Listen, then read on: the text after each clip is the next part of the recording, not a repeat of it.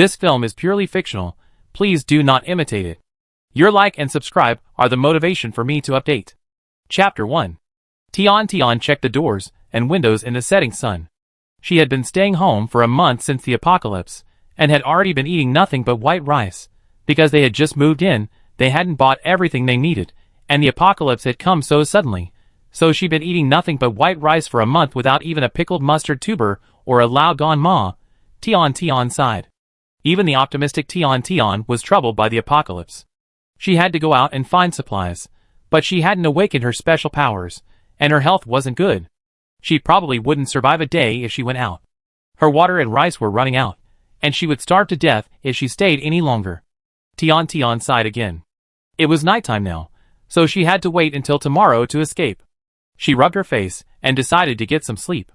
During her sleep, Tian had a dream. She dreamed of the future. After running out of the neighborhood, she encountered the army and followed them into the survivor base. Because she had no special powers, she lived a miserable life, going hungry and full every day. Because of her beauty, she feared being bullied, so she kept herself filthy and smelly every day. For her, a person who loves cleanliness, this was even more painful than starvation. That wasn't all, but the base wasn't completely safe either. Zombie waves would frequently break out and surround it. If she wasn't careful, the base could be breached, and even those that survived would suffer heavy casualties. She then dreamed that her base had been breached, and she began her arduous escape again. There was no safe place in this world anymore. Could the future be so cruel? At this moment, a voice echoed in her mind. Don't be afraid. It was the voice of a gentle young man. Tian shuddered, awakening. Then she heard another voice. The hotel has been activated. Transferring. Tian was stunned for a moment. Then, she vanished from her current home. The hotel system informed her that she had acquired the ability to ignore zombies, and owned a hotel that was absolutely safe in the apocalypse. She needed to manage and upgrade the hotel, expanding it into a chain of hotels across the country, and then she would gain eternal life. Eternal life was a very attractive prospect, at least for Tian, a recent graduate, and the beginning of her life. Furthermore, with the hotel, she could live comfortably even in the apocalypse. However, she was extremely wary of this. In college, she had heard from many senior students that companies often promised employees promises, and the bigger the promise, the more exploitative they were. She had just learned that this hotel system wasn't her special ability, but more like an artificial intelligence system. She relied on it to run the hotel, but in reality, she was just an employee. And this hotel system actually promised her eternal life. Well, she hoped it wouldn't exploit her too much. Her dream was to live a carefree life. The thought of her vast savings becoming worthless filled her heart ached. If it weren't for the apocalypse, her savings would have allowed her to live a carefree life.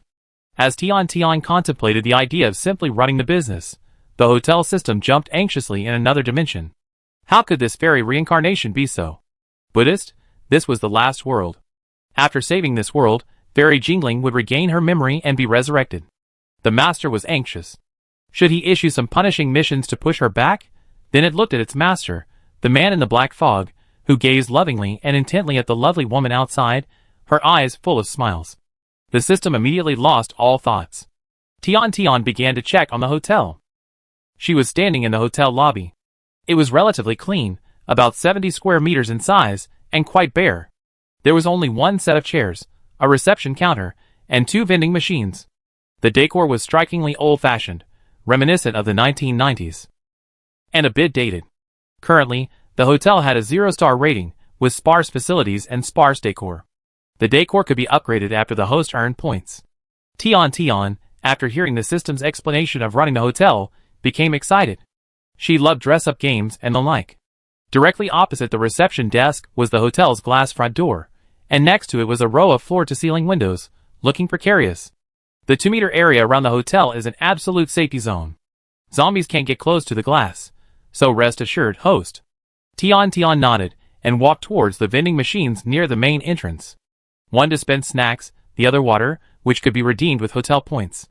Looking at the snacks in the snack machine, Tian, who had been living on plain rice for a month, swallowed. Can I eat these things too? Do I need to redeem them with points? The host can use them for free, no points required. Tian nodded. A job with free food and lodging wasn't bad. Then she pressed a button, and a bag of spiced beef jerky fell out. She ate the jerky while continuing to survey the surroundings. There was a computer on the counter. As she walked in, it automatically turned on. The host could check the hotel's operations on the computer. Wondering if there were any games on the computer, Tian was about to check when she was drawn to the screen embedded in the counter. This was an electronic check-in board. Guests simply placed their zombie core on the table to check in. No need for her to type in the check-in form, quite smart and convenient. This electronic check-in board could be purchased with points. When the number of guests increased, she could buy more, and guests could check in by themselves. The hotel was a single-storied building.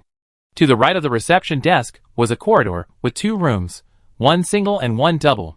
The room was furnished similarly to hotels in 3rd and 4th tier cities before the apocalypse. A bed, a wardrobe, and a private bathroom. Why isn't there air conditioning?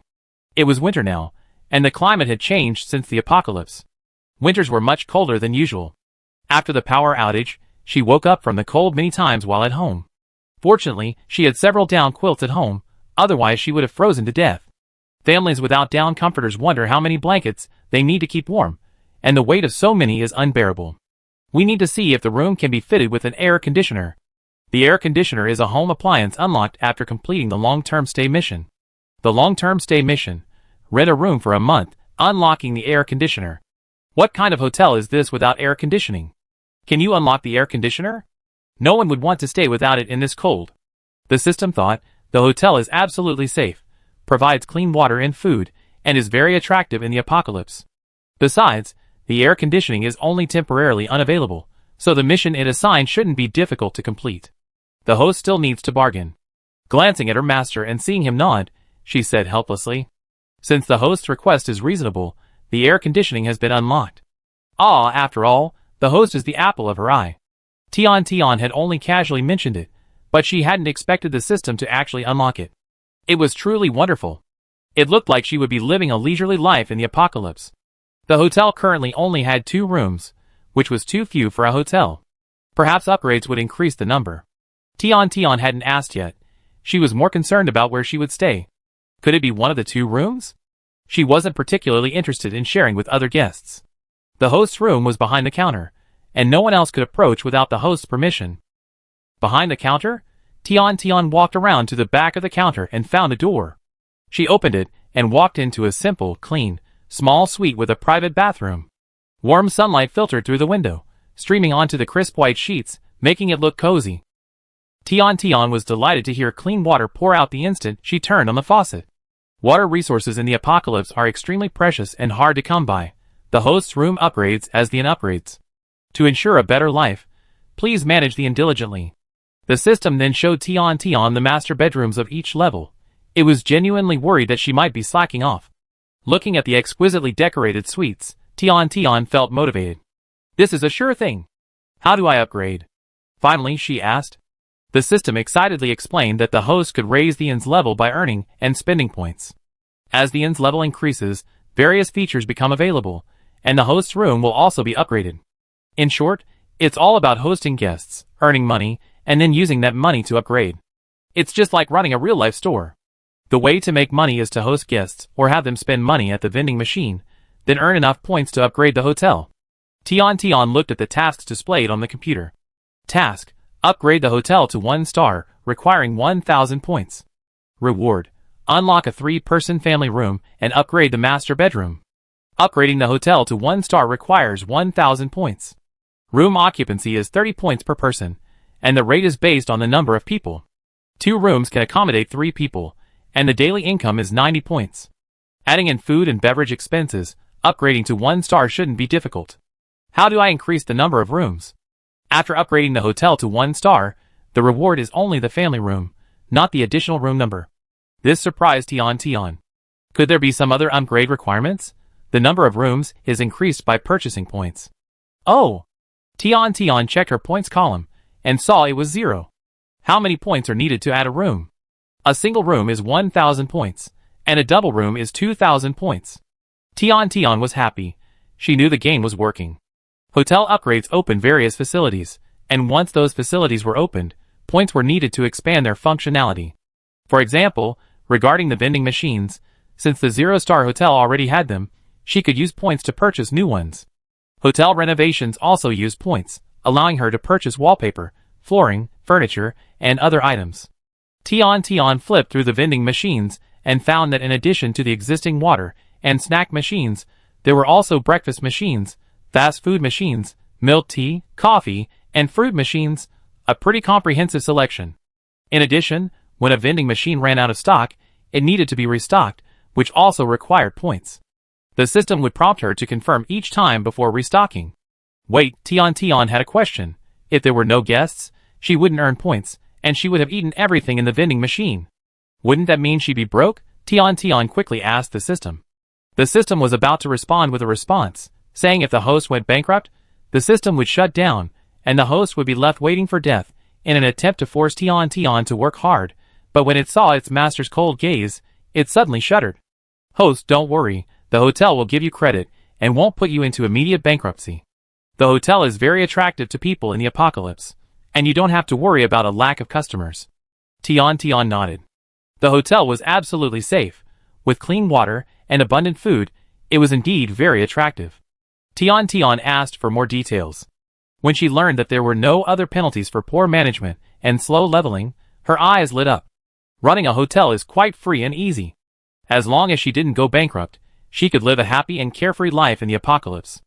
At that moment, a final mission suddenly popped up on the computer. Tian had a bad feeling. Chapter 2. Opening it, it turned out to be a ridiculous mission, salvation. The mission, before the world collapses and is destroyed, estimated time frame, 3 years, open multiple hotel chains, protect humanity, eliminate all zombies, and save the world. She was just an ordinary girl who had just graduated from college. Why would they assign her such a daunting mission? What happens if she doesn't complete it? The host will die along with the world. While death isn't the end, the host will have to wait another decade or even a century.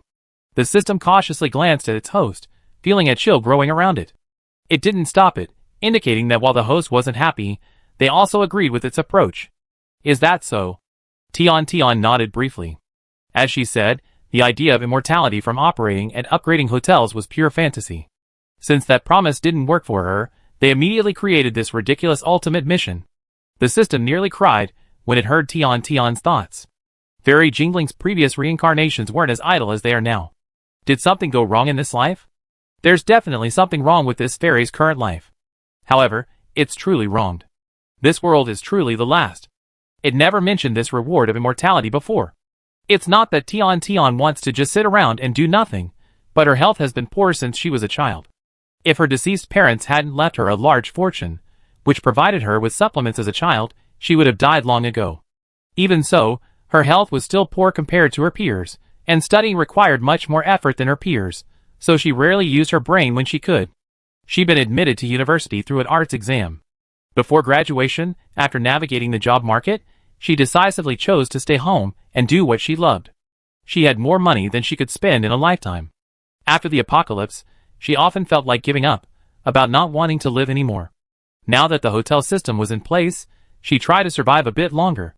If she couldn't complete the ultimate mission, there was nothing she could do. Every time the hotel was upgraded, the host received a special reward. When the hotel reached 1 star, the host received a personal reward, a tonic potion. Tonic potion, after drinking, all ailments disappear. That's a good reward. Okay, I try my best. Tian walked to the hotel entrance and took in the scene outside. This seemed like a small county town. The surrounding houses were low, only 3 to 5 stories high. The ground floors were filled with shops, all open and in ruins. Beyond the hotel's 2-meter barrier, rotting, horrifying zombies roamed. Not a single living soul was alive, and the streets were filled with a dark, unidentified filth. Tian couldn't help but hold her breath. Zombies certainly stink. But she didn't seem to smell the pungent stench. The barrier blocked out the zombie odor. That was great. The rotting smell of zombies was so unappetizing. Tian turned to look at the hotel. It looked only 3 stories high, nothing special compared to the other buildings in town. How could it possibly attract people? Tian looked up, skeptical, at the hotel sign. The hotel didn't even have a sign. That made it even less appealing, didn't it? Would she have to stand at the door all the time to greet guests? Host, please confirm the hotel name. The system's voice suddenly rang out. Tian, who was terrible at naming, was having a headache. Does the system suggest a name? Let's just use that. Yes, the system suggested, Tian Tian Hotel. Huh? Isn't that my name? Tian Tian felt a little embarrassed. Let's change it. The hotel is already named Tian Tian Hotel. Hello. The confirmed name cannot be changed. At this moment, Tian Tian realized that the system was asking her to confirm the name, not to choose one. Tian Tian couldn't help but complain. If the name couldn't be changed, why did they have to ask her to confirm it? The system played dead. After confirming the name, a sign for the Tian Tian Hotel appeared above the hotel entrance. It was quite inconspicuous. After asking the system, she learned that she had to complete the long-term stay quest to redeem the sign for the large sign on the roof of the hotel. Now that the hotel was empty, the quest couldn't be completed. After waiting at the door for a while, still no one was alive. Tian Tian considered going out to look for them. The zombies ignored her, so it was safe to go out. She quickly shook her head. She had a nightmare and hadn't slept well last night, and the weather was so cold. Wouldn't it be nice to go back to her room and turn on the air conditioning? Business matters. I just let it happen. Sleeping onto the comfortable, soft bed, hugging the fragrant quilt, Tian Tian fell into a blissful dream. The system was frantic, but because of its owner, it didn't dare rush Tian Tian. Tian Tian woke up hungry. She checked her phone and saw it was already noon. She threw on a white quilt and down jacket and left the room. Yawning, she grabbed a box of self-heating hot pot from the snack machine. Hot pot was a must in such cold weather. She then filled some hot water and sat in the only chair in the living room, gazing out the window at the view, waiting for the hot pot to heat up. On the second floor of a room across from the hotel, Lu Urgent spotted Tian Tian sitting in the hotel waiting for hot pot. He immediately called his companion, Wang Yong, to the window to see. Wang Yong ignored him. Urgent, stop being lazy. Come help me pack the things. There's a little girl eating self-heating hot pot at the hotel across the street. Wang Yong still ignored him. Ever, come and help. We have a bowl of instant noodles later. I want self-heating hot pot. Lu Urgent inhaled toward the window, trying to smell the hot pot. He glanced at Liang Lei, village chief Liang. Should we go over and take a look? There seems to be a vending machine in that hotel. The hot pot was ready, and Tian Tian opened it and ate. The aroma wafted out. Liang Lei and Wang Yong, smelling the hot pot, both stopped packing their supplies and leaned toward the window to look across. Across from the Tian Tian Hotel, behind the glass door, a cute girl in a white down jacket ate a self-heating hot pot. The aroma was so strong and overwhelming that the three of them couldn't help but gulp. Let's go ask across the street if she has any more self-heating hot pot, Lu Urgent suggested. Wang Yong turned to look at Liang Lei. Liang Lei frowned at the hotel sign. There hadn't been a Tian Tian hotel before. That place wasn't a hotel, but a self-service hot pot fish restaurant. He remembered eating there with his colleagues a week before the apocalypse.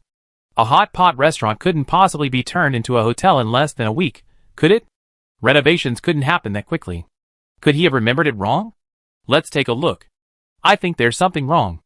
Liang Lei was a college student. After graduation, he passed the civil service exam for Pingkong Township and was later transferred to the first village of Pingkong County as a village official. After the apocalypse, having read many apocalyptic novels, he quickly organized the villagers to clear the village of zombies. Then he gathered the village's supplies for centralized distribution. A month later, the village had consumed a significant amount. He then brought Wang Yong and Lu Urgent, two middle-aged laborers with awakened superpowers, to the county town to collect supplies. Why don't we call out and ask? Lu Urgent swallowed, looking toward the hotel. Liang Lei raised his glasses, and was about to speak when a dirty little girl darted out from the street entrance. The girl's appearance caught the attention of the zombies on the street. She ran so fast that even a level 2 zombie, with the speed of an adult, couldn't catch her. Speed? Same as Lu Urgent's superpower. 8-year-old Wu Xiaowen smelled hot pot. She had originally intended to enter the supermarket next door, but instead, she sprinted into Tian Tian Hotel. The supermarket had already been cleared of all the edible items, and Wu Xiaowen couldn't find anything to eat even if she searched. The smell of hot pot naturally appealed to her more. As soon as she entered the hotel, Wu Xiaowen shut the glass door tightly. After confirming there were no zombies chasing her, she headed for the vending machine and began smashing it with a stick, completely ignoring Tian Tian, who was sitting in the lobby eating a self-heating hot pot. Oh, you can't smash it.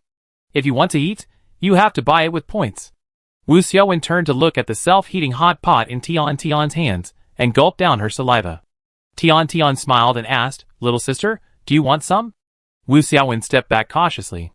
Grandpa had said not to talk to strangers, even though the sister seemed cute and easygoing, not like a bad person. Wu Xiaowen glanced at the self-heating hot pot in Tian's hands with reluctance, then ran to the front door and opened it. No need to close the door, Tian exclaimed. She opened the shop to do business, so keeping it open would surely attract more customers. Wu Xiaowen paused, her hand on the door slamming shut. Finally, she closed it, then turned and ran back the way she had come, at breakneck speed. On the second floor across the street, Liang Lei and the other two witnessed the entire incident. The three of them exchanged bewilderment. This inn was a bit strange. The zombies were following the child, but when they reached the edge of the inn, they seemed to be blocked by something and dispersed. Are the people in the inn high-level zombies? With the apocalypse, humans have acquired superpowers, and zombies can upgrade. The zombies that first appeared were slow, but then the zombies that had eaten humans began to upgrade, possessing the speed of normal humans. It's possible that zombies could evolve into human form.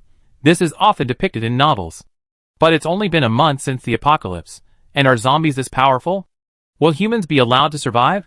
The girl in the hotel has very fair skin, but a rosy mouth, and can even eat hot pot. She can't be a zombie, right? Maybe we saw it wrong?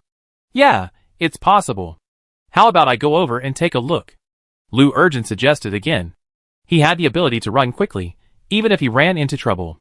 Liang Lei hesitated. Let's wait and see. Wu Xiaowen ran to her grandfather's hiding place and told him there was a vending machine in the hotel, but she couldn't buy anything from it without money. Is the vending machine still working? Is there electricity? Old man Wu was incredulous. The power in the county town went out on the third day of the apocalypse. There was no way the vending machine would still be working unless there was a generator. It has electricity. I can't break the machine. The woman in the store said she needs money to buy it, Wu Xiaowen said. Old man Wu fished money out of his pocket and gave it to his granddaughter. Wu Xiaowen took the money and tried to run away. Grandpa's going with you. In hotels with generators, the air conditioning might still be working, so you can turn it on to keep warm at night. Hotels should have air conditioning, right? Almost every household in the county town has one, so hotels there should have it. I don't know if it's because of the apocalypse, but this winter is much colder than usual. It's okay that his granddaughter has superpowers, but this old man can't stand it. In this apocalypse, if his granddaughter wasn't still young, old man Wu wouldn't want to live. Thinking of his granddaughter, old man Wu gritted his teeth and persevered. He wouldn't leave without worry until she was older. Old man Wu cautiously followed his granddaughter to the hotel. Is it that child with the speed superpower and that old man? Are they going to that strange hotel? Lu Urgent stroked his chin. Now we have someone to help us test the waters. Chapter 3. Liang Lei glared at him. Letting the elderly and children go and test it out. Isn't that a shame? Shall we go too? Wang Yong said. If it were just the little girl with the speed ability, it would be fine. But the old man looked ordinary. If there was real danger, they wouldn't be able to escape. We couldn't let the elderly and children go and test it out. Okay. Lu Urgent had just been talking. He couldn't hide behind the elderly and children, otherwise he wouldn't have come out to search for supplies. Liang Lei didn't object, and the three of them quickly ran downstairs. Zombies, sensing the scent of Wu Xiaowen and old man Wu, surrounded them. The elderly and child struggled to beat the zombies with sticks. The three ran out to the street, saw this, and immediately rushed over to help. Take the elderly first. Wang Yong was a strength user, and Lu Urgent, a man who'd been doing farm work all year, stood in front. Liang Lei supported the elderly, and quickly followed Wu Xiaowen into the hotel. Wang Yong and Lu Urgent didn't hesitate to fight. After repelling the zombies, they immediately ran back into the hotel. As soon as Wang Yong and Lu Urgent entered the hotel, they went to close the glass door. Tian hurriedly shouted, "Don't close it. The zombies can't get in." Then the five of them saw that the zombies chasing them seemed to be blocked by some kind of barrier, unable to approach the hotel. When they had seen it from the second floor, they hadn't been so surprised. They had simply felt that the hotel was a bit strange. Now that they were inside, the feeling was particularly real, and they were stunned for a long time. What shocked the man even more was that after hitting the air wall, the zombies actually stopped, and the next moment, they resumed their wandering state. They hadn't seen it wrong. This hotel truly blocked out zombies. Tian smiled. Welcome. You're absolutely safe within the hotel. I'm Tian, a hotel employee. The five men turned and carefully and warily examined Tian. The room fell into an eerie silence. The girl before them, wrapped in a clean white down jacket, looked exceptionally cute and soft. Her eyes were glittering, clear and bright, like stars. A blush lingered on her fair, round face, and her smile was sweet and warm, inspiring a surge of trust. Absolutely safe? WY? You could consider it my special ability.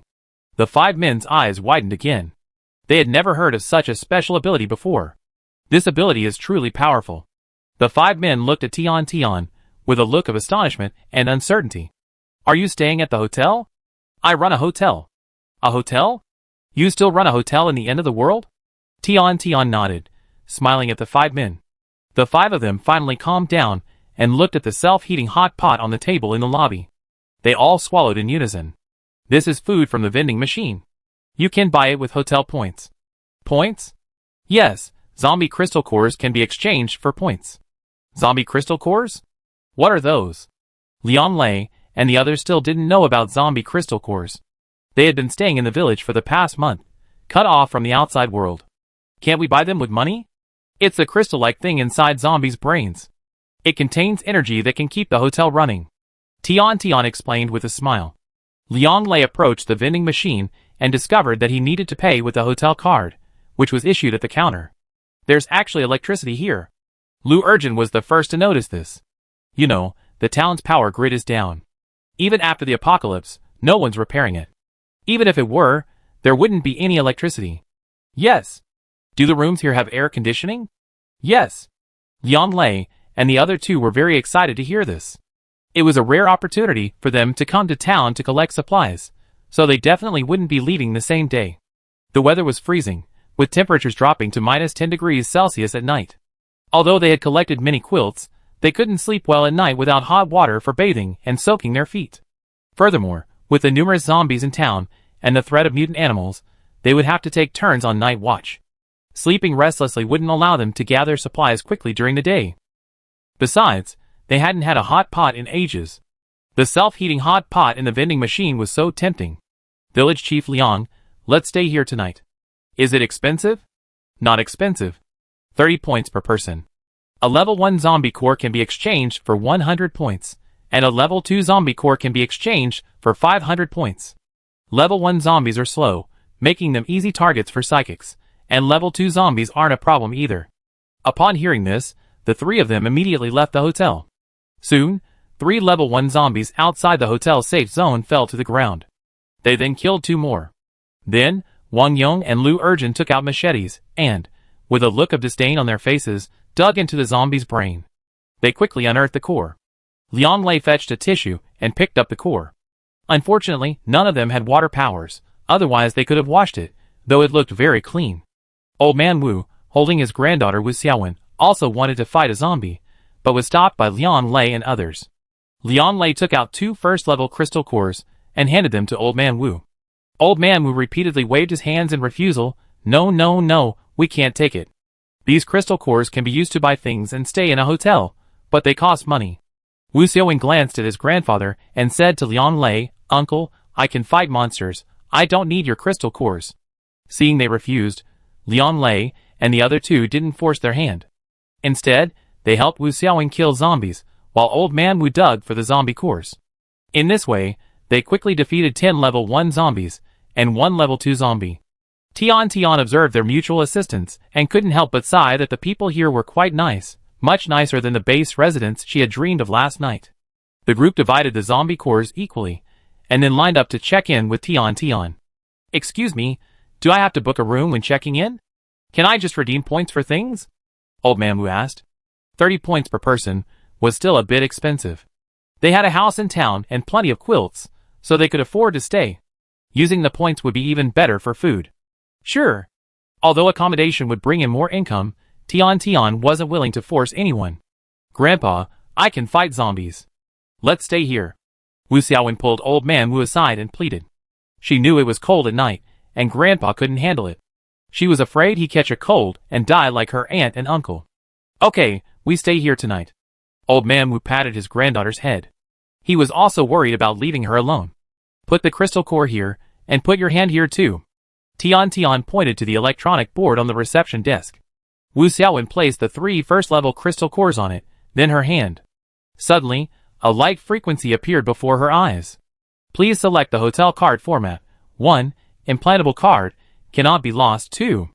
Physical card. Replacement fee of 30 points required if lost. Wu Xiaowen had played with her aunt's tablet computer before the apocalypse and didn't think anything was wrong, simply thinking that light frequencies appearing out of thin air were a type of tablet computer. Liang Lei, while aware of current technology, had never seen light frequencies appearing out of thin air before, and his eyes widened in surprise. Lu Urjin and Wang Yong had never seen such a thing before, and found it quite novel. Old Wu, who knew even less about electronics, didn't pay much attention to the options. Wu Xiaowen recognized the words on the card, and seeing that a replacement fee was required for a lost card, she chose the first option without hesitation. Then, guided by the system, she chose the location on the back of her left hand where the card would be implanted. In a split second, a circular mark, like a seal, appeared on the back of her hand, bearing the words Tian Tian Hotel. Wu Xiaowen felt no pain at all. Curiously, she tapped the seal, and a light appeared before her, displaying her points balance. 300. Liang Lei and the others, staring in shock, exclaimed, "Oh my god, what kind of high-tech is this? Little sister, does it hurt?" Wu Xiaowen shook her head. Old man Wu, realizing this thing must be unusual, grew concerned. Tian Tian was also surprised. After watching Wu Xiaowen operate it, she immediately realized the convenience of this real handheld computer and asked if she could install one. She then reached out and installed one for herself, reassuring the 5 others, "This is harmless." The 5 people felt relieved after seeing her mark themselves. Old man Wu was next. He carefully read the 2 options and ultimately chose one. Physical cards, like those, are difficult for the elderly to remember and easily lost, so an implanted card would be more convenient. Liang Lei and the other 2 looked conflicted, instinctively fearing anything beyond their comprehension. In the end, to Tian Tian's surprise, all 3 chose the card implant. The apocalypse is here, superpowers have emerged, and this kind of high technology isn't unacceptable. Implants are very convenient. Liang Lei rubbed his wrist. He had chosen the left wrist for the implant. Like a watch, the mark seemed indelible. Liang Lei, the other 2, along with Old Man Wu and Wu Xiaowen, followed the voice prompts within the mark and discovered that it could be used not only to check balances and make card payments, but also to view bills, book self-service reservations, and track vending machine sales and locations. Liang Lei and his 2 companions had 1 level 2 crystal core and 4 level 1 crystal cores, for a total of 900 points. Each of them could receive 300 points, but Liang Lei and his companions only used 1 level 1 crystal core each, recharging 100 points each. They wanted to keep the cores for research to see if they could improve their abilities. They didn't rush to check in, but instead went to the vending machine to buy some snacks. The snacks in the vending machine weren't expensive, similar to pre-apocalyptic prices. If they were frugal, their 100 points wouldn't be enough to spend in a day. Click on the food you want to buy, scan your fingerprint on the vending machine screen, and pay directly. It couldn't be more convenient. Liang Lei and his companions swallowed their saliva and each bought a box of self-heating hot pot. The Wu family grandparents, who can't handle spicy food, bought self-heating rice and instant noodles. Soon, the aroma of hot pot and instant noodles filled the hall. Chapter 4. It's been ages since I had hot pot. Lu Urjin's face lit up with happiness. As the hot pot beef took a bite, Lu Urjin almost cried. It was so delicious. Such a flavor. The weather was cold, and eating delicious hot pot was the best. After the apocalypse, we had to be frugal with food, and the seasonings in the village were almost gone. I hadn't gathered much supplies this time in the county, so hot pot was definitely out of the question. But I hadn't expected to find such a magical inn. How about we kill more zombies, and buy supplies from the vending machines? Going from house to house won't yield much. I guess everyone else has already collected most of the supplies in the county, and finding the rest would be a hassle. Lu Urjin said. Liang Lei frowned. I wonder if there's enough in the vending machines. If we buy all the food, what will happen to Boss Tian Tian if she doesn't have any? The inn was called the Tian Tian Inn, and they had tacitly made the owner. Don't worry, I restocked the vending machine once you finished. Don't worry. Tian Tian was eager for them to buy more. The 5 people's top-up had already allowed her to upgrade her hotel. That's great. The 3 were delighted and surprised. Although a little puzzled, they didn't ask any further questions and settled into their self-heating hot pot. The Wu family grandparents each enjoyed a bucket of instant noodles and a bowl of braised pork rice. The instant noodles warmed them up. They had been worried about running out of water, but knowing the water dispenser was inexhaustible, their worries were put to rest. After dinner, the five stood at the hotel entrance.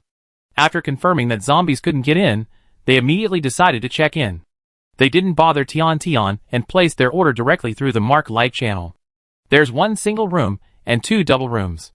The single room has a king-size bed and can accommodate 2 people. It costs 30 points per person and 20 points for each additional person. The double room charges the same, so 3 people will be 80 points. After completing the check-in, the 5 decided to check out the room before heading out to collect supplies. Liang Lei and the other 2 entered the room and turned on the light. The decor was consistent with the hotel's exterior, a bit dated, but the room was clean and a perfectly normal hotel room before the apocalypse. To the left of the hallway was the bathroom, and to the right was a wardrobe. Further inside were 2 beds. Under the enclosed balcony by the window was a sofa with a tea table and 2 chairs. The room had air conditioning, but no TV. But that was already quite good. For 30 points, the air conditioning was on all day. The room was warm the moment you entered, and it was also very safe, with no worries about zombies. It was truly a wonderful place. Concerned about safety, the 3 of them went to the window to check. There were zombies outside, but they were all roaming about 2 meters from the hotel window. Standing there, they didn't smell the stench of decaying zombies, and they were sure they'd get a good night's sleep tonight. Liang Lei went back into the bathroom and turned on the faucet. Clean tap water flowed out. There's water. I can take a nice bath tonight. They hadn't bathed in a long time. Fearing the zombie virus in the river, they didn't dare drink it or bathe in it.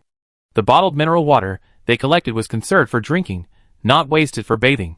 If it weren't for the cold weather, it would have been stinking by now. The 3 of them smiled as they left the room, went to the next room to say hello to the grandparents, and then left the hotel. They planned to first find someone to inquire about the situation and gather supplies to kill some zombies, and collect crystal cores. The hotel's vending machines only held snacks and water, so they needed to gather some more daily necessities, including rice, flour, and oil. The Wu family, 1 grandparent and 1 child, had lived in fear for a month during the apocalypse. After entering the warmth and safety of their room, they decided to rest. Seeing no one outside the hotel, Tian left the lobby and went back to her room to lie down. It would have been nice to have a TV, a computer, and a game console in the room. There was a computer outside, but it was too cold for her to go out. Tian consulted the system and learned that completing long-term stay tasks would reward her with a TV and central air conditioning. Completing 1 long-term stay task, meaning renting a room on a monthly basis, unlocks the central air conditioning, while completing 10 long-term rentals unlocks the TV. The 2 groups of guests, Liang Lei and the other 2, were all from the first village. They had come to the county town to collect supplies, and would definitely return to the village once they were done. Their families were still waiting for them, so they couldn't stay long. The Wu family, grandparents and grandchildren, were originally from the second village. Before the apocalypse, they came to the county town to visit relatives, Grandpa Wu's daughter and son-in-law. Unfortunately, they had both turned into zombies. They had previously lived with their daughter and son-in-law, which meant they had a house in the county town. It was unclear whether they would be willing to stay in a hotel permanently. With zombies and mutant animals out there, someone would definitely have to keep watch at night. However, staying in a hotel costs points every day. For an ordinary old man and a child, fighting zombies just to stay in a hotel would be too much. Tian reviewed the hotel upgrade tasks again and calculated the hotel's revenue. The Wu family, grandparents and grandchildren, each topped up 300 points, for a total of 600 points. Liang Lei and the other 2 topped up 300 points, bringing the hotel's revenue to 900 points, leaving them 100 points short of the upgrade. We should be able to level up today. Liang Lei and the others can buy more food and top up 1 more level 1 crystal core when they get back, and then we can level up. Even if we don't top up today, we definitely have to do it tomorrow. Liang Lei and the other 2 gathered quilts, clothes, and other supplies from the houses around the inn. Seeing that it was getting dark, they hurried back to the inn. Their movements had already attracted the attention of the survivors in the county town, and someone saw them entering the Tian hotel from afar.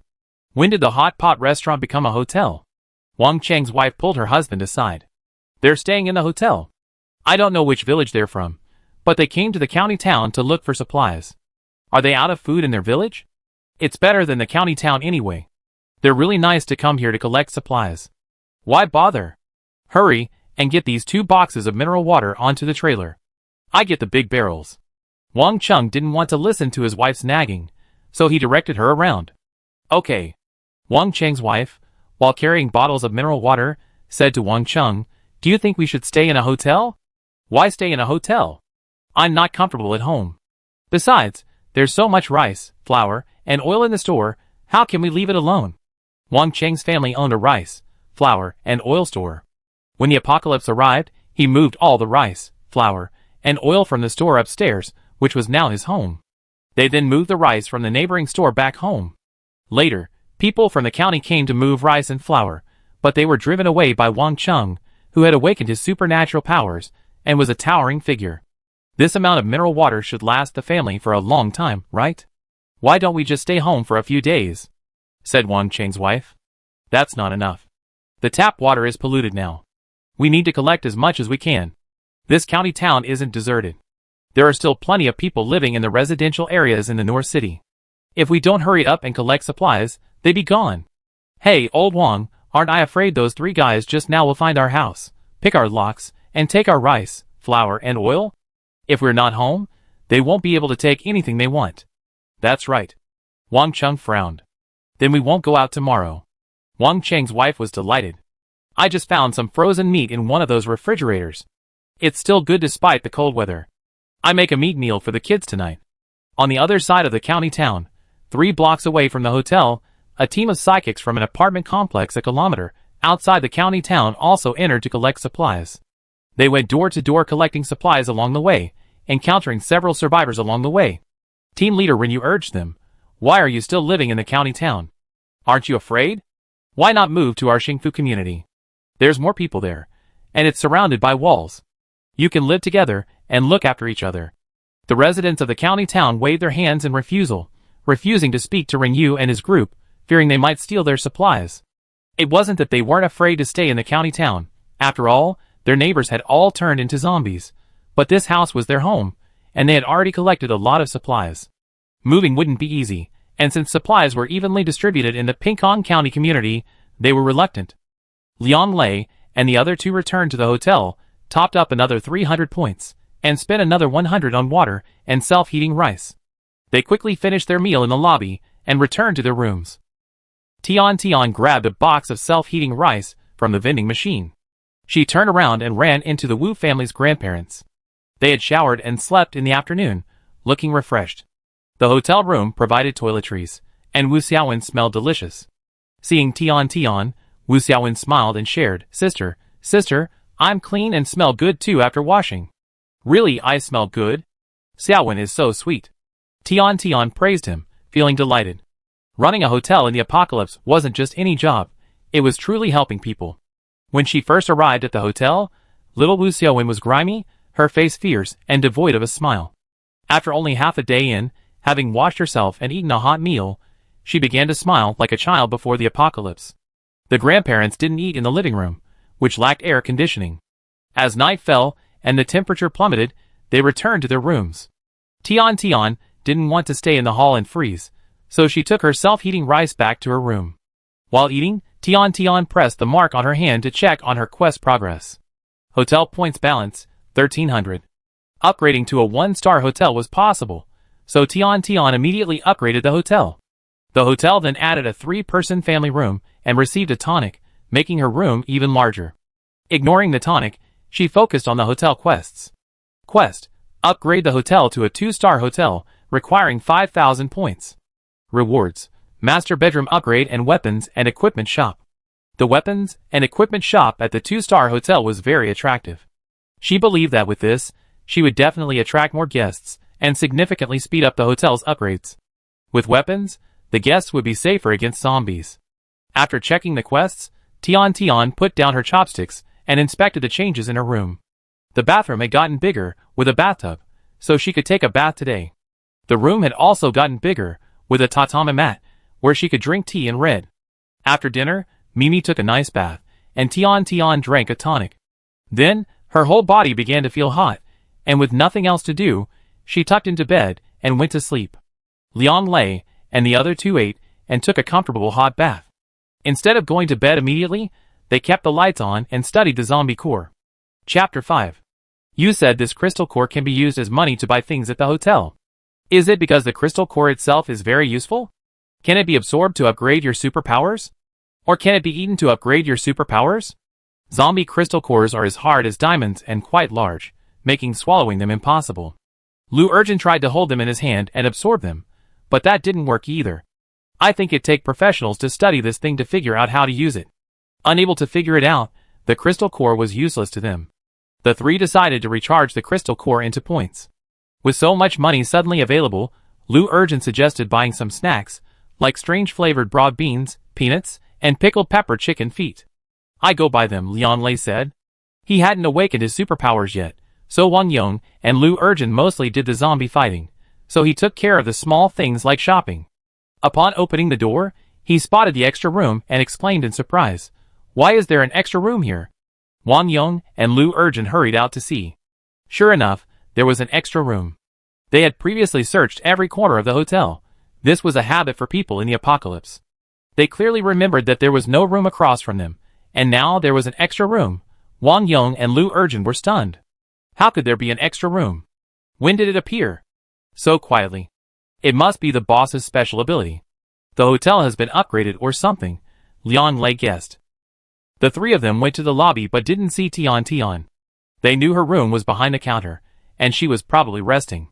They didn't think to bother her, but instead turned on the radio to check. As expected, they saw the hotel upgrade information. A 3-person family room with 2 bedrooms and 3 beds, worth 10 points more than their 3-person double room. Let's move to a 3-person family room tomorrow.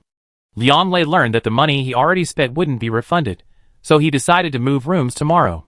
The three of them bought a lot of snacks, and, seeing the front door was unlocked, closed it. Although the zombies couldn't get in, it felt safer and warmer with the door closed. Liang Lei returned to the house, took off his down jacket, and chatted and laughed while eating snacks. It's comfortable. It's warm and safe inside. I don't have to stand guard tonight, so I can get a good night's sleep. Yeah, but we don't have any wine. Hey, you still want some wine? You have work tomorrow. If there was wine, I stay here forever. That won't work. We have to go back to the village. When spring comes, the villagers need to farm. Otherwise, there's no food. We can't just keep living off our savings. Eventually, they run out. That's right. In another room, Old Man Wu helped his granddaughter open a piece of fruit jelly. Grandpa, eat too. Wu Xiaowen pushed the jelly bag. Grandpa won't eat, Xiaowen will. Wu Xiaowen knew his grandfather was reluctant to eat. Grandpa, I have powerful superpowers. I can fight zombies someday, and make a lot of money. I can give you lots of delicious food. Okay. Old Man Wu was delighted, but also sad. His granddaughter, only 8 years old, had to earn money to support the family, and it was because he, an old man, was useless and couldn't afford to support her. Grandpa can't eat much, Xiaowen, don't work too hard. Old Man Wu rubbed his knees. His knees ached in the cold, and that's why his daughter had brought him to live in the county town. Thinking of his daughter and son-in-law who had become zombies, Old Man Wu felt a pang of bitterness. I wonder if my son and daughter-in-law, who are working away from home, are still alive, and if I ever see them again in this lifetime. If they're still alive, they'd probably find a way to come back. When they left home to work, they wanted to give Xiaowen a good living.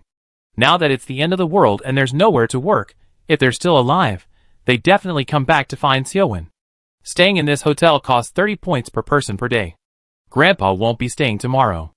Can you stay alone? Old Man Wu wanted to save money and use it to buy food for his granddaughter. He was already half buried in the grave. Where he lived or what he ate didn't matter. What mattered most was his granddaughter's healthy growth. Where else could Grandpa live if not here? Xiaowen asked anxiously. Grandpa, let's live next door. No, it's too cold next door, and my legs will hurt. Wu Xiaowen held Old Man Wu's hand.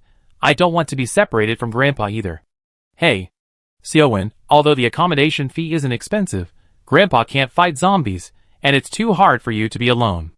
I better save the money and buy you food. No, Grandpa, we have air conditioning here. It's so cold in winter, I'm afraid Grandpa won't be around anymore. Children these days are naturally precocious and knowledgeable, and after the apocalypse, 8-year-old Xiaowen has become even more sensible. If Grandpa doesn't live here, I won't live here either. I endure the cold with Grandpa. Old Man Wu finally couldn't persuade his granddaughter, and decided to see how things went. He'd stay for a few days, and then decide if fighting zombies proved too difficult. Hey, then Grandpa's going out to fight zombies tomorrow, too. Old Man Wu didn't want to move either. The air conditioning was blazing in the room, making it so warm that his legs didn't hurt anymore. It was rare to find such a nice place in the apocalypse. It would be great if we could stay here for free, Grandpa. Do you want me to ask my sister? Wu Xiaowen said. She felt so bad for Grandpa. Perhaps her sister would sympathize with her and Grandpa and let them stay for free. Old Man Wu's face darkened upon hearing this, and he sternly admonished, "Don't think that way. It's only natural for us to pay people who are running businesses. We can't think of taking advantage of others without working for them, understand? Taking small advantages can lead to big losses. Remember, you must have integrity, and don't lose your bottom line." "I understand, Grandpa. Don't be angry. I won't bring this up again." Wu Xiaowen nodded, obediently frightened. Although she didn't quite understand, she obeyed Grandpa. Tian woke up in the middle of the night after sleeping too much during the day. With nothing to do, she turned on the video to check the hotel. Noticing a bit more in her hotel balance, she spent 200 points to unlock and purchase a breakfast vending machine. The thought of having hot soy milk, fried dough sticks, and buns tomorrow made Tian swallow. Bored, Tian wrapped herself up and went to the lobby reception desk computer to play Minesweeper. The lobby was brightly lit, and Tian didn't feel scared. While playing, Tian heard a scream. She immediately dropped her computer and headed for the door. "What's going on? What's going on?" Someone was attacked by a mutant animal. Tian stood at the hotel entrance, looking out at the dark buildings, rubbing her arms. This is terrifying. After standing there for a while, seeing no one approaching, Tian returned to the lobby. "Tell me, if I had gone out to attract guests and had them stay at the hotel today, would they have been safe? Even if you tried to recruit them, they wouldn't want to stay at the hotel. It's not your fault." Tian sighed. Sitting down again, Tian lost interest in playing games. The hall was freezing cold, and she couldn't sit still any longer. She went back to her room, hugged the quilt, and stared blankly. The two groups of guests at the hotel were exhausted after a long day. They hadn't had a good, peaceful night's sleep in the month since the apocalypse. Furthermore, the rooms were surprisingly soundproof, so they weren't awakened by the screams. The five of them slept exceptionally well, but the survivors in the county town were startled awake by the screams. Those awakened, whether they had special powers or not, didn't dare go out to investigate so late at night. The next morning, the Wu family, their grandparents, and Liang Lei all woke up bright and early. They were all in high spirits and decided to gather more supplies. "Hey, there's a new vending machine. It wasn't there last night?" Lu Urjin was the first to notice. The five of them gathered around and saw it was a breakfast machine, stocked with steamed buns, fried dough sticks, porridge, soy milk, potato pancakes, tofu pudding, and other breakfast items. All five of them were grumbling. Self-heating rice, hot pot, and instant noodles were all good, but they were convenience foods and certainly not as delicious as a warm breakfast. The five of them used their points and bought a portion of each breakfast. "We can take some of this breakfast back home and share it with the villagers," Lu Urjin said. Liang Lei and Wang Yong nodded. "Then we kill more zombies and buy more. Snacks are hard to come by, so we buy a big bag and a few buckets of water. 1 point buys 1 liter, so they decided last night to find more bottles of mineral water to take back. Do you think our spending will lead to an upgrade for the boss? I wonder if there will be more vending machines. I asked later. Then let's fight zombies around the hotel this morning, Uncle Wu. Would you like to join us?" Wang Yong suggested. The Wu family nodded. Of course. Thank you for your care, Xiaowen, and thank you, Uncle and Brother. Thank you, Brother Liang, Uncle Wang, and Uncle Lu. You're welcome. The three waved their hands. Will you continue to stay at the hotel? Old Man Wu sighed. It depends. My granddaughter and I spend 50 points a day staying here. We rather use that money on food. As long as the hotel doesn't move, we can stay here for a long time. That's right. I don't know if the hotel will stay open forever. If it doesn't, we have to buy more supplies this time to stock up. Except for water, everything has an expiration date, so we can't stockpile much. Let's ask later. After breakfast, the five of them fought zombies at the hotel entrance. Lu Urjin and Wu Xiaowen were responsible for luring the zombies to the hotel's barrier, while Wang Yong, Liang Lei, and Grandpa Wu fought the zombies with knives and sticks. What are you doing? At that moment, A middle-aged man ran over from the street corner. Without waiting for Liang Lei and the others to respond, the middle-aged man asked anxiously, "Did you hear any screams last night?" The 5 of them were stunned by the question. They had slept so soundly that they hadn't heard any screams. "You're so careless. It's the end of the world, and there are still people sleeping so soundly. I don't know how to complain." "Brother, what's going on?" "I don't know. The screams are coming from the entrance to the county town. There's a house there. Maybe they've been eaten by zombies. You all have special abilities? Can you go take a look?" The middle-aged man glanced at the zombies surrounding him and said, "If you go and see, let me know what you find. My house is on the street ahead. My last name is Zhang. You can just call me Zhang Lu." With that, he ran off. The 5 zombies stopped fighting and returned to the hotel. Tian was sitting at the table eating breakfast.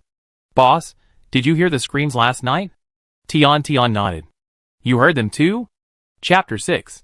She stood outside for a long time last night. If they heard any noise, they would probably come out. The 5 of them shook their heads. "We heard it from the townspeople." "Does the boss know what's going on?"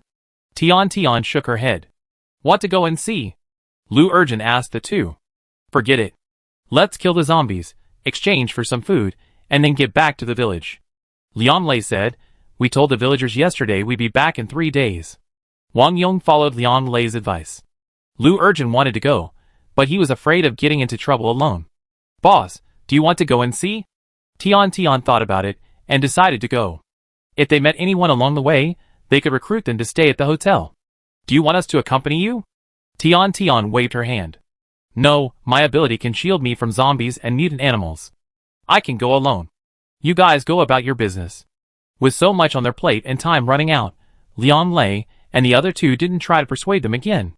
They felt they might be a drag on the team if they went along. Across the county, the survivors gathered and discussed heading to the farmer's market to investigate. The screams last night were terrifying, and they couldn't rest in peace until they found out what had happened. The county residents organized a team of 10 psychics and headed towards the farmer's market.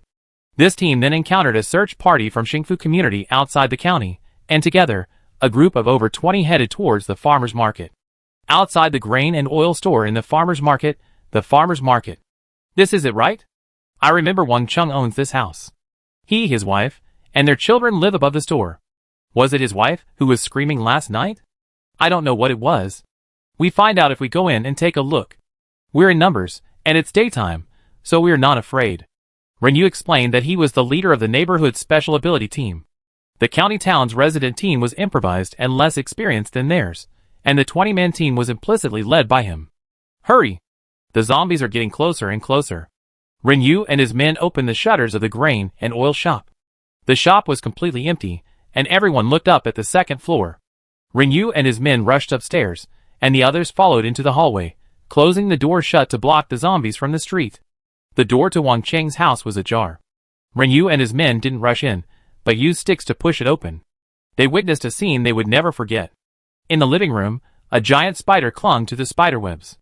Wang Chung, his wife, and their child lay shredded in the blood-stained webs. Empty bags of rice, flour, and oil could be vaguely seen scattered throughout the house. It looked as if the spiders had eaten much of the rice and flour, but spider eggs were even more common on the floor. Everyone held their breath and slowly retreated toward the stairs. "Let's go. It's a level 3 mutant spider. The whole house has become a spider's nest." "What?" Someone was incredulous. "Wang Cheng's family still has plenty of rice and flour. Can they move it out?" "What rice and flour?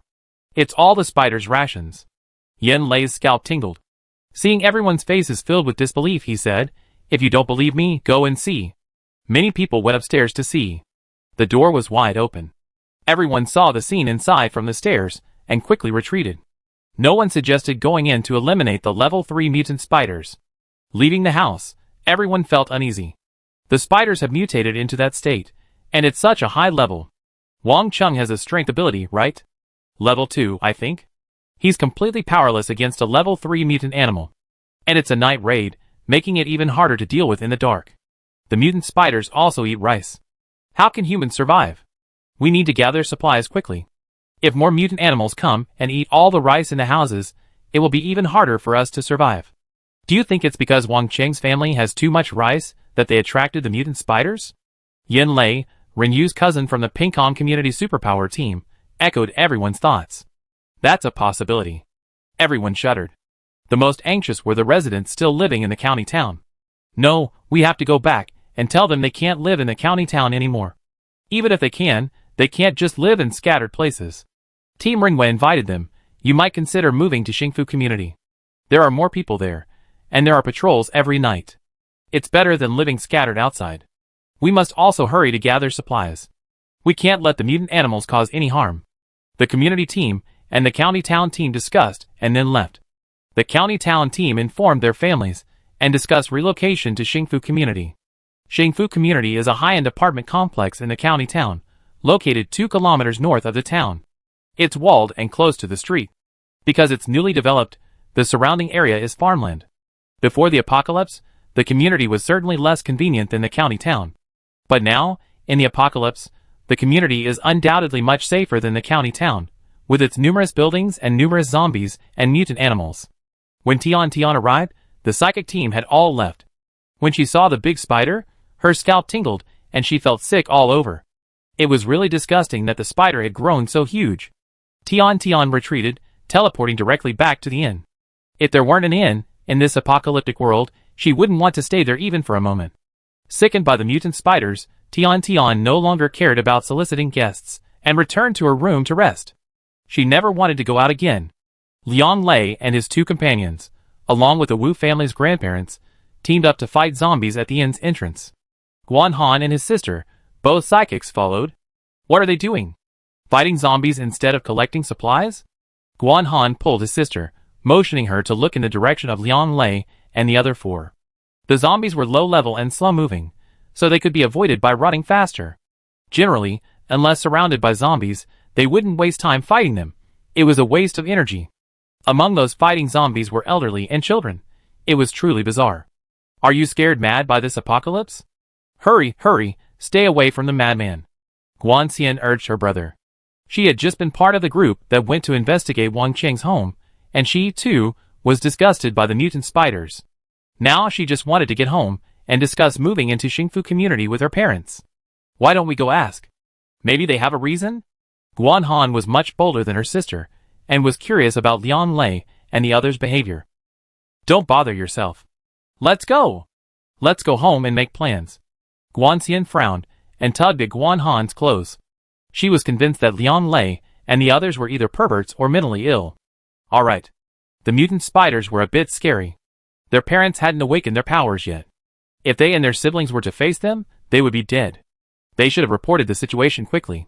Hey, are you guys back from the market? Did you hear any screams last night? Zhang Lu waved at Guan Han and his sister, calling out in a low voice. I heard you. We went to see it today.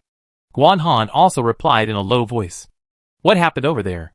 Zhang Lu asked anxiously.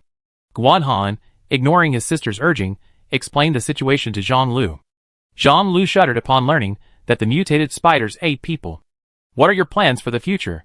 We're planning to move to Xingfu Community. There's more people there, and it's surrounded by walls. It's safer than living separately in the county town. Zhang Lu frowned and nodded. Thanks, young man. Zhang Lu shut the doors and windows tightly and said to his wife, Did you hear that just now? Mutated spiders? This world is truly unbearable. Even the spiders are mutated. Zhang Lu's wife sighed. Their neighbor used to have a dog, but when the apocalypse arrived, the dog also mutated and mauled its owner to death. Now it's locked up next door, barking wildly at the slightest noise. They live in constant fear, afraid the dog will break through the door and escape. Luckily, the neighbor's house has a steel security door. That spider has mutated to be larger than a human. Maybe the dog next door will also grow larger or something.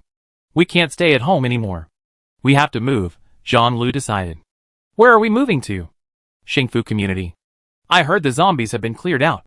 It's walled, so it's safer than here. We don't have to worry about accommodations there. There are plenty of houses there, and so many people died in the apocalypse, so there must be places to stay. Let's pack up quickly and move out as soon as possible. Zhang Lu patted his head. Oh, by the way, I saw some people on the street behind me this morning. They must be from a nearby village coming to the county town to collect supplies. I asked them if they knew about the screaming last night. I go talk to them about the mutant spiders, so they be more alert at night. Jean-Lou's wife didn't try to stop him. The dog next door was barking again, so she quickly closed the door and grumbled quietly, "It's the end of the world, and you're still so nosy." Jean-Lou wasn't nosy. He figured Lian Lei and the others might have gone to Wang Cheng's grain and oil store to investigate. He go ask them, get a clearer picture, and also take a closer look at the situation in the village. Lian Lei and his two companions, along with the Wu family's grandparents, weren't fighting zombies anymore. They were sitting in the inn resting. "I stink from digging for zombie cores." Lu Urgent sniffed his own body and said with a look of disgust. "Luckily, the inn has water, I can wash." Lu Urgent glanced at Tian, who was sitting at the counter playing games. The owner was the cleanest person in the room.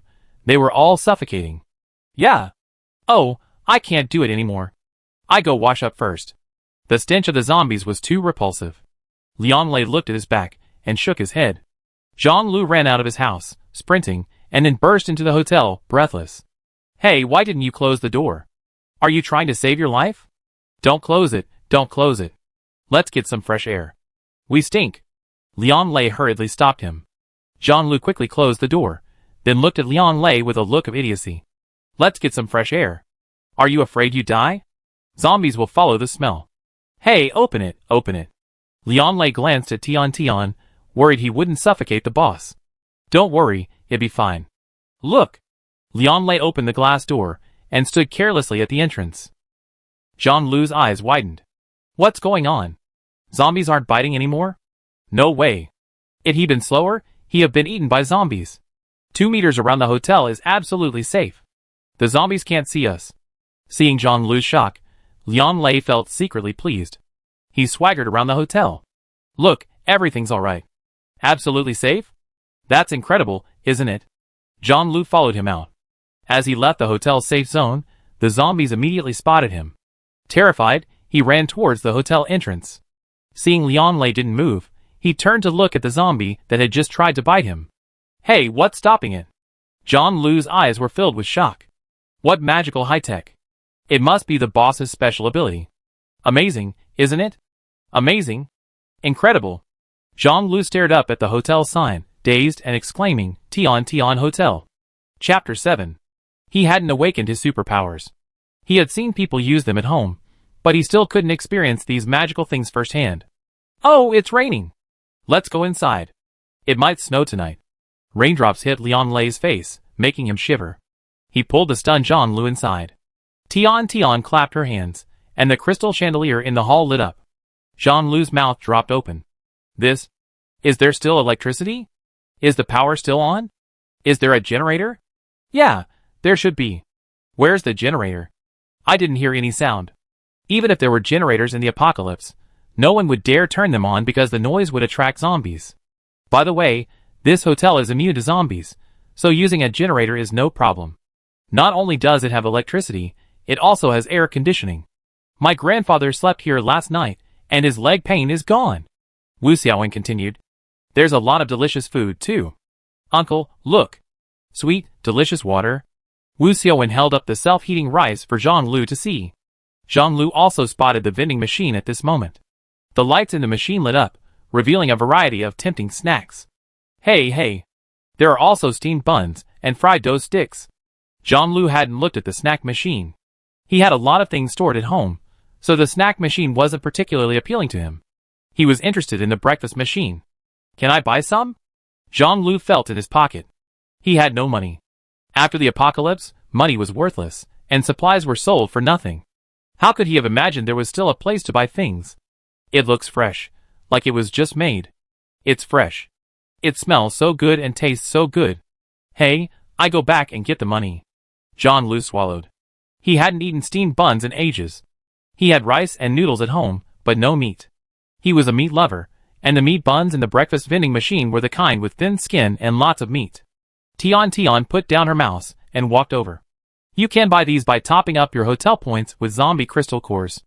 Hello, I'm a hotel employee, Tian. Oh, so you're the boss, right? You said zombie crystal cores can buy these things? Zombies have crystal cores? Yes. After a brief introduction, Jean-Lou understood. No wonder these 5 people were fighting zombies and digging out their brains. They were making money. Does the hotel have any rooms? 1 double room. Is the hotel really absolutely safe? Not afraid of zombies or mutant animals? Jean-Luc confirmed again. Yes, absolutely safe. Tian smiled. Tian had a cute look, with an oval face and dimples when she smiled. She was very approachable and immediately likable. Jean-Luc nodded. I believe you. I don't have a zombie core. I still have a lot of things to pack up at home. Hey, actually, we're planning to move. Those screams last night were terrifying. I don't know if you know, but yesterday Wang Chung, the owner of the grain and oil store, had his house attacked by mutant spiders. It was horrific. I know. The boss went to check it out. Have you? We didn't. No, I heard from two young people that they went. Old man Wu was also very interested in this matter, and asked Jean-Luc many details. The hotel is not afraid of mutant animals or zombies. Don't worry, Mr. Wu. Leon Lei consoled him. Old man Wu nodded thoughtfully. It's not safe out there anymore. That's right. I already plan to move. Brother, where are you planning to move to? Wang Yong asked. He and Jean-Luc were about the same age, both in their 40s. I originally wanted to move to Xingfu Community, but since the hotel is so safe, I'm thinking about moving here. Brother, you can move here. It's super safe here. We have electricity and air conditioning, and the soundproofing is great. We slept so comfortably last night. Wang Yong felt a little embarrassed at this. I slept so deeply that I didn't hear any screams last night, but it was really comfortable. It's the only good sleep I had since the apocalypse. Wang Yong strongly recommended it, and Zhang San was quite tempted. But he didn't act rashly. Vending machines require points, and accommodation would probably cost money, too. Zombie cores have to be dug out of zombies' brains. And zombies are so disgusting. Fighting them takes courage. Jean-Luc looked around and asked, this floor-to-ceiling glass window doesn't look very safe. There are zombies roaming outside. It must be very scary at night. But it's absolutely safe inside. It looks scary, but you get used to it after a few visits. Can people live in this hall? Tian was stunned and asked the system. No, it would be very troublesome if there were too many people. Yes, it's absolutely safe, and it has electricity. It's bound to be very popular. If there are too many people, the rooms might be squeezed into the hall, and the owner won't be able to do business. Jean-Luc nodded. I understand. I go back and talk to my wife. It's not expensive, actually. Zombies are easy to fight. Tian answered, checking the control panel that no one else could see. Leon Lei and the others had just topped up a lot of points, allowing her to unlock 2 vending machines. After clicking redeem and spending 1,000 points, Tian instantly unlocked a fast food vending machine and a beverage vending machine. She craved a normal meal: braised pork, boiled fish, braised chicken legs, stir-fried shredded potatoes, mapo tofu. She clicked confirm and placed them, and suddenly 2 more vending machines appeared in the hall. Leon Lei was the first to notice, and exclaimed, "Oh my god! How did this vending machine suddenly appear?" Everyone was drawn to him by his startling breath, and was stunned by the sudden appearance of the vending machine. Is this a spell or something else? Everyone looked at Tian, their eyes filled with surprise and awe. Just think of me as someone who was taken out of space. I have a spatial ability. Fast food vending machine, beverage vending machine. Jean-Luc's mouth watered at the 2 vending machines, simply because the food inside looked so delicious. Does this also require points? Yes, everything in the hotel is paid for with points. Wu Xiaowen also peered at the vending machine. Grandpa, let's have these dishes today. They're cheaper than that hot pot. Hey, 1 meat dish and 1 vegetable dish for 10 points, 2 meat dishes and 1 vegetable dish for only 15 points. That's really a bargain. Leon Lei looked at the prices and thought they were quite reasonable. The self-heating hot pot was 29.9 points, about the same as before the apocalypse, so it wasn't a bargain. They had originally planned to have instant noodles today. We have this tonight. Leon Lei immediately reached out to pay with points. Wang Yong didn't hesitate either. They both ordered 2 meat dishes and 1 vegetable dish. The moment they opened the dishes, a fragrant aroma wafted out. Everyone gulped. What smells so good? Lu Urjin, having showered and washed his clothes, arrived late. Wow, what's this? Leon Lei pointed at the fast food vending machine. At this time, Old Man Wu and his granddaughter had already purchased a set meal consisting of 3 meat dishes and 1 vegetable. Not to be outdone, Lu Urjin quickly walked over to the vending machine to place his order. There's quite a lot of food here. Let's eat together and order a few different dishes, Wang Yong said to Lu Urjin. Zhang Lu, who had no points, stared at their food, his mouth watering. He urged, try it, and see if it's delicious. Liang Lei picked up a piece of braised beef, and put it in his mouth. Delicious. Really? Zhang Lu's eyes shone with suspicion. Liang Lei nodded vigorously, and handed him his chopsticks. It looks like it's made in a restaurant, and a good restaurant at that. If you don't believe me, try it. Zhang Lu wanted to refuse, but the temptation of the hot food overwhelmed him, and he eagerly took a chopstick. Delicious. Really delicious.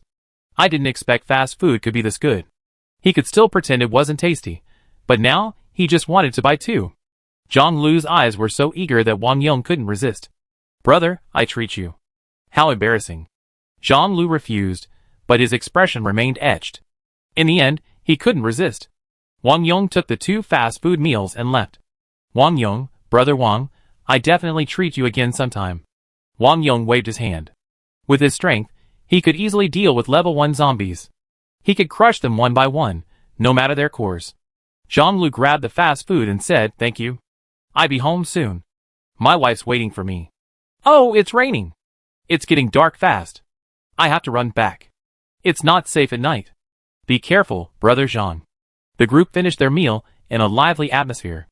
It quickly darkened, the temperature plummeted, and snow began to fall outside. Tian closed the door and bought some snacks. Seeing the Wu family still in the lobby, she handed a bag of cookies to Wu Xiaowen. For you.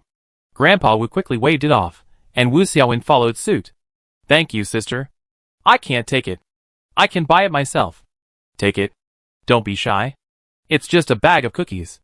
Consider it a gift for your stay. Tian stuffed the cookies into Wu Xiaowen's hands. Wu Xiaowen looked at his grandfather, who nodded. Thank you, boss. Thank you, sister. Wu Xiaowen thanked him sweetly, very obediently. That mutant spider is very powerful. It's hard for anyone with a level 2 or lower ability to survive. Why don't you stay in the hotel? The lobby had no central air conditioning, and it was freezing cold. Tian wanted to complete her extended stay quickly, so she could turn on the central air conditioning. Grandpa Wu felt distressed, but he suppressed his embarrassment. Sister's right, we earned 500 points today. Grandpa, don't go out and stay. Let's stay in the hotel. I won't eat snacks anymore. Wu Xiaowen persuaded, holding his grandfather's hand. Grandpa Wu patted Wu Xiaowen's hand. Tian saw his embarrassment and was mentally bargaining with the system. The final result was predictable. Tian won. There's a discount for long-term stays. A single room is only 1,000 points a month. This price is expensive in 3rd and 4th tier cities. But zombie cores aren't hard to come by. A powerful psychic could earn them in minutes. Even for ordinary people, earning these points is easy. They can be earned in a day or two. With the Wu family, the elderly and child, and the need to pay attention to safety, physical strength, and height restrictions, they only managed to defeat 3 level 1 zombies that day. Later, when the hotel upgrades and opens a weapons and medicine shop, the elderly won't have to worry. Points will be more easily earned then. She saw that the medicine shop has antidotes for the zombie virus, so they won't be afraid of zombies, and will be more efficient. Alas, the hotel needs to be upgraded. Without guests and spending, upgrading is a distant prospect. The apocalypse has only been going on for a month, and the worst hasn't happened yet. Human nature hasn't collapsed. Everyone Tian meets now, whether it's Liang Lei, Wang Yong, or the Wu family grandparents, is a good person, and she hopes to help them. The hotel provides food and clothing, and is absolutely safe. Those who dare to fight in the hotel will definitely live more comfortably than before the apocalypse. So, she's not trying to persuade them to stay just to earn money, or complete missions for upgrades. Wu Xiaowen mentally calculated and quickly came up with the answer. We book rooms every day, which costs 50 points a day, so it costs 1,500 points a month. Staying longer saves 500 points. Yes, Xiaowen, you're really smart, Tian praised with a smile. Wu Xiaowen's eyes sparkled, filled with hope. Grandpa, can we stay at the hotel for a while? Chapter 8. If we earn another 500 points tomorrow, plus today's, we can stay here for a month. Grandpa Wu thought for a moment and finally nodded. Okay, tomorrow we kill more monsters and rent the house long term. Since you're an elderly person and a minor, the rent will be halved. Tian made a decision on her own. Grandpa Wu looked up in surprise, his eyes filled with gratitude. Thank you so much, boss. Go thank your sister. Wu Xiaowen joined his grandfather in thanking him. You're welcome. Grandpa Wu, just call me Tian Tian. Looking at the Wu family's eyes, which sparkled with emotion, Tian Tian felt warm. Perhaps running a hotel wasn't just about working for the system. It could also be very meaningful. The two of them immediately rented the house, saving themselves the 50 points they paid for tonight's room. Looking at the screen showing the 30-day stay, both felt reassured. Tian Tian immediately switched to the central air conditioning, and the hall instantly warmed up, nearly making her quilt and down jacket no longer fit. Grandpa Wu's complexion also brightened considerably. Is the air conditioning on? He glanced around, trying to see if anything had been left out of the hall. Yes, Grandpa Wu, because you're staying long-term, we activated the hotel's central air conditioning. It's really warm. Grandpa Wu sighed comfortably. Grandpa, I'm a little hot. Wu Xiaowen blushed and began to take off her coat, which Grandpa Wu reached out to take. The hall warmed up, and after showering, the grandparents and grandchildren went out to play. The hotel was safe and bright, and Wu Xiaowen, with her childlike smile and playfulness, ran around the hall. Liang Lei and the other two walked out and were pleasantly surprised by the warmth in the lobby. It's so comfortable with air conditioning. Yesterday, we couldn't even sit in this lobby. Today, just a sweater will do. Liang Lei took off his coat and sighed comfortably. Lu Urjin and Wang Yong also took off their coats, feeling much more relaxed. Ah, so comfortable. This is how life should be. When people are comfortable and at ease, they crave entertainment. Otherwise, sitting around is just boring. Lu Urjin said, it's a shame there's no mahjong. Otherwise, the four of us could play. Grandpa Wu, do you play mahjong? Yes. Grandpa Wu smiled and nodded. I go ask the boss if they have mahjong. Lu Urjin pressed the call button at the counter. Tian Tian was currently reviewing the newly revised hotel rates. The rates for the elderly, the infirm, and the disabled had been reduced by half. From now on, these adjustments would be clearly displayed to guests without Tian Tian having to explain them. Upon learning that Lu Urjin was looking for her, Tian Tian dug out a deck of cards. These were from her old home, and the hotel system had moved all her belongings here. Only playing cards. Tian Tian took 2 decks, 2 for playing Sheng, a card game, and 1 for playing Do Diju, a card game. It's good to have playing cards. We can play, Lu Urjin said. Grandpa Wu didn't know how to play, so he declined. Lu Urjin then dragged Liang Lei and Wang Yong into playing Do Diju, a card game. Soon, the sound of 3 people playing cards filled the hall. 3 with 1. Bomb. In between games, Liang Lei took a sip of milk tea, bought from a vending machine where you could choose hot or cold. Naturally, on such a cold day, Liang Lei opted for the hot version. Comfortable. I can't believe it.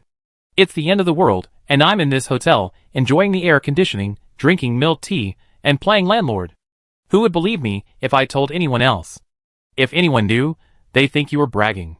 For with a pair, and I only have 2. Those 2 of you must be 2 kings. We lose. Liang Lei put down his milk tea, folded his cards, and waited for Lu Urjin to drop the bomb to end the round. Grandpa Wu, watching them play cards, grinned from ear to ear, and felt even more delightful about staying in the hotel. In the entire county, in the entire world, only the hotel still had lights on, only the air conditioning on, and it was as warm as before the apocalypse. After playing cards, they returned to their rooms. The 3 of them were now staying in a family room with 2 double beds and a single bed. There was a partition between the double and single beds, effectively separating them into 2 rooms. Each of them had their own bed, and everyone could sleep well. I really want to stay here forever, Lu Urjin sighed, sitting on the bed. No, we have to go back, Liang Lei reminded him. I know. Hey, I'm just saying. They had a reason to go back. Jean Lu returned home with the food. Jean Lu's wife was frantic at home because of the mutant dog next door. She didn't dare speak loudly, so she just hushed her voice. Why did you take so long? I was so worried. I thought you wouldn't come back. I was being very careful. How could I not come back? It's mainly because something delayed me. By the way, how's your stuff going? I'm almost done, but it's too much. I need to bring food, drinks, clothes, and blankets. I'm worried the neighborhood might be short on blankets. It's so cold, so I need to pack everything. Let's rest for a while and eat. Jean Lu plopped down on the sofa and pulled out the fast food from his arms. I was just about to eat some cookies. Jean Lu's wife was still packing. Why eat cookies? Eat. We're having something delicious today. The aroma of food wafted in the air. John Lu's wife turned around in shock. Where did this come from? Who can still cook? Now that there was no electricity or gas, they used coal for their stoves and didn't dare to cook. They just boiled rice and noodles because they were afraid of the noise. A little seasoning was enough, but there were no fresh meat or vegetables. Hey, I found a good spot. There's a hotel just around the corner. It's absolutely safe, and they sell these kinds of food. John Lu babbled on about the hotel. John Lu's wife was stunned, as if she heard something incomprehensible.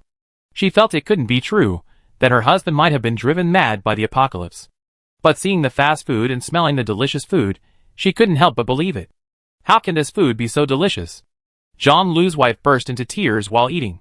She hadn't eaten a proper meal in a month, and this fast food was prepared by a master chef. The combination of the two made it an absolutely divine delicacy. This is the most delicious thing I ever had in my life. After finishing their meal, the couple sprawled on the sofa, rubbing their stomachs. I decided, we're not going back to the community anymore. We're moving to the Tian Hotel. But didn't you say the hotel costs money, and you earn points by beating zombies? Can you handle it? John Lu's wife's tone was filled with doubt and uneasiness. Old men and children can fight zombies, so why can't I? I'm so worried something might happen to you. One touch from that zombie would kill you. If Jean Lu were gone, she would definitely not survive. For such delicious food, I'd definitely move there. I can't get anything like it back in the residential complex. I only have plain rice. If I had to live this boring life eating plain rice every day, I'd rather not live. John Lu's wife sighed, with a sorrowful expression. We move tomorrow. The hotel isn't far away, and we can move all this stuff in a day. If we go to the residential complex, it's so far away, and I can't drive. How dangerous would it be to move so much stuff on an electric scooter? And how many trips would it take? I'm afraid it would take 10 days, or half a month to finish moving everything. John Lu explained this to his wife in detail. John Lu's wife thought about it, and realized that this made sense. Xingfu community wasn't far away before the apocalypse, but after it, it was far away. The road was so dangerous, and she had so much stuff at home, that she couldn't bear to throw away many of it. Okay, I do whatever you say. Tian opened the dashboard and checked her hotel balance. The current balance was 1,897 points. Another 3,103 points are required to upgrade to a 2-star hotel. A 2-star hotel has a weapon shop. Tian looked at the vending machine section, and saw that the hotel now has water, snack, fast food, and beverage machines. You could also redeem a fruit machine for just 500 points. After hesitating for a while, Tian decided to save the money for the hotel upgrade. Eating fruit later won't kill you, but not having good weapons will increase casualties. She was impulsive today. Seeing Liang Lei and the others charge so many crystal cores, she couldn't resist redeeming the fast food and beverage machines. The fast food machine is necessary, but the beverage machine can be redeemed later. Alas, it was impulsive. The next day, Liang Lei and the other two spent another morning fighting zombies. Their crystal cores were exchanged for points. When Tian woke up, she found she had 5,060 points remaining, enough to reach level 2. Just as she was about to confirm, the system suddenly reminded her that the breakfast, fast food, and snack machines needed restocking. What was going on? Tian checked the guest top-up spending statistics and discovered that Liang Lei and the other two had completely cleared out the items in all 3 vending machines, including a large amount of water. Tian walked out of the room and saw the other 3 packing up a large pile of items. Are you buying things to take away? Tian didn't want them to leave. The more people in the hotel, the more top-ups they could make, and the faster they could level up. She wanted to persuade them to stay. Yes, we're going back. Liang Lei and the other two saw Tian's surprised expression, mistaking her for her displeasure at their purchases. They felt a little embarrassed, their faces grimacing. Although Mr. Tian had previously told them to buy without worry, and that there would be more after they made their purchases, they hadn't seen any automatic restocking. The lockers had suddenly appeared, so automatic restocking wasn't unusual. Now, the lockers were still empty, and they were a little worried that the hotel had run out of stock. But they had already bought, and there was no way to return them, and they didn't really want to. Sorry, Mr. Tian, we sold out the vending machines. That's okay, I just restocked them. Tian mentally communicated with the system, and activated an automatic smart restocking function for the vending machines. Whenever a vending machine ran out of stock, it would automatically restock. 400 points were deducted, bringing the hotel's balance to 4,660 points. A 2-star upgrade was impossible, but as long as the 3 of them stayed, everything would be fine. The 3 men were once again astonished when they saw the 3 vending machines instantly filled. This miracle of things appearing out of thin air was astonishing no matter how many times they witnessed it. I'm not saying you can't go back. I think it's so dangerous out there right now, with the zombies constantly escalating and the mutated animals becoming increasingly powerful. You can bring everyone in the village to stay at the hotel. Don't worry, there are as many rooms as there are people. Liang Lei and the other 2 exchanged glances. Chapter 9. If you're willing to bring the villagers to stay with you, you don't have to pack these things to take back. The villagers have all moved in and can buy food anytime, saving you the trouble and risk of having to carry them back. Lu Urjin and Wang Yong were both a little embarrassed and looked at Liang Lei, suggesting that he should speak later. Tian had fair skin, a round face with a pair of beautiful dimples, and her watery eyes were filled with sincerity. Liang Lei blushed slightly at her gaze. But he was the village chief after all, so he didn't refuse. He explained to Tian, well, it's like this, Boss Tian, we have to go back. Well, thank you for your invitation, Boss Tian, but the villagers won't want to leave. The hotel is great, and we like to stay longer. Thank you for your invitation. Liang Lei was a little nervous. Partly because he was shy around the beautiful girl, and partly because he felt a little guilty. They bought so much and left without being able to bring any new guests to Tian. Well, the villagers are planning to plant crops this spring. This was something they agreed on 2 weeks ago. Given the current situation, we can't transport the food, so we have to grow it ourselves. They can't grow anything. The land is contaminated. Even if they do, the plants they do grow will be mutated and won't produce any food. The system's voice suddenly rang out, and its content surprised Tian. She quickly asked herself, are you telling the truth? It was absolutely true. Only the end could protect the humans of this world. Tian's expression was solemn. What's wrong? Is there something wrong? Liang Lei asked cautiously. Tian told him what the system had said. Is this true? Liang Lei and the other 2 were in disbelief. How will humans survive if they can't grow food? Come to the inn. The inn can shelter us all. We never run out of food, and the inn will be upgraded. We definitely find a solution later. Liang Lei and the other 2 frowned and nodded. Let's go back and discuss this with the villagers. There aren't many vehicles in the village, and the majority of the residents are elderly and children, all left behind. Relocation won't be easy. After saying everything, Tian nodded and said goodbye. You guys get busy. Liang Lei and the other 2 quickly set to work. They had to get back to the village before dark and couldn't afford to waste time. We still have some money left in our account. Let's use it all. We kill more zombies on the way, so we won't have to worry about running out of points next time we come, Lu Urjin suggested. Their purchases didn't increase their hotel points balance. Instead, the hotel points balance was calculated based on the amount topped up by guests, and Tian's upgrades to the hotel were deducted from this total. Grandpa Wu, overhearing their conversation, was also filled with worry. They had no choice but to stay in the inn and make money by killing zombies. But today, Liang Lei and his 2 companions couldn't join them in fighting zombies. Grandpa Wu was worried about their safety, but he couldn't ask for help. They had to leave, and while they could help temporarily, they couldn't always be there. Lu Urjin advised, don't worry, Uncle Wu. There are still many people alive in the county town. There's definitely someone willing to stay at the hotel, and someone will be there to help you too. Oh, and that Zhang Lu from yesterday will probably move in too. Okay, thank you for the past 2 days. Let me help you pack. Grandpa Wu and Wu Xiaowen helped Liang Lei and his 2 companions pack. I get the car over, Lu Urjin said, then ran out the door. When Lu Urjin arrived, they had already packed their belongings. Parked within the safe confines of the hotel, they weren't afraid of zombies suddenly appearing. They loaded everything in smoothly. Besides the food and water they bought at the hotel, they also packed the car with clothes, quilts, and other daily necessities they found. The drive from the county seat to the first village used to take an hour, but now it takes 3. Not wanting to waste any time, the 3 of them packed their belongings and set off immediately. Another half-hour later, Zhang Lu and his wife arrived at the hotel, their bags light and their hands free. Upon entering the hotel, Zhang Lu called out, "Boss, get a double room." Zhang Lu's wife looked out the window again, tugged at Zhang Lu's clothes, and said, "Old Zhang, Those zombies are really not chasing us anymore. This hotel is amazing. Hey, this is the fast food we had yesterday, and there's such a rich breakfast. Staying here is so comfortable. And, even better, the air conditioning is on in the lobby.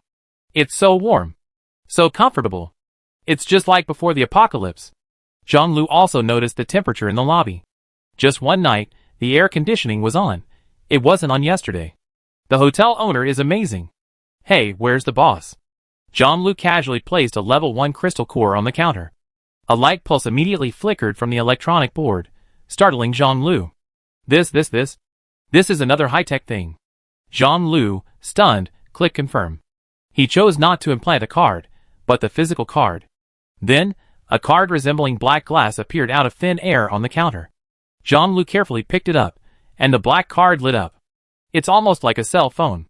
Zhang booked a double room. Zhang's wife stared at him. This thing is a cell phone.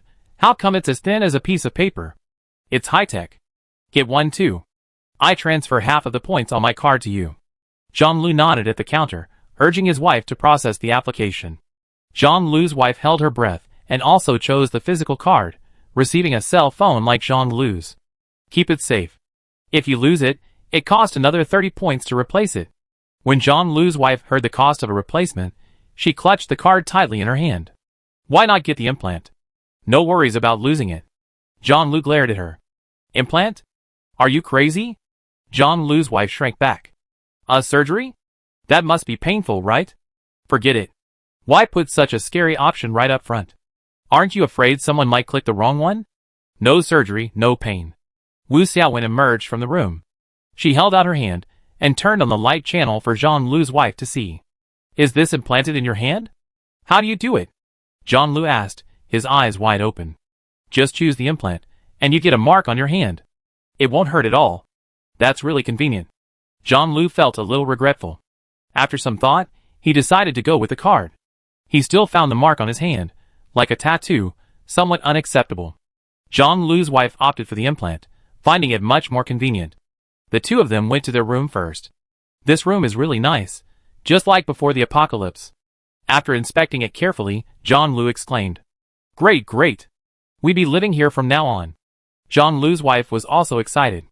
This place is available for long-term rental. I go out and fight zombies soon and try to earn the rent as soon as possible. Didn't you say you were going back to move your things? You don't want the things at home anymore? They only packed a few light provisions in their backpacks. Zhang's wife hadn't left the house since the apocalypse, and Zhang was afraid that if he carried too much, his wife wouldn't be able to run when she saw the zombies, so they only brought a small amount. The original plan was to get a room at the hotel, have a meal, and then Zhang would go home and move the things one by one, while Zhang's wife would stay within the safe confines of the hotel to meet them. I pick up some light items and bring them back. I move the heavier ones later. As for the rice, flour, and oil, they're too heavy, and there's no place to cook after we move them, so we won't move them for now. I heard the hotel has an unlimited supply of food, so we don't have to worry about running out of food. We should worry about running out of points and getting kicked out. Fighting zombies is the most important thing. What a shame. Zhang's wife felt bad. Much of the rice, flour, and oil at home was painstakingly collected by Zhang. I kill more zombies. Once the street between the hotel and our house is mostly cleared, I go back and get it. That's fine. Your safety is most important. Zhang and his wife discussed it, and went to the living room for dinner. Hearing that Grandpa Wu and his granddaughter also wanted to fight zombies, Zhang arranged to join them. Zhang's wife heard that someone of Grandpa Wu's age was fighting zombies, and she wanted to join in too. Aren't you scared watching? Scared. I get used to it after watching more, won't I? Zhang's wife didn't want to give up. Auntie can stand inside the barrier and fight monsters, or help dig out zombies. My grandfather did that too. It's very safe. Wu Xiaowen offered a suggestion. Let's all fight from inside the barrier. Grandpa Wu said, Xiaowen, you rather fight less, but be safe. It's safe inside the barrier. We can just extend our sticks outside and fight without getting out. That's a good idea. Zhang was persuaded and agreed to let his wife go. It's just that we're fighting too slowly. It's okay if we're slow. Safety comes first. Zhang waved his hand. The reason they arrived at the hotel so late was because they were fighting zombies. He'd gone out to collect supplies many times, but never once had he fought a zombie. He always avoided those disgusting creatures. Today, he put in a lot of effort to get the crystal core, and he spent a lot of time mentally preparing himself. Even then, the fighting wasn't going well. If he didn't knock down a zombie with a blow or kill it with a chop, he run home, fearing he'd be caught. Actually, defeating those slow-moving, level 1 zombies wasn't difficult. He figured he'd get the hang of it after defeating a couple more, but he was just afraid of getting scratched. The hotel's incredible barrier was a real blessing for them. Tian was eating in the room, catching up on a TV series. While looking for poker yesterday, she found her phone, charged it, and started watching the series she'd previously downloaded and cached. If Liang Lei and the other two hadn't been there to persuade them to leave, she wouldn't have wanted to leave the room today. Zhang Lu and his wife checked in by themselves, and she didn't bother to pay much attention. She already said everything she needed to say. Besides, the hotel had 4,760 points remaining, still a bit short of a point to upgrade. There was no way to upgrade, and there was no weapon shop. Her current health wasn't enough to attract monsters, and fighting zombies was a struggle. Since she couldn't help, she didn't bother to go out. It would be great if we had some more powerful guests with awakened superpowers, like Liang Lei and Uncle Lu and Uncle Wang. They could easily defeat a level 2 zombie and earn 500 points, upgrade the hotel, and then fire away with firearms, racking up points. Isn't that awesome? Hey, why didn't Liang Lei and the others stay a day longer? Tian was overthinking this, and the system wanted to complain, but it didn't dare. Liang Lei and the other two drove back to the village before dark. Chapter 10. They drove into a 3-story building surrounded by a wall. As soon as they entered the yard, the iron gates slammed shut. The villagers now lived close together, with several families sharing one house. They built a large wall around these houses, and the adjacent houses had gates in the middle of the wall to facilitate passage. The previously distant houses, both new and old, had been abandoned by the villagers.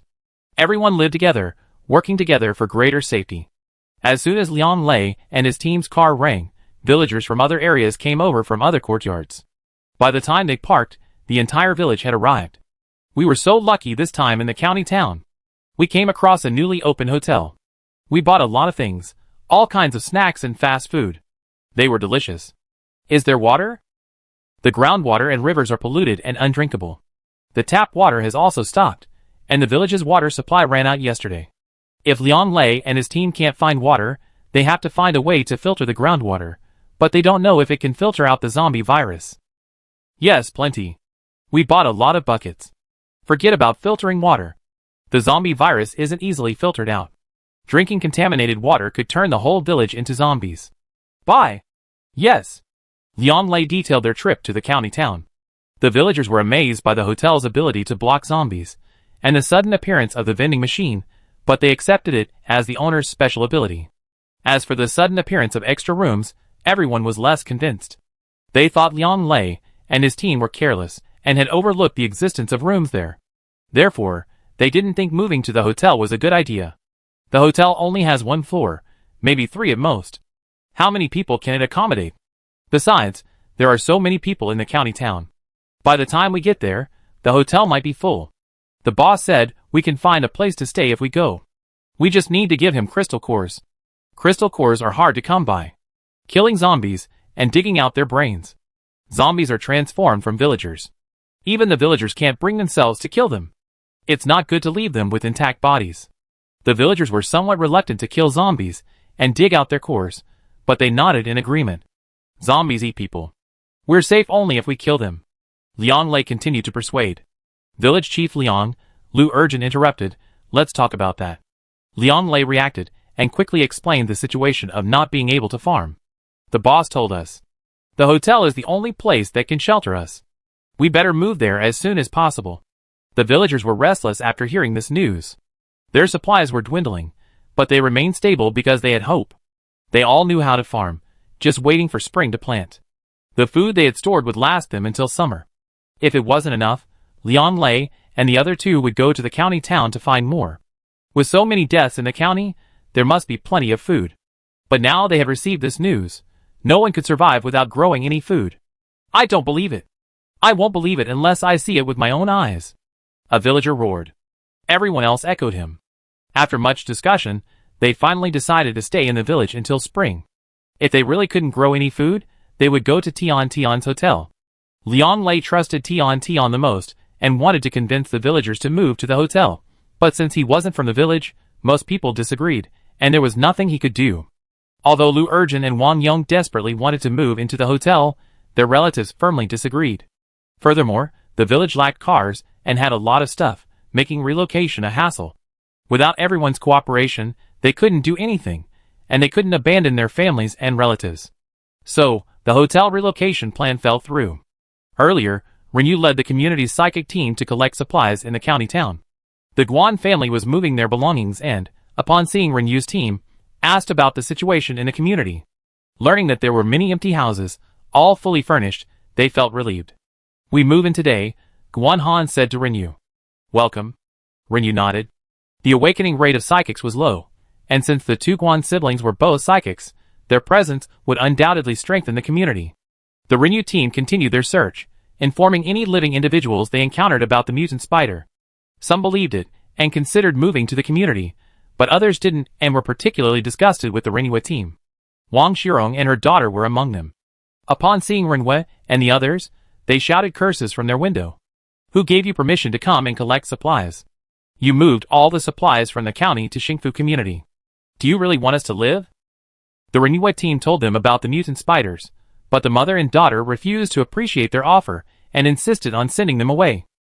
"You're not allowed to touch anything in the nearby buildings, and you're not allowed to go to the mineral water store next door.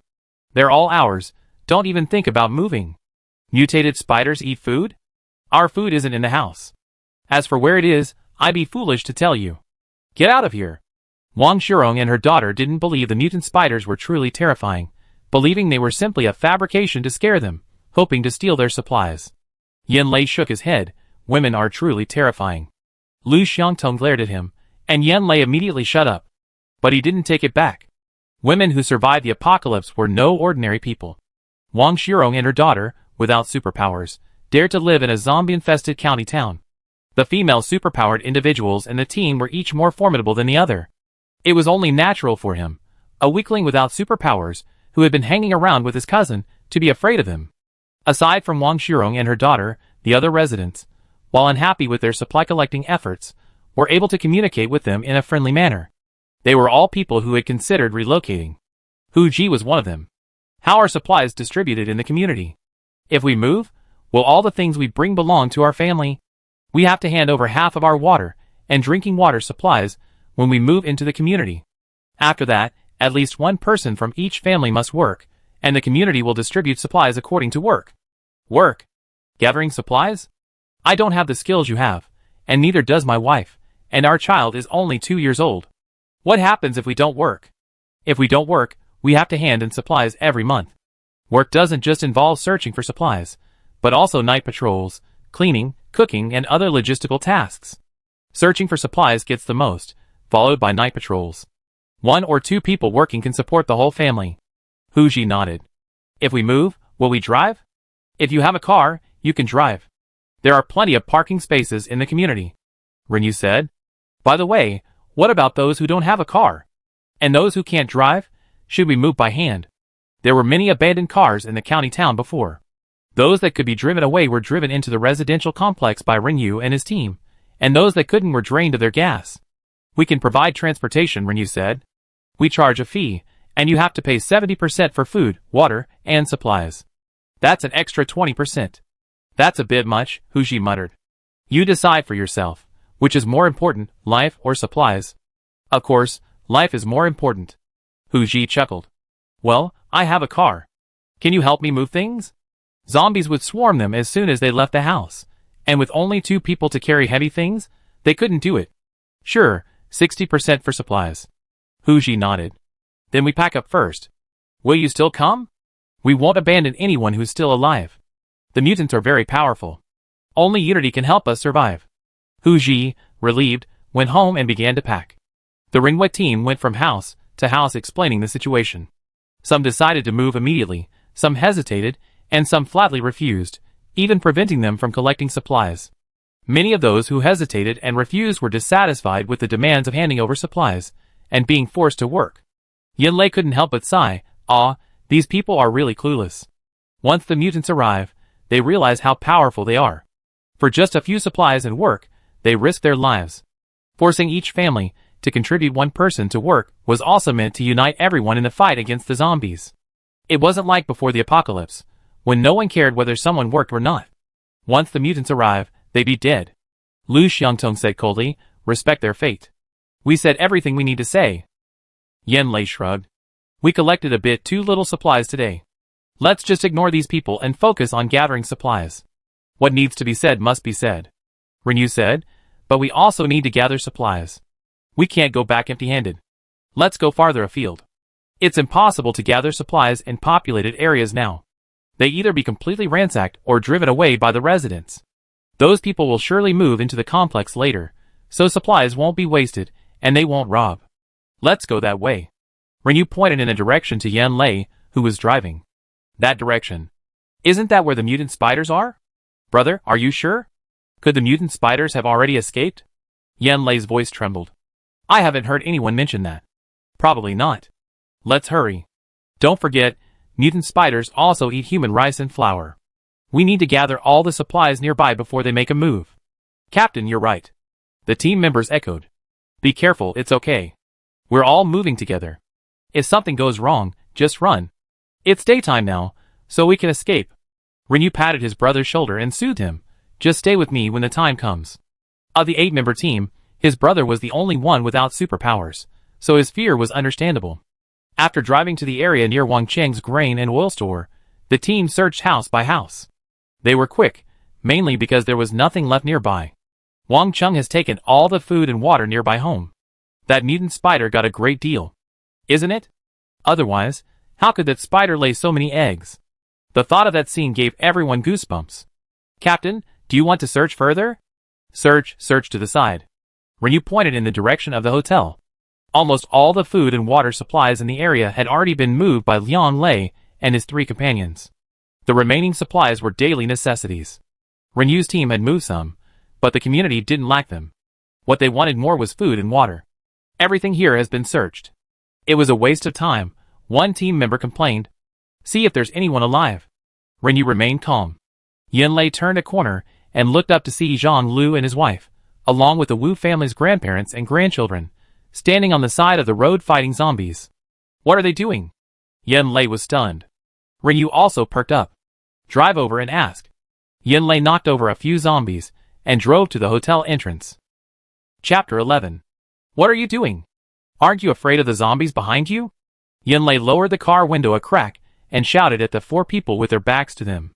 The car was making quite a noise, and the 4 noticed it when they arrived at the street, but they were busy, so they took a quick look and continued fighting the zombie. This zombie was a level 2 one, so it wasn't easy to fight. Renyu looked in the rearview mirror and saw the zombies chasing the car. Each one seemed to be stopped by something, and he raised an eyebrow in surprise. Then he opened the door and got out. Brother, you. Yan Lei was startled. There were still many zombies chasing them. His brother was just getting out of the car like that. Was he really going to die? Although his brother was a level 2 lightning psychic, the amount of lightning he could generate was limited and easily depleted. Most of the time, they still had to use machetes to deal with them. When there were many zombies, they would attack as a team, trying to avoid a single-player battle against multiple zombies. His brother didn't even call for help. Just getting out of the car like that was absolutely insane. It's okay, look over there. Renyu pointed behind the car. Yan Lei glanced in the rearview mirror. Holy shit! What's going on? Are the zombies changing their nature? The team members got out of the car one after another and looked behind them. They saw a group of zombies, attracted by the sound of their car, as if they had hit something and were unable to move forward. The zombie in the front was even crushed and deformed. Then the zombies separated, as if they, the living people, didn't exist. Renyu only took a glance, then turned and walked towards Zhang Lu and the others.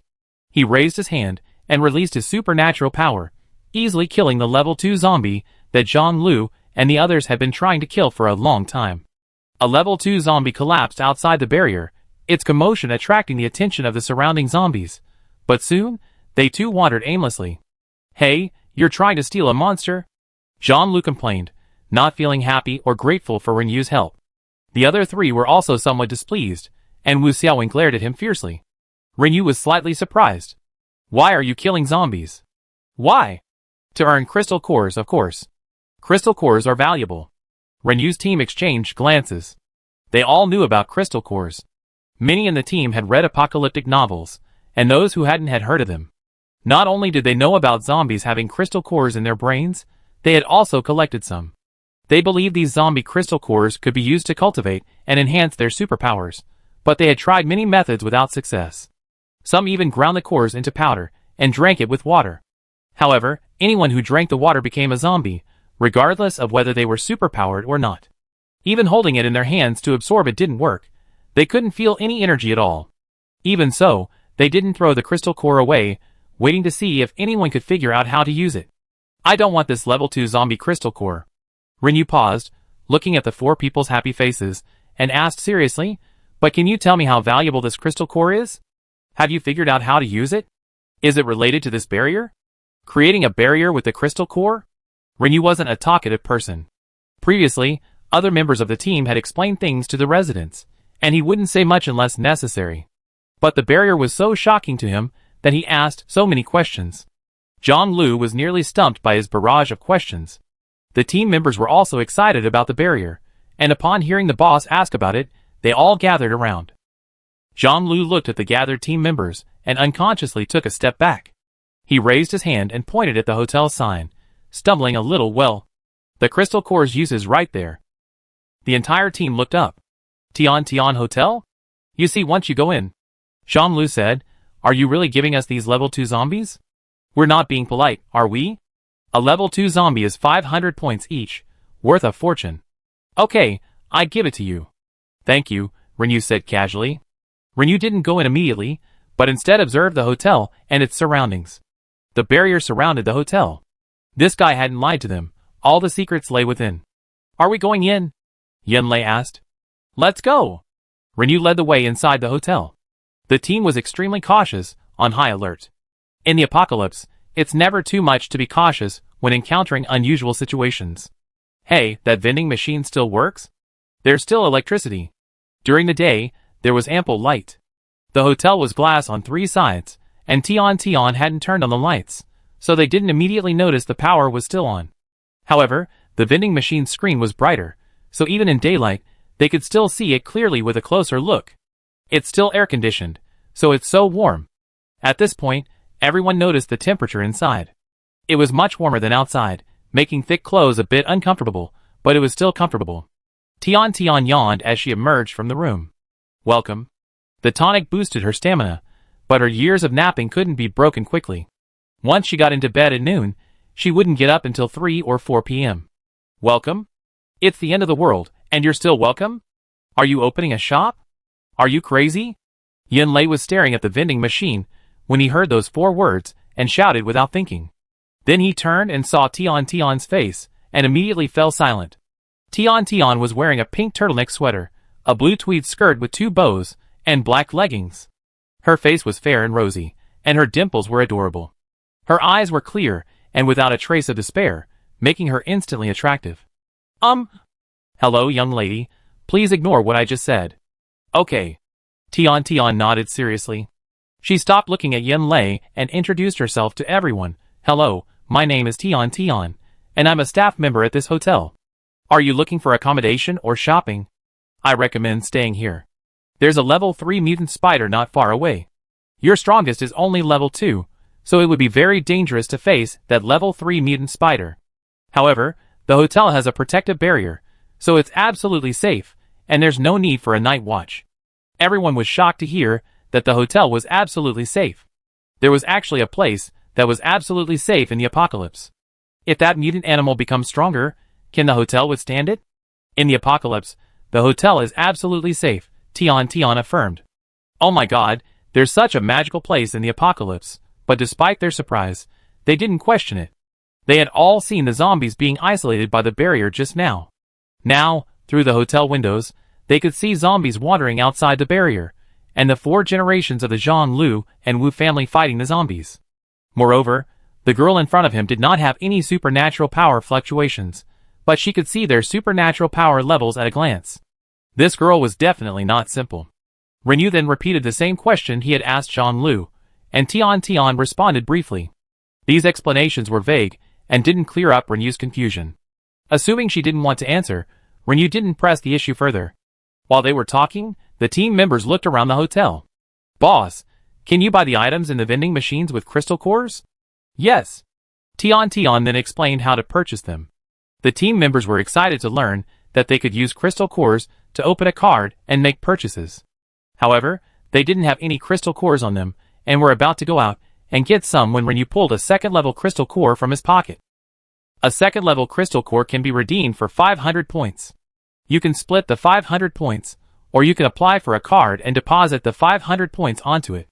However, it's best if each of you applies for a separate card for greater convenience. Just place the crystal core on the counter. Renyu did as he was told.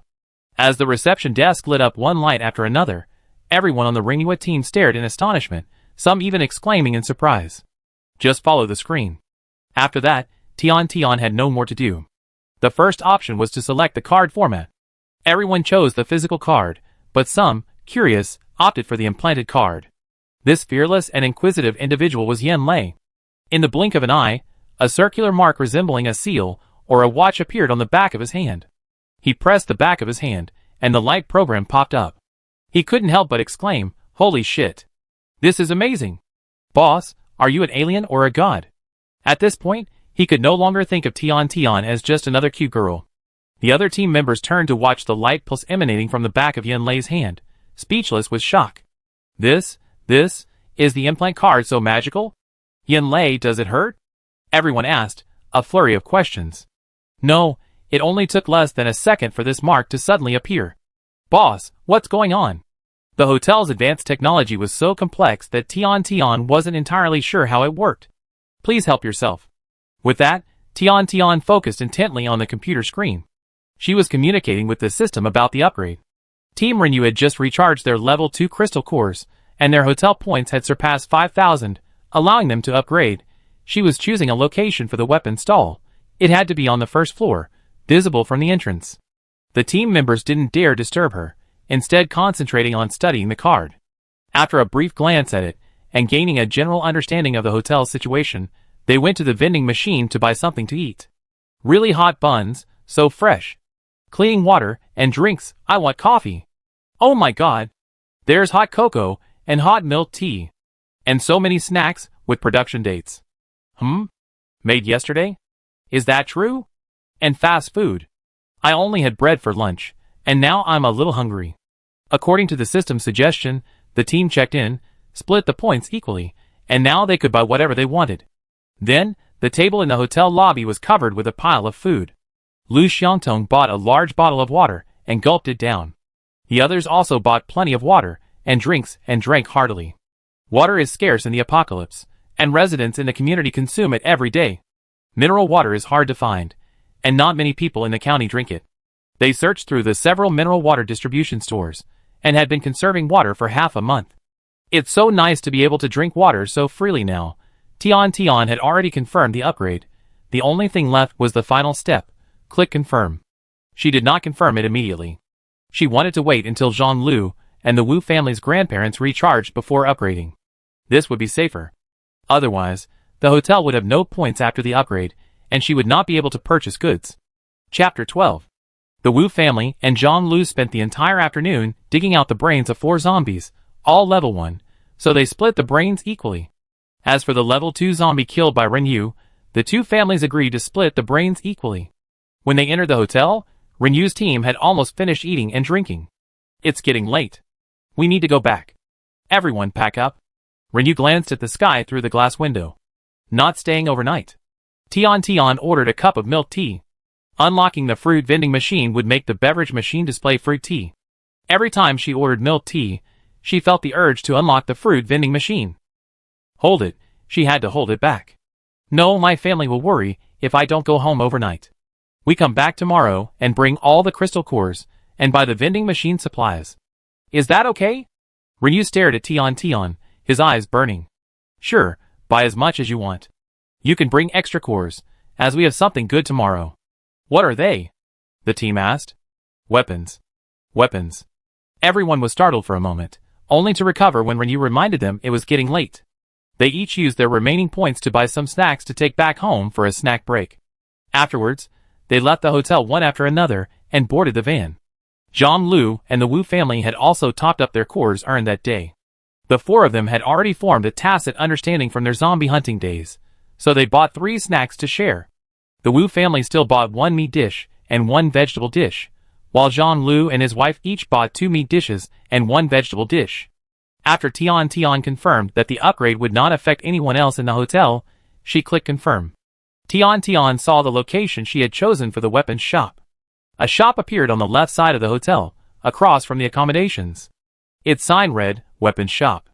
John Liu was sitting facing this direction. Seeing this, the braised duck wing he was chewing fell onto him. Old John, are you crazy? You can't even chew a duck wing? John Liu's wife picked up the duck wing from John Liu's body. Look! Look! John Liu pointed blankly at the weapons shop. John Liu's wife turned around in confusion, then dropped the braised duck wing on the table. What the hell? What's going on? There's suddenly another shop. The lobby hadn't shrunk. The weapons shop was the extra space. Grandpa Wu and Wu Xiaowen, like John Liu and his wife, were stunned when they saw the new weapons shop. Amazing!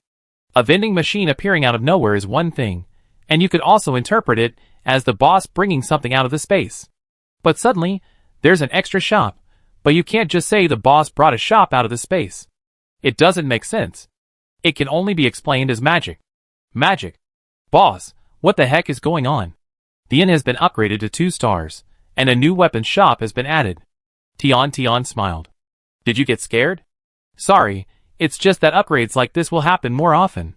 You're long-term guests, so you get used to it. The weapons shop has many useful weapons. You can check it out after dinner.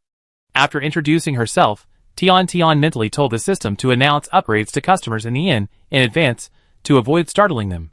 Mission: upgrade the inn to 2 stars. Requires 5,000 points. Reward: master bedroom upgrade, weapons and equipment shop. Mission completed. Host, please restock the weapons shop.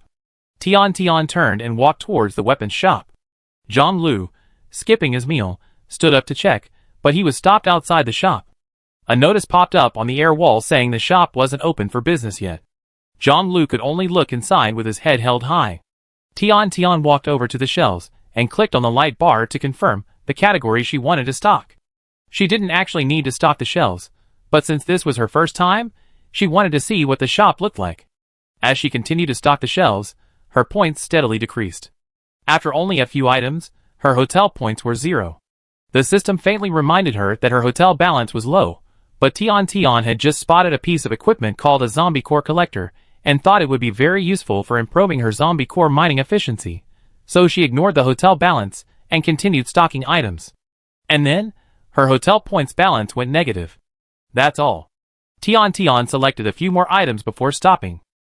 Seeing the hotel's balance show negative 2,000 points, Tian felt a little guilty.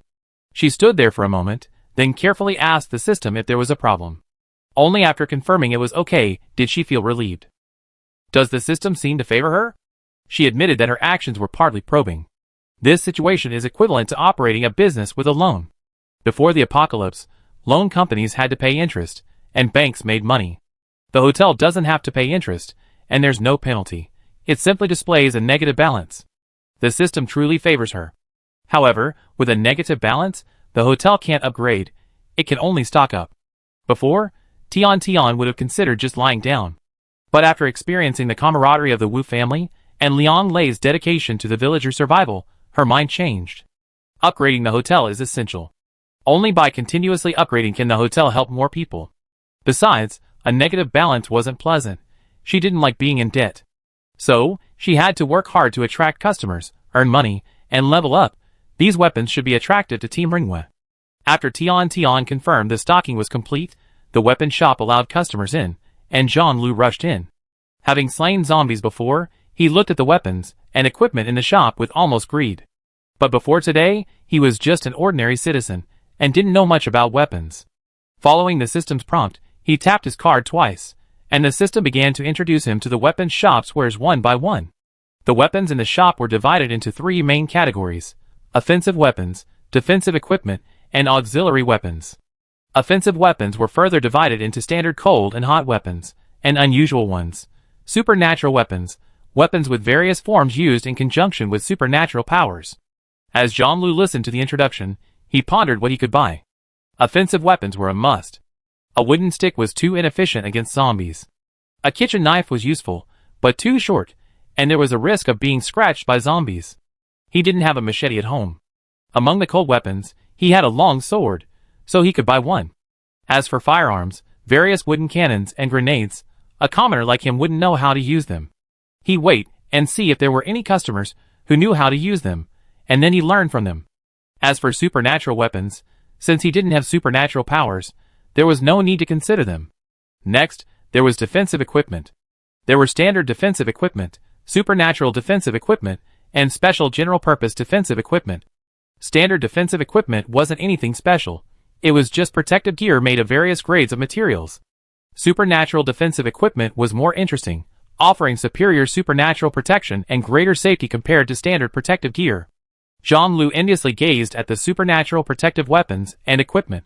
Equipped with supernatural weapons and equipment, supernatural beings possess far greater strength than ordinary people. It was a pity he hadn't awakened his supernatural powers. I wonder if I ever have the chance to awaken my supernatural powers again. Zhang Lu had a vague feeling that the future lives of supernatural beings and ordinary people would be vastly different. Among the auxiliary weapons was the zombie core collector, used to dig out zombie cores. It looked a bit like a vacuum cleaner. Simply place the collector near a dead zombie's head, and it would suck out the cores, which would then be collected into a bag on the collector. The collector also had a filter and cleaning channel, ensuring that the zombie cores collected by the collector were absolutely clean. Zhang Lu applauded excitedly upon seeing this tool. Fighting zombies wasn't the most disgusting part. The most disgusting part was digging out zombie heads. It was smelly, sticky, and disgusting, and there was also the risk of contracting the zombie virus. Furthermore, the zombies were lying outside the end's barrier, requiring at least one hand to reach out, which was quite dangerous. Therefore, digging out zombies required two people, one on guard and one to dig. With a crystal core collector, things would be much easier. No need to reach through the barrier to dig. Simply place the collector over the barrier, close to the zombie's brain, and within seconds, suck out the core and pocket it. This would be much quicker and more convenient than painstakingly digging for ages, and then rinsing it with water. They have more time to fight zombies from now on. Thinking of fighting zombies, Zhang Lu sighed again, wishing he had awakened his superpowers. Just like the team leader he encountered today, with his lightning superpower, the zombie would fall to the ground with a single strike. Killing a level 1 or 2 zombie would be as easy as drinking water. With the zombie core collector, making money is quite easy. However, Zhang Lu was overthinking it. Superpowers aren't inexhaustible, otherwise there wouldn't be a demand for superpower weapons. Zhang Lu, not a superpower user, didn't understand this, but his key analysis was correct. Superpower users are more powerful than ordinary people even without weapons, and the higher the level, the more powerful they are. Facing high-level zombies, ordinary people are essentially powerless, and even with firearms, they're still dangerous. Superpower users are different, but that's a story for another time. An auxiliary tool is the zombie decomposition kit. This is a queen-sized, sealed, transparent square bag filled with red powder. To use, simply drop the kit directly onto a zombie corpse. It will automatically decompose the zombie and mutant animal carcasses, harmless to living people and very safe and environmentally friendly. However, this only works on dead zombies and mutant animals. It won't decompose them if they're still moving. This tool is also very practical. They'd definitely be using the barrier to fight zombies every day, and the zombie corpses will continue to pile up. The zombie corpses outside the hotel's protective barrier are piled up like a mountain. That scene is disgusting just thinking about it. Zombie corpses must be dealt with. Leaving them piled up will spread the virus. In addition, there are auxiliary tools like AI. Zhang Lu read the introduction in amazement. AI is a great companion for killing zombies. Once installed, it will provide reliable advice while killing zombies and digging for crystal cores, making it an excellent life-saving tool. For example, if the user encounters a zombie or mutant animal that is stronger than them, the AI system will provide escape and attack suggestions based on the situation. The escape suggestions will provide clear escape routes or methods. Zhang Lu wanted to buy it after reading the introduction, but then he checked his account balance and the items he had previously added to his shopping cart. Well, he immediately added the AI to his cart. You still have to have a goal. If you can't afford it today, maybe you can afford it tomorrow. Chapter 13. Of these items, the common ones are the cheapest. The lowest grade machetes in this category are practically dirt cheap, costing 10 points. Of course, there are better quality items available, with medium grade ones costing around 30 points and high grade ones costing 80 points, but none of them cost more than 100 points, and they're only enough to defeat low level, level 1 and level 2 zombies. Special weapons are more expensive, starting at over 100 points. Auxiliary weapons, like the zombie core collector, can be purchased for 20 points, though you need to top up points to use them. They're also very cheap, 10 points for 1,000 uses, and a zombie degradation pack for 10 points, good for 100 zombies. Jean-Lu discussed with the Wu family's grandparents and grandchildren that the 4 of them would each buy 1 zombie core collector.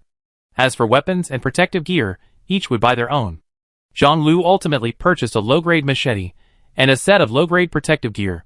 He chose to save money by buying low-grade items now, so he could buy higher-quality items later. Jean-Lu's wife and Grandpa Wu also had the same equipment. Grandpa Wu was responsible for digging for crystal cores in the team, and only played a supporting role in fighting zombies. However, because the machete was cheap, he bought it for self-defense. Wu Xiaowen also bought a low-level child-sized protective suit and a regular short knife for self-defense. She was young and small, so she wasn't good enough to use the machete as a primary attacker. She was just a supporting member of the team, but her speed made her suitable for attracting zombies and providing defensive support. As for the supernatural weapon, she was also short of points to buy it. Wu Xiaowen had already set her sights on a supernatural weapon, a supernatural boomerang. The difference between a supernatural boomerang and a regular one was that the supernatural user could imbue it with their own supernatural powers, making it faster and more powerful than a regular one. Furthermore, once the weapon was released, the supernatural user could sense the boomerang's position and status within a certain range. Throwing it out to harvest zombies, and then bringing it back again, she possessed the ability to speed, allowing her to catch the spinning blades flying back at high speed. This ability also allowed her to control their direction, making it easier and safer to use. She believed that with this weapon, she would be able to kill more zombies, earn more crystal cores, provide for her grandfather's retirement, live in a big house, and eat delicious food. Grandpa would no longer have to toil fighting zombies, nor would he need to rely on poverty alleviation benefits. Sister Tian had a hard time too. Running a shop required money. Now that she had the means, she would definitely not be cheap. Wu Xiaowen was full of fighting spirit. Jean-Lu and his wife were also filled with fighting spirit. They glanced reluctantly at the advanced equipment. AI intelligence was evident. Advanced weapons were undoubtedly more powerful than lower-level ones. Tomorrow, they would work hard to kill zombies, earn more money, buy weapons and equipment, and even apply for a room for a long-term stay.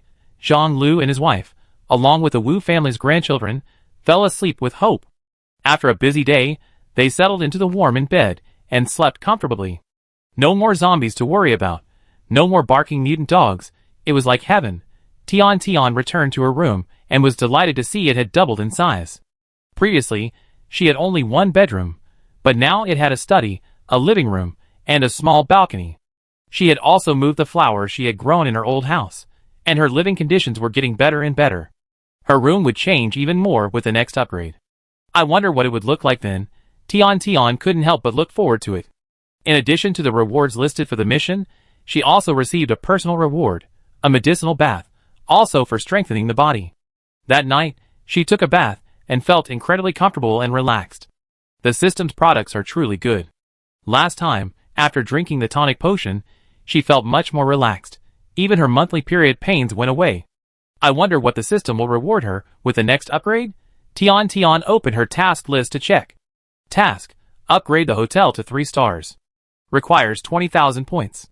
Rewards: master bedroom upgrade, new 6-person family suite, restaurant, parking lot, lobby expansion, and a comprehensive hotel renovation. Seeing that the next upgrade would require 50,000 points, Tian almost jumped out of her skin. Why does it require so many points? Upgrading to 1 star only requires 1,000 points, and 2 stars only 5,000 points. Why would 3 stars require so many points? Does that make sense? The system thinks it makes perfect sense. The weapon shop is now open. Perhaps killing zombies will be more efficient. Earning 20,000 points won't be difficult. How could it be easy? Grandpa Wu and the other 4 are just ordinary people. 2 of them are elderly and a child. They don't know how to use firearms, so killing zombies with just a machete is still a struggle. Although the protective suits and zombie core collectors improved their efficiency, at their rate, earning 20,000 points to upgrade the wouldn't be possible in just a month or two. Besides, they wouldn't necessarily go out and kill zombies every day. Humans aren't machines and need rest. The hotel's fast food and room rates aren't high, so they don't need to rush to earn money. Even if they want weapons, they can take their time. After all, they're all older. Tian wouldn't raise the price, nor would she force the four of them to kill zombies.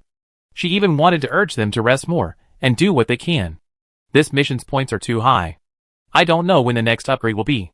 Can you lower it a bit? How about 10,000 points? No, 5,000 points. We can't have the restaurant for now, but just use the lobby. We upgrade the lobby and the hotel first. The special ability team from the happiness community arrived today. So what? They definitely come back tomorrow to buy supplies. The host can persuade them to move into the hotel. There are thousands of people in their current community, and if they all move in, upgrading will be a piece of cake. Really? Yes. Once they move in, they definitely not want to move out. Just look at the current guests.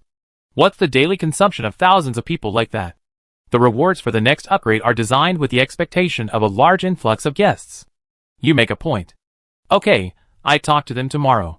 I hope the weapons shop will entice them to move in. Of course. Tian looked at the rewards again. The master bedroom upgrade was a no-brainer. The 6-person family suite was clearly designed for families with larger families. It could accommodate more people, and with more people, the lobby wouldn't fit, so the dining room would come in handy. The hotel renovation upgrade was something she'd been looking forward to. The current decor was too dated.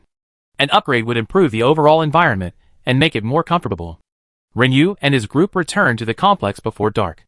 They distributed their fast food and held a meeting to inform everyone about the hotel's existence. The residents hadn't planned to move into the hotel, and Renyu and his companions hadn't considered it either. After all, the complex had been under construction for over a month, and was already quite safe. Everyone's focus was on purchasing water and supplies. As long as we have crystal cores, we can buy supplies? How much can we buy? Asked Chi Bin-hong, a community owner and former administrator. After the apocalypse, he became the community's general manager, managing all matters, big and small. Unlimited. Everyone was thrilled to hear the unlimited amount. Finally, after discussion, the other psychic teams in the community changed their primary mission from collecting supplies to rescuing residents in the county town. Their secondary mission became fighting zombies to earn crystal cores, which they would complete during rescue operations. As for the task of exchanging the crystal cores for water and supplies at the inn, Renyu's team was responsible, as they had discovered the inn first and knew the location, making them familiar with the route. However, the supplies in the county town couldn't be overlooked. They would bring them back to the community whenever possible. The next day, Zhang Lu and his team rose early, had breakfast, and then grabbed their weapons to fight the zombies. The addition of a weapons shop to the inn expanded the hotel's total area and its protective perimeter. Zhang Lu and his team fought the zombies right outside the weapons shop. With protective gear and machetes, they were much more efficient. After leaving the community, the Renyu team didn't go to the inn first, but instead sought out survivors in the county town. They had promised to pick up some of the survivors the previous day. They worked in teams of 2 or 3 to escort the survivors to their new home. They also told new survivors about the mutant spiders, and persuaded them to relocate to the community. They set off at 3 p.m. and arrived at the hotel half an hour later. They drove 3 cars, loaded with bottles of mineral water. They intended to buy water at the hotel. Uncle Zhang, Grandpa Wu, why are you different today than yesterday? Are those protective suits? Yenlei said with a smile. Hey, you missed the hotel upgrade? Zhang Lu said excitedly. What? Everyone was confused. This wasn't a game, and there were upgrades? Yes.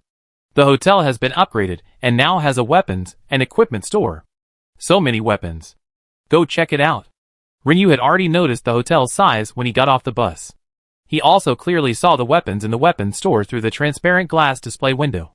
Without further ado, he quickly entered the hotel, greeted Tian, and headed straight for the weapons store. The team members followed closely behind. Oh my god, so many weapons. Looking at the merchandise on the shelves, their eyes widened in amazement. Is this the protective clothing Uncle Zhang and the others wear? This material is scratch resistant. If we had a set like this, we save ourselves from so many injuries when we're out and about. Hey, there's even better stuff. It's high quality. It's a bit pricey, 5,000 points, but it actually protects against high-level zombies. Amazing! Look, there are offensive weapons. There are even thermal weapons. Oh my god! What are superpowered weapons? They're so advanced. The team members excitedly wandered around the supermarket, their faces flushed with excitement. This AI is amazing, but it's too expensive. But for that price, it must be very useful. This zombie core collector is a must-buy. I just saw Uncle Zhang and the others using it. You can also buy some of these zombie body degradation kits. There are so many zombie corpses piled up in the neighborhood. We can use these to dispose of them. We won't have to bother carrying them anymore. We can just throw in a degradation kit, and it's done. After viewing the products, everyone was very tempted to buy them, and they all looked at Renew. Chapter 14. Buy! One supernatural weapon for each person, a set of basic supernatural protective gear, a few crystal core collectors, and more degradation kits. Renew plotted in his mind as he took out all his crystal cores. The awkward part was, they didn't have enough crystal cores to buy all their gear. Not only was it not enough, they couldn't even afford 2 supernatural weapons. They had already had a limited supply, and yesterday they decided to trade their cores for water and other supplies at the inn. Today, they were busy helping relocate residents in the county town, so they hadn't fought many zombies. They had figured buying water wouldn't cost many points, and there was no rush to buy food or anything like that. As for the weapons the boss mentioned yesterday, they didn't really take it seriously. They already had weapons, all of which were still usable. They also considered whether the inn would have firearms, but even if they did, they wouldn't know how to use them, so there was no rush to buy them. But they never expected the inn's weapons to be so extraordinary. Psychic weapons. Not only were they powerful, but they could also be used in conjunction with their own psychic attacks. For that reason alone, they had to buy them. You know, these days, psychic abilities only increase through constant use, but at low levels, using them isn't as quick as using a machete. With psychic weapons, using psychic abilities is no longer a chore. The cheapest psychic weapon costs 500 points, and most cost over 1,000. Customizing them would be even more expensive. Renew decided to buy a low-level protective suit first. They would use their own weapons first, then put on the protective suit and go out to kill zombies. Oh, if I had known the inn had a weapons shop, we would have come sooner. We could have killed more zombies earlier. There was no point regretting it now. Killing more zombies was the real thing. With his supernatural weapon, Renew was incredibly efficient at killing zombies. However, his supernatural power was limited, so when it ran out, he relied on his physical strength. Once his strength was depleted, he retreated to the protective circle. By the time everyone had exhausted their supernatural power and physical strength, the zombies had fallen in droves, nearly wiping out all the zombies on the street. Then, they used the crystal core collector to collect the cores, then tossed out the degradation bags, watching the zombie corpses melt and disappear. That's really neat. Everyone sighed for a second, then stared at the crystal core collector bag with intense eyes. Let's go back to the hotel and shop. After all this busy work, it was already dark. John Liu and the others finished dinner and prepared to go back to their rooms to rest. Renew's team had just killed 60 level 1 zombies, earning 6,000 points. These points weren't enough to buy supernatural weapons. We still haven't killed enough. We should have come earlier. Stop talking about useless things. What should we do with these points? Should we buy 2 supernatural weapons first, or something? If we do, who should we buy them for? I'm a little hungry. Let's talk while we eat. Renew used his credit card to buy fast food. The team sat down and ate while chatting. How about we buy supernatural weapons, and then continue killing zombies tomorrow? We can go back once the team is fully armed? Lu Xiangtong suggested. No, they worry if we don't go back. One team member objected. Anyway, we can't go back tonight. It's dark now. It's not safe to travel now. Captain, let's book a room. Renew thought about it and agreed. Weapons and supplies were secondary. Finding accommodations for tonight was the priority. He operated the card and booked a room. At this time, Tian also received a system notification that the Renew team had submitted their check-in request. There were 8 of them, and they had booked 1 single room and 3 double rooms. Lu Xiangtong, a girl, stayed alone in a room. One of the double rooms was occupied by 3 people, and the others were shared by 2 people. The hotel was short of rooms, so Tian needed to confirm the addition. After clicking confirm, 4 more rooms appeared on the first floor of the hotel. Tian's account balance was finally out of the red, but it was still far from 10,000 points, so she needed to work harder to upgrade to a 3-star hotel. Jean Lu and his team brought in relatively little daily income, so a quick upgrade would depend on the Renouet team's continued spending. It would be best to convince them to bring their families over. That way, they could spend all their food, clothing, housing, and transportation at the hotel, which would speed up the upgrade process. This was a good suggestion, and Tian decided to bring it up with them.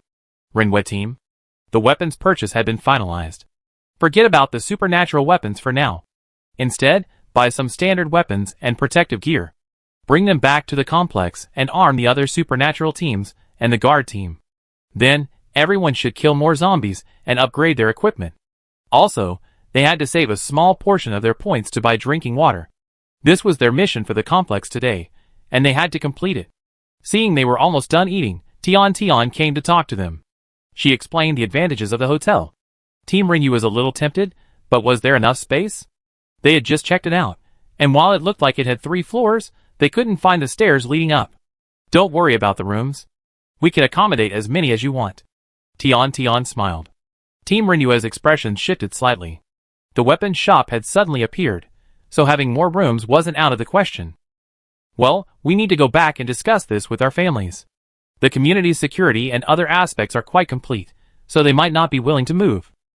Seeing Tian's disappointment, Renyu quickly said, but we tell the residents of the county about the hotel. Some of them don't want to move to the community, but maybe after learning about Tian's hotel, they'd be willing to move here. Thank you, the hotel really needs guests. Only with more guests and more top-up spending can the hotel upgrade. By the way, let me tell you that the next hotel upgrade will unlock a restaurant with lots of delicious food. But that's not the most important thing. I suggest you and everyone in the community move to the hotel for another reason. There might be a zombie outbreak in the future.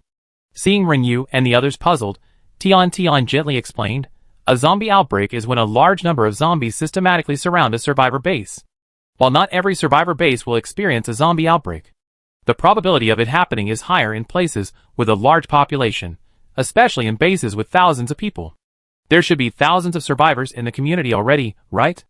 It would be very dangerous. Hearing this news, the members of Renyu's team became solemn. The community now has over 3,000 people, and there are at least 5,000 or 6,000 scattered survivors in the county. A few have refused to leave their homes, but the majority have decided to move into the community. Even if most of them move to hotels, the community's population has surpassed 1,000. The county originally had a population of 500,000. If everyone except the living has been transformed into zombies, the consequences would be disastrous if those zombies surrounded the community. Renyu was the first to recover and said to Tian, thank you, boss, for telling us this news. I bring it back to the community, and do my best to persuade residents of both the county and the community to move to the hotel. The hotel is absolutely safe, right? A team member asked. Yes, the hotel is absolutely safe. Even if there's a zombie wave, there's nothing to fear. The zombies can't find the hotel, and will never surround it. Hearing this assurance, the team members were even more excited. However, they all had families, and moving would require convincing them. After the discussion, Team Renwei returned to their rooms. Opening the room, Team Renwei wasn't too surprised by its cleanliness. Hotels before the apocalypse were like this. Although such clean rooms were rare after the apocalypse, after seeing the protective barriers, vending machines, and weapon shops, these no longer surprised them. But the moment they saw clear water flowing from the faucet, they were still thrilled. Now the water is polluted, there's not enough to drink, let alone bathe. They hadn't bathed in ages. They had originally planned to buy water at the hotel today and have a good bath that evening. But now, staying in a hotel, showering with water flowing directly from the faucet is much more convenient and comfortable. Plus, the hotel room has lights and air conditioning. Life is no different from before the apocalypse. My cousin Yanlei went to the bathroom to shower. Renyu walked to the windowsill and looked outside. It was pitch black, but there was a light inside, illuminating some areas. He discovered that at no time did the zombies come within 2 meters of the hotel. It was indeed as the owner had said. This was an absolutely safe zone. Like Renyu, the team members in other rooms also went to the windows to check on the zombie situation outside. After confirming the hotel's safety, everyone felt relieved and took a comfortable hot shower. The team members, holding milk tea or happy water, all breathed a sigh of relief. Life in a hotel is truly wonderful. No need to worry about food or drink. With so many weapons and equipment, even ordinary people can easily earn money by killing zombies. Moving to a hotel would be a great idea. As the team members settled into their beds, this thought welled up in their minds. We must convince everyone to move into a hotel. The next morning, Team Renue bought breakfast at the breakfast machine. These meat buns are so filling. So generous, so delicious. The fried dough sticks are delicious too. I love fried cakes. I love sweet tofu pudding. In the end, every team member had purchased their favorite breakfast. Fuck. This salty tofu pudding is so delicious. It was my favorite before the apocalypse, but it's gone afterward. Now I'm so happy to have it again. Everyone felt the same way. After the apocalypse, they only eaten white steamed buns for breakfast. Now, with such a rich breakfast, who wouldn't dare move in? I must tell everyone about the benefits of the hotel and get everyone to move in. Tion was overjoyed to hear this. If everyone in the community moved into the hotel, wouldn't upgrading the hotel be a piece of cake? She felt that within a few days, she could upgrade the hotel to the maximum level and open her first branch. Where would the first branch be? Tion hummed a little tune as she bought a bowl of steamed egg. Today's breakfast consisted of steamed egg and milk. After purchasing their equipment and weapons and filling their tanks with clean water, Team Renue rushed back to the community without stopping. You're finally back. Your family was so worried. They asked about it so many times last night, said the community gatekeeper. We stayed at the hotel last night. It's safe, Renue casually explained. Upon hearing they returned, Chi Bin-hong, the residential complex manager, hurried out to greet them. Your family members asked me about this several times last night. Ugh, what a mess this world is. Did you stay at the hotel last night? How was it? Did you get all the supplies? We're relying on water users for drinking water now, but it's not enough. Over 200 people moved into the residential complex yesterday. Uncle Chi, please excuse me. The hotel is safe, and we got the supplies. I have something important to tell you. The team members entered the residential complex office with the residential complex manager. They sat down, and the team informed him of the hotel's situation and the zombie apocalypse. Uncle Chi, do you think we should organize everyone to move into the residential complex? Renue asked. Chapter 15. Chi Bin-hong frowned. This is no small matter. The community is now well developed, and the policies are well established.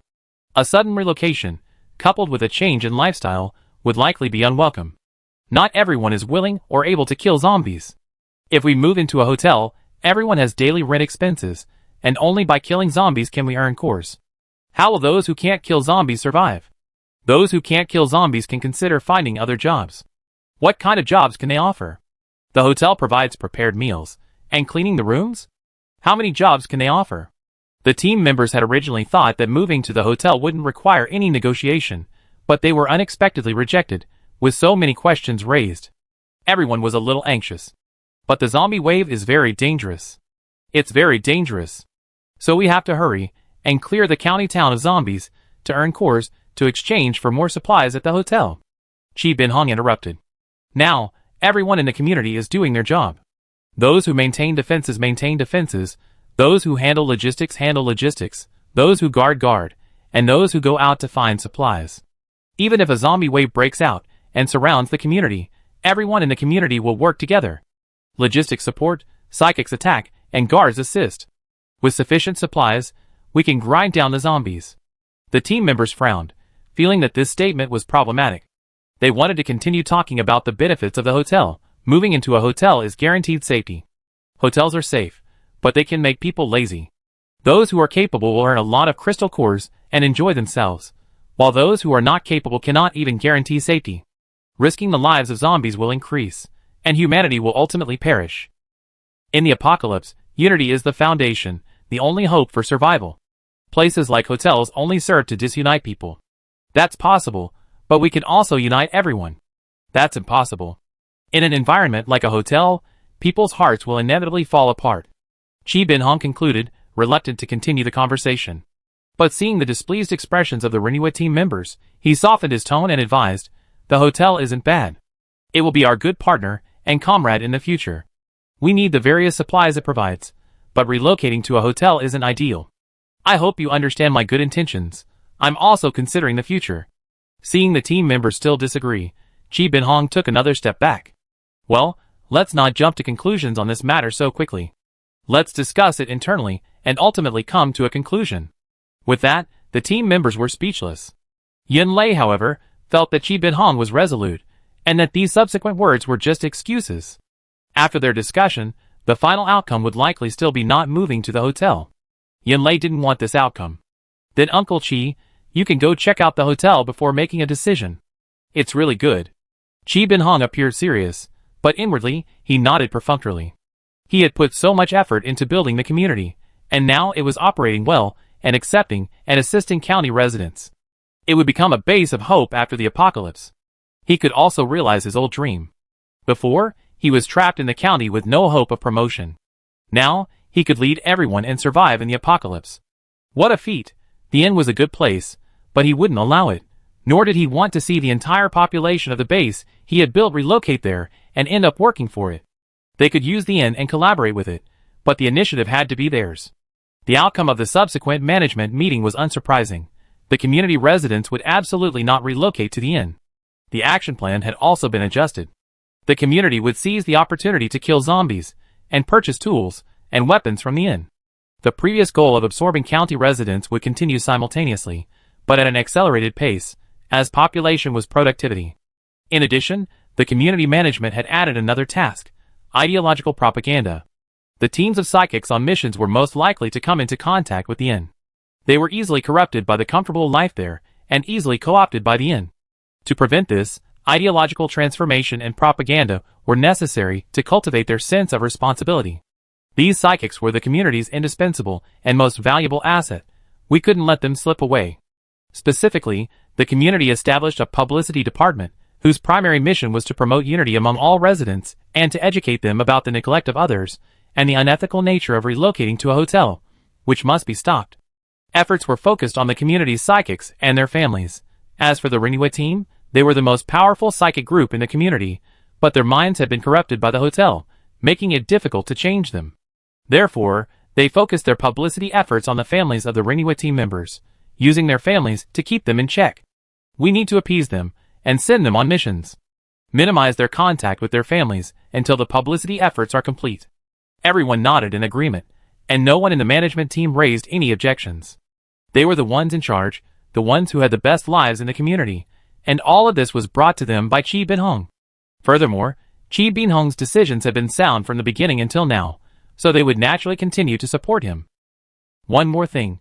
To improve cohesion, the Happy Community will be renamed the Happy Base starting today. In addition to the survivors from the county town, those from the surrounding villages will also be included. Will this be done simultaneously? Not yet. We don't have enough manpower right now. We rescue the survivors from the county town first. The discussion among the community's top management hadn't been hidden from the hotel system, or, more accurately, from the big boss behind it. However, the big boss could only sneer. These hypocritical people were always like this, ostensibly working for others, but in reality, only for their own benefit. He's seen this happen in every world he visited, and it was nothing new. If it weren't for her, the big boss wouldn't have cared about the lives of the ants on these small worlds, much less the efforts to create a protective artifact like the hotel to help humanity through this crisis. The big boss isn't interfering with this situation right now. Once these people learn their lesson, they naturally realize the benefits of the hotel. Tian, sitting in the hotel, sneezed. Is someone talking about her behind her back? She rubbed her nose. Never mind. No customers were coming, so she went off to read a book, drink tea, and enjoy life. Tian had no idea she was being maliciously speculated about. If she knew what people like Chi Binhong were thinking, she only complained. She was just imagining things. She was just running a simple shop on Xinyu, just an employee. Her original intention in attracting customers was to help more people. There wasn't any need for so many twists and turns. The members of Team Ringway all lived next to each other. They returned home first and told their families about the hotel. However, they didn't ask them to pack up and move immediately. They wanted to wait for the results of the community management's discussion. Most of them felt that Chi Binhong's words made sense. The community was operating well, so relocation wouldn't be easy. Even if it was necessary, it would require careful planning. Many people in the community hadn't had close contact with zombies, and the community was some distance from the hotel. There were many things going on. After all, this was the apocalypse, not the peaceful world that existed before the apocalypse. Relocation couldn't be done at will. But Yunlei felt the situation wasn't that simple. What if the community isn't willing to relocate, and only wants to cooperate with the hotel. Should we stay in the community or move into the hotel? Honestly, I want my family to stay in the hotel. It's absolutely safe.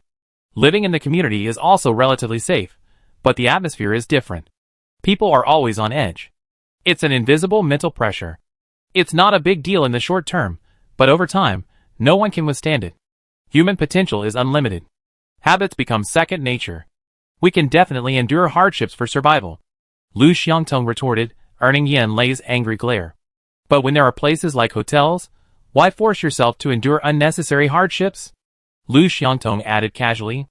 Yan Lei glared at her again, breathing heavily and never finishing his sentences.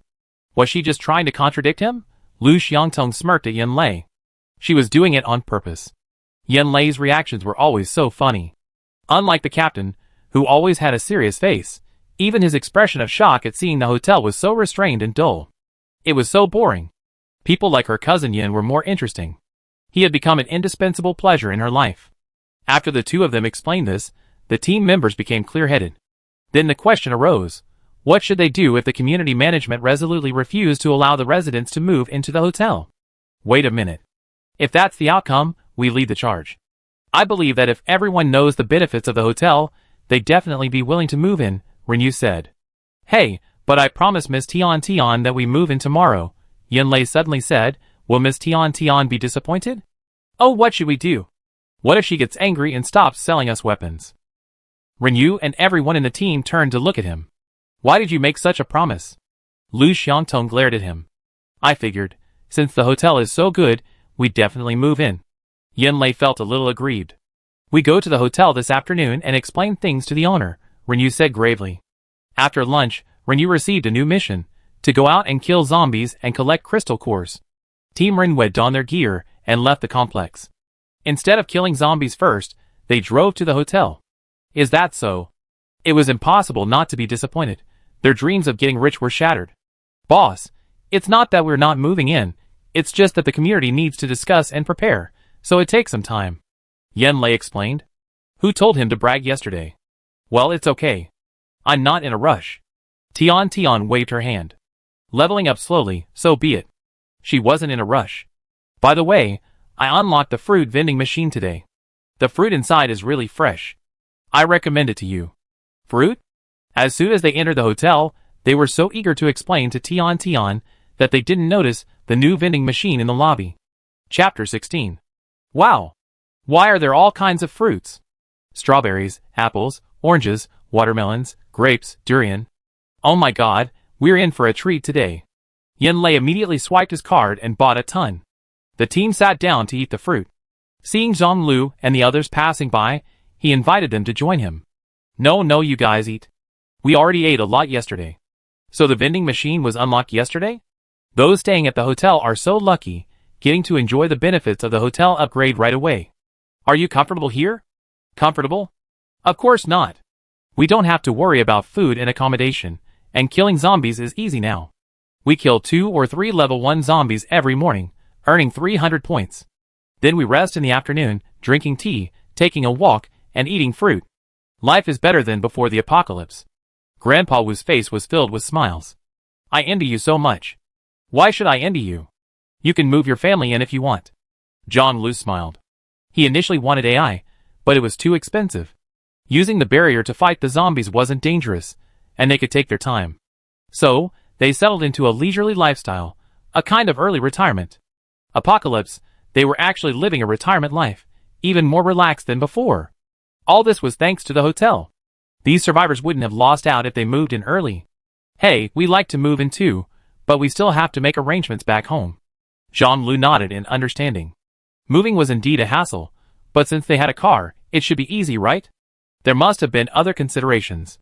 The Renwei team didn't explain much, so Jean Lu didn't ask. He and Grandpa Wu found another chair and table, sat down, and began playing chess. Team Renyu looked at them enviously. Life in the apocalypse didn't have to be hard, did it? Look at how leisurely and comfortable their lives were. Let's go on our mission, Renyu greeted them. Renyu didn't kill zombies near the hotel. Considering the upcoming zombie wave, he decided to start clearing the area near the residential complex.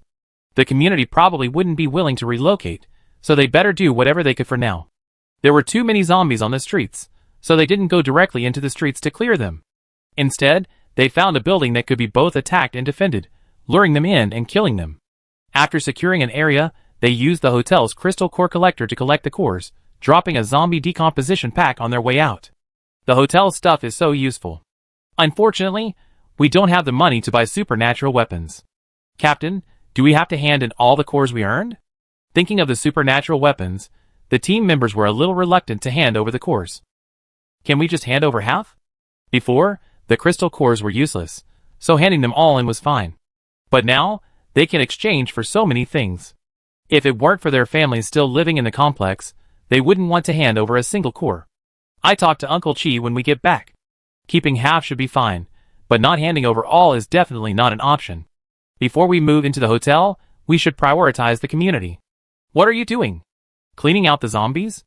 Are you here to rescue us? Chai Chong had been observing Renyu and his team for a long time. Seeing that they had cleared all the zombies from their building, and after confirming that there was no danger, he opened the door to speak with them. Renyu's team was tasked with rescuing survivors. Previously, their task was to inform them about the mutant spiders and persuade them to move into the complex. Now, they directly informed Chai Chong of the hotel's situation. This hotel sounds great. You just have to kill zombies and earn cores, right? Are you guys living in the hotel now? We're still living in Xingfu community, but the hotel situation has been reported, and we'd probably be moving soon. We suggest you move to the hotel first to avoid further hassles. If you want to move to the community first, that's fine too. Yin Lei said excitedly. He really wanted to move into the hotel. Chai Chong inquired further about the community, and learned that not everyone there killed zombies. His initial decision to move into the hotel hesitated. You don't want to kill zombies for crystal cores? Uncle, I see you're in good health. It's the end of the world now. If you don't pull yourself together, life will only get harder and harder. Chai Chong waved his hand. No, it's mainly because I have other problems. My son is about your age, but he's terrified of zombies and now doesn't dare leave his room. Asking him to kill zombies. It's too difficult. I'm worried the hotel's fees are too high. I'm afraid I can't support a child on my own. Don't worry, uncle. The food and other things are very cheap there. They explained the hotel's prices in detail to the uncle. Thank you. I think about it and make a decision. For several days, the Renyu team cleared out the zombies while promoting the hotel. They had originally thought that such a nice place would be popular, but the reality was different. When everyone learned that going to the hotel required killing zombies to earn crystal cores, they hesitated. Even those who had awakened superpowers were still reluctant to deal with the zombies themselves. They also learned that there were other logistical and patrol and guard work in the community. With such a retreat, these survivors were more inclined to move into the community. Team Renyu had no solution. They couldn't just kidnap someone and take them to the hotel, and the community hadn't yet given a clear answer. What's the base's intention? They haven't given any results. They just don't want to move, right? Yin Lei was getting impatient.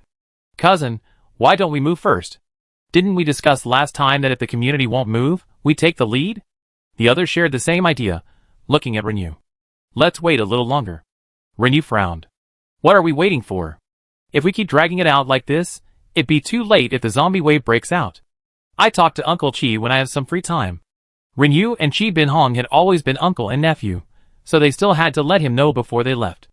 The hotel upgrade stalled until the brainwashed team of new employees from the management team arrived. Yu Shouqing, a resident of the residential complex and a gold-type Esper, was the first to form a Esper team there. However, because his Esper attributes, talents, and leveling speed were inferior to Renyu's, despite being the original team leader, he wasn't as highly regarded as Renyu. The Renyu team had always been the most prestigious team in the community. But a day ago, things changed. Chi Bin Hong, a member of the community management, suddenly approached him and offered him a position in management. The Esper team he led would become the community's, or rather, the Happiness Base's, premier team. Even though Renyu was more capable, management wasn't something one could achieve simply by sheer talent. From now on, Renyu would also be under his supervision. However, with only a limited number of Esper teams at Happiness Base, and the urgent and complex tasks, the Esper team had to prioritize completing their mission at Happiness Base. Their most important mission was to take crystal cores to the Tian Hotel in exchange for supplies. Yu Shouqing and his team members were well aware of the situation at the Tian Hotel, but the sight of its fortified barrier still left them gaping in amazement. Entering the hotel, Yu Shouqing winced. The decor was too dated, and it certainly wouldn't be as comfortable as living in the residential complex. The team members were also somewhat disappointed. The hotel's weapons and equipment were excellent, and they expected high-end decor, but seeing it so shabby was disappointing. However, they hadn't planned to move into the hotel in the first place. Their goal was weapons. The group looked towards the weapons store, and the dazzling array of weapons almost paralyzed them with excitement. Guan Han and Guan Xian, a sibling, were also members of Yu Shouqing's team. Guan Xian and Yu Shouqing had been classmates, and after their family moved into the residential complex, Yu Shouqing invited her and her brother to join his team. Guan Han recognized Zhang Lu as soon as he got out of the car. After entering the hotel, he pulled his sister aside and said, "Do you remember that guy? He's the one who asked us about mutant spiders. I didn't expect him to move into the hotel. He's killing zombies for their cores. I was thinking about asking him back then." Guan Xian nudged her brother with her elbow, silencing him. Now that they had joined the happiness base, and were now management staff, they couldn't bring themselves to mention regretting not discovering the hotel sooner. The base strongly discouraged residents from moving to the hotel. If management knew they were even thinking about it, they'd probably be warned and reprimanded. Guan Han knew about this, but seeing the hotel barrier, the delicious-looking hot food in the vending machines, and the various weapons in the weapon shop, he decided that staying in a hotel with his parents might be more comfortable than staying in the complex. He admitted he regretted not coming over to see the zombies being fought near the hotel. But it was too late to say that now. His sister's single-minded devotion to Yu Shouqing made no sense at all. Yu Shouqing's heart burned with excitement as he looked at the weapons. Their team would be the base's procurement team in the future, and he would equip his own team with these fine weapons and equipment first. After all, transporting supplies was crucial to the survival of everyone in the base, and no mistakes were allowed. Equipping them with quality weapons and equipment was a given. Where's the boss? Is he there? Yu Shouqing felt a little dissatisfied when he didn't see Tian Tian. Tian Tian was sitting on the tatami, drinking tea and reading. After being prompted several times by the system, she slowly put down her book and left the room. Yu Shouqing had already checked in and loaded all the crystal cores he had brought into his personal account. His eyes lit up at first, then grew even more dissatisfied. The sparkle came from admiring Tian Tian's cute looks and her pleasingly neat appearance, but the dissatisfaction stemmed from her cleanliness and tidiness, from jealousy that she could actually own such a hotel. Why wasn't I the one to awaken such a miraculous power? Having awakened such a heaven-defying power, why don't I cherish it? I don't even come out to greet guests. Such a lack-service attitude is terrible. Tian Tian keenly sensed his ill intentions, and her enthusiasm faded. She casually said, "Welcome. The card has been processed. Please leave them alone." Yu Shouqing became even more annoyed, but he didn't show it on his face. He simply thought to himself, this person's service attitude is terrible. The people from the happiness base will definitely not come to take care of the hotel business. Let's see if she'd be anxious in the future. It's her fault for having such a bad attitude. She has no business sense. Why isn't this hotel his? If he were the owner, he'd definitely do a better job than this woman. Chapter 17. Let's go buy weapons. Yu Shouqing's team was wearing the hotel's low-grade protective suits. They were initially quite satisfied with them, but when they saw the higher-grade, lighter supernatural protective suits, they suddenly felt like they were rubbish. The sight of the supernatural weapons made their eyes widen, and they desperately wanted them.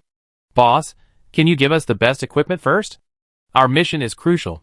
Transporting supplies requires extreme care. Only when all the team members have the right equipment can we ensure the safety of the supplies." Change them all," Yu Shouqing assured. "We're the first team in the base now, so it's only right that we use our equipment well. Our team will be the first to get the best equipment." "Great. Boss, it's great to have you with us. Our team is awesome." The team members beamed, their faces flushed with praise. But considering the price of the supernatural weapons, the 10,000 points weren't enough. So Yu Shouqing bought himself a supernatural weapon and a high-grade supernatural protective suit first, spending 5,000 points.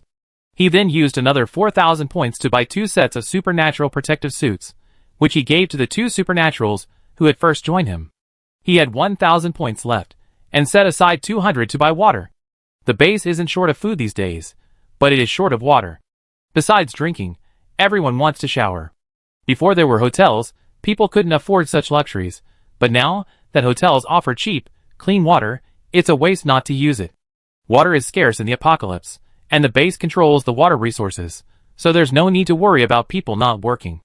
The only thing they can't do is let others discover the hotel. If the hotel wants to make money, it has to cooperate with the base. If the base residents want to live well, they have to obey the base's orders. Those in management get the most benefits. I hope the base can do a good job of ideological propaganda. Forget about staying in a hotel. How could a hotel in the apocalypse be so comfortable? Look at the people staying in the hotel. Men in their 70s and 80s, girls under 10, working so hard to fight zombies just to pay their bills. The hotel is truly heartless. And that middle-aged couple? They're just ordinary people. Ordinary people should just work hard at the base, protected by the superpowered ones. Why are they so brazen about fighting zombies? When the zombies level up, they just be food delivery. Yu Shouqing had 800 points left, and he used them all to buy ordinary weapons. These weapons will be selected by the team members first, and the rest will be taken back to the base for delivery. Well, if the points aren't enough, I apply for more tomorrow. I make sure everyone in our team has a superpowered weapon. Several teams went out to kill zombies today. I'm sure we all have good equipment in a few days. Boss, we're not in a rush. As long as we have them, we be fine. The team members echoed. Everyone was grateful to have joined a good team. Not only did they have such easy missions, but they also got the best equipment first, a far superior experience compared to other teams. Naturally, they wouldn't offend the captain who had benefited them. Guan Xian was one of them, but she didn't call him boss, but brother Yu to show her close relationship with Yu Shouqing. Guan Han felt humiliated, but he couldn't do anything about his sister. Yu Shouqing, pleased with his teammates' understanding, paid out of his own pocket, took out a level 2 crystal core, and topped it up with 500 points. I treat everyone to dinner. Order whatever you want. Yu Shouqing plopped down on a chair in the hall. You choose. I can firm it up there later. He waved the card in his hand. The team members were actually quite curious about it, but the community had a rule that all crystal cores were to be loaded onto the captain's card. Since they hadn't activated their cards, they naturally didn't have any. No matter how curious they were, they couldn't try to snatch the captain's card to look at it. I book a few more rooms later. We go back at 4 p.m. Thank you, brother Yu. Guan Xian was very sweet. She was especially grateful to be classmates with Yu Shouqing. Otherwise, she wouldn't have had the chance to join his team. Her brother, Guan Han, was still unhappy. I wondered what he was thinking. He had such a good job and his parents could live a leisurely life in the base, in the safest place, all thanks to his sister's favor. Guan Han almost rolled his eyes. What the hell was going on? He and his sister were both psychics. Fighting zombies, earning psychic weapons, and eating hotel food shouldn't be easy, right? They wouldn't have to rely on Yu Shouqing at all. Living in a hotel would definitely be much more comfortable for the whole family than in the community. His sister was completely nuts. Listening to those people in the community talk about unity? Bullshit, he couldn't convince his sister. His parents, too, believed the community's propaganda. He had no choice. He couldn't just leave his parents and sister behind and stay in the hotel alone, could he? After finishing their meal, the group sat lazily, eager to find a room to sleep. I book a room. The hotel isn't very nice. We're away from home, so let's just make do. Yu Shouqing clicked on the card, and the system informed him that he could only book one room. Why only one? There are so many of us here? Only those with hotel cards can book a room. The system voice prompt was heard by everyone. The team members all looked at Yu Shouqing. They were actually eager to check in, but they held back because of the base's rules. Yu Shouqing felt he was in a difficult position. When he explained the rules before, he'd been very tactful, simply saying that the crystal cores given by the base were base property, and that he was the only one allowed to open an account and purchase supplies. Everyone was smart, understood the rules, and didn't question them, so they were all fine with it. Now the hotel was forcing him to explicitly state that the base forbade them from applying for a card. They wouldn't say anything out loud, but they were inevitably having second thoughts. Yu Shouqing was furious. As if the hotel had read his mind, a voice prompt announced that even before the apocalypse, check-in at the hotel required identity registration. This is after the apocalypse. Yu Shouqing couldn't help but retort. After the apocalypse, there was no need to verify the occupant's information, but to facilitate guest access and purchases, a card was required, and the door needed to be swiped. How could this damn voice message be turned off? The rest of Yu Shouqing's team was silent, unsure what to say. Everyone, get a card. I don't believe it. I'm going to give everyone a good rest today. Yu Shouqing gritted his teeth. The team members all went to get their cards, all physical cards. Afterward, Yu Shouqing booked rooms for them all. The rooms added last time were all empty, so Tian didn't need to add a room. The hotel didn't offer hourly rooms. Reservations were for the day. Yu Shouqing was extremely upset about this. When he returned, he would apply for travel expenses. The team had to pay for meals and rest at the hotel. As for the cost of rest rooms, this was forced upon them by the hotel, and they didn't want to do it, but they had to book a room once they entered. The hotel was just ripping them off. But there was nothing they could do. They had to endure it for the sake of supplies. We tell them this when we get back, and let them spread the word about how terrible this hotel is. The team entered their rooms, and no one was dissatisfied. They were spotless and clean, with hot water for showers. The air conditioning was on, and the entire hotel was warm. Zombies roamed 2 meters outside the window, so the hotel was perfectly safe. That's so comfortable. If only the base had electricity. The base said that once the zombies in the county are mostly gone, they develop a generator, so the base will have electricity in the future. They're also planning to install solar panels, so the base will have electricity soon too. We don't need the hotel's electricity and air conditioning anymore. That's great. Yeah, we're in management, so we don't have to go out and kill zombies and get stinky. We just wait for the other teams to work hard. The equipment the hotel provides won't last long. Hey, the hotel provides the equipment, and we're responsible for the transportation. Those teams should be grateful to us. It's only right that we get better benefits. That's right. Our team will be the top team in the base from now on, and no one will be able to surpass us. Yu Shouqing shamelessly praised. Boss, you're so wise, bringing us into management. Good to know. The team showered and slept until 4 p.m. before driving back to Xingfu Community. In the evening, Tian took stock of the day's earnings. Today she earned 10,000 points, leaving her with a 13,000-point balance in the hotel. Only 7,000 points left to upgrade. Upgrading to a 3-star hotel will make a world of difference, Tian thought happily. The system, however, was a little worried. Upgrading the hotel without guests was meaningless. Only when guests stayed, expressed gratitude to the host, and generated the golden light of merit. It wanted to send a task for the host to go out and recruit guests, but the host was unwilling to burden the one they loved so much with the hard work. Forget it, it would just sit back and relax. Anyway, when the zombie wave breaks out, these people will all run to the inn. So little? Captain Ren, didn't you hand it all in? Yes, half was handed in. Our team will use the remaining half to buy equipment. Captain Ren, don't worry about the equipment. The base has made arrangements. Your equipment will be distributed uniformly from now on, so the base expects you to hand in all your crystal cores. Renyu frowned. There wasn't a rule like this before. This rule was only established at the base. The management was very strict. Captain Ren, the base is currently growing. Over 100 survivors are migrating in from the county town every day, many of them with special abilities. They're all in great need of basic equipment. The base plans to focus on resolving these issues, and then upgrade the equipment for each team later. Captain Ren, your team is the strongest, so you have to shoulder more responsibility at this time. But rest assured, the base won't treat you unfairly. Once the basic equipment is fully equipped, the base will equip teams with advanced equipment based on their contributions, and yours will definitely be the first to receive it. Seeing the team members still looking glum, the administrator continued to advise, the base protects your families.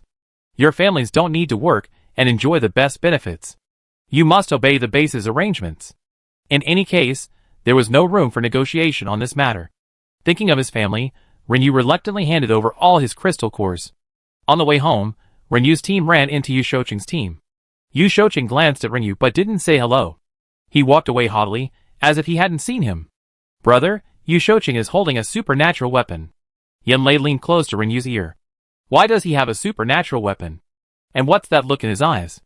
Is he looking down on someone? Chapter 18. Yu Shouqing was petty and jealous of his brother. He looked at him with an unpleasant look, yet he still greeted him whenever he saw him. It was as if he was both jealous and unhappy, yet had to greet his brother to avoid offending him or to curry his favor. But today, he was so condescending, looking down on his brother and their team. This was quite problematic.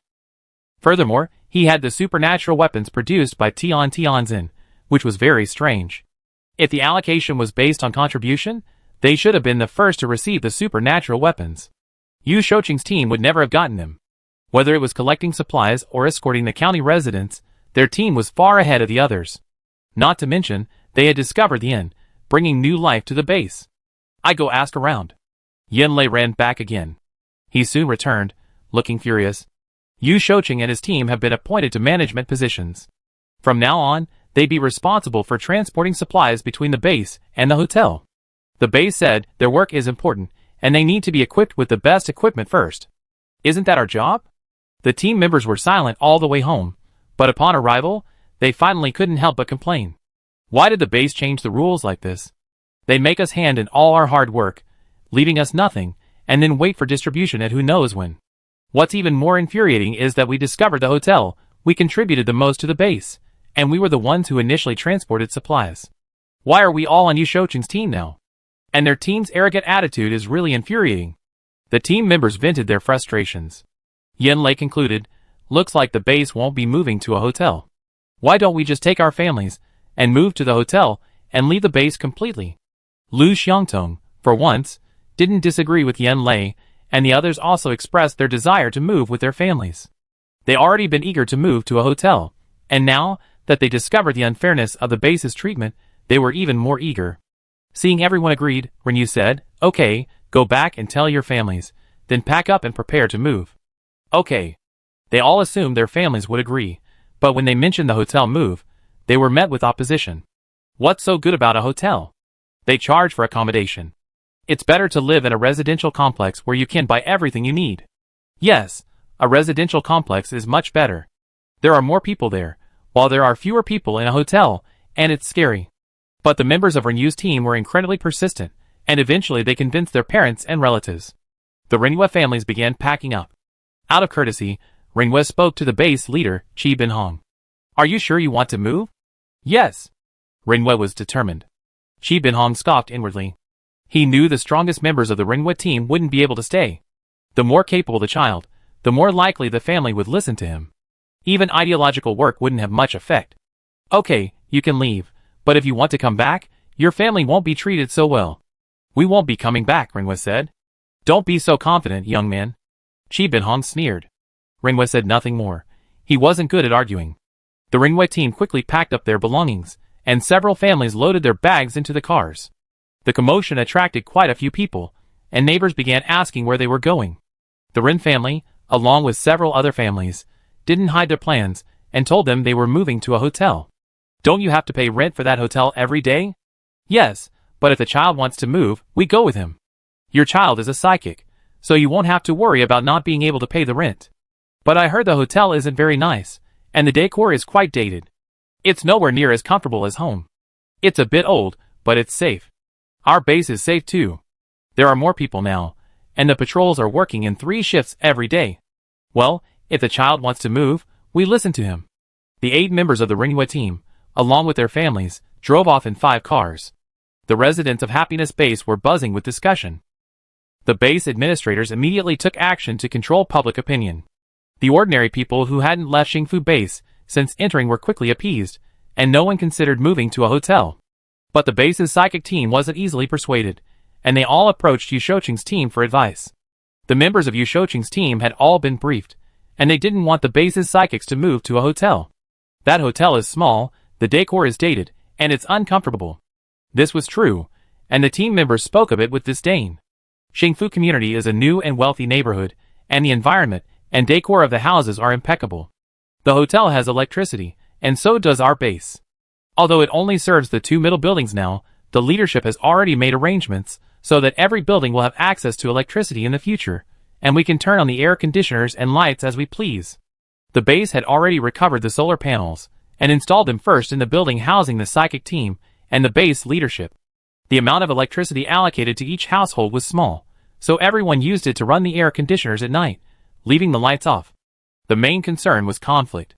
Although everyone knew the 2 buildings had electricity after seeing the solar panels, keeping the lights off at night meant less conflict if everyone stayed in the dark. Base management had also been reassuring and warning people that if they showed disunity, electricity would eventually be available. Everyone felt awe and hope, and no trouble arose. It's safe, but our base is safe too. Hotel accommodations require crystal cores, and they're paid daily. Occasional stays are fine, but long-term stays are too burdensome. This statement was a mixture of truth and falsehood. The weapons and equipment the hotel sells are excellent, but many ordinary people wouldn't know how to use them. And our base will purchase those weapons. We now have a partnership with the hotel, so we can buy any weapons the hotel offers. We don't have to stay there. This was true, but the base and the hotel weren't partners. They believed the base was responsible for the hotel's business, treating them as customers, valued clients, and gods. Without the base's large spending, the hotel wouldn't be able to sell anything and would simply go bankrupt. The members of Yu Shouqing's team spoke with superior confidence, quickly dispelling the psychic's concerns. After sending these people away, Yu Shouqing immediately went to Qi Binhong. These people might be thinking of going to the hotel. Be very careful. Well, thank you for your hard work. Tomorrow I break up their team and assign them heavy tasks to keep them from dwelling on other matters. Oh, by the way, go to the inn again tomorrow and buy some supernatural weapons or low-level supernatural protective suits. I use them as rewards for obedient supernatural users. A slap in the face is always a reward. Don't worry, leave it all to us. Yu Shouqing narrowed his eyes, promising more profit tomorrow. Qi Binhong nodded in satisfaction. He knew Yu Shouqing's intentions, and he tacitly agreed to them. He needed forces completely loyal to him, and naturally, he was willing to reward them with more benefits. They gained benefits, armed themselves, and became even more loyal to him. He benefited, and the base also benefited. The families of Team Renwei regretted their actions as they drove out of the residential complex. They had been staying there for too long, and the moment they stepped outside, they saw so many zombies, drawn to the sound of the car and swarming after it, terrified. With the children holding them up, they had almost forgotten how dangerous it was outside. They were first afraid, then worried about the children. It's so dangerous for you to go out on weekdays. Mom and Dad can't help. Mom and Dad, we awaken our powers, so it's our duty to go on missions. Yan Lei spoke sarcastically. He had previously told his family about the hotel, hoping to get his parents to agree to relocate, but they refused, insisting the community was great and that they should stay put and work hard without worrying about anything else. Now they know how hard their missions were. The community still wants to treat them like slaves. Yan Lei and Ren Yu were only children. Besides their parents, their extended family included their grandparents, their maternal grandparents, siblings on both sides of their parents' side, and cousins, totaling more than a dozen relatives on both sides. On the day the apocalypse arrived, the Yin family was having a dinner, and all the relatives and friends were present. Their family was fortunate to have only a few children come down with fevers, and upon awakening, they all developed special abilities. Renyu was the oldest of the younger generation, and after awakening, he led the charge, working with the residents to gradually clear out the zombies in the community. Because of his outstanding contributions, Renyu has always been a well-regarded figure in the community, and their two families have always lived comfortably there. If Renyu hadn't given the go-ahead, his family would never have agreed to relocate. However, while they felt sorry for their children, they regretted their decision after seeing the scene outside. Well, the community is actually quite good. You and your brother have supported our entire family while you were on missions, giving us the best treatment. It's actually quite good, Yan's father said. Yan Lei was furious upon hearing this. The community isn't as good as the hotel, and it's completely unfair. Our team has contributed the most, yet the community is skimping on our pay and using our achievements to feed Yu Shouqing's team. It's infuriating. Yan's parents exchanged glances and said, community rules are in place for long-term development. Yan Lei couldn't believe what he was hearing and tried to protest, but his father quickly said, Mom and Dad should go out with you. That way you can relax a little. Yan Lei felt depressed and upset. No, you're old and ordinary people. It's dangerous. You don't have special abilities, and going out with them would make Mom and Dad feel bad. Yes, Aunt and Uncle can go out and work too. Yan Lei's aunt also said, well, now that we left the happiness base, we can't find ordinary jobs. I don't know if the hotel has any jobs for ordinary people. Hearing this, Yan Lei felt even more depressed. His family was still thinking about the community, and their expressions hinted that they didn't want to move to the hotel. Chapter 19. Let's go to the hotel. Cousin Ren can support the whole family by himself, and it's much easier than before. You see, once you get there, we can't always rely on you. The whole family felt a little uncomfortable. Before the apocalypse, they all had jobs. Yan Lei's aunt's family was also in business, and both husband and wife were capable people. The apocalypse came so suddenly that they didn't react at all. By the time they did, Yan Lei and Renyu had already done a lot. Then, the two of them brought home a lot of things every day. The community didn't require them to work, so they just muddled along. But the families were embarrassed to let their nephew work so hard to support them, and their faces turned red. They offered to work there, but Yen Lei refused. He said that these were the benefits they had earned through their hard work, and that they wouldn't get much more by working. He told them to stay home and raise their younger siblings so they could go out on missions together. But they had already planned to go out and work, and had already arranged jobs, but they didn't expect their nephew to insist on moving to the hotel. Oh, what would they do next? They were actually reluctant to move, but they also understood that their nephew's departure had offended the base management. None of their families had superpowers, so staying wouldn't be easy. They couldn't bear to be separated, and they also had their elderly parents to worry about. So, impulsively, they agreed to move together. Now they truly regretted it, but it was too late to regret it now. Once they moved out, the base wouldn't let them go back. Yu Shouqing called his team members to the car. Their car wasn't very heavy, so it easily surpassed the Ringyue team's relocation team. They were also heading for the hotel. We have something interesting to see today. The hotel's environment can't compare to the rooms in the complex where Rinyu and his family live. Let's go first and see their disappointed and regretful faces. It's bound to be hilarious. You know what? Their house is really nice. The location is great too. It's in the middle, the safest one. Our team can apply to move in. Really, brother Yu? Can our team apply? Guanxian asked excitedly. Their family was the last to move into the base, and the houses they were assigned were all on the outer perimeter of the complex. The inner perimeter was occupied by those who moved in earlier. The base values unity and doesn't have a tiered allocation system. It's always first come, first served. The outer perimeter is close to the wall, and zombies swarm outside every day. They're clear during the day, but nothing can be done at night. Everyone living on the outer perimeter is terrified. Furthermore, the two inner perimeter houses were the first to get electricity. Guanxian had wanted to move for a long time, but unfortunately, she never had the chance. This was also why she was so flattering Yu Shouqing. Unfortunately, her brother was such a jerk. Not only did he refuse to help, he also held her back. He told others about the hotel's greatness, and the team overheard him, and reported it to Yu Shouqing, who even warned him. Yu Shouqing glared at her. If you behave well, I do. Brother Yu, I'm sure I will. Keep your brother under control. Tell him to stop his nonsense. If management finds out, I can't protect you. The base isn't forcing everyone to stay, but once you leave, don't even think about coming back. This was the base's new policy. Instead of constantly forcing everyone to stay at the hotel, which only made them more eager, it was better to relax the restrictions. Everyone became more cautious and less willing to leave the base. Yu Shouqing's team arrived at the hotel entrance. They glanced disdainfully at the 4 men who were using the barrier to kill zombies, then swaggered into the hotel. Yu Shouqing topped up his points first, then invited everyone to choose their supernatural weapons. Today, each of them would receive one. Everyone, hold your supernatural weapons in your hands, and let Rinyu and the others take a good look. Won't that piss them off? We all have supernatural weapons, and Rinyu's team can only use machetes to kill zombies. That's no use. Rinyu's stupid for not seizing the opportunity. Yu Shouqing grinned triumphantly. The team's eyes were filled with excitement and anticipation. Tian emerged from the room. Thanks to Yu Shouqing and the others' top-ups, the hotel's points balance had exceeded 20,000, and she was planning to upgrade the hotel. As soon as Tian emerged, everyone in Yu Shouqing's team looked over. They didn't even think to speak to her, their expressions filled with the arrogance of a consumer. Tian ignored them and glanced at the computer. Mission: upgrade the hotel to 3 stars, requiring 20,000 points.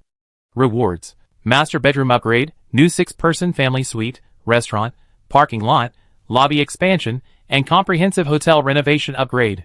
Upgrade available, please confirm. Tian was about to click confirm when she heard a noise at the hotel entrance. Team Rinyu and their families arrived. Team Rinyu and their families entered the hotel together. Looking at the small lobby and its dated decor, disappointment flickered in their eyes. Although they felt warm and comfortable, the base had electricity, and their family was allowed to run the air conditioner 24/7. So, while air conditioning might be attractive to others, it wasn't so appealing to them. The base management granted the air conditioning all day long, a special concession for Rinyu. Many families don't have this privilege, including the management staff, who are only allowed to use it at night. Furthermore, the base will soon be reconnecting to the water supply, making water access much more convenient. They were the first to benefit from these benefits, but their own child had given up on them. No wonder Chi Bin Hong was so angry. These were such excellent conditions. They insisted on moving to a hotel in the zombie-ridden county town. The hotel looked less comfortable than home, and judging by the current situation, no one at the base would move to a hotel. The survivors in the county town were lining up for the psychic team to take them to the base. They had no idea what the Tian Tian Hotel was. Even if they knew the location, with so many zombies in the county town, the survivors wouldn't risk coming. In the future, it would be just these few families living there, like an isolated island surrounded by zombies. Alas, humans are social animals. In the apocalypse, sticking together is the right thing to do.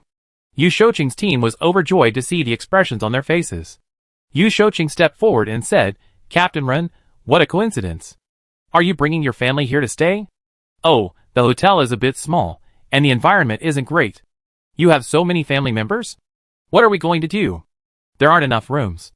The members of Team Renwei were furious when they saw them, and their psychic weapons, and after hearing Yu Shouqing's words, they wanted to punch him. This guy is just trying to sow discord and doesn't want them to stay here properly. The family members of Team Renwei grew nervous upon hearing this, and they pulled their sons and daughters to ask, "Is there really not enough room in the hotel?" Even though the hotel says it has 3 floors, it's actually only 1 inside. There aren't many rooms, so with so many people, we have to squeeze in. Yu Shouqing said casually. Tian, what the hell is this person talking about? What should we do? Should we go back to the happiness base? Everyone looked around and saw that the hotel lobby was also very small, and standing there with so many people was a very crowded place. You can't go back to the base. Captain Ren, hello, are you moving to the hotel permanently? Tian stepped forward and interrupted Yu Shouqing. Everyone stopped talking when they saw Tian, because the girl before them was so cute and her smile was so friendly that it soothed everyone's restless hearts. Yes, sir. Do you have enough rooms? Of course, Captain Ren, have your family members apply for cards. It's very convenient for long-term hotel guests to have 1 card for each person. As for booking rooms, Captain Ren, please wait a moment. Renyu nodded, asking no further questions. He simply sent the family members to the counter one by one to apply for cards. The members of the Renyu team also cooperated and hurried the family members to check in. Yu Shouqing ignored, looked on with a sullen expression. Wait and see. They knew exactly how many rooms the hotel had. Although the Renyu team was only 5 people moving, they had quite a few relatives and family members. It looked like there were at least 40 or 50 people. How could the hotel accommodate them in those few rooms?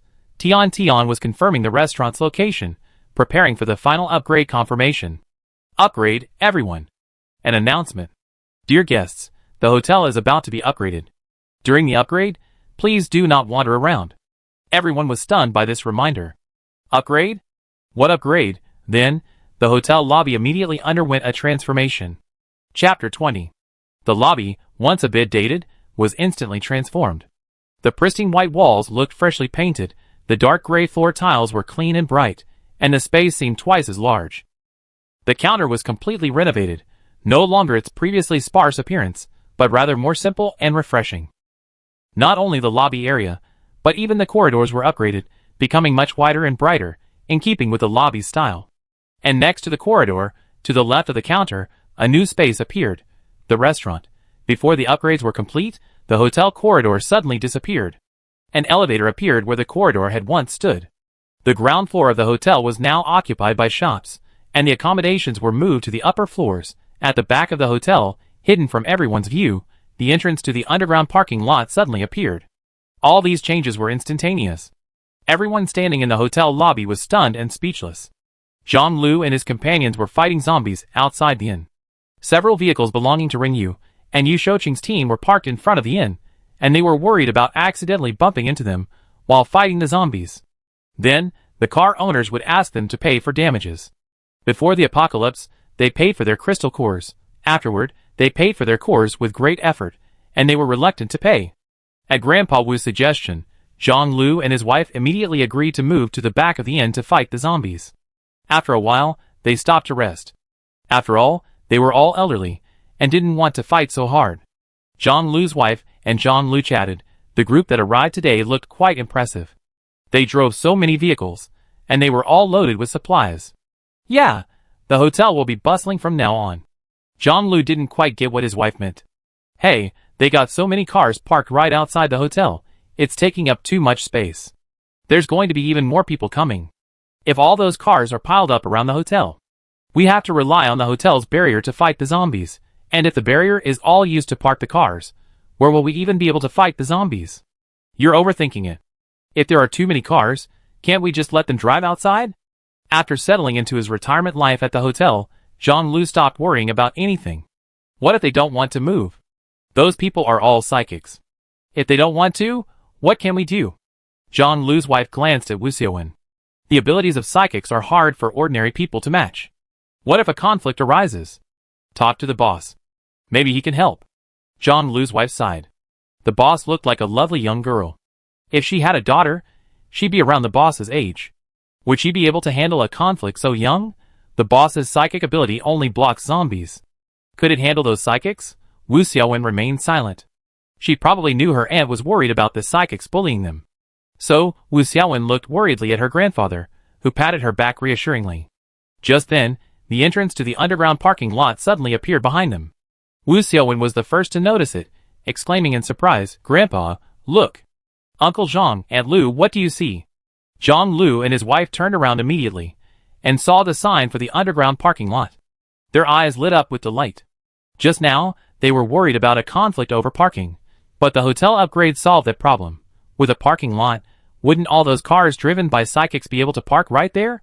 The hotel lobby seems to have gotten bigger. This upgrade isn't just about the parking lot. Jean-Loup carefully examined the hotel's exterior, and noticed the barrier had also grown. "Let's go check it out," Jean-Loup called. The four of them immediately headed for the front door, and upon entering, they heard Yan-Lei exclaim in surprise. "What the heck? What's going on? Oh my god, this is so cool! The hotel has been upgraded like this. Oh my god! The decor is so beautiful! It's like a 5-star hotel. And now there's a restaurant?" Yan-Lei had been surprised by the addition of a weapons shop before, and he was quite receptive to the hotel upgrade. However, since he hadn't seen the upgrade in person, seeing it with his own eyes was doubly astonishing. Jean-Loup and the others were also shocked. The hotel's decor had changed dramatically.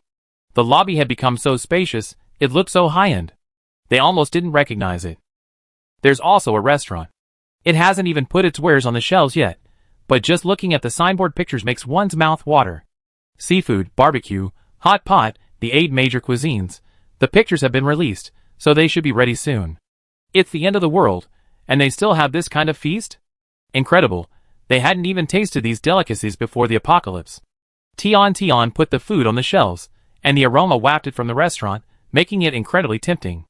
Everyone turned their heads and craned their necks to look through the restaurant window, swallowing and taking deep breaths, their eyes glued to the food. Renyu's family members didn't react until they heard Jean-Loup's words, and then they came to their senses. "What the hell? What's going on?" Tian smiled and reassured them, "Don't worry, the hotel has been upgraded. The hotel will continue to upgrade in the future, providing a better living environment and more services." More upgrades? A better environment? More services? Oh my goodness! The weapon shop didn't exist initially, only with the last upgrade. Yan-Lei explained to his family. So amazing? Will the hotel have a pharmacy in the future? In the apocalypse, everyone's biggest fear is headaches and fevers. There's a pharmacy and a doctor in the happiness base. Yes, the pharmacy will be available in the next hotel upgrade, Tian replied, glancing at the quest. Quest: upgrade the hotel to 4 stars, requires 50,000 points, rewards, addition of a clothing store, a daily necessities store, and a pharmacy. A pharmacy. Everyone excitedly discussed it. Tian ignored the excitement and said to Renyu, "Captain Ren, the hotel has upgraded and opened new 6-person family suites. Each one costs 4,000 yuan per month and can accommodate 6 to 8 people. You can reserve them as needed." Renyu turned on the video and checked out the room descriptions. The rooms had been upgraded. The 6-person family suites had not only bedrooms, but also living rooms, making them just like home and incredibly comfortable. He immediately booked 3 rooms. After a moment's thought, he turned and asked the family members to view the rooms. The family members were still excited, but it took them a while to calm down. Following the guidance of the young men, they opened the hotel cards to examine the room layout and descriptions.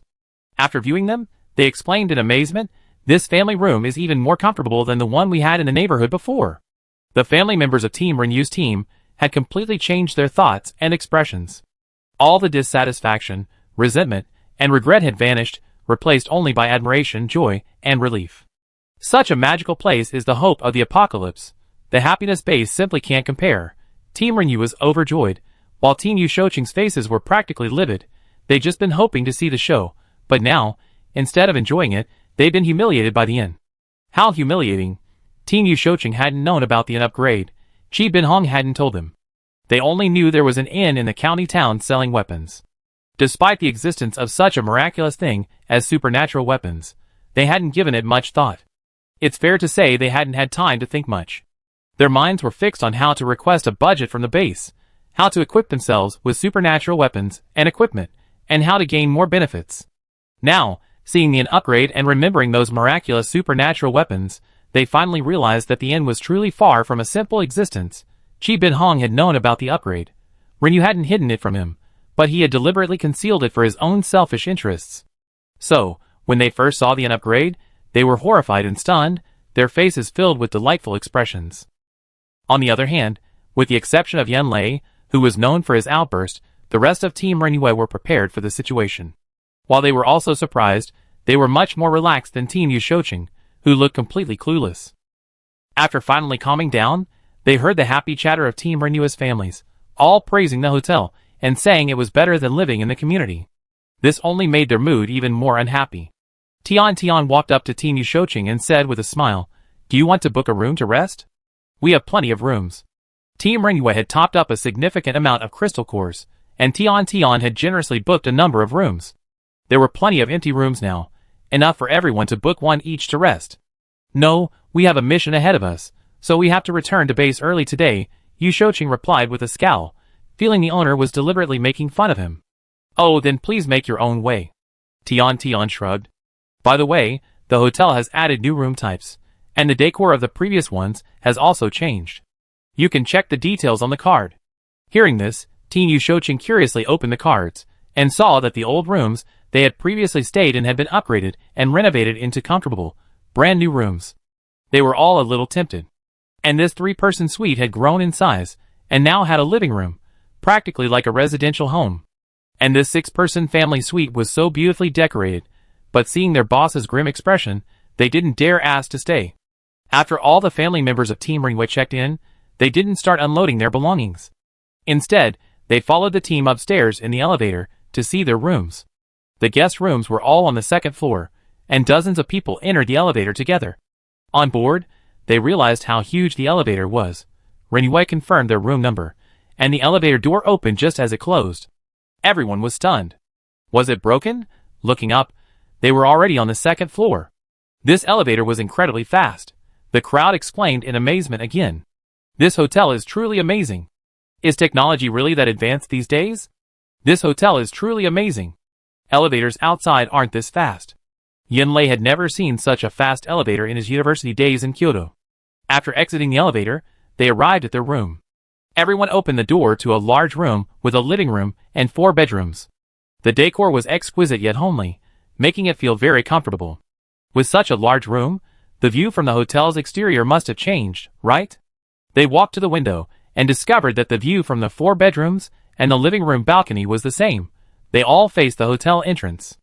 They also saw their car parked outside, the hotel barrier, and the zombies roaming outside. The view from the window could be changed. Renyu manipulated the window a few times, and the view changed to the other side of the hotel. "This is amazing. It's quite fun," Yan Lei said. Then, they checked the toilet and bathroom, and were overjoyed to find running water. "This is much more convenient than back home. When I want to shower, I just turn on the tap."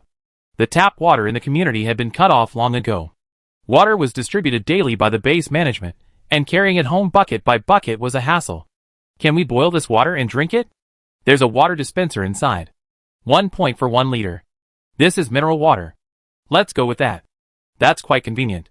Everyone was delighted with the room and couldn't wait to move in, rushing downstairs to unload their belongings. After exiting the elevator, they noticed that after the elevator closed, the second group of people could go up directly without waiting. It was incredibly efficient. The hotel was beautiful and amazing. Not staying here would be a huge loss. This thought crossed everyone's mind. Chapter 21. Mr. Zhang Lu and his wife, along with the Wu family's grandparents, had only glanced back at the hotel before running off to kill zombies again. At noon, they returned to the hotel and wanted to go back to their rooms to change out of their protective gear, but discovered their original rooms were gone. Boss Tian, where are our rooms? Your rooms have moved. Click on your card, and there should be a reminder. Mr. Zhang Lu clicked on his card and found their room had been moved to the second floor. He thanked Tian and headed straight for the elevator. The decor of their double room had also changed, making it much more comfortable than before. Why don't we get a family triple room? The family room has a living room, and the other room can be converted into a study. You can read or do crafts there in your free time, suggested Mr. Zhang Lu's wife. They were dinks. They had never had children and probably didn't plan to have any in the future. A double room would have been enough, but they were earning 500 to 600 points a day from killing zombies, which wouldn't cover much of their expenses. It would be better to spend the money on housing. The monthly rent for a double room was 2,000 points, and a three-person family room was 3,000 points. With their hard work and earning 20,000 points a month, the cost of the room was no problem at all. Sure. I book a family room right now and turn it into a study. Okay, it's booked. The couple moved their belongings into the new room and then invited the Wu family and grandchildren to the cafeteria for dinner.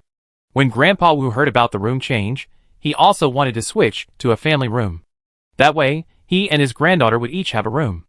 The granddaughter would have the larger room, which would accommodate a bookcase and allow her to read or study when she had time.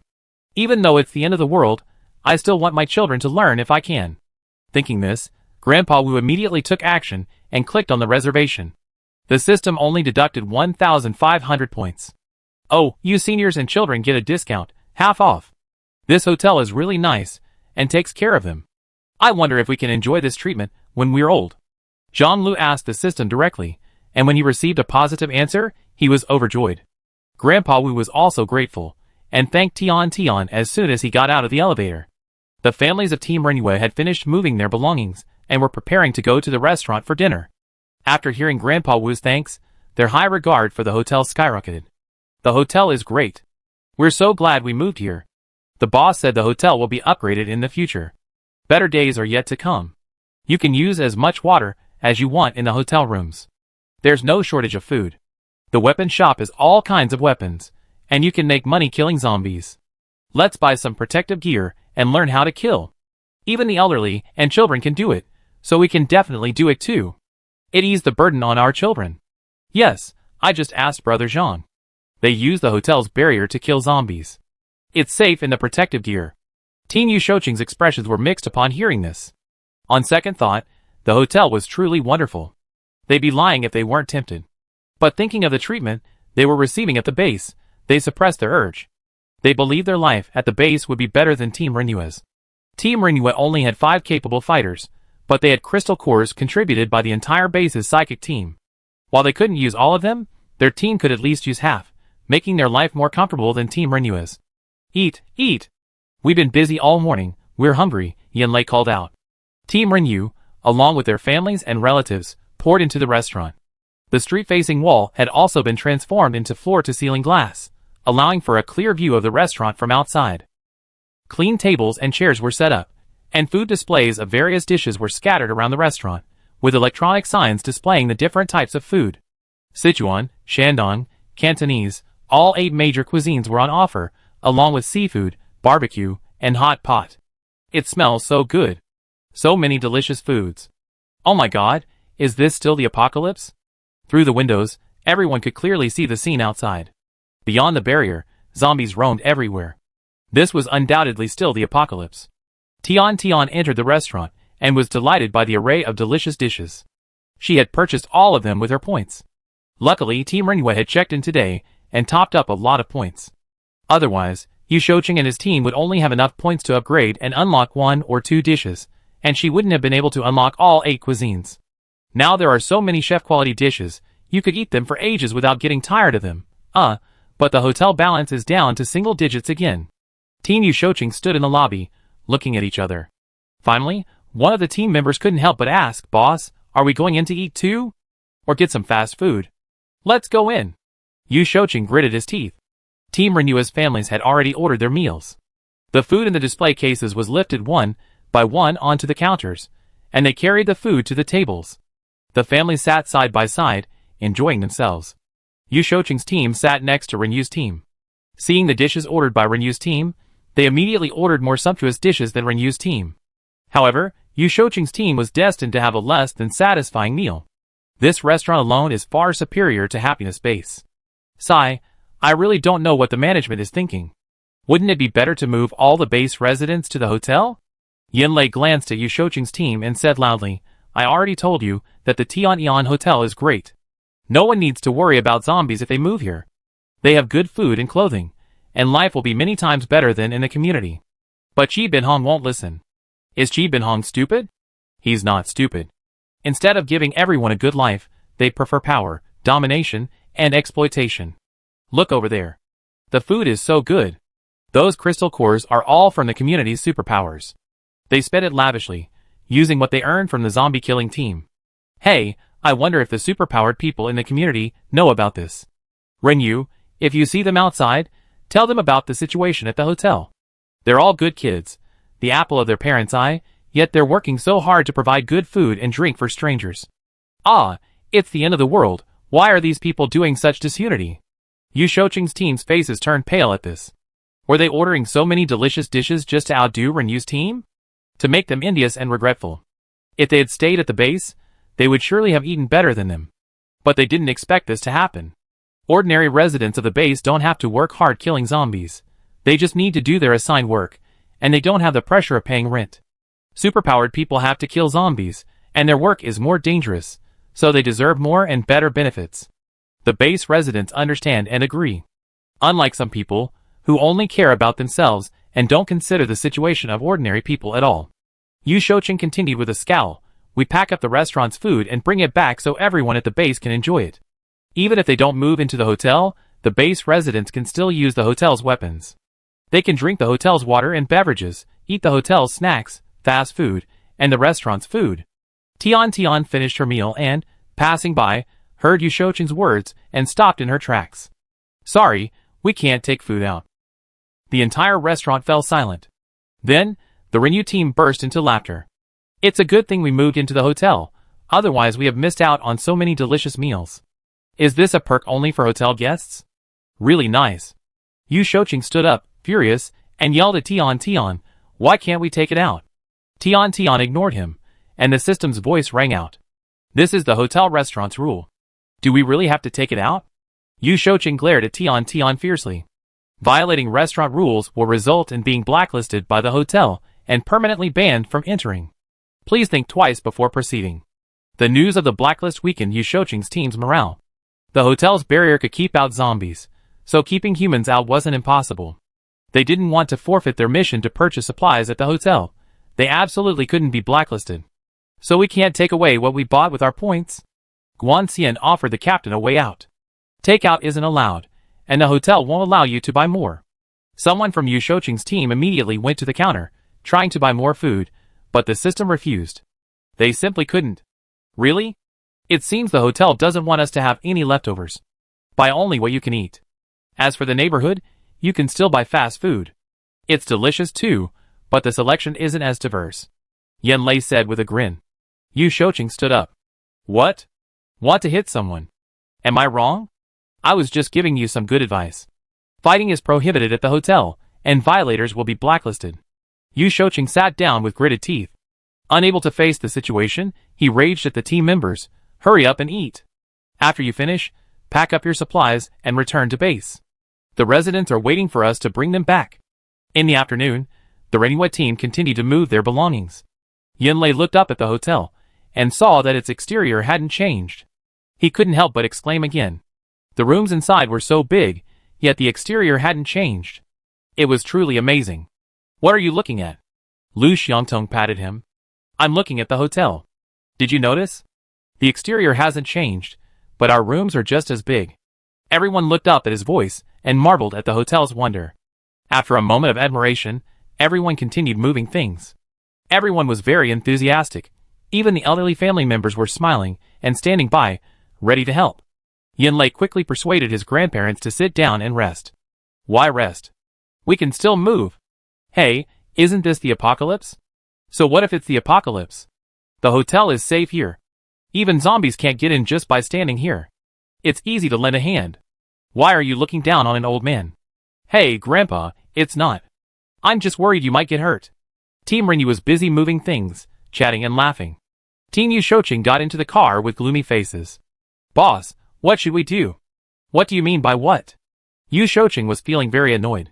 That's right, if the other psychics knew the hotel had been upgraded, would they leave the base? If all the psychics left the base, there would be no one left to kill the zombies. If the ordinary people in the community were left to do the killing, the base would be completely empty. I talked to Chi Bin-hong when I get back. He'd definitely have a solution. Chapter 22. After moving everything, Team Rinyu decided to move the cars to the underground parking lot. The car pulled into the underground parking lot. Tian was also in the parking lot at the time. She had come directly down from the elevator to see what it looked like. The parking lot has areas A through C, each with a certain area, capable of parking approximately 30 cars. Points can be used to upgrade and expand the area and zones, adding multiple entrances and exits. If more people come, everyone can drive in through different entrances. Each area has an elevator on the partition column. If you want to return to the hotel, you can just take the elevator. Simply tell them the floor you want to go to, and you'll be there in a second.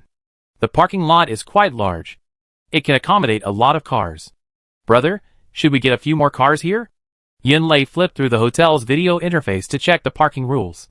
They had rented a hotel room long-term, and each person was allowed one car for free.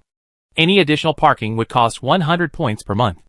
With so many people, the parking lot wasn't full, so they could find more cars to park in. Rinyu thought about it, and agreed with his suggestion.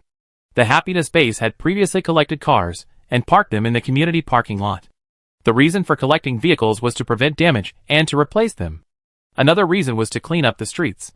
Cars blocking the roads, coupled with the presence of zombies, created a dangerous traffic jam and made it difficult for them to rescue survivors. Therefore, they removed all the cars they could move. Furthermore, the cars had been left outside, exposed to the wind, rain, and zombie damage, becoming unusable over time. Everyone felt sorry for these cars, and was willing to let them return to the community. Tomorrow we find a car, at least to drive back the cars blocking the main road to the hotel. Tian paused at Rinyu's words. The action they were planning was in the best interests of the hotel. Clearing the road would definitely help attract guests. Tian walked up to Rinyu and said, Captain Ren, thank you. Rinyu was stunned for a moment, then replied, You're welcome.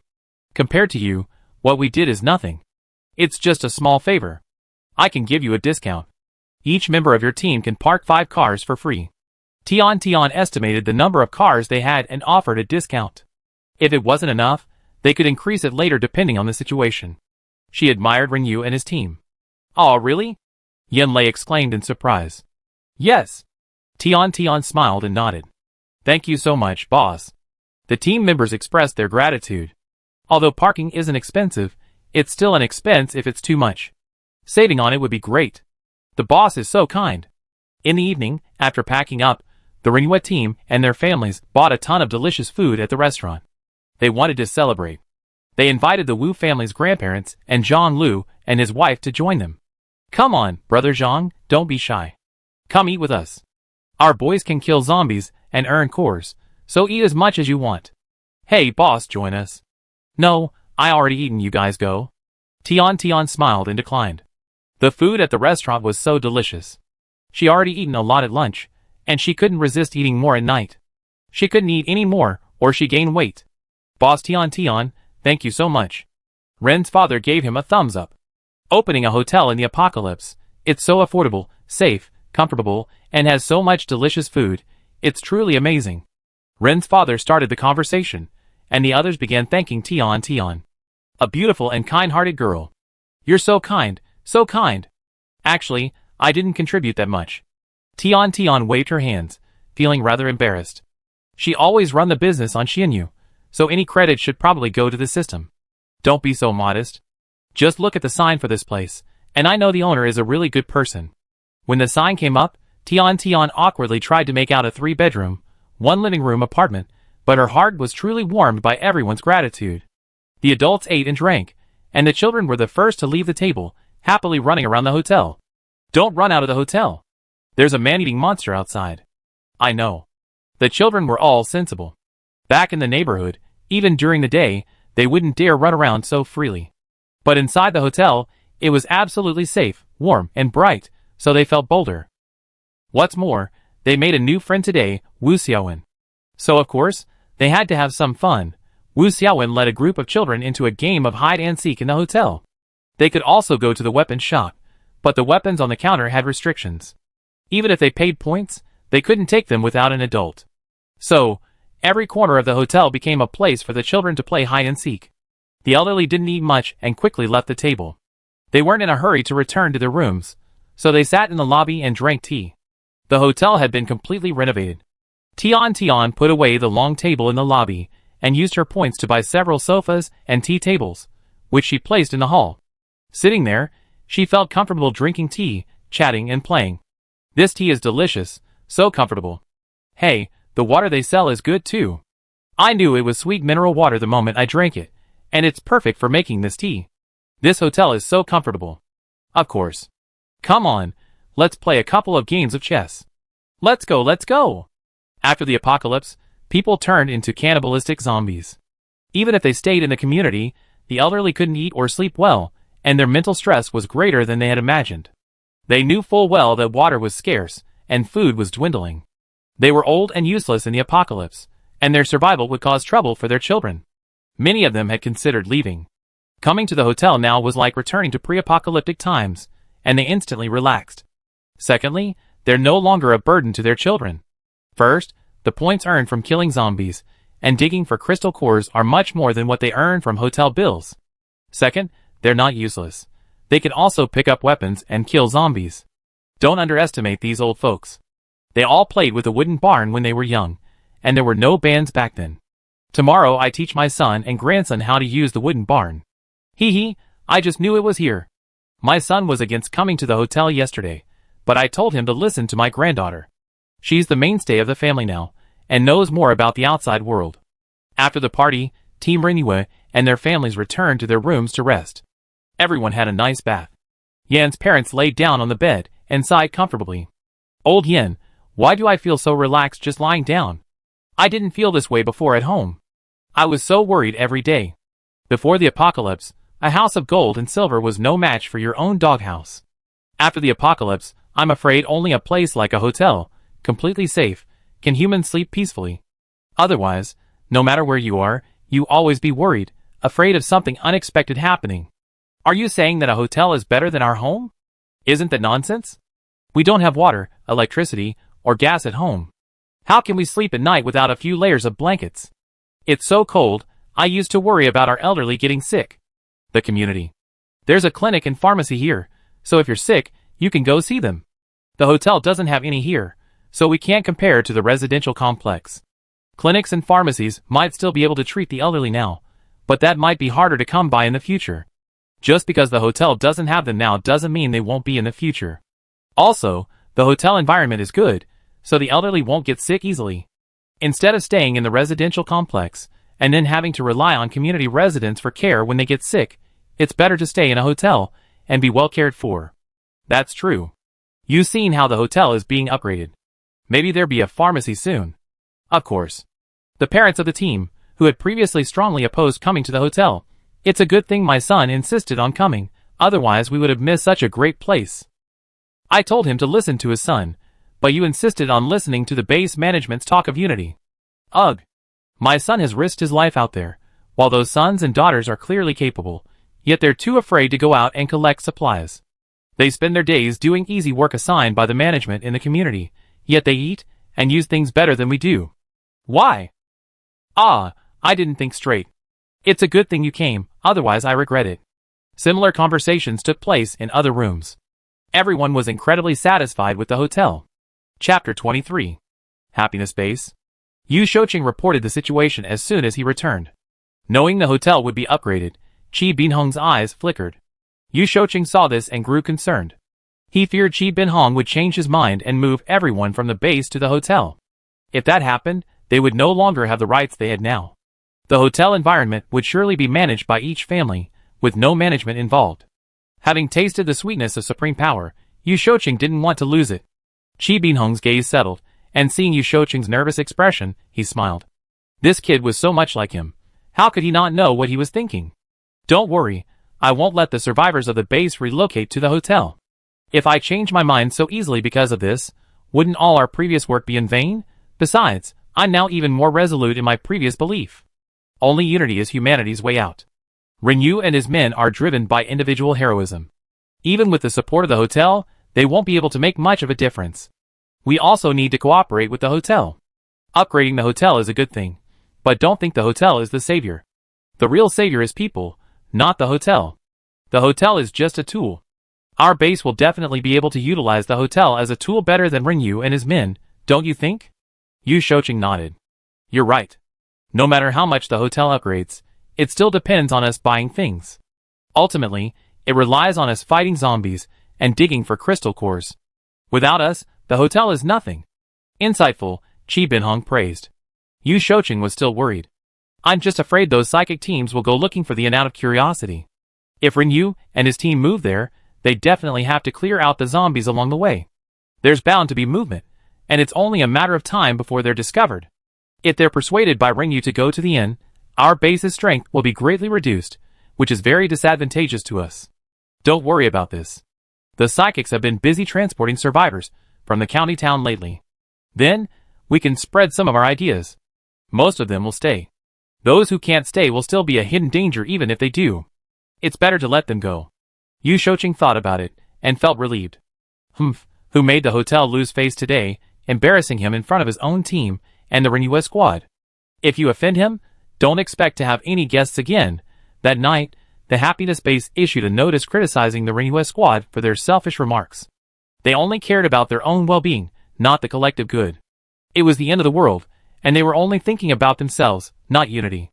The base condemned this behavior and emphasized the importance of unity in the fight against the zombies. Uninformed residents of the base, many believed the base leader's propaganda and began to condemn the Rinyu squad.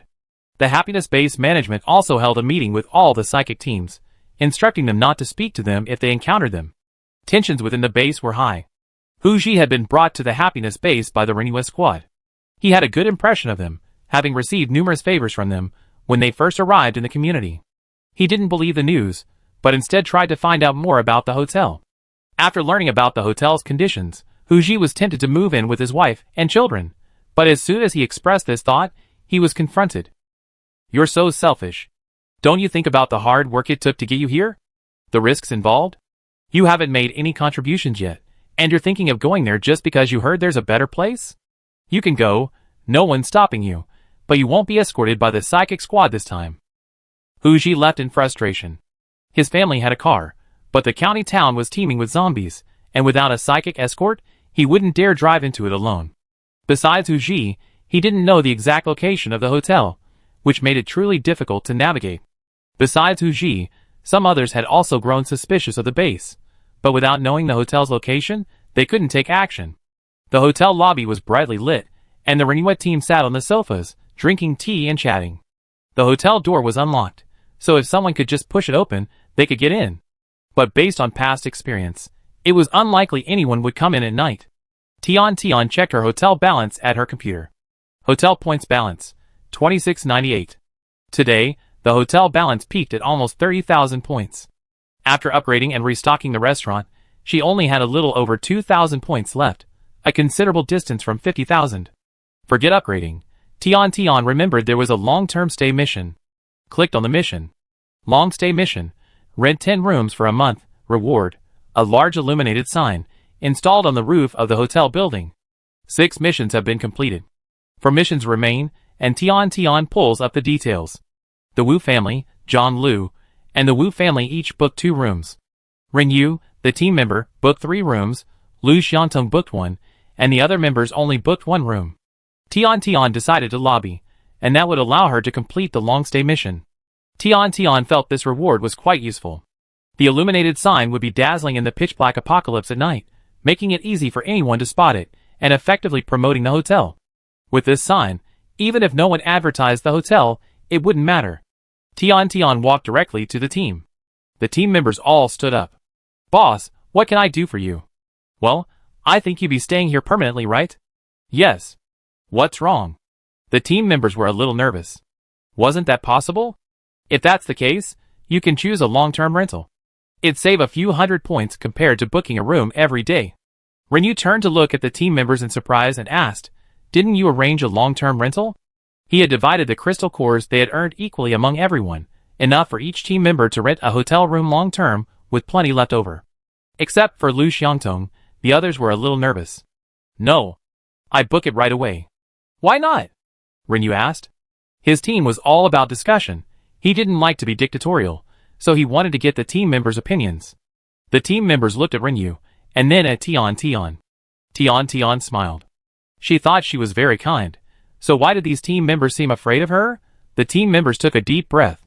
"We're thinking of not renting long-term for now. We can use the points to buy supernatural weapons, which will allow us to kill more zombies and earn more money." Renyu nodded. This was a reasonable consideration, but... "Boss, is a long-term lease required?" "No, you're free to choose. I just want you to do me a favor. It's related to upgrading the hotel." Tian Tian explained with some embarrassment. Long-term stays weren't directly related to upgrades, and it was difficult for her to explain, so she could only give a vague answer. "Okay, we do it." When they heard it was related to the hotel upgrade, the team members, who hadn't rented long-term, immediately changed their minds and agreed. The benefits of upgrading the hotel were numerous, such as weapons, a restaurant, and next time, a pharmacy. The hotel's products were definitely special. Compared to buying supernatural weapons, upgrading the hotel was more important. They could buy the supernatural weapons after a day or two of zombie killing, so there wasn't a rush. "Thank you." "You're welcome. We can only do well if the hotel is doing well. If there's anything else we can help you with, boss, just let us know. We do our best." Renyu nodded, agreeing with the team members' suggestions. Tian Tian smiled sweetly. "I do have a favor to ask. The hotel needs guests. If it's okay." "Promote the hotel?" Renyu frowned. They tried to promote it before, but many people refused to come because they didn't want to kill zombies. Now, they probably had little effect, and it was a waste of words, delaying the zombie-killing efforts. No, that would delay your earnings. She preferred them to just advertise and recruit customers, and then spend like crazy to boost the hotel's revenue. Besides, she didn't pay them, so it wouldn't be nice to have them work for nothing. If you come across someone who wanted to come to the hotel but couldn't due to the dangers on the road, it would be great if you could lend a hand. Everything else will be up to fate. Tian Tian was quite relaxed. The system wasn't urging her, and she didn't have much motivation to attract guests. This was just a casual remark. "Boss, don't worry.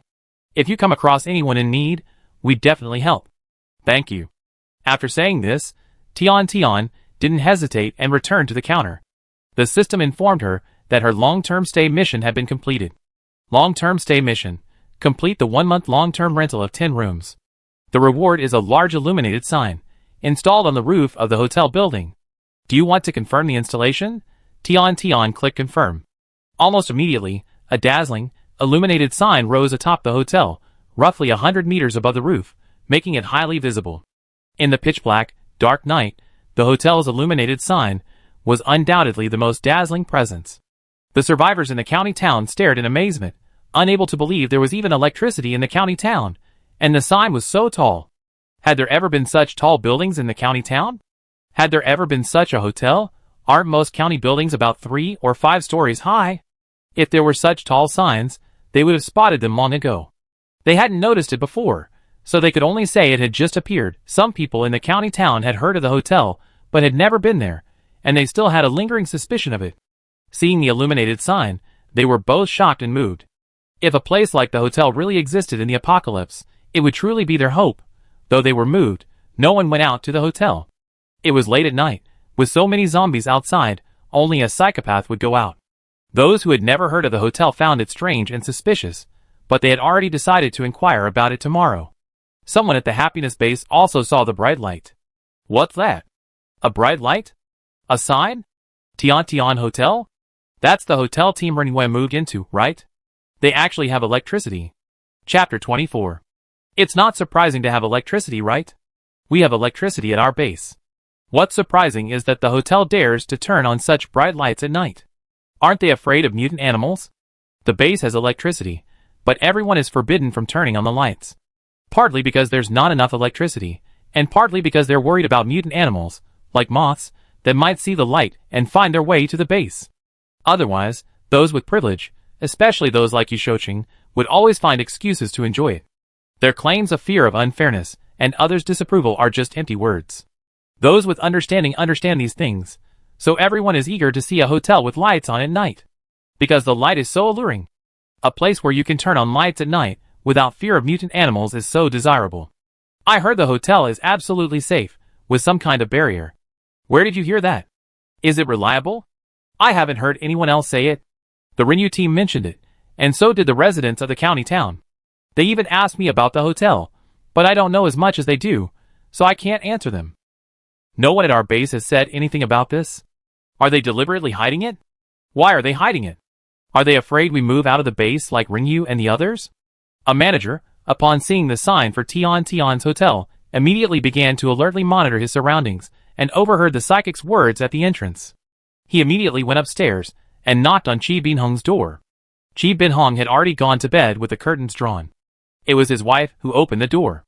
Upon hearing that his subordinates had important matters to report, Chi Binhong's wife quickly invited them inside. Captain Chi, something's wrong. The hotel's sign is on today. Please check the window. People in our base are already discussing something.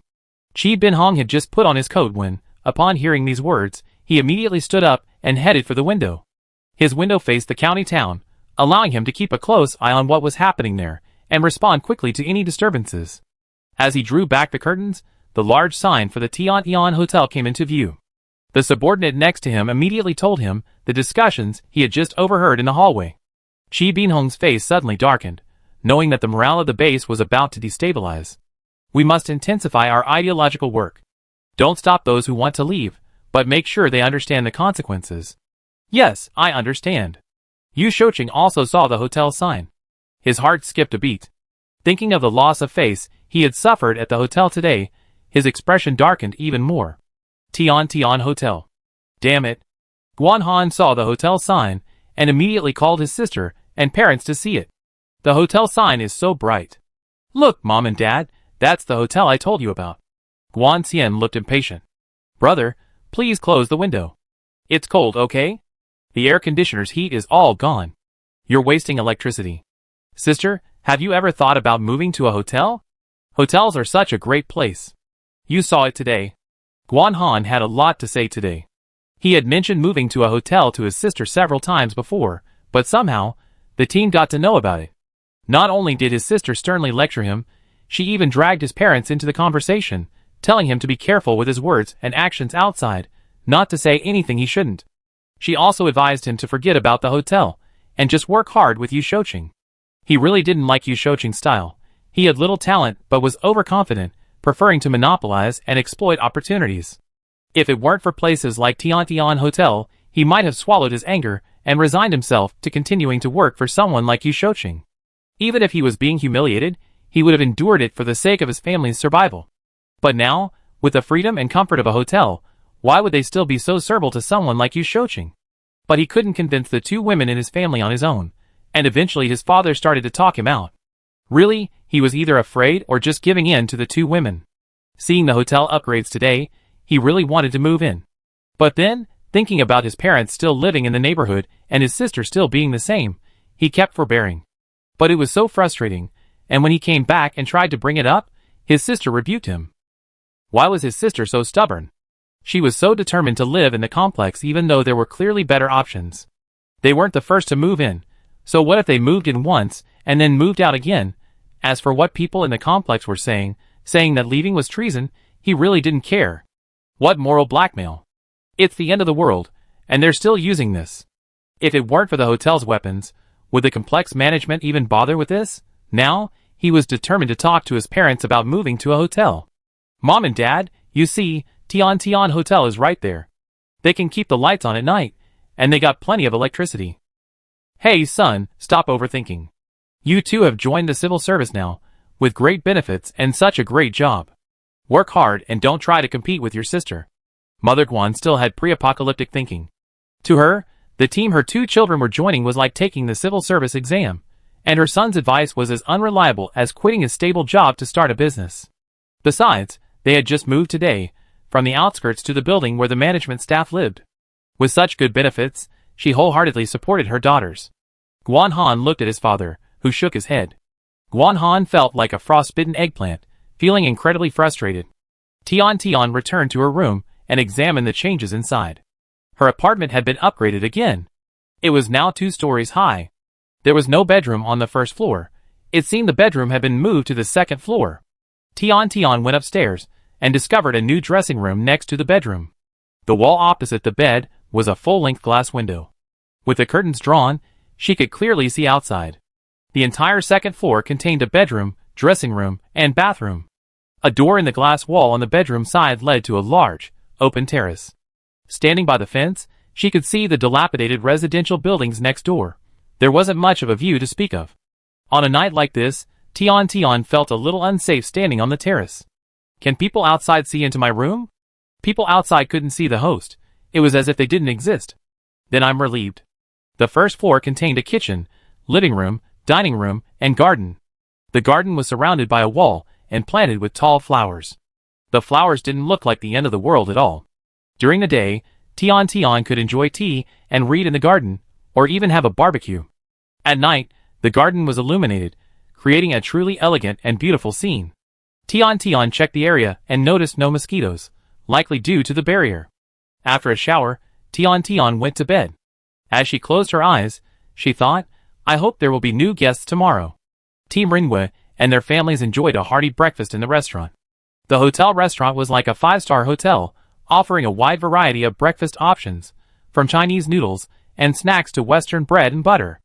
As long as they had points, they could eat whatever they wanted, and the prices were very reasonable. Life like this was truly much happier than when they lived in the residential complex. Their family was considered well off, but they still worried about many things, and being without family brought anxiety. Here, everyone relaxed, and their spirits were completely different, their eyes shining, their faces beaming with smiles. Old Man Ren said he could teach everyone how to use the wooden warehouse. So, Renyu's parents, uncles, and other elders who had gotten up early and finished breakfast followed Old Man Ren, standing within the hotel's barrier area and learning from him. The Wu family's grandparents and Zhang Lu also followed. As Tian left her room, she saw the scene with great anticipation. The hotel should be getting another upgrade soon. It was rare for the Renyu team members to wake up late. They had been doing the hardest work at the happiness base, and they had put in the most effort during the move yesterday. After a few drinks that night, they completely relaxed and fell asleep. Their families felt sorry for not waking them up. They slept until noon and ate in the dining hall. You all use supernatural weapons, so you don't need to learn how to use a sling, right? Old Man Ren asked. Grandpa Ren, we need to learn. Supernatural weapons are shaped like slings and operate just like regular slings, so we need to learn that too. Oh, then I teach you after you finished eating. Your parents, uncles, and aunts basically know how to use a sling. Huh? My mom and the others know how to use a sling. It's not that easy. They still need practice. There are only 2 slings, so we need to buy a few for them to practice with. Oh, then we need to earn more crystal cores. The points were all spent on hotel reservations and meals. Yesterday's dinner party cost quite a bit. Everyone was so happy yesterday. Even if some people wanted to save money, seeing everyone so happy, they couldn't say anything to dampen the mood. After dinner, Old Man Ren invited them to continue their studies. Grandpa, aren't you going to take a nap? Old Man Ren was excited and full of energy. He felt that even in the apocalypse, he wasn't useless. No, I'm going to teach you all a lesson today. The atmosphere was full of enthusiasm and joy. Renyu's team consisted of psychics. Their various senses had been heightened, and they had quickly mastered the use of firearms. However, mastering their use required continuous combat. So, Renyu and his men set out to clear the road, kill zombies to earn cores, and then drive the drivable cars to the hotel's underground parking lot, across the county town. Are you going? If not, we pick up the next family. Chai Chong frowned, a look of distress on his face. Thank you so much, but I can't leave today. What? You haven't convinced your son yet? Oh yeah. He's too scared to leave the house. I'm still trying to convince him. How naive. We already gone to another family, and there are many people waiting in line for us to pick them up. Your family is such a hassle. If it weren't for your proximity to the base, we wouldn't have come to ask. You have to figure it out for yourself. Thank you so much, Chai Chong sighed. This father is really something. He dotes on his son too much. I just knock him out and take him away. When he wakes up, he'd be in the neighborhood. Even if he gets scared, he can't run back home. That's right. But I'm a little envious of that kid. He has a father who loves him so much. Even in the apocalypse, he can still be so willful. What's there to envy? People like that won't live long. To be frank, they're not suited to the apocalypse. They're a burden, and their existence is a waste of food. Chai Xiaoyu stood by the window and hugged his head as he heard the words of the psychic team downstairs. He was scared, terribly scared. He couldn't face it because his mother had turned into a zombie right before his eyes. He had beaten her to death with his own hands. He couldn't accept this fact. He was guilty. But his father was still alive, and he wanted him to live. What should he do? Jiang Hongmei watched the team of superpowered people from Xingfu community take the family downstairs away, her frown deepening. Mom? What's wrong? 14-year-old Wei Lan walked over to her mother and put her arm around her shoulder, trying to make her feel more at ease. We can't leave today. Our neighborhood is crowded, and we have to wait in line to get to the happiness base. We're at the end of the line, so we can't move in until tomorrow. Tomorrow is tomorrow. There's no rush. Hey, you don't know? I'm so nervous today. I keep thinking something bad is going to happen. Ugh, nothing bad is going to happen. I just want to move to the happiness community as soon as possible so I can feel more at ease. Mom, why don't we go to the Tian Hotel? I saw that sign yesterday. Why don't we go there? We can't wait for the happiness base to pick us up. Chapter 25. Over there. How do we get there? Or do we need someone to come pick us up? Driving. Your mom can't drive. Oh, I can. How do you know how? Driving a car? Jiang Hongmei's face was filled with confusion. Her daughter was only 14. How could she drive? Hee, I learned from my dad. At the mention of her father, Wei Lan fell silent. Both mother and daughter fell silent. Her husband was out of town on a business trip, and communication had been cut off since the apocalypse. They had no idea whether he was dead or alive. Mom, Dad must still be alive, right? Yeah. Jiang Hongmei forced a smile. Your dad is the same. How old are you? He's already teaching you to drive? Aren't you afraid of something happening? Who says I'm smart? I learned it just by watching. Wei Lan was very proud. If it weren't for the apocalypse, she wouldn't have told her mother that she could drive. Dad had only taught her on a whim. Afterward, he was quite scared and even made her promise not to tell her. Mom, are we leaving now? Jiang Hongmei sighed as she saw the rear of the Xingfu community's psychic car driving away. Tomorrow, let's follow those psychic teams. Wei Lan pouted, unconvinced. Why did she have to follow them? I can do it. You can, but I can't. Just listen. Okay, but I want to go to the hotel. We're not going to Xingfu community. Wei Lan wanted to argue with her mother again, but thinking of the apocalypse, she decided not to anger her. Before the end of the world, her mother was very strict with her, so she became a little rebellious. Her father also sided with her mother and forced her to study hard. She was really annoyed, so she started to rebel against her parents and hung out with some classmates who didn't like to study. After the apocalypse, she'd grown up, but her adventurous spirit remained. It was a shame she hadn't awakened her powers. If she had, she'd have rushed out and slaughtered them all. Those zombies were nothing, just the walking dead. We see tomorrow. Jiang Hongmei shook her head at her daughter, who was a head shorter than her. Did this little girl think those things were easy to deal with? The stench was awful, and yet she was still dealing with it, not even escaping. Jiang Hongmei kept an eye on the buildings in the complex. The two buildings outside had all but left, leaving only hers and the one next door. She hoped everything would go smoothly. Hey, why aren't you leaving? Don't you want to move to the happiness base? Hearing the voice, Jiang Hongmei and Wei Lan were both startled, then realized it was their upstairs neighbor calling out. The direction seemed to be the building across the street. Jiang Hongmei searched for a moment and soon found the person, the one diagonally across the street, near the complex gate. It was Wang Shirong, Sister Wang. And her mother. Jiang Hongmei knew Wang Shirong because her daughter was the same age as the other family's son. They'd been classmates in kindergarten, elementary school, and middle school. There weren't many schools in the county, so children of the same age who lived together were generally in the same grade. She remembered that Wang Shirong's son had turned into a zombie, and Wang Shirong was a divorced single parent. Their son and grandson had turned into zombies, and these two people were a bit mentally unstable. Previously, Several waves of psychics had come to their door to warn them of the danger of mutant animals outside, and they had scolded them out.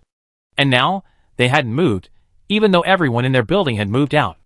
Wang Xirong ignored Jiang Hongmei's neighbors, and numbly went about cooking and washing vegetables. It was like before the apocalypse, calling their sons for dinner, only to find their sons/grandsons, now a pile of rotting flesh, sprawled on a chair, stinking. But an elderly man and a middle-aged woman acted as if they couldn't smell anything and continued to call their sons/grandsons to eat.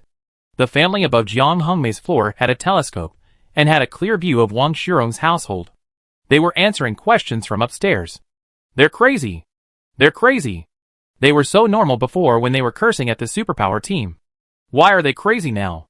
Maybe they lost their strength from lack of food, or maybe they contracted a virus and drank contaminated tap water. Their neighborhood still had running water, but it smelled and yellow, making it unusable. Have they turned into zombies? I don't know. They still look human, but their expressions are so numb. The water is unbearable. Ugh.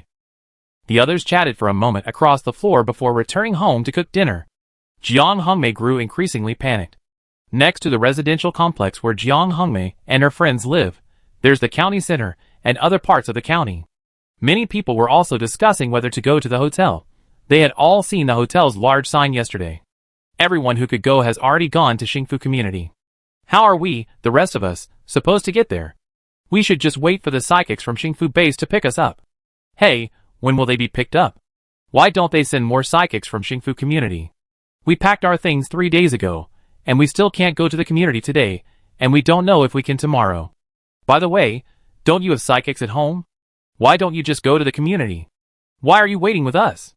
Well, having superpowers doesn't mean you're not afraid. Besides, I have water powers, and don't have much offensive power. I'm fine for providing water to everyone, but not for fighting zombies. If we go out and get surrounded by zombies, we'd be trapped and die on the road. We can't take that risk. Then we can't go to the hotel? If the superpowers in Xingfu Community want to go, we can go with them. But I asked today, and they're busy with transportation and don't have time for the hotel. Besides, the hotel isn't very nice. It's an old building, and you have to kill zombies and dig crystal cores every day to pay for the room. People like us run away when we see zombies. Why would we even think about killing zombies and digging crystal cores? We should just find a safe job in the community. You have water powers, so you can find a job providing water. People in the community need water, right? Yeah, that's what I was thinking. There are actually quite a few survivors in the county town, and they're not all ordinary people waiting for rescue. There are also superpowers, who can fight zombies farther away from Xingfu Community. These people had already packed their belongings and were preparing to head to Xingfu Community. However, the hotel's large sign from last night changed their minds. Let's go check out the Tian Hotel. If it's a good place, we bring our families over, Yu Yin said to his friends. The group drove down several streets, but the zombies kept increasing, and the traffic was quite congested. They had no choice but to change lanes. When they couldn't bear to do so, they got out to clean up. They hadn't known the hotel required crystal cores, and they didn't go digging for them. They just drove, stopping and starting, until they reached the hotel, and by then, it was already dark. Yu Yin and his companions weren't afraid. Sometimes, while out foraging for supplies, they couldn't get home at night, so they find a place to stay for the night. Some of them knew how to pick locks, not just pick and destroy them, rendering them useless. So as long as they dealt with the zombies inside and arranged for someone to keep watch, they had no fear of being unable to return home. Their families were worried at first, but after a few encounters, they got used to it. They knew their abilities, and that they wouldn't risk their lives. They usually didn't wait until dark to find a place to stay. They usually found a place by 3 or 4 p.m., and would be ready by 4:30. Once darkness fell, they would stay in their makeshift shelter, and not go out.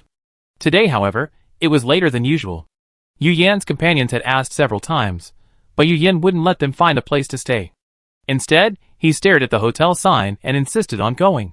He figured the hotel must have a reason to keep its lights on in the dark, so he decided to take a gamble.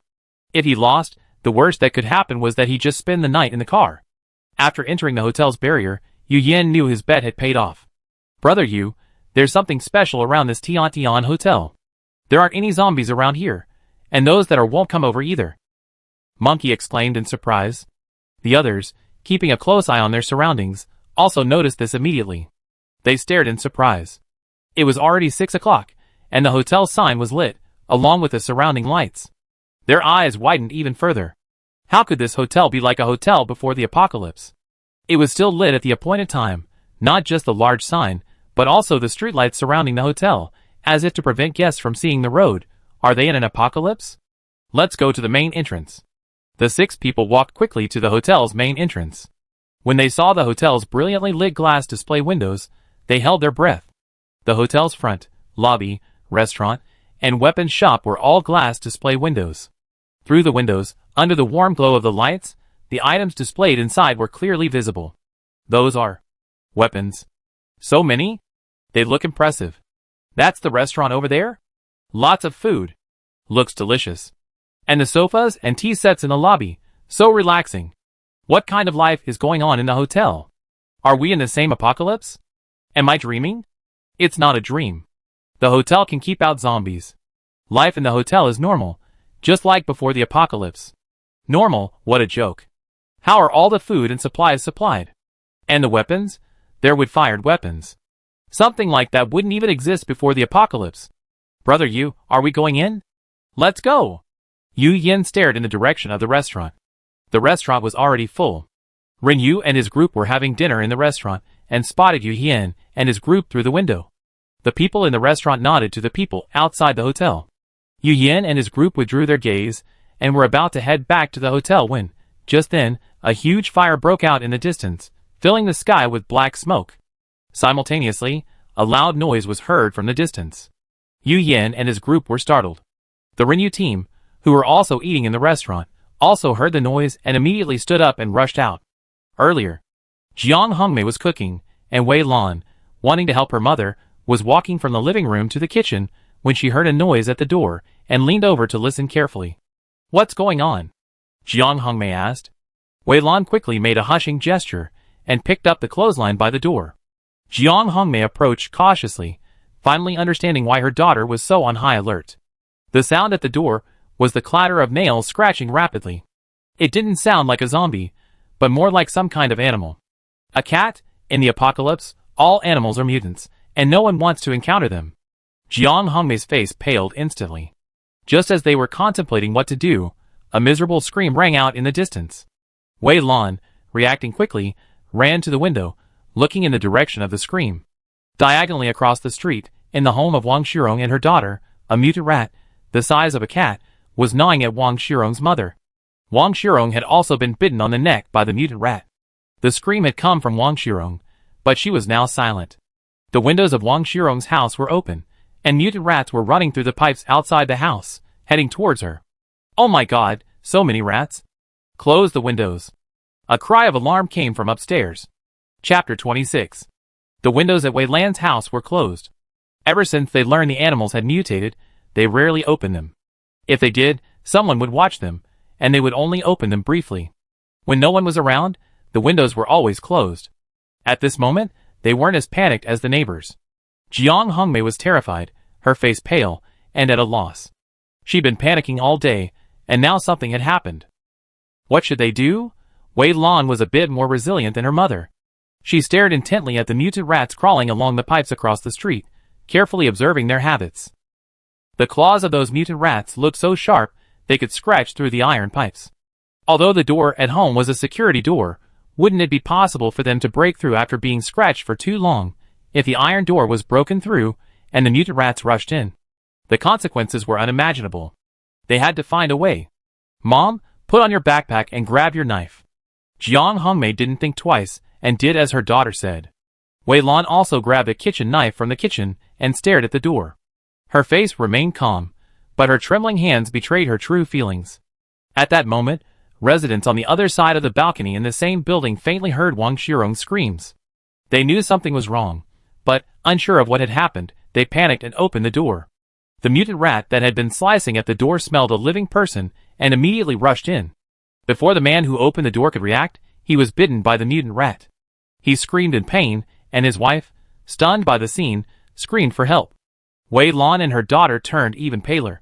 The mutant rat at their door sniffed, then turned and ran upstairs toward the house, where the smell of blood had come from. Wei Lan didn't hear the scratching at the door, but she reacted instantly, turning to grab her car keys. Mom, let's go. Go. But we haven't moved anything yet. How could she care about moving things now? She'd be lucky to escape alive.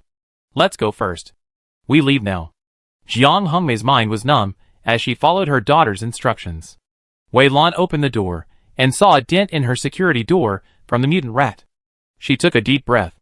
If the mutant rat continued scratching, her door would soon be scratched through. Jiang Hongmei calmed down at this. She knew their only option was to escape.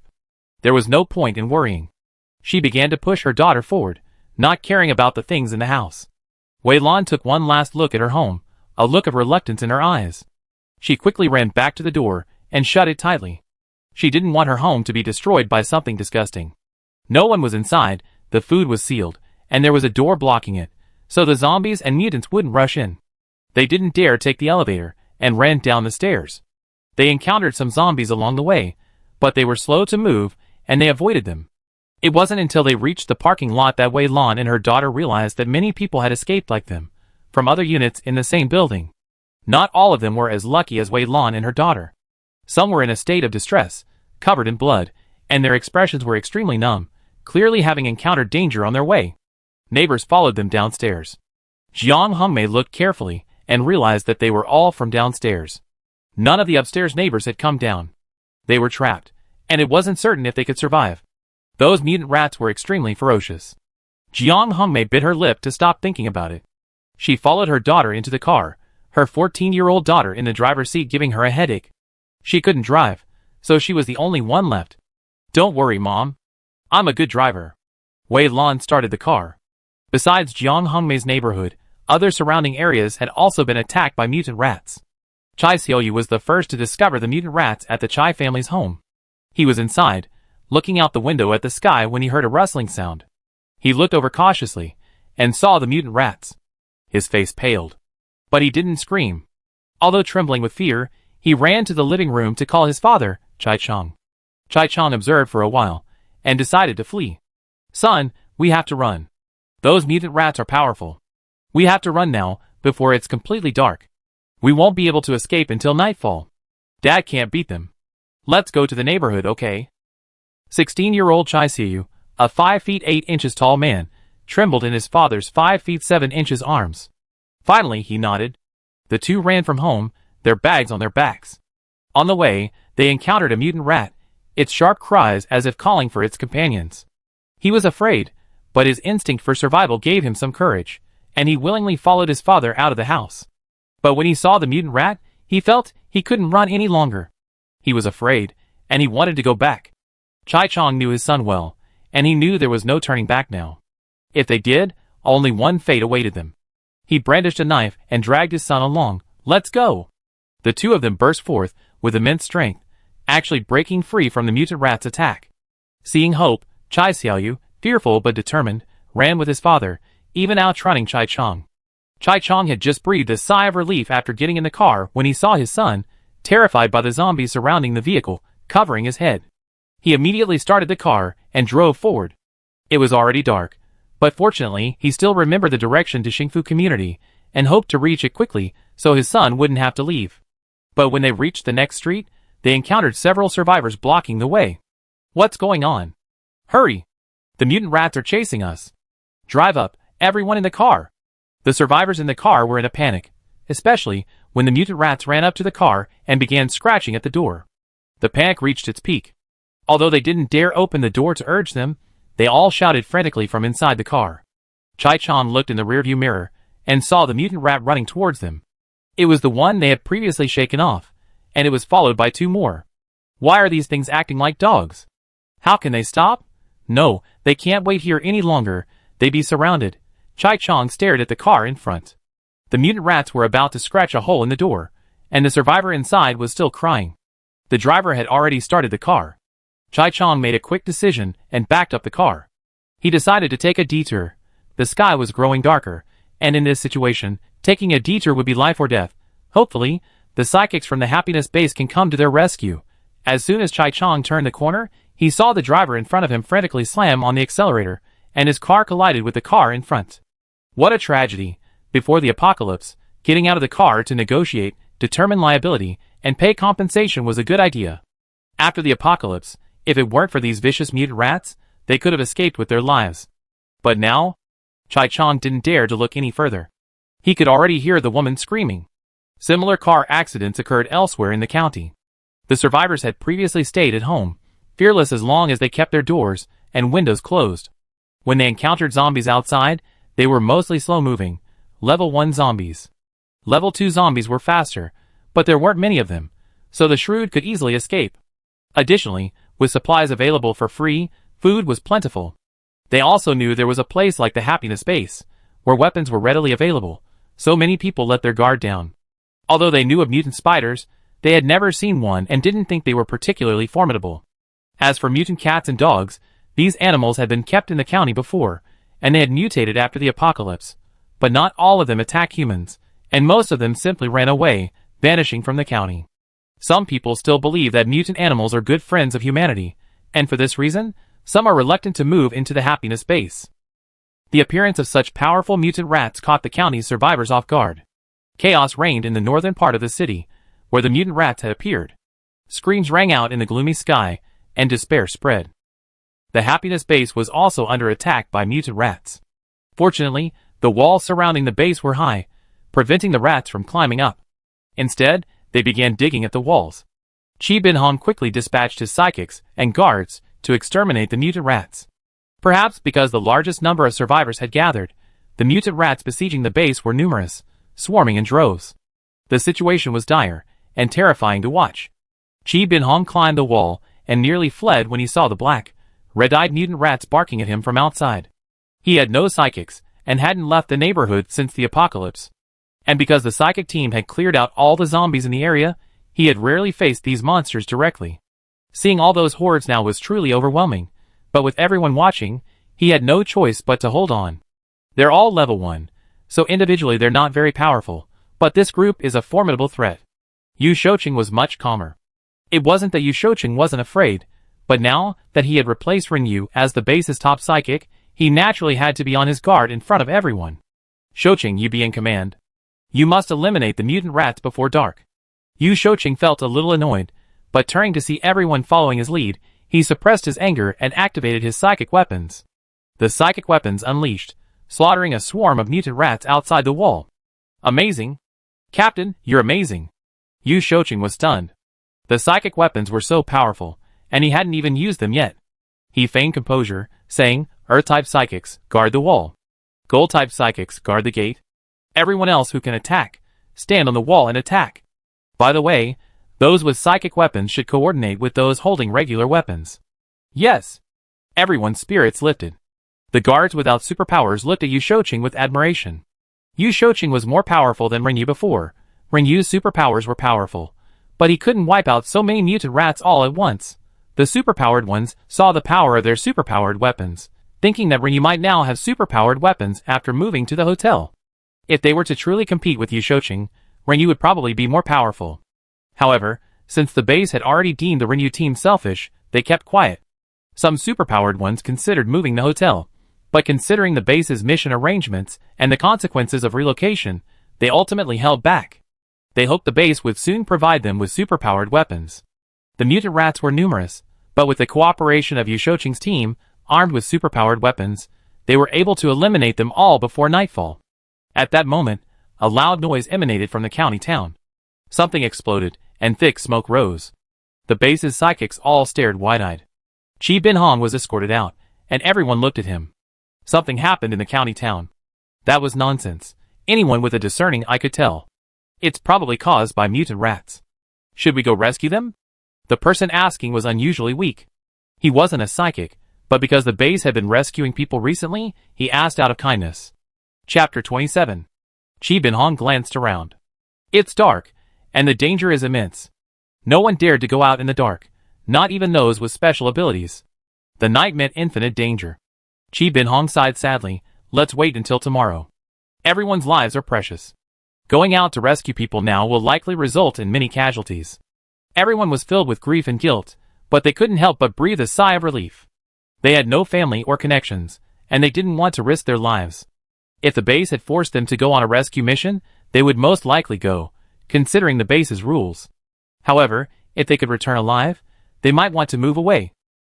Thankfully, the base's leadership was clear-headed and wouldn't force them to make such a fearless sacrifice. It was just a shame for the survivors in the county town. Alas, there was nothing they could do. Who told them to dawdle? They wanted to take everything with them, and they relied on the rescue team for everything. Couldn't they have moved to the base themselves if they wanted to? The reason they lost their lives today was their own fault. Thinking this way, everyone's guilt lessened. Northern district of the county. Under the attack of the mutant rats, the survivors fled in all directions, screaming and calling for help.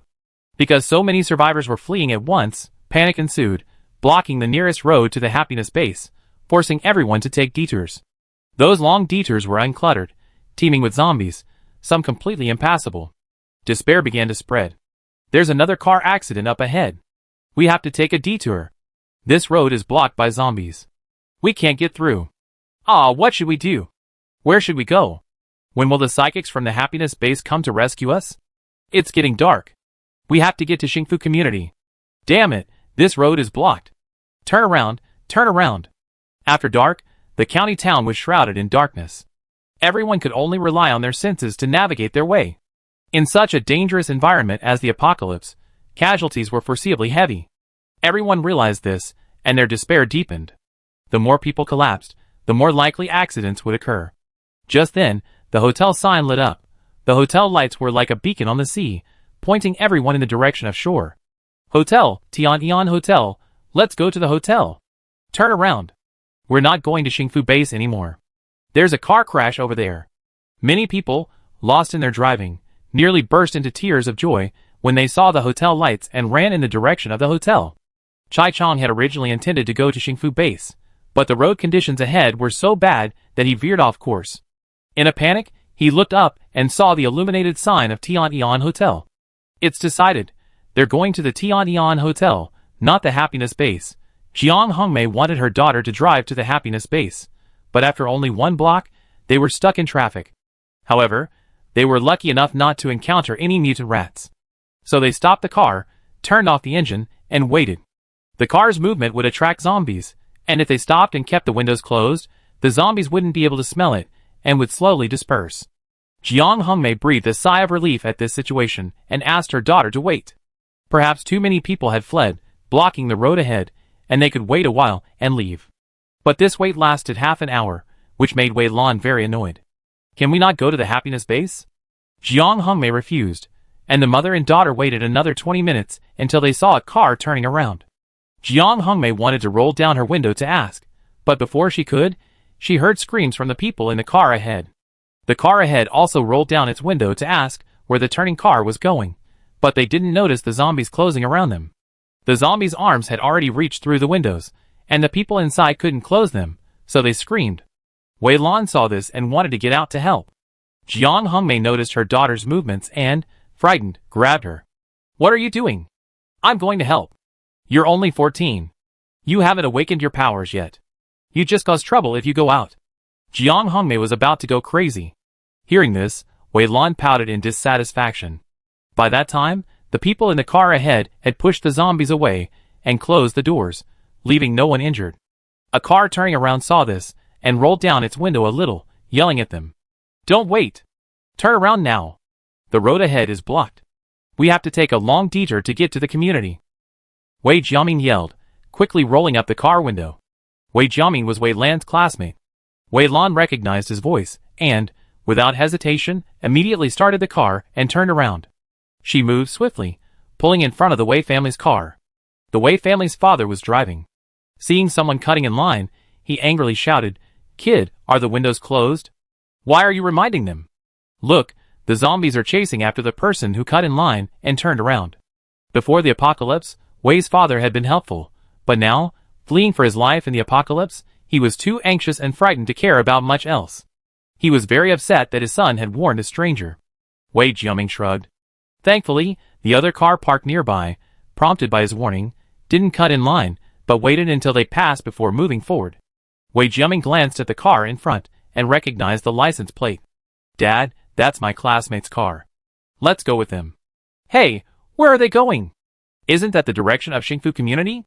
Wei's father had originally planned to drive to Xiqing, take a detour from Xiqing to the main road leading to the community, and then on to the community.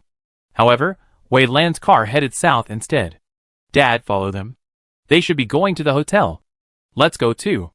Wei Jiaming kept urging his father to follow, and Wei's father, for some reason, obeyed. It took a while after driving for him to react. We're going to the Xingfu community. The Xingfu base. This is the opposite direction. Wei's father was on the verge of collapse. Why was his son acting so recklessly again? Could this be a joke? They were racing against time to escape. Wei Jiaming stared at the large, illuminated sign of the Tianyang Hotel. That's right, Dad. We're going to that hotel. Follow that sign. At this point, Wei's father had no choice but to give up. Jiang Hongmei, sitting in the passenger seat, was also devastated when she learned of her daughter's intentions. She can't fight zombies. To stay in the hotel, you have to kill zombies and dig out crystal cores. There was no other way now. Let's go to the hotel first and try to find a way to get to the community tomorrow. Many people shared the same idea. The traffic was jammed, and it was getting dark. The hotel sign was gleaming, guiding everyone, and everyone headed in the direction of the hotel. At the Xingfu base, there were constant guards, keeping an eye on the direction of the county town. Although they decided not to go out to rescue, they would still help if any survivors reached the entrance of Xingfu community. But so much time had passed, and still no one had come.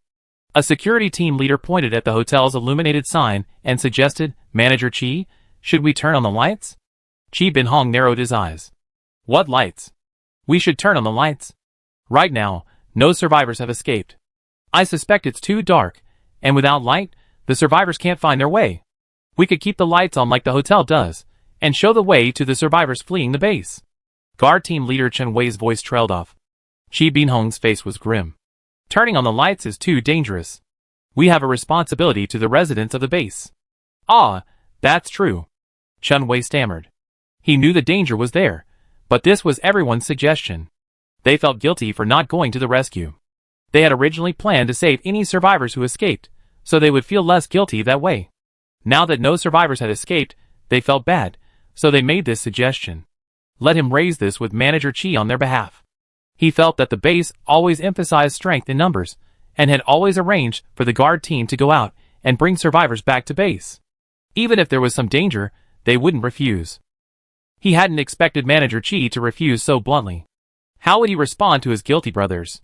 Would they want to leave the base after learning of Manager Qi's actions?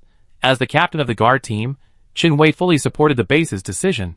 Furthermore, the base now had a rule requiring the captains of their teams to control their members and discourage them from thinking about leaving the base. If too many team members left, the captain would be punished, primarily by deducting their benefits. Chen Wei was troubled. Today's incident was a prime opportunity to rally the base's morale. Hey, why did the mutant rats riot in the evening? If they had rioted during the day, the base would have definitely sent psychics to rescue them.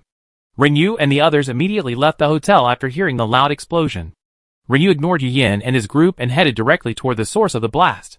What happened? Yanlei asked Yu Yan and his group. Yu Yan ignored him and, along with Renyu, looked toward the blast. We don't know? Monkey shrugged. Host, get ready. Mutated rats have appeared in the northern part of the county, and many survivors have already fled to the hotel. Tian immediately stood up and left the hotel, explaining the situation to Renyu's team. Let's go and pick up the survivors. Renyu called the team to action. The team quickly donned their protective suits and weapons. Their suits and weapons were conveniently stored in baskets in the lobby. Yu Yan's team raised an eyebrow at the sight of the weapons. Team Renyu went to the roads to the left and right of the hotel to provide support. Yu Yan went up to Tian to inquire about the situation at the weapons shop.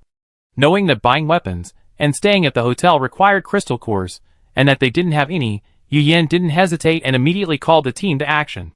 They also split up, with Yu Yan leading some to follow Renyu, while others headed in another direction. Everyone in the restaurant came out, wanting to help too. Boss, what happened? Tian recounted the story. It's dark, everyone be careful. It's best to stay inside the barrier and rescue people. As Tian finished speaking, a light illuminated at the bottom of the barrier, reminding everyone of its range. Everyone who saw the light gasped, amazing. Boss, how thoughtful. We stay inside this circle of light, and don't leave. Team Renyu had reached the first intersection, and saw vehicles approaching in the distance. Renyu raised the flashlight on his protective suit, and shone it at the approaching vehicle. It was Chai Chong and his son. Chapter 28. He was overcome with excitement upon seeing Rinyu, and he slammed on the accelerator as he rushed forward, his car trailing a horde of zombies. Rinyu remained calm, signaling Chai-Chong with his searchlight while using his psychic weapon to quickly annihilate the level 1 zombies chasing his car. Yu Yen couldn't help but raise an eyebrow at this, then stared at the weapon, mentally calculating Rinyu's use of his psychic powers. Cars continued to arrive from both sides. Rinyu and his team stood at different points on the street, providing support to the survivors. Yu Yen also used his psychic powers to clear out the approaching zombies, but he kept his eyes on Rinyu. This focus only made him more and more astonished, and his interest in Rinyu's psychic weapon grew. The psychic weapon could launch a group attack. He assumed that after launching a group attack, Rinyu's psychic power would be used up, if not completely, at least half, and that he would be unable to withstand another attack. Because Rinyu and he had similar power levels, both at the peak of level 2, he knew exactly how much power a level 2 could use. Otherwise, he wouldn't have only attacked zombies that were close to him. He used his powers cautiously, fearing the danger of running out. Yet, Rinyu had actually used 5 or 6 group attacks. He couldn't believe that a level 2 psychic could have such a significant difference. The only possible explanation was that the secret lay in the psychic weaponry, and that such psychic weapons had come from the inn, Tion's inn. He had to go take a closer look after he was done, because Rinyu's team had done a good job clearing the area. A large number of zombies had fallen, gradually blocking the road, and cars behind them were unable to move forward. Yu Yen frowned as he watched. The only option left was to get these people out of the car. With zombies constantly approaching, including level 2 zombies, getting out would undoubtedly put them in danger. The traffic would also be jammed, and the survivors fleeing behind would undoubtedly suffer heavy casualties. Wei Lan happened to be one of those stuck in traffic. Gazing at the pile of zombie corpses ahead, she angrily pounded the steering wheel. They should have left for the hotel sooner. The car ahead had just passed, and they had no choice but to get out and run. Father Wei, following behind them, was also annoyed. I should have gone to the happiness base. He regretted it deeply. It was all his son's fault for giving poor instructions. Now he was stuck. There were several cars behind him, and there were also cars on the road to the left. The alley was narrow, and the zombies had surrounded him, making a U-turn impossible. At this moment, the members of Team Rinweb pulled out zombie decomposition kits and threw them down. The zombie corpses began to decompose at a visible rate. Everyone, ? What is this? How did the zombie corpse disintegrate? Cremation? But without fire? Just turned directly into water. And then? Disappeared? Is it some new superpower? One that can dissolve zombies? The members of Yu Yan's team were all superpowered. They saw clearly what the Rinyu team had thrown, and quickly guessed that this mysterious item was from the hotel. Yu Yan's heart burned even more. He felt that bringing the team to the hotel to investigate was the best decision he had made. Hurry, drive over. The members of the Rinyu team directed the vehicles forward. This scene was like the pre-apocalypse. A traffic police officer directing traffic in a traffic jam. Wei's father followed suit, bewildered. Chai-Chong was the first to be led by the Rinyu team through the hotel barrier. Then, greeted by a group of people, young and old, he drove into the hotel's underground parking lot. The whole process was unbelievable to him. His mind was fuzzy, and he wondered if he was dreaming. Who is he? Where is he? Son? Are you there? Chai-Chong hurried to check on his son in the back seat. Chai Xiaoyu huddled in the car seat, his head in his hands, not looking outside, as if the apocalypse didn't exist. Is the kid terrified? Grandpa Ren knocked on the car window.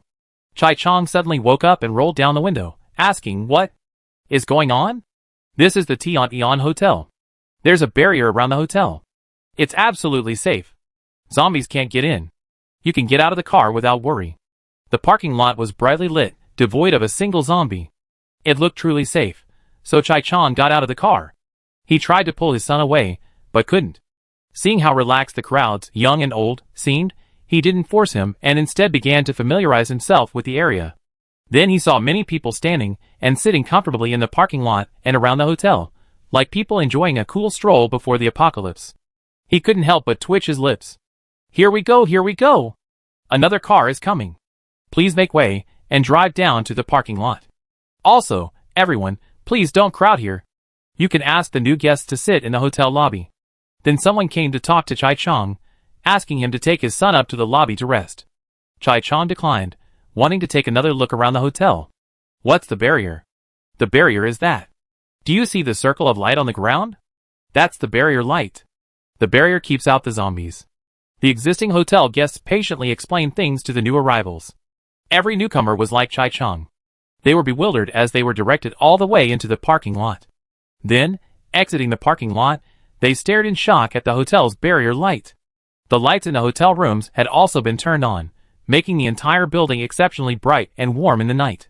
The survivors arriving from behind, seeing the hotel's bright lights from afar, felt reassured and stepped on the gas to rush over. A steady stream of zombies followed them. They stopped their cars and turned off the engines, and the zombies rushed forward, following the sound, only to be quickly dispatched by Renyu's team.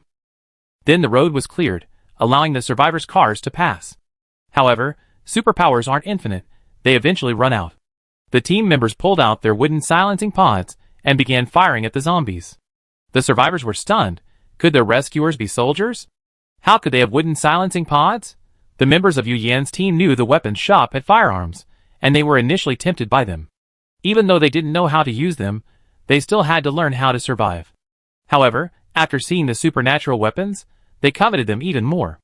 But supernatural powers eventually run out, and firearms were still quite tempting. Because so many people were fleeing the inn, Renyu and Yu Yan's team only had a dozen or so people, and it was nighttime. Even with the lights on, everyone was extremely cautious. The wooden cannon had incredible attack power, but they had only just learned how to use it, so they weren't very proficient, and there was also the worry of accidental injuries. The survivors were all driving, and the two roads were already jammed. The survivors didn't dare to take a detour. Who knew where they might end up? What if they ended up in a zombie den, stuck and unable to get out? After being stuck in traffic for so long, the survivors who were left behind gradually grew frightened and irritated. Then they began to quietly complain in the car. There are so many people. Are there still so many survivors in the county? I wonder how long we have to wait. There are so many people up ahead. Is there a place to park? Maybe there's a traffic jam because too many cars are parked. Oh, there's no parking here. I remember it's all commercial streets. I've been here before. Oh, I should have gone to the happiness base earlier. I was fooled by this hotel sign. The car at the back finally shook off the mutant rats, but after driving for a while, it saw a long line ahead. Drive faster. Get to the hotel. The mutant rats are coming. Ji Dong was utterly frantic. If the mutant rats didn't have a bite of meat, they would chase him relentlessly, not stopping until he killed them or gave them food. He had gotten away from them by outspeeding them and driving recklessly. After escaping so far, his car was probably a wreck. The front was completely deformed. But at this point, no matter how anxious he was, it was useless unless he took a detour, but where could he find a way around it? Many cars were blocking the side streets. Ji Dong felt hopeless, convinced he would die here today. He fumbled for his last remaining cigarette, lit it, and then stared at the hotel's headlights, puffing away, enjoying his last moment before death. He was halfway through his cigarette when the car in front of him started moving. He expected to stop again after driving through another street, but unexpectedly, it went incredibly smoothly. When he reached the intersection closest to the hotel, Ji Dong glanced around and finally understood why things were going so smoothly. The road was lined with zombie corpses, like a small mountain, blocking any approaching zombies. There were no zombies coming from the east or west, only vehicles heading north and south, and the zombies following them. These zombies weren't very fast, so after clearing out a wave, there would be a gap. They could use this gap to drive through. Team Renyu kept flashing their lights to signal the survivors to speed up, directing them to follow the road directly to the hotel's underground parking lot. Ji Dong was in the last car. After confirming that no one else was approaching, Team Renyu and Team Yu Yan followed the last car and ran away. Ji Dong breathed a sigh of relief when they all retreated, but he still opened the car window and told Renyu and the others that there were mutant rats behind them. Although these people had wooden cannons, the mutant rats were much faster than the first or second level zombies. They were quite fast. As he spoke, Ji Dong glanced in the rearview mirror. In the darkness in the distance, a dark object was faintly visible, surging. It's mutant rats. They're chasing us. Ji Dong was terrified and frantically shouted, "Hurry up and get in the car." Ji Dong's delay allowed Renyu, who was running last, to catch up. You drive, we cover your retreat. Ji Dong was moved, his eyes even moist. They weren't even related, and it was late at night, so why were they so willing to help them? The mutant rats were incredibly fast. They had already reached the intersection while he was talking. Renyu's team opened their wooden silos furiously. But there were too many mutant rats. Unlike the zombies, whose bodies were so numerous, the fallen ones in front couldn't block the incoming zombies. When a mutant rat fell, the ones behind it would leap over the fallen ones and run towards them, ferociously. Hurry up, those in front, drive faster. Let the ones behind you in. The people inside the barrier shouted to the cars still outside. Ji Dong was the last one, and just as he was about to drive through the barrier, his car suddenly stalled. Hurry, get out. Rinyu walked to the car door. There were so many mutant rats, they were almost rushing towards them. Ji Dong didn't dare delay, and immediately opened the door and got out. He turned around and looked, his legs instantly weakened with fear. Rinyu pulled him back, and as the mutant rats pounced, they both fell into the barrier. Ji Dong didn't know the barrier was working, and just thought he had fallen. The mutant rats were already in front of him, and he was doomed. Alas, he still hadn't finished a cigarette. Ji Dong closed his eyes, waiting for death to come. He waited for 2 seconds, but nothing happened. There were still loud exclamations from the surroundings. The mutant rats have really retreated. The hotel's barrier is working. It can even keep out such powerful mutant rats. The hotel is really safe. He opened his eyes, bewildered. What's wrong with this guy? Is he injured or just frightened out of his wits? Lying on the ground and unable to get up?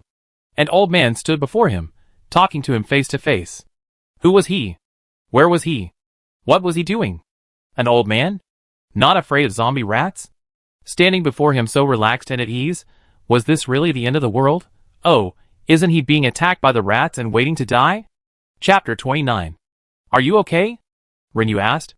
Ji Dong looked confused, then looked around.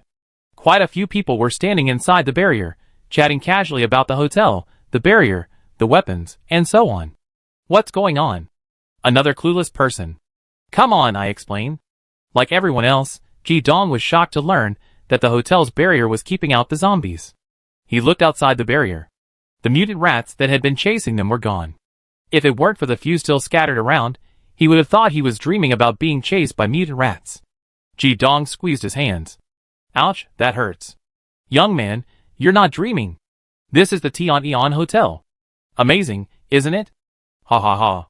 Ji Dong nodded repeatedly, then thanked Rinyu and the others. Thank you, thank you. Thank you for saving me. I thought I was going to die. Thank you so much. As he spoke, Ji Dong burst into tears. A man in his 30s, after a thrilling escape in the dark of night, could no longer hold back his tears. No, you don't have to do this. The Rinyu team, seeing him weeping a little, waved their hands. The other rescued survivors also came forward to express their gratitude, many with tears and snot. The ones who had complained earlier cried the loudest. They complained that the cursing had no ill intentions, they were just too scared. One by one, they took Rinyu and the others' hands and thanked them, and the Rinyu team was even more overwhelmed. Not only Rinyu, but even Yu Yan's team was pulled aside to express their gratitude, some even kneeling. The scene briefly descended into chaos. After being rescued, these people didn't immediately head to the hotel lobby.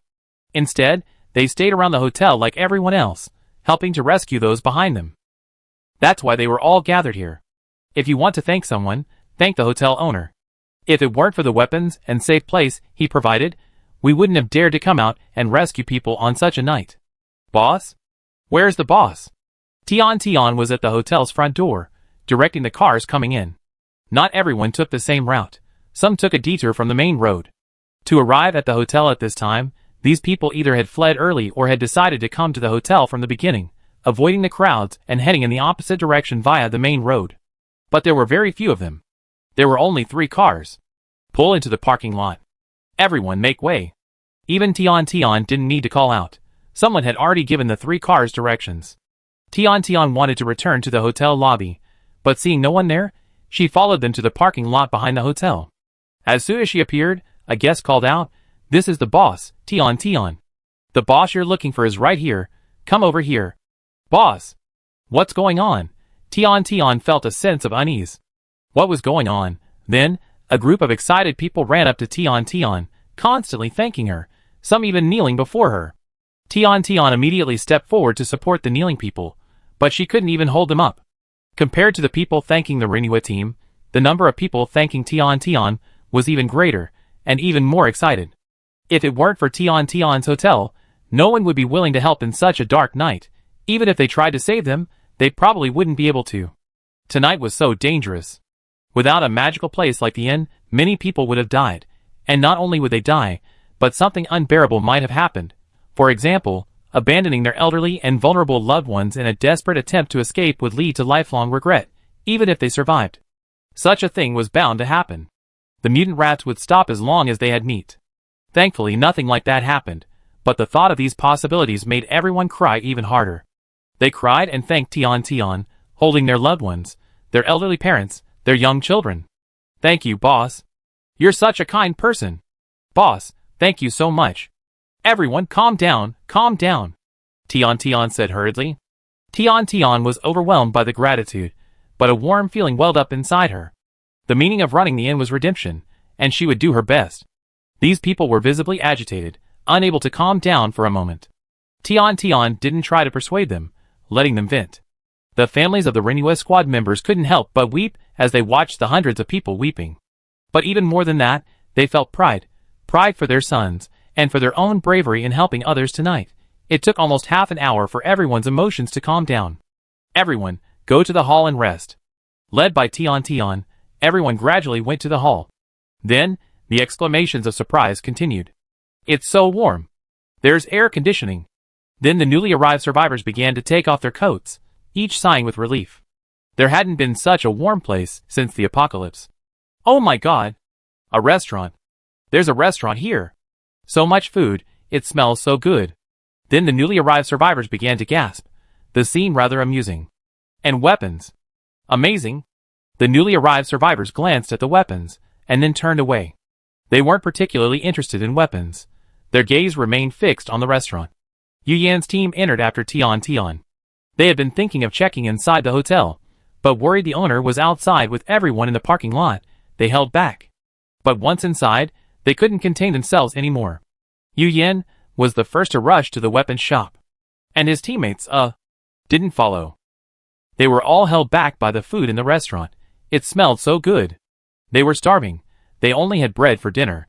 They hadn't had such delicious food in ages. "Boss, don't blame them. Weapons and such, we look at them later after we eaten our fill." Yu Yan paused, sensing his teammates weren't keeping up. Seeing his team members unable to move forward in front of the restaurant, he couldn't help but twitch his lips. Finally, he was the only one rushing to the weapon shop, but he couldn't enter because he had to check in first. He hurried to check in according to the system prompts, and then discovered that he needed crystal cores. Yu Yan's breath caught in his chest. He had just killed so many zombies, but he hadn't thought to dig for zombie crystal cores. They were useless, and it was so dark, there was no way he would dig for them. Damn it! Wow! What a haul today! Is this what good deeds do when they're good? The Renua team exclaimed excitedly. Today's crystal core harvest was huge. Yu Yan's ears twitched. He thought he heard the sound of stones hitting the table. Yu Yan immediately turned around. Renyu and his group, each holding a small bag, stood in front of the tea table.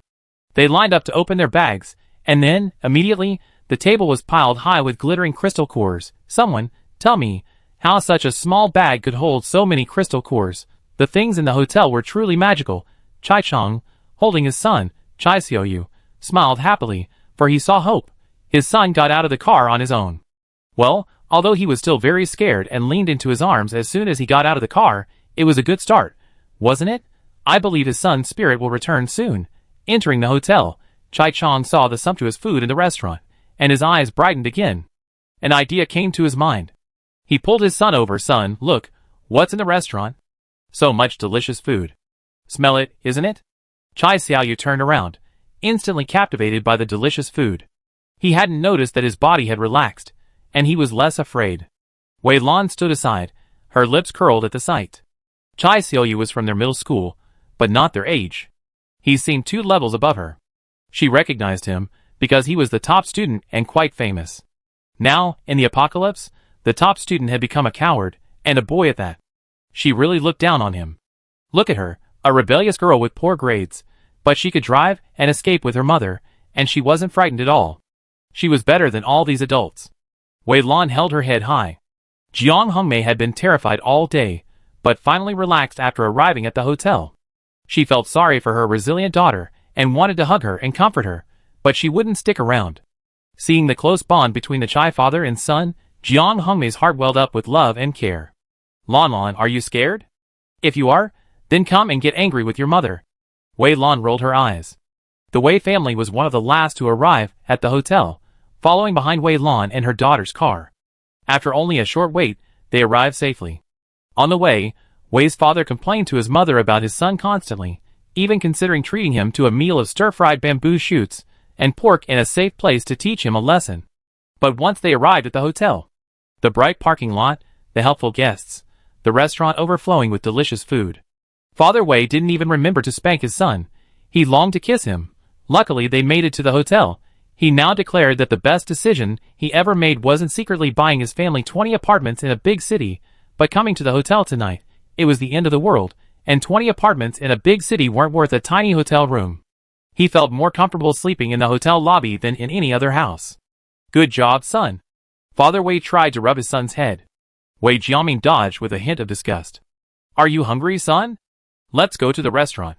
Father Wei ignored his son's disdain and simply headed for the restaurant. He was close enough to be the first one in. Then he was stopped because he hadn't checked in. Just as Wei's father was about to rush to the counter, he heard the Renwei team, who had rescued them, say, "You all rushed to the hotel, so you're definitely without crystal cores. Our team will give everyone a level 1 crystal core to cover your accommodations and meals tonight." Everyone was stunned, and then something like a diamond was thrust into their hands. Then they learned from the Renwei team how to use the crystal cores. Another round of enthusiastic thanks followed. Seeing that Renwei and the others were overwhelmed, Tian quickly ushered them all to the counter to check in. After checking in at the counter, you can go directly to the restaurant. After hearing about the restaurant, everyone finally stopped thanking them, and the Renwei team gave her a grateful look. Then, exclamations of surprise echoed from the counter, something Tian had grown accustomed to. The people who had checked in wanted to thank Tian again. Frightened, Tian immediately exclaimed, "You must be hungry. Let's go to the restaurant and eat." Yu Yan and his group also received crystal cores. Yu Yan went to Renyu to thank him, and Renyu shook his hand. "Thank you. We return it to you tomorrow after we defeat the zombies." "No thanks." Renyu waved him off. Yu Yan ignored him. He didn't like owing favors. He immediately exchanged the crystal core for points and headed straight for the weapons shop. Entering the weapons shop, he trembled with excitement. Chapter 30. Supernatural Weapons, Zombie Collector. This is what Team Renwei uses to quickly collect crystal cores. It can hold a large number of crystal cores, and without having to dig out zombie brains, it's a magical tool for quickly and efficiently collecting them. You don't have to buy the other weapons, but this one is a must. There's also a zombie corpse degradation kit, a must-have for clearing the road. Yu Yan quickly spent all his 100 points. Returning to the lobby, he was greeted by his teammates and asked to go to the restaurant, but he discovered he had no points left. He hadn't even booked a room yet. "What's wrong, boss?" Yu Yan's face darkened. Tomorrow, he was determined to kill tons of zombies and earn tons of points. Team Yu Yan wouldn't let him go without food or a place to stay. They all booked a room, saved the money for tomorrow's breakfast, and used the rest to order a sumptuous meal. It had been ages since they had such a delicious, normal meal. The others did the same. After checking in, they eagerly rushed into the restaurant. Then, they were stunned by the dazzling array of food: seafood barbecue, seafood hot pot. They were inland, and even before the apocalypse, it was rare to get seafood, yet here there was so much of it, and the prices were quite high. In addition to all that, there were 8 major cuisines. Oh my god! Were they dreaming? Faced with the restaurant's diverse array of delicious food, even the most frugal of people couldn't resist. Save points for this meal later. The restaurant was packed, but the selection was vast, and the food was served incredibly quickly. Simply pay with your points, and your meal was served immediately. Over 300 new customers were quickly served their meals, each one tearing up as they ate. They devoured the food. Regular guests like Team Renwei and their families, Mr. and Mrs. Zhang Lu, and Grandpa Wu hadn't eaten yet. They ate elegantly. Although they were hungry, they were long-time customers, and had already enjoyed several meals in the restaurant. They needed to remain calm and composed. Watching the new survivors enjoying their meal, they felt strangely proud. Moving to the hotel was truly the right move. However, once they ate their food, they couldn't remain calm anymore. It was so delicious. After dinner, everyone wanted to return to their rooms to rest. When they first booked the room, they were captivated by its appearance. It was so clean, tidy, and beautiful. Most importantly, it was absolutely safe, never cold, and even had a shower. They couldn't wait to get back to their room, but Before they could get back to their room, they were stopped by the milk tea and fruit vending machine. They hadn't had fresh fruit in ages. They had to have some fruit after dinner: strawberries, mangoes, oranges, watermelon, cantaloupe. There was fruit from every season. It was outrageous. Just as outrageous as the food in the restaurant. But now, all they could say was how outrageously good it was. New guests lined up to buy fruit, while existing guests shook their heads in amusement and returned to their rooms. Yu Yan's team had gone out to buy fruit during their meal break, but now they didn't line up anymore. Their attention had finally shifted to the weapons shop. "Let's go look at the weapons, Captain. Let's go together." "I'm not going." Yu Yan raised his lip in an ambiguous smile. "Now you're thinking about looking at weapons? Look, look. You can't afford them even if you look. Oh, by the way, I just bought the zombie crystal core collector, so don't overbuy it." The members of Yu Yan's team nodded in confusion. What was a zombie core collector? Confused, they entered the weapons shop and were quickly captivated by the various weapons. "This is the supernatural weapon used by the supernatural team in the hotel. I want it. And this one, this wooden barn, would be great too. This protective suit is amazing. It even has lighting." Finally, they looked at the prices. They couldn't afford anything. They already used up their points on hotel rooms and meals, leaving only breakfast for tomorrow. If they skipped breakfast, they could still buy 1 or 2 protective suits, but skipping breakfast was absolutely impossible. So, the members of Yu Yan's team all left the weapons shop dejectedly, meeting their captain's calm gaze. The captain must have anticipated this. He deliberately let them watch. The captain is so treacherous. Yu Yan sipped his milk tea contentedly. Brothers should share both good and bad times. He couldn't be left alone beating his chest and stamping his feet. The new guests lined up to buy fruit and didn't linger in the lobby. Following the system's instructions, they took the elevator to their rooms. Chai Chong, dragging his son, joined the other passengers in line, preparing to board the elevator. Everyone assumed they would have to wait, but the doors opened, revealing a vast space large enough to accommodate everyone. Everyone entered in a daze, and the next second, the system informed everyone that the elevator had arrived at their destination. Everyone in the elevator was stunned. Were they going to different floors? Coming to their senses, they discovered that different doors had opened, leading to different locations. The 2nd floor, the 3rd floor, the 6th floor. They would exit through different doors depending on the floor they were going to. Chai Chong dragged his son to the 3rd floor, dazed.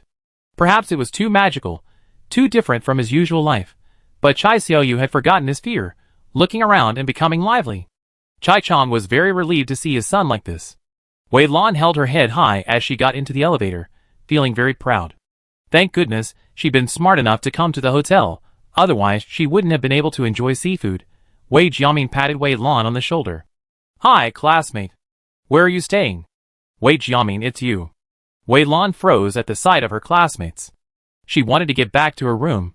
However, her mother didn't understand her embarrassment, and instead started chatting with Wei's mother. They stood in the elevator, chatting, and it didn't delay anyone on the 1st floor who wanted to take the elevator. Anyone who wanted to take the elevator could get on at any time. There was no waiting time for the hotel elevator. "Are you guys staying on the 6th floor too?" "Oh, we're next door. Let's go together." "Oh, what a coincidence. We ran into each other. Anyway, our family has you all to thank. My husband saw you coming towards the hotel and asked his dad to follow." Wei Lan sounded impatient. "Mom, let's go back to the room. I need a shower." She hadn't showered in ages, and she already smelled. The air conditioner was warm, but it also started to smell. It wasn't so bad if they didn't know each other. Everyone was like that, so there was no need to dislike each other. But it was awkward if they knew each other. The Wei family, upon hearing about showers, were also quite eager and immediately ended their conversation. The first thing the two families did when they entered the room was the bathroom. After confirming that there was indeed clean water, everyone was so excited they practically jumped for joy. Just because they had clean water for a refreshing shower, their trip was worthwhile. Sleeping on the soft beds, all the survivors who had escaped breathed a sigh of relief. It had been ages since they had slept so well, and they were truly grateful to the innkeeper for all that. The guests had retired, and Tian returned to her room, taking stock of the number of guests and the hotel's revenue. The current number of guests was 432. If all 400 or so stayed, her hotel would be upgraded tomorrow. The next upgrade would include the opening of a pharmacy, and the medicines available there would be of great interest to both psychics and ordinary people alike. She could have upgraded tonight, having topped up the crystal cores Team Renuet had obtained tonight into her hotel, causing her balance to skyrocket. However, she quickly spent those points on redeeming rooms. With so many new guests, the hotel is running out of rooms. We couldn't leave all these exhausted people without a place to stay after a night of traveling. Besides, the hotel has a rule against sleeping in the lobby, and she didn't want to break that rule. So, the upgrade would have to wait until tomorrow. Even after exchanging multiple rooms, the hotel floors remained the same. Why hasn't the hotel's exterior changed, even though it's already the 6th floor?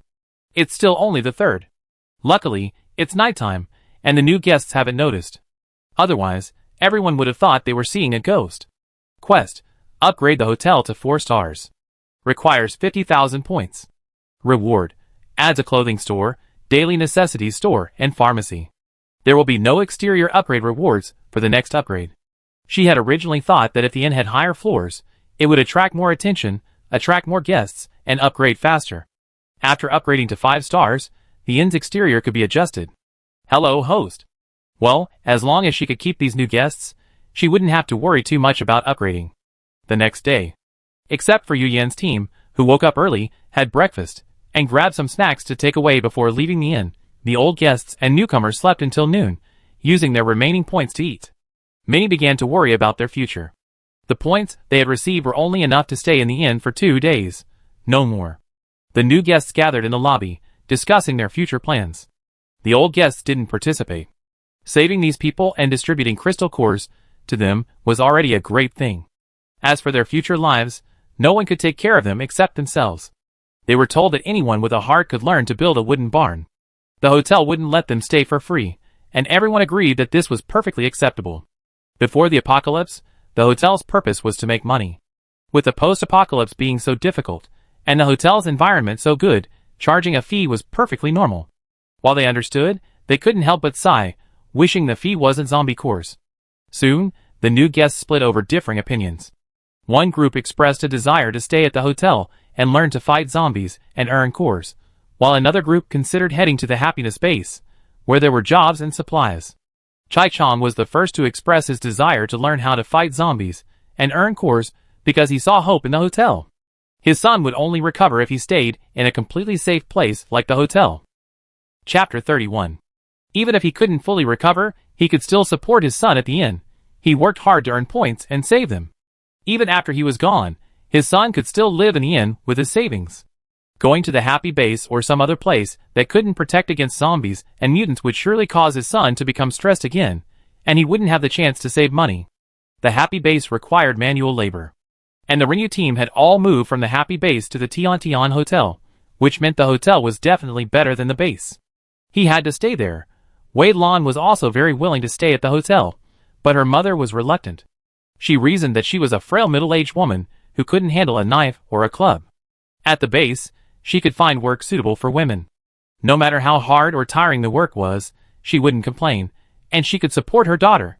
Wei Lan was speechless. I can kill zombies. I want to stay here. You're only 14. What zombies are you killing? Most people considering going to the base did so for work, especially since they knew the base's psychics often came to the hotel to buy supplies, which meant the people at the happiness base would never be short of supplies. In the happiness base, everyone worked together. Those who could fight zombies went out to fight them, while those who couldn't did some support work. This offered more options, unlike in a hotel, where there was nothing to do except kill zombies to earn points. There was even no cleaning required. Long-term guests cleaned themselves, while others didn't. If you want to go to the base, we can take you there. Renew interrupted, but it won't be easy for you to get out after you've gone to happiness base. What? The base only allows people in, but no one can leave. Everyone grew nervous. If that was the case, they have to reconsider going to happiness base. Not really. The base allows people out, but there might not be a team of psychics to escort you. Everyone fell silent, pondering their decision. Ji Dong was the last to speak. He dropped a bombshell as soon as he opened his mouth. Last night, I think quite a few survivors heading to happiness base died. Everyone stared at him in surprise. I was the last to arrive yesterday, but I was probably one of the first to escape. When I discovered the mutant rats, I immediately fled, leaving my belongings at home unpacked. He lived in the city center, but he arrived at North Street earlier than everyone else, which meant he was one of the first to flee. Otherwise, he wouldn't have gotten there before the survivors in the Northern District. Then, My car got stuck on North Street because there was an accident there. The nearest road to Happiness Base was blocked. I had to turn around and take a detour, and the people behind me were planning the same thing. Fortunately or unfortunately, the roads leading to the Happiness Base were blocked, and the survivors stuck on the roads were either surrounded by zombies or attacked by mutant rats. His car lagged behind the survivors, unable to enter the side roads, so he had to wait outside. At that time, he was extremely anxious, feeling that he would not survive the night. However, now it seems that he was lucky, at least much luckier than those people. I spent a lot of time there, otherwise I wouldn't have been the last to arrive at the hotel. Other routes were blocked, so I backtracked and took the nearest route, figuring that if rescue efforts from Happiness Base came, they would most likely come this way. Even by the time I left, no help had come from Happiness Base. Everyone fell silent after hearing this. The hotel is still the best. When they saw us running this way, the guests rushed out to help. Then everyone changed their minds. Even Jiang Hongmei, who had been the most adamant about going to Happiness Base, changed her mind and decided to stay at the hotel and learn how to kill zombies to earn crystal cores. Wei Lan curled her lips. Mom, is there anything else you want to say? If I don't have any, I just go kill zombies. Wei Lan put on his protective suit and pulled out the machete he had just bought at the weapons store. He looked incredibly fierce. Mom's going with you. Wei Lan glanced at her mother with disdain. Her mother's motor skills were so poor that killing zombies would only cause trouble. Mom, you should just rest in the hotel. Chai Chan also instructed his son, Son, I'm going to kill zombies to make money. Chai Xiaoyu shrank back, as if trying to hide. Wei Lan rolled her eyes when she saw this and walked over to Chai Xiaoyu. Hey, do you want to go kill zombies with us? I take you and won't bully you. Chai Xiaoyu dodged backward. You're a grown man now. Can you really bear to let your father suffer so much alone? Wei Lan continued to persuade him, a bit disappointed. Chai Chan quickly pulled his son behind him. Thank you, little classmate. My son isn't feeling well. Let him rest. Wei Lan sighed. I hope he gets better. It's not that I look down on him. I just hope he gets better. Thank you. The new guests gradually left the hotel, their equipment and weapons in hand. They didn't go far, imitating Zhang Lu and the others, using the barrier to stumble and kill zombies. In the end, only Tian Tian and Chai Xiaoyu remained in the hall. Tian Tian didn't speak to him, or even pay him much attention. She believed that a frightened person like this needed to be healed slowly. I believe he recovered after staying in the hotel for a while. Happiness Base. At dawn, the base dispatched psychics for rescue. The base psychics began clearing the blocked roads and discovered a gruesome scene. Some people died in car accidents, but most were killed by mutant rats. The mutant rats' sharp claws tore through the car doors. The car was surrounded by zombies and attacked by mutant rats, leaving no place to escape. It was tragic. The rescuers already felt guilty, and seeing the devastating situation only made them feel even more guilty. Captain, are you going to continue? The people they were supposed to bring back to base were gone, and the rescue team didn't know what to do next. Continue, head south to the city to find survivors. Rescue those who can be rescued as soon as possible to avoid a repeat of what happened yesterday. The rescue team arrived in the city center and encountered Yu Yan's team. Learning that Yu Yan had come from the hotel, the rescue team excitedly inquired about the hotel's situation. They were filled with mixed emotions when they learned that the hotel had rescued many survivors the previous night. You guys go back. We're from the South District. The survivors there have packed their belongings and are preparing to relocate. Where are you moving to? Everyone wanted to move to Xingfu community before, but now, we convince everyone to move to the hotel. Is the hotel really that good? Better than Xingfu base? Of course. The hotel is absolutely safe. It has air conditioning, a variety of delicious food and fruits, and convenient showers. You have superpowers, so you'd be very comfortable in the hotel. What about ordinary people without superpowers? A base manager in the rescue team immediately questioned the team members, noticing their hesitation. Yu Yan's team hadn't paid much attention to this matter, and couldn't answer. This team is just like Rinyu and the others. They just want to live a good life for themselves, and don't care about the survivors. The team members nodded in agreement. Our base is still the best. We couldn't help it last night, but today we're all out for rescue, aren't we? Yes, yes. The hotel's balance has reached 50,000, allowing it to be upgraded to a 4-star hotel. However, after the upgrade, the points will be reset to 0, and it won't be possible to restock. Tian decided to wait a little longer. Before long, people began to return, unhesitatingly depositing their crystal cores into the hotel. Tian watched her points soar and decided to upgrade tonight. The guests who had deposited crystal cores gaped at the balances in their accounts. Just then, a sudden cry of surprise rang out from the front door. "Old Wei, what's wrong with you?" "I've been captured by zombies." With that, Wei's father, his face pale, collapsed. "What?" Wei's mother's face paled. Those who wanted to help paused when they heard that he'd been injured by a zombie. "Hurry up. I'm turning into a zombie." Wei's mother collapsed, crying out in agony, "Ah! Old Wei, how did you get captured by zombies? How are we going to survive if you're gone? I should have left the hotel and gone to the happy base today. It was that person who said the happy base was bad. Even if the happy base was bad, it wouldn't force us to kill zombies and dig for crystal cores. And you, kid, why are you so ignorant? You insisted on staying in the hotel. None of us have any supernatural powers, and now your dad's a zombie. What are we going to do?" Wei Jiamin's face was pale. He regretted it.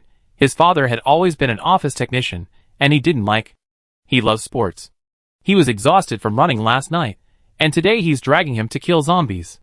And his dad isn't wearing a hazmat suit. Because they didn't have enough points, their family bought him a hazmat suit, and he ended up wearing it. But when he was killing the zombies, his dad still protected him. He really regretted it. If he'd known this would happen, he should have given his dad the suit. Jiang Hongmei's face paled at the scene. It looked like she, too, had just been captured by a zombie. "Mom, what's wrong with you?" Wei Lan, looking at her classmates with concern, caught a glimpse of her mother swaying, as if unsteady, and quickly stepped forward to steady her. Jiang Hongmei wasn't wearing a hazmat suit either, but she didn't fight the zombies either. But seeing her daughter working so hard, she joined in.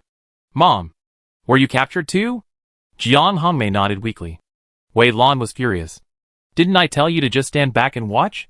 Why did you rush over? Would you have been caught if you hadn't rushed over? I'm so pissed." She burst into tears as she spoke. "Dad's gone, and you're all I have left, Mom. You can't abandon me." For a moment, the hall was filled with sobs. Just then, Team Renyu hurried into the hotel. "Boss, my brother's injured. It's the corrosive silk of that level 3 mutant spider." Renyu blamed himself. He hadn't even reached level 3 yet. Relying on the hotel's weapons and equipment, he wanted to give it a try. Little did he know that level 3 mutant spider was so formidable. To help him, the team members rushed forward. Wearing their special protective suits, they weren't too badly affected by the spider silk. But his brother, Yin Lei, had no special powers, and was only wearing ordinary high-level protective suit. The silk didn't protect him, and his arm was scratched. Yin Lei had already started to run a fever, and soon he turned into a zombie. He felt sorry for his family, sorry for his aunt and uncle. Renyu's eyes welled up. Everyone in the hall fell silent. Even the members of the psychic team were injured and about to turn into zombies. What hope did ordinary people like them have left?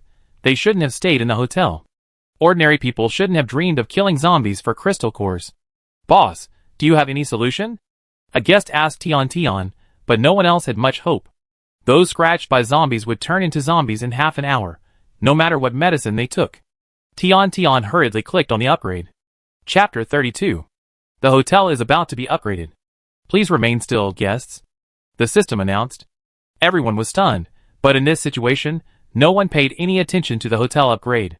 Everyone's attention was on Wei's father and Jiang Hongmei. Everyone was on guard against the two turning into zombies.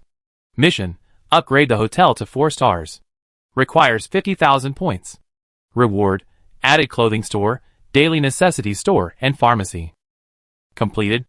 Then, Tian quickly stocked the pharmacy. Hurry to the pharmacy. They have zombie antidote. What? Zombie antidote? No one reacted. Renyu put his cousin aside and ran into the pharmacy. Without even looking at the other medicine, he bought 3 doses of zombie antidote. He then ran back and gave 2 of the antidotes to Wei Lan and Wei Jiamin. The 3 of them immediately fed them. Everyone stared intently at the 3 people who had been bitten. Yu Yan's team entered with a large group. Those behind them were marveling at the inn's barrier, the exquisite interior decoration, and discussing the mismatch between its exterior and interior. Suddenly, they were startled to see a group of solemn-looking people gathered in the hall. "What's wrong with you?" Everyone looked up, but no one answered. The 100 or so people Yu Yan's team brought fell silent. After about 5 minutes, the 3 people's complexions returned to normal, with no signs of transformation. "I'm fine." Son, I'm fine. Father Wei's voice was full of energy, his face rosy, his eyes bright, and he looked much better. Mom, how are you feeling? Wei Lan asked Jiang Hongmei. Jiang Hongmei wasn't feeling well, still a little weak, but she was definitely feeling better. It's okay. Hearing this, Wei Lan couldn't help but hug Jiang Hongmei. Jiang Hongmei felt relieved. They hadn't been this close since her daughter started junior high. At this moment, Jiang Hongmei was very grateful to the hotel. If it weren't for today's incident, her daughter might not have been so close to her. She would treat her daughter well in the future and stop pushing her. They would support each other and live a good life. Wei Jiaming's eyes were red. Dad, it's all my fault. I won't be so willful again. Wei Jiaming was truly frightened. No matter how naughty he was normally, he was fine. Even when he ran away last night and ordered his father to follow Wei Lan's car, he never thought about the consequences. He had insisted on staying today and on going to kill the zombies. He just felt he wasn't afraid and couldn't lose to this girl Wei Lan. He didn't care about his family at all. Wei's father was relieved. I'm glad you understand. I shouldn't have insisted on staying. Dad, if you had insisted on going to some happiness base. Wei Jiaming continued to cry. Wei's father turned to look at Tian Tian and interrupted his son with an embarrassed look on his face. But it's right for us to stay. We have the antidote in the future, so we won't have to worry about getting hurt. Aw, don't cry, I'm fine. I'm not going to that happiness base. Life in a hotel is so much better. Yin Lei was in much better health than the two middle-aged men, but he had been bitten longer, and his current condition was similar to Wei's father's. The three poison people and their families approached Tian Tian and expressed their sincere gratitude. Boss, thank you so much. Wei's father thanked him. Thank you, boss, for saving my husband. Wei's mother continued to express her gratitude. Sister Tian, this medicine is really effective. Thank you so much, otherwise I would have died. Yen Lei said. Sister Tian Tian, can I call you that? Thank you so much. If it weren't for you, I would have almost lost my mother. My father is gone, and I can't lose my mother again. Sister Tian, thank you for saving my father. Wei Jiaming felt a little embarrassed. Tian Tian waved her hand. The others in the hotel exclaimed in amazement. This medicine really works. It can actually cure zombie poison. Amazing. The hotel actually has something like this. Will we no longer be afraid of zombies?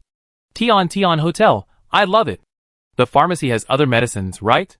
Let's go check. Hey, there are two shops next to the pharmacy, a clothing store and a daily necessities store. Yesterday, I was worried we escaped in such a hurry that we forgot to bring a couple of clothes, and now there's a clothing store. Did you see how the hotel has been upgraded? These three shops weren't there just now. I was so focused on the three people injured by the zombies that I didn't even notice they were here. The people Yu Yin brought with him were in disbelief upon hearing these discussions. Xiao Yu, isn't this an inn? It sells weapons and has a restaurant, but there's also a pharmacy, a clothing store, and a grocery store? What kind of hodgepodge is this? So complete? It wasn't there yesterday. Let's go check it out. Yu Yan's team was also confused. They hadn't known the inn could be upgraded. No one had told them yet. They assumed the inn only had a weapons store and a restaurant. Everyone in the hall headed for the pharmacy. The clothing and daily necessities stores were still empty, and everyone was more concerned about what medicine the pharmacy was selling. Yu Yin had been walking ahead of the group, but then, as if remembering something, he turned back to the counter. He then poured out a large bag of crystal cores. Recharge everything into points. He didn't want to experience the heartache of not being able to buy something he wanted again. We need to recharge too. Yu Yan's team was anxious to get to the pharmacy, worried it would be sold out. What's the most precious thing in the apocalypse? Medicine, of course. Weapons aren't as valuable as medicine, and medicine is consumable. The hotel was packed, and the antidote was so potent it would surely be snatched up. But then, they remembered they had no points left in their accounts. Recharging quickly without points would be infuriating, so recharging first was the right thing to do. Their captain was truly clever. The others following Yu Yan's team followed suit, bewildered, having just arrived and not understanding the situation. Tian Tian saw her remaining points and immediately ordered a few more medicines. She believed these medicines would strengthen the survivor's resolve to stay. Yen Lei picked up the antidote. This is what I just drank. Yan's mother, still worried about her son, stared at him intently. Do you want to rest for a while? Go back to your room and get some sleep. No, I feel fine now. Mom, if you don't buy the medicine, you'd be standing here, blocking others' way. Why not? It's such a good medicine, I want to stockpile it. Yan's mother picked up the antidote and carefully read the instructions. After being bitten by a zombie, take it within half an hour, and you won't turn into a zombie. Everyone gathered around. This medicine was truly effective. Everyone needed a copy when going out to fight zombies. Always keep this medicine on hand. Drink it if you get bit. But the price is a bit steep. 1,000 points a bottle. 1,000 points for a life. You think that's too much? That makes sense. We have to arrange it. When Wei's father's family, along with Wei Lan and her daughter, saw the price of the medicine, they immediately went to Ren Yu to express their gratitude. Captain Ren, thank you so much. This medicine is so expensive. Human life is at stake. Money is nothing compared to human life. Ren Yu said calmly. Wei's father was deeply touched.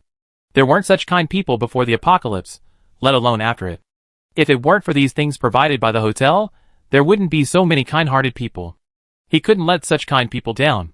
Captain Ran, don't worry. I pay you back later. I will pay you back too, Wei Lan replied.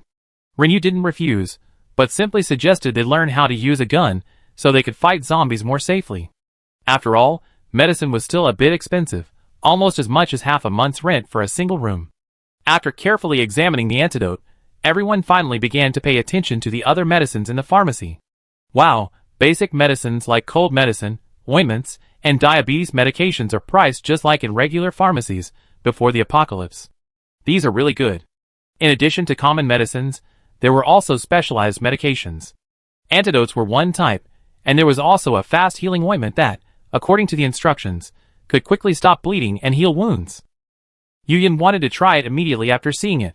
Before the apocalypse, he had always loved to play around, doing things like taekwondo, martial arts, and skateboarding. He was often injured, and he had quite a few wounds on his body. After the apocalypse, fear of the zombie virus made it difficult to defeat them. While there were antidotes, wounds and bleeding were still dangerous. This fast-healing medicine was extremely useful. The box of medicine cost 500 points, and Yuyan bought it without hesitation.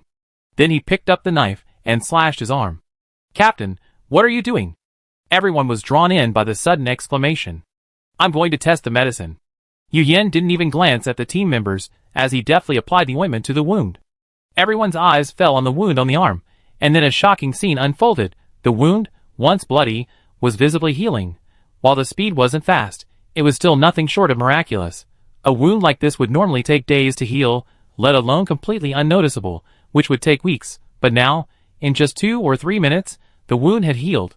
Everyone stared at the scar intently, letting time slip by without a hint of impatience, their eyes filled with immense anticipation and surprise.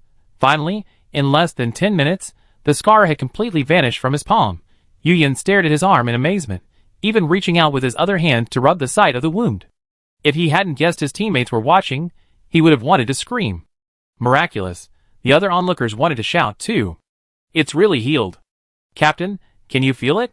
This skin is as if it has never been injured. It's amazing. Yuyan shook his head. No pain, no feeling. The team members couldn't help but step forward and grab his arm, rubbing the injured area directly. They found that it was exactly the same as before, and there wasn't even a trace of pain on his face. What kind of miracle medicine is this? Captain, what did it feel like when it healed just now? Aside from a little tingling from the wound healing, I didn't feel anything else. Yuyan patiently explained. If it weren't for the incredible power of this medicine, and the intense gazes from the people around him, he wouldn't have had the patience to answer. Amazing. Amazing. Afterwards, everyone rushed to get the ointment. It might be a bit pricey, but it's something so amazing, it's a must-have. Are all special medicines this amazing? Look what else we have. Buy them all. Special medicines were on a separate shelf from regular medicines, and everyone gathered around the special medicine area. There's also something for healing bruises and injuries. It should be just as effective. Hey, what's this? Anti-zombie spray. Spray it on zombies to slow them down. It's consumable, and the dosage and time it takes to work. This thing is amazing. With this and the antidote, you won't be afraid of zombies anymore.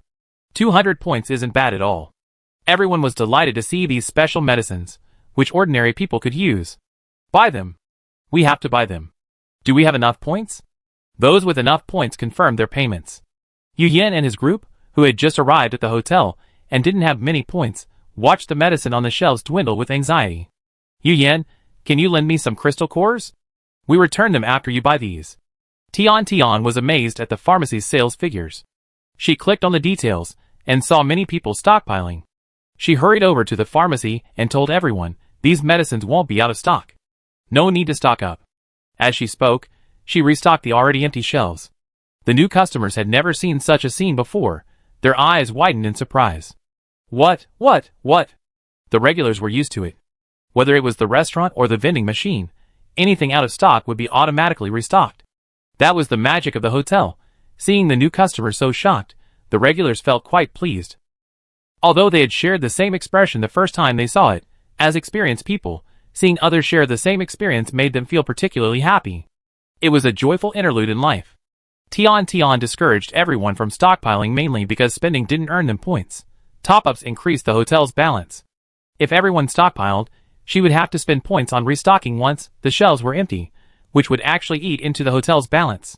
After several upgrades where she was short of points, Tian decided it was better to spend sparingly. Except for the psychic team, the others didn't rush to buy after hearing the news. Since there was always stock, they only bought one bottle, which was enough for them. They would only be around the hotel from now on, so the danger wasn't great. As for Ren Yuyen's psychic team, they stock up more depending on the situation. Since the inn is overcrowded, the zombies around them will be left to the ordinary people in the inn, allowing them to fight zombies farther away. It's better to be prepared when traveling. Tian knew their plan, but didn't stop them. She just wanted to stop most people from mindlessly stockpiling. Host, the inn's balance has increased again. The system's voice was cheerful. Many people also found crystal cores today, but everyone was so focused on the 3 people bitten by zombies that they hadn't had time to top up their accounts. Just now, seeing people rushing to buy potions, they rushed out to top up. Now that she had enough points, Tian activated her power channel and put the superpower growth and superpower breakthrough potions on the shelves. Because she hadn't had enough points earlier, she only put the most important medicines on the shelves: antidotes, zombie spray, and quick healing. These were all essentials for fighting zombies, and both ordinary superpower users and ordinary people needed them, so she put them on the shelves first. There were quite a few elderly and children in the hotel, so she also put the common medicines on the shelves. Fortunately, although there were many, the points cost was not high. As for the more powerful special medicines, such as the superpower growth and superpower breakthrough potions, and even the more expensive ones, she hadn't put them on the shelves yet. She hadn't put the superpower awakening potion on the shelves at 10,000 points a bottle either. Now someone has topped up again, but they can't get the superpower awakening potion either. It's too expensive. It's better to wait a few days. Hey, there are 2 more shelves. These potions are so beautiful. What are they? Yin Lei was the first to notice this row of shelves. The power growth potion is differentiated by power, and each potion has a different color. Water-based potions are aqua blue, lightning-based potions are gold, earth-based potions are transparent khaki, and fire-based potions are fiery red. Power growth potion. Power breakthrough potion. Oh my! Brother, come and look at these 2 potions. Upon hearing the names of these potions, all the psychics present immediately gathered around. For psychics to use, it increases their powers. It's even more effective when combined with daily training. Power breakthrough potion. It can help psychics on the verge of a breakthrough. Yin Lei slowly read the words above. When he finished, he looked up and saw the psychics, both known and unknown, surrounding him, looking like hungry wolves. Their eyes seemed to be about to devour him. No, to devour the potion in his hand. Renyu took a deep breath and picked up the red potion, his heart burning with anxiety. He exchanged glances with Yu Yan. Those without psychic powers wouldn't understand how difficult it was for them to advance. The transition from level 1 to level 2 was fine, but the transition from level 2 to level 3 became incredibly difficult. Power growth slowed to twice its previous rate, and breakthroughs proved incredibly difficult, as if something was blocking them. The team members felt the same way. After reaching level 2, power gains were very slow. To reach level 3, they had to use their powers like their captain, exhausting them daily, which wasn't a pleasant experience. Besides, not all of their powers were as effective as Renyu's fire, and Yu Yan's lightning, so they were generally still at the early stages of level 2. Now with the growth potion, it was a blessing. This must be bought. Everyone clicked on the shopping channel. The most popular item the team members bought was the growth potion. Yu Yan and Renyu each bought a bottle of advanced potion and 3 of growth potion. Each bottle of advanced potion cost 2,000 points, and each of growth potion cost 500 points. They had also previously purchased an antidote, so this had cost them quite a bit of points. It was time to work hard to earn money. The others were in a similar situation. So, everyone began enthusiastically discussing techniques for earning cores by killing zombies. Other things weren't important. A bottle of antidote and a bottle of healing ointment were essential. Yin Lei joined the discussion with the psychic team, but seeing the psychic team members, especially Lu Xiangtong and the other two, enthusiastically anticipating the future, he looked a little dejected. Why hadn't he awakened his powers? Even after being bitten by a zombie and running a fever, he still hadn't awakened. The gap between ordinary people and psychics will only widen in the future. Ordinary people aren't worthy of psychics. Yin Lei shook his head sadly, trying to put Lu Xiangtong's worried look behind him. Yin Lei, what are you looking at? No, I'm going to check over there. You guys chat first. Yin Lei looked away guiltily. Lu Xiangtong watched him from behind, unable to hide her admiration. Tian happened to be standing nearby, and was fed a mouthful of dog food. She had just seen Yin Lei's envious look, and wanted to tell him that the ability-stimulating potion would be available soon, so he wouldn't be envious. But Tian, fed up with the dog food, decided, well, let's hold off for now. It won't be available soon anyway. Let them wait a little longer. It won't be for a few more days. Unlike her, she would probably remain single for the rest of her life. Thinking of this, Tian felt depressed. It wasn't like she hadn't been pursued before. She had been liked since junior high school, and she had suitors in college too, but none of them worked out. She didn't talk about her own experiences in junior high and high school, but she was eager to accept the suitors in college. For some reason, they were initially very nice to her, but after a few days, they were avoiding her like the plague. It made her wonder if there was something wrong with her. It was truly heartbreaking. After earning a few more points, Tian restocked the clothing and daily necessities stores. She remembered that these people fleeing had brought very little with them. The variety and quantity were limited, but it would help some people's immediate needs. The new guests exclaimed in amazement at the things that appeared out of nowhere. As they browsed the shops, they discussed their future lives. Originally, they hadn't decided to stay. They had simply followed Yu Yan's group to the hotel to check it out. If they didn't want to stay, they could just go to the residential complex, and no one would stop them. However, seeing all the great things the hotel had to offer, they decided to stay. Old guests overheard their conversation and interrupted, urging them to stay. Stay! The hotel is so nice! We have weapons and medicine. You won't have to worry about zombies anymore. They never mentioned their previous regrets. By the way, you haven't seen the rooms yet, have you? They have hot water, air conditioning, free electricity, and soft beds. More importantly, you won't have to worry about sleeping at night. Come experience it first. You definitely want to stay. Oh, and there's also a restaurant. Not only are the rooms comfortable, but the food in the restaurant alone is enough to make you want to stay. The mention of this made everyone feel a little hungry, and they all headed for the restaurant. When the new guests saw the food, they decided to stay without hesitation, without further ado. Since then, the hotel has grown to 500 people, with at least 10,000 to 20,000 points being topped up daily. Tian pulled up the task panel to check the next level of tasks. Mission: upgrade the inn to 5 stars, requiring 100,000 points. Rewards: freely resize the inn's exterior, a simulated training ground, and a psychotherapy room. The rewards for the next level, aside from the free resize, are truly useful. The simulated training ground and psychotherapy room are truly useful. The simulated training ground can help survivors develop their skills, and the psychotherapy room is a good place to start. Killing zombies for a long time in the apocalypse can certainly cause psychological problems, like Chai Xiaoyu did.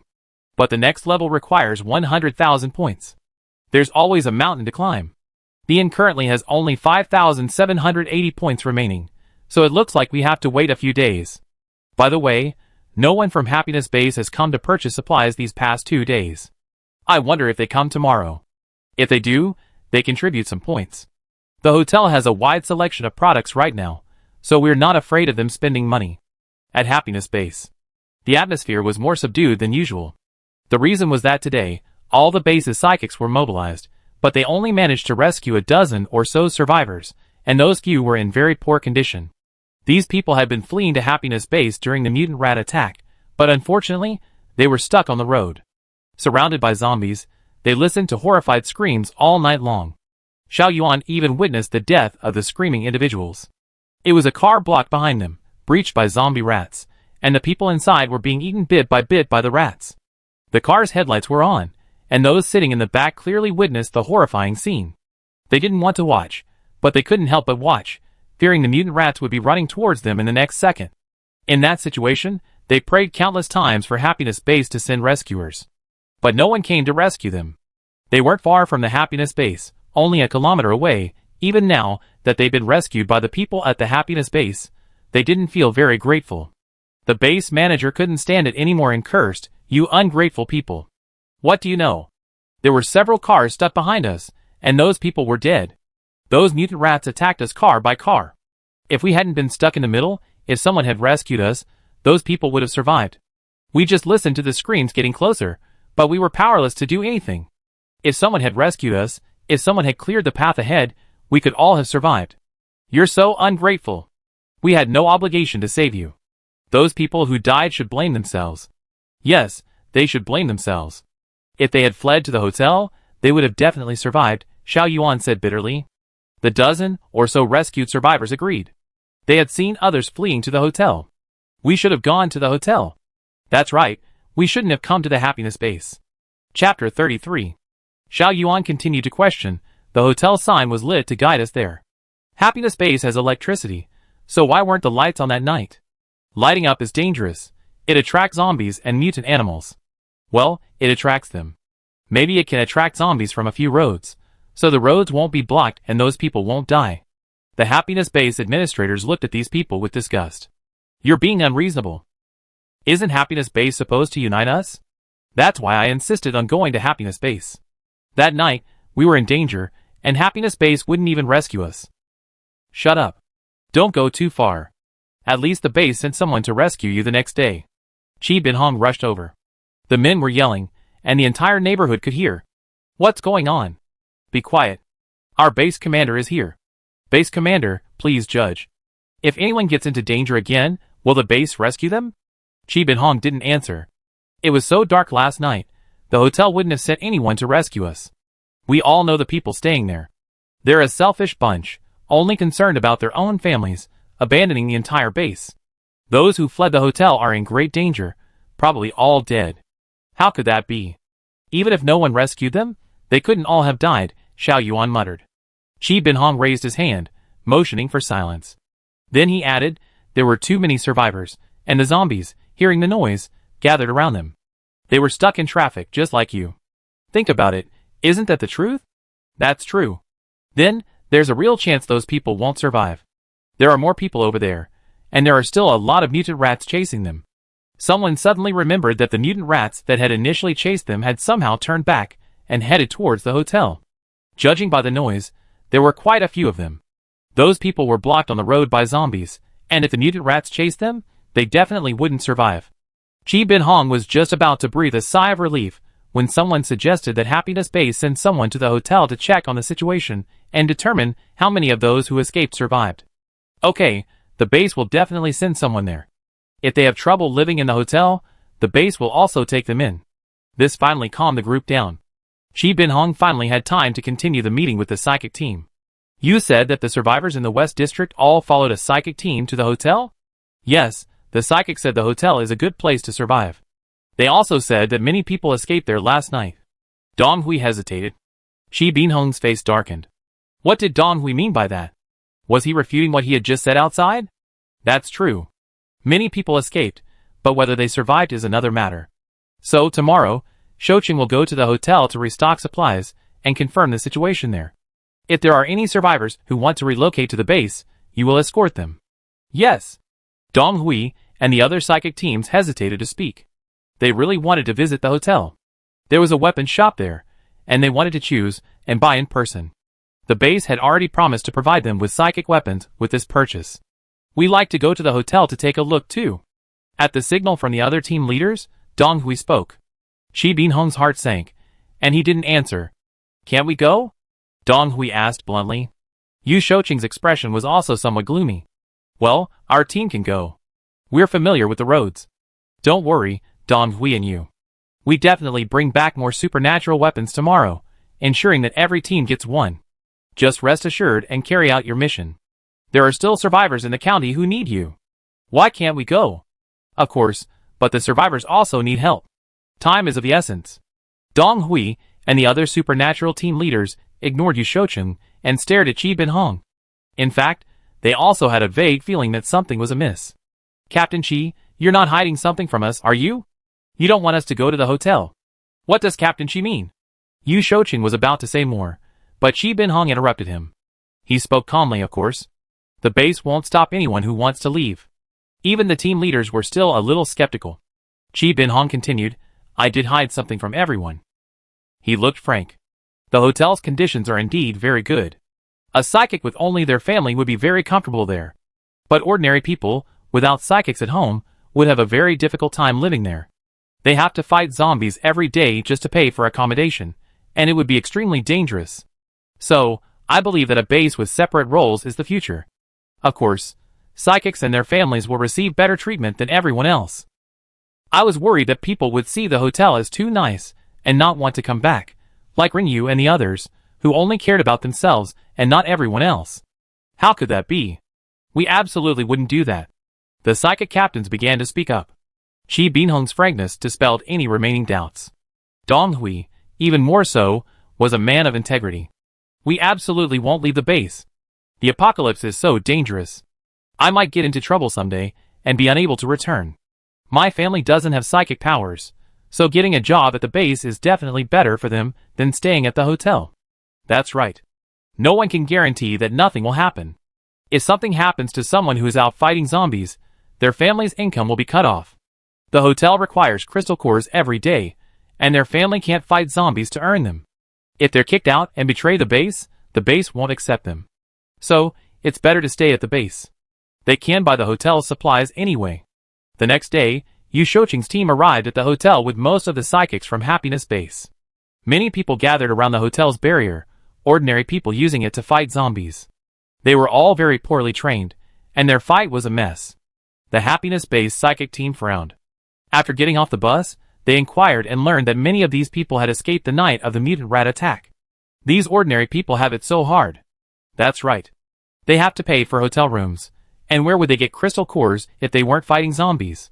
They could have gone to the community. If they couldn't go that night, they could have gone yesterday and today. I guess there's no psychic to escort them. Rinyu and the others are probably just thinking about themselves. Everyone at Happiness Base nodded in approval. As they entered the lobby, they happened to meet the Rinyu team. Team Rinyu nodded to everyone they knew, a hello.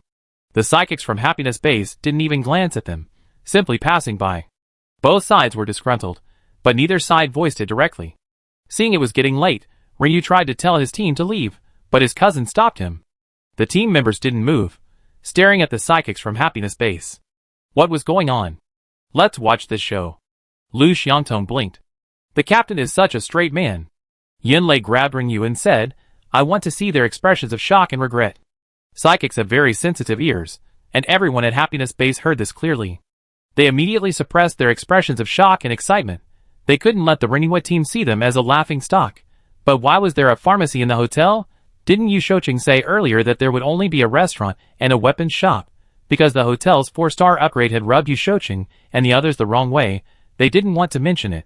So, the others hadn't known about the upgrade. So the sudden appearance of a new shop was naturally surprising. Furthermore, they had learned from the optical frequency about the miraculous effects of the hotel's special medicines, which shocked them beyond measure, and made them want to exclaim in surprise. But they didn't want to let the Rinyu team see them as a laughing stock, so they held back their anger, their faces flushed red, their expressions contorted. The group from the Happiness Base finished their shopping, had lunch in the restaurant, rested for a while, and prepared to leave. They were resolute, and even though they knew they couldn't take out the food from the restaurant, they didn't waver. Tian stepped forward and called them over. Yu Shoucheng became alert. Boss, what's up? Well, I want to talk to you again. I suggest you move to the hotel, and as soon as possible. Upon hearing this, Yu Shoucheng interrupted, Boss, wait a minute. Then, turning to the Happiness Base psychics, he said, Get in the car first. I'll be right there. The others assumed the boss was trying to earn more crystal cores by recruiting customers. Having already made up their minds not to waver, they didn't bother to listen and simply got in the car. Boss, it's so annoying that she has to convince us every time. She just wants everyone to stay at her hotel. How could a hotel owner be like this? Yes, our captain didn't lie to you. As for the upgrade, we didn't know about it before. Guan Xian's lies flowed freely.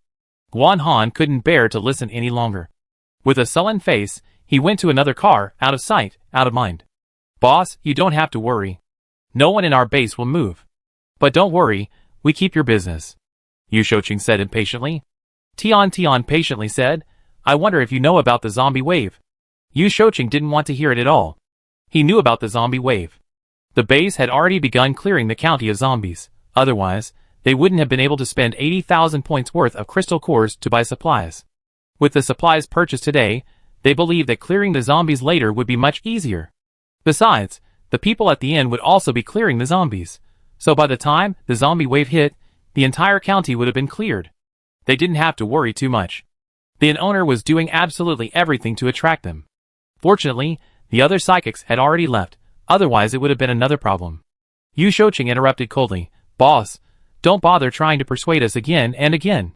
Tian was irritated by his attitude. If it weren't for the impending zombie wave, she wouldn't have bothered to warn him. It's hard to persuade that damn ghost with kind words. Host, don't be angry. I have ring you, and the others go and tell them. Tian thought about the 4,000 or 5,000 people at Happiness Base. So many lives at stake, and she still couldn't bear it. Realizing the urgency of the situation, the Rinyu team didn't dare delay and gave chase. Rinyu, what's got you so anxious? Rinyu, are you regretting moving to the hotel? Do you want to come back with us? The car at Happiness Base had already started. Seeing the Rinyu team chasing them from behind, the people inside opened the windows and shouted and laughed at them. Chapter 34. Rinyu, forget it. The base won't accept you. Rinyu, you're just a bunch of selfish people. Rinyu sounded furious, but he still shouted at them, the zombie wave is coming. Hurry and move to the hotel. The psychics at the Happiness Base were laughing and chatting, drowning out his words, so no one could hear them clearly. What was Rinyu yelling about? Zombies? I only heard him say to move to the hotel quickly. Did he expect us to abandon so many ordinary people in the base like he did? How selfish. That's right. We're not like them, heartless and enjoying watching people laugh. Staying in a hotel is so great? Were they not surprised when they first saw all the good things in the hotel? I don't believe they're laughing at us. The others didn't hear, but Guan Han, sitting in the last car, heard Rinyu's words clearly. On the way back, he brought up the matter. Captain Yu, why don't you tell Manager Qi about this? I don't think Captain Ren was joking. Yu Shouqing was annoyed. Guan Han was such a troublemaker. If Guan Xian hadn't been his classmate and tactful, he would have kicked him out long ago. But he kept a smile on his face and said, Don't worry, I tell Manager Qi when I get back. With that, Guan Han stopped talking. Truly, no one on the team was on his side, and none of them treated him well. Even his sister was the same. Guan Han felt that since joining the team, his sister had become less and less the innocent sister she once was. The zombie wave is coming. There are still so many zombies and mutant animals in the county town, and the base only has 4,000 or 5,000 people. They definitely can't resist. They should move to the hotel as soon as possible, and then each family can take care of their own affairs. His sister can return to her former self. As for the ordinary people, the various medicines in the hotel will ensure safety. As long as they overcome their fear, ordinary people can easily survive. Even if they master firearms, they can live even better. Yu Shouqing seemed to have forgotten about the incident after returning to the base. Guan Han was furious, and went to find Qi Binhong himself. This matter is indeed very important. Let's discuss it internally. Qi Binhong's expression was serious, and Guan Han left with peace of mind. The next day, Guan Han saw that the psychic had been sent out again, and didn't seem to be moving, so he went to find Qi Binhong again. You asked where the psychic team went? They went to clean up the zombies. Didn't they say they were moving? Why are they still cleaning up? Guan Han was incredulous. Happiness Base won't be relocating. As for the zombie wave, that's all nonsense from the hotel's touts. Don't worry, the base will be stepping up its efforts to clear the county of zombies soon. It won't be long before they're all gone. There won't be any sieges, Qi Binhong reassured him. Guan Han felt uneasy, and woke up twice that night. He was the first to notice something was amiss. Up in the night, feeling restless, Guan Han opened the window to let in some fresh air. Tonight, with the moonlight, it wasn't completely dark outside. And as a psychic, his vision was exceptionally good. The Guan family currently lived on the 24th floor. Although the building was smack in the middle of the complex, the view was exceptional, allowing him to see directly beyond the newly built community walls. A dark mass moved outside. If it were before the apocalypse, Guan Han would have thought he was just drifting off into sleep, but now that it was the apocalypse, there was definitely something fishy about that dark mass. He instantly woke up, closed the window, put on his coat and shoes, and ran out. After leaving the apartment building, Guan Han immediately found the patrolling security team, explained the situation, and then followed them to the residential wall to investigate.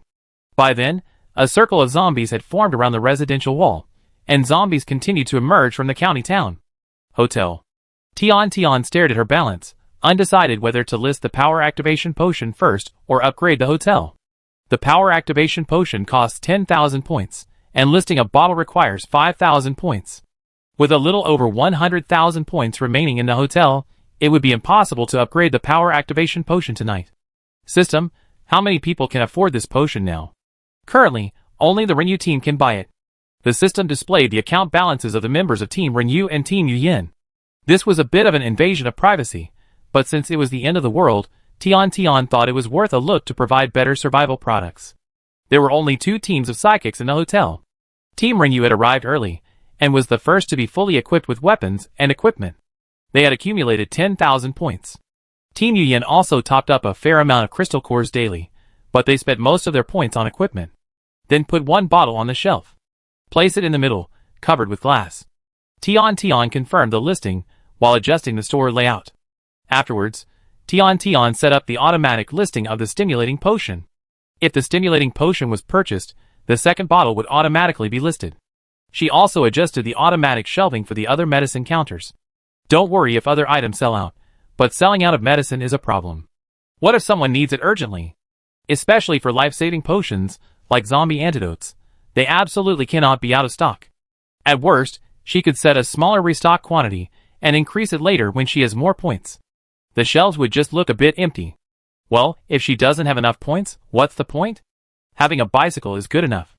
After finishing all this, Tian finally had time to examine the changes in her room. While the room remained the same during this upgrade, she could adjust the layout and redesign it. For example, the decor of all rooms could be changed, from traditional Chinese style to luxurious European style. The study could be replaced with a movie room or a game room.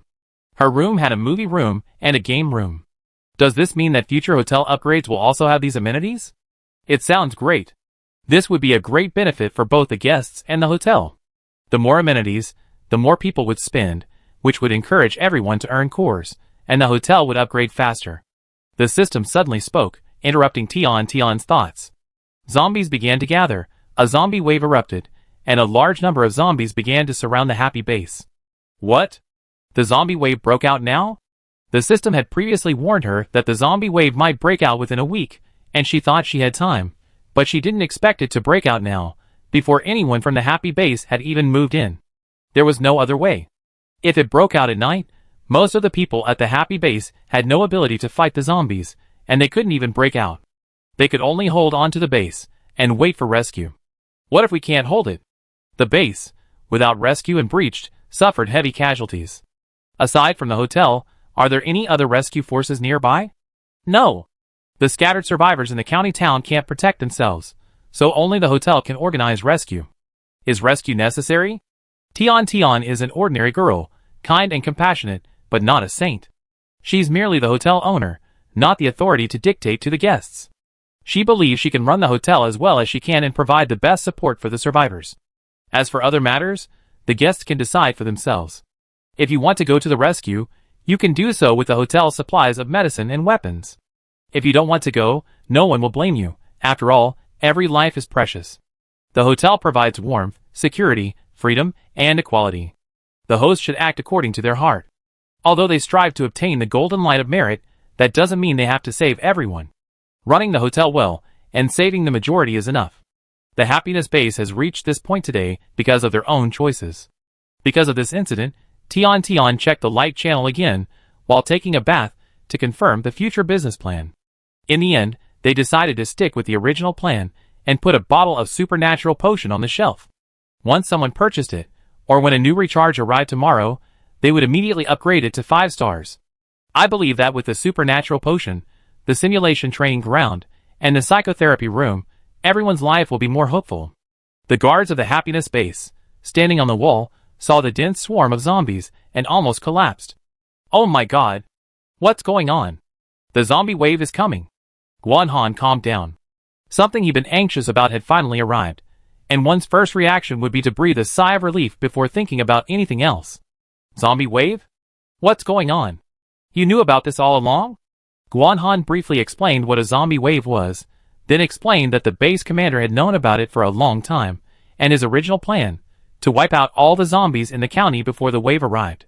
What? Base Commander Chi knew about this all along? Huji exclaimed.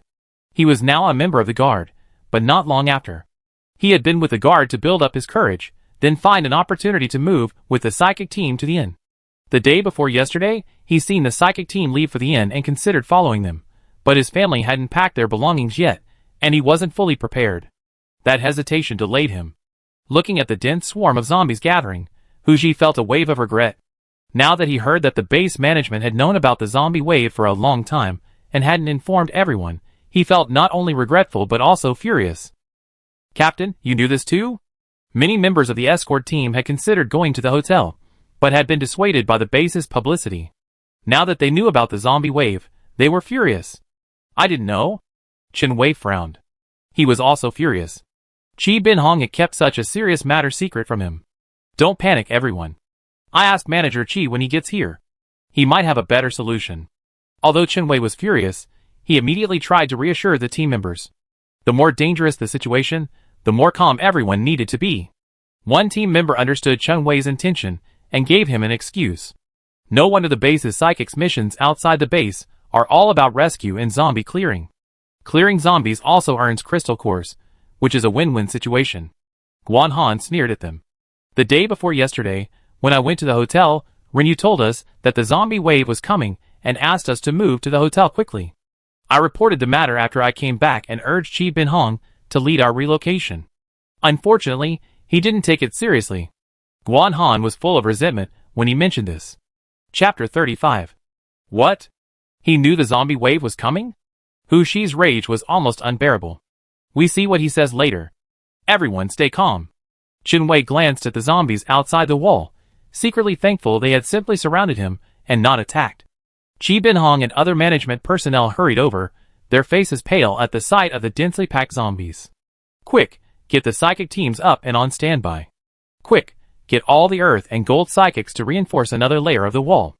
Also, get everyone in the base up and working. Psychics alone weren't enough. Currently, psychics were only a minor addition. Ordinary people still needed to do the basic work, digging holes and piling up soil. The guards were about to question him, but seeing this, they hesitated. The psychics were the first to be called, and many ordinary people also woke up at the noise. Many of them hadn't been sound asleep, so even the slightest noise startled them awake instantly.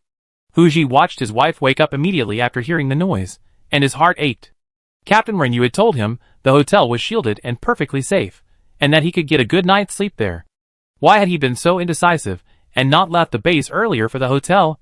Now, he couldn't even leave, and even surviving was a long shot. With so many zombies, what if they breached the base? Old Hu, what's wrong? Aren't you at work? Did something happen? Zombies have surrounded the base. Stay alert. Guanhan also went home to wake his parents and sister. I told you we were moving to the hotel, but you have to stay. Look, the zombie wave is coming. Guanhan had long resented his family for not listening to him. Guanxian glanced outside the wall, still unfazed. We have weapons, equipment, and medicine. We can wipe out those zombies in minutes. There's nothing to be afraid of. Brother, don't make a fuss. Yes, don't make a fuss. Guan's parents were terrified, and their daughter's attitude gave them comfort and strength. Guanhan's breath caught in his chest. The people at the happiness base gradually rose. Seeing the situation outside the wall, everyone felt despair, and many burst into tears. After all, not every family had a superpowered person. Most ordinary families were extremely frightened. Unlike the panic at the happiness base, the hotel was peaceful, and every guest slept soundly. The hotel's barrier blocked out odors and sounds, and the air conditioning provided warmth and comfort. The guests were relaxed, and with the addition of a pharmacy, they no longer worried about getting hurt, sleeping even more soundly. Because of the barrier, the zombies couldn't detect the inn's residents, preventing a zombie siege. Furthermore, due to the zombie outbreak, all the zombies in the county, including those surrounding the inn, as well as some mutated animals, moved towards the happiness base. The next morning, everyone was smiling. With medicine and weapons, they were ready for a big fight. After a delicious breakfast, everyone rushed to the pharmacy to check if there was anything they needed. Even if there wasn't, it was still fun to look at the amazing medicine. As soon as they reached the pharmacy entrance, they noticed a change in its layout. There seemed to be a glass display in the middle, and inside it was what looked like a bottle of medicine. The pharmacy has a new potion. It's on display in the center of the store. It must be something incredibly powerful and magical.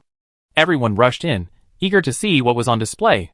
A moment later, a scream of shock erupted from the display of the ability awakening potion. It wasn't an exaggeration to call it a scream. The sound was almost shattered. Team Renyu and Team Yin had both stocked up on medicine yesterday and, after breakfast, were about to head out. When they heard the scream, they exchanged glances and immediately rushed into the pharmacy. Oh my god, am I seeing things? There really is such a potion.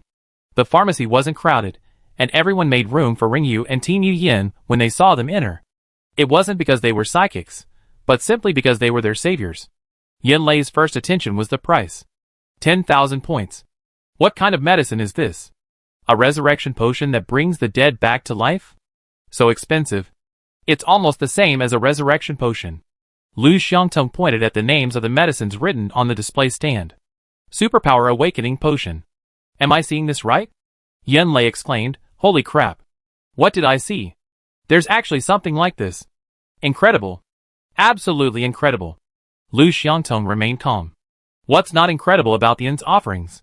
The constantly restocking vending machines, the superpowered weapons and equipment, the endless supply of food, every single one is astounding. That's true, but the superpower awakening potion is truly incredible. In the months since the apocalypse, no one has awakened their powers except those who have begun to do so. Everyone says that those who haven't awakened will never be able to again. Because supplies were still plentiful, and they moved into the inn, everyone didn't care about whether they had superpowers or not. Yin Lei didn't give up. He refused to give up. He joined his cousin's superpower team and worked alongside them, demonstrating his persistence. He hoped to become stronger through missions, perhaps awakening his superpowers one day. When he was bitten by a zombie before, he wasn't even sad. He vaguely hoped that he could be like the protagonist in a novel, awakening superpowers after being bitten by a zombie. The result was disappointing. He didn't awaken his superpowers and almost died. Thankfully, he had upgraded and added an antidote potion. When he drank it, he still hoped to activate his superpowers. However, reality told him that he was overthinking it. Detoxification is just detoxification. How can it activate superpowers? The fact that the inn had an antidote was already a blessing. But he hadn't expected that just 2 days later, the hotel would actually have awakening potions on the shelves. He was about to cry. Great, great. Excited, Yin Lei collapsed onto the glass display, looking quite comical. Lu Xiangtong couldn't bear it any longer and tried to pull Yin Lei away, but he ignored her. Boss Tian Tian. Tian Tian Hotel. I love it. Yin Lei declared loudly. Tian Tian, who was passing by the pharmacy, suddenly shuddered. This Yin Lei was exaggerating. Besides, weren't he and Lu Xiangtong a couple? What nonsense! Yin Lei, on the other hand, felt a chill run down his spine after saying this, and then he calmed down. Then, seeing the people around him looking at him like he was an idiot, his face flushed with envy. Ahem, I'm so excited. This is the Power Awakening Potion. Drinking this will allow us ordinary people to awaken our powers. I'm going to work hard to earn crystal cores, so I can drink the Awakening Potion soon. Lu Xiangtong tooted twice, and turned to Renyu, saying, Captain, why don't you buy it for the kid? He wants it so badly. Yin Lei's face turned even redder. Renyu really wanted to buy it for his cousin, but he didn't have 10,000 points, and even with his cousins, it still wouldn't be enough. Unless he emptied his family's bank accounts, he might be able to afford it. Renyu gritted his teeth and decided to raise the money. He wanted to fulfill his cousin's wish. He knew he was desperate to awaken his powers. Yin Lei, knowing full well he didn't have enough, quickly waved his hand in denial. No, no, no, I work hard to earn crystal cores. I can buy it later. Go ahead. I have some points if you don't have enough, the other team members said in unison. I lend it to you first, so Brother Yin can awaken his powers. The sooner he awakens, the sooner he can use them and level up, the stronger our team will be. Everyone liked Yanlei very much. Although he was usually a bit of a fuss, he was absolutely reliable when working together. Even during the dangerous situation of fighting the mutant spiders the other day, he didn't even think of running away. He was a good teammate. The members of Team Renyu couldn't refuse Renyu, so they simply transferred the money to him, and the 10,000 points were collected. Renyu was a straightforward person, so he didn't refuse. After thanking everyone for their kindness, he started to earn the points. Yanlei watched in amazement as the glass of the display fell away, revealing the shimmering awakening potion. The others held their breath. Yanlei had been so excited that he had been hugging the display, so no one had seen the potion clearly. Now that the display had been lowered, everyone had a clear view. The awakening potion's appearance alone astounded everyone. It wasn't the ornate bottle, but the unmistakable liquid inside. The liquid inside, seemingly transparent, shimmered with various colored specks of light. These specks swirled around the bottle, forming streaks of light that looked exceptionally captivating. So beautiful. It truly is an awakening potion. It's so much more elegant than other potions. Ordinary medicines, even with ordinary packaging, were slightly different. The transparent liquid in these ointments shimmered under the light, giving them a truly unique look. But none of them could compare to this awakening potion. Well, the price wasn't even comparable either. You really get what you pay for. The glass covers on the display were all removed, but Yanlei froze, afraid to move. Was he about to awaken his powers? He couldn't believe it. Lu Xiangtong couldn't handle it anymore. She reached out and took the potion from the display, looking quite bold and casual. Be careful. Yanlei's heart was about to leap. Don't worry, it won't fall. Yanlei held his breath and reached out to catch it. Lu Xiangtong didn't give it to him. Instead, she read the instructions on the bottle, Power Awakening Potion. Ordinary people can use it. It activates superpowers. The type of superpower depends on your individual potential. It really is a potion that can awaken superpowers. Great. With this, everyone's more secure. Power users, apart from other things, have physical prowess far superior to that of ordinary people. Having superpowers is definitely better than not having them. So everyone was quite happy, though not as excited as Yanlei. Here, try it. Lu Xiangtong held the medicine to Yanlei's lips. Yanlei was too nervous to move. He took Lu Xiangtong's hand and drank the potion. How does it feel? Everyone stared, holding their breath. Chapter 36. A surge of power surged. I feel my vision improving. Yanlei took off his glasses. With his vision improved, he couldn't wear them anymore. Try to see what ability it is. You should be able to feel it. Yanlei looked around but didn't move. What's wrong? It's the spatial ability. Yanlei stored his weapon in his spatial space. This ability is quite good. Renyu said, it's perfect. We're going to fight zombies farther away. You can store things in your spatial space. It'd be very convenient for us later. Yanlei was also very satisfied. The spatial ability could store things and teleport, which was very practical. I can fight zombies too. You better take it easy. Renyu warned that the spatial ability's teleportation could be used for both attack and escape, but the attack was more focused on close combat. It wouldn't be very useful for ordinary people who hadn't practiced it. After everyone confirmed that the awakening potion was indeed effective, they were overjoyed. Chai Chong glanced anxiously at the booth, only to find another bottle of awakening potion had appeared. He finally felt relieved. He was determined to awaken his superpowers. He wanted to give his son a better life and accumulate more points. Even if his son never recovered, it didn't matter. Wei Lan wanted to buy one, too. She was determined to awaken her superpowers, earn more money, and buy a bottle for her mother. Wu Xiaowen also wanted to buy one for his grandfather. Many others shared their thoughts, especially those in the superpower team who had plenty of points. They planned to buy a bottle for their parents and elders, because they valued the improved physical fitness of awakening more than the offensive power it brought. Even if they weren't out fighting zombies, the improved physical fitness would make them less susceptible to illness. This was the best gift for the elders. Let's work hard to kill zombies and earn crystal cores. Everyone's enthusiasm for killing zombies and earning crystal cores was high. Then the guests began to form teams in small groups, discussing plans and preparing to take different directions to fight zombies. Tian wanted to tell them that there was no chance of a zombie wave. They were rushing in too fast. They would be back soon, and there would be no zombies around the hotel. The guests went out to look and saw that there were only a few scattered zombies around the hotel. The apocalypse is over? We wiped out all the zombies? That can't be right. There were still many yesterday. Last night, when everyone finished work, there were still quite a few zombies around, because new survivors always had a group of zombies following them. Teams Renyu and Yuyan would also bring back many zombies when they went out, so no one was too worried about attracting monsters. Just a few meters outside the barrier would attract several zombies. But today was very different from before. Everyone was hesitant to act rashly, and returned to the hotel to analyze the situation. Seeing everyone return, Tian immediately told them about the zombie outbreak. It broke out already? So soon? And there's been no movement at all? It broke out last night. Now all the zombies in the county are heading towards the happiness base, which is already surrounded by a large number of zombies. Because of the hotel's barrier, we won't face a zombie outbreak here. Not only was there no zombie outbreak, but even when it did, the hotel became the safest place. Everyone felt relieved after figuring out what had happened. The county has a population of at least 300,000, and there were probably 270,000 or 280,000 zombies. Almost no one went to fight zombies for a month after the apocalypse. Everyone started fighting zombies only after the hotel appeared, and it wasn't long. There must have been 230,000 or 240,000 zombies surrounding the happiness base. Just imagine how desperate the people in the base must have been. It's a good thing we moved to the hotel, otherwise we'd be the ones surrounded now. Yes. To be honest, we were thinking of going to the base, but we heard it would be difficult to leave once we got there, so we decided to check out the hotel first before making a decision. So lucky.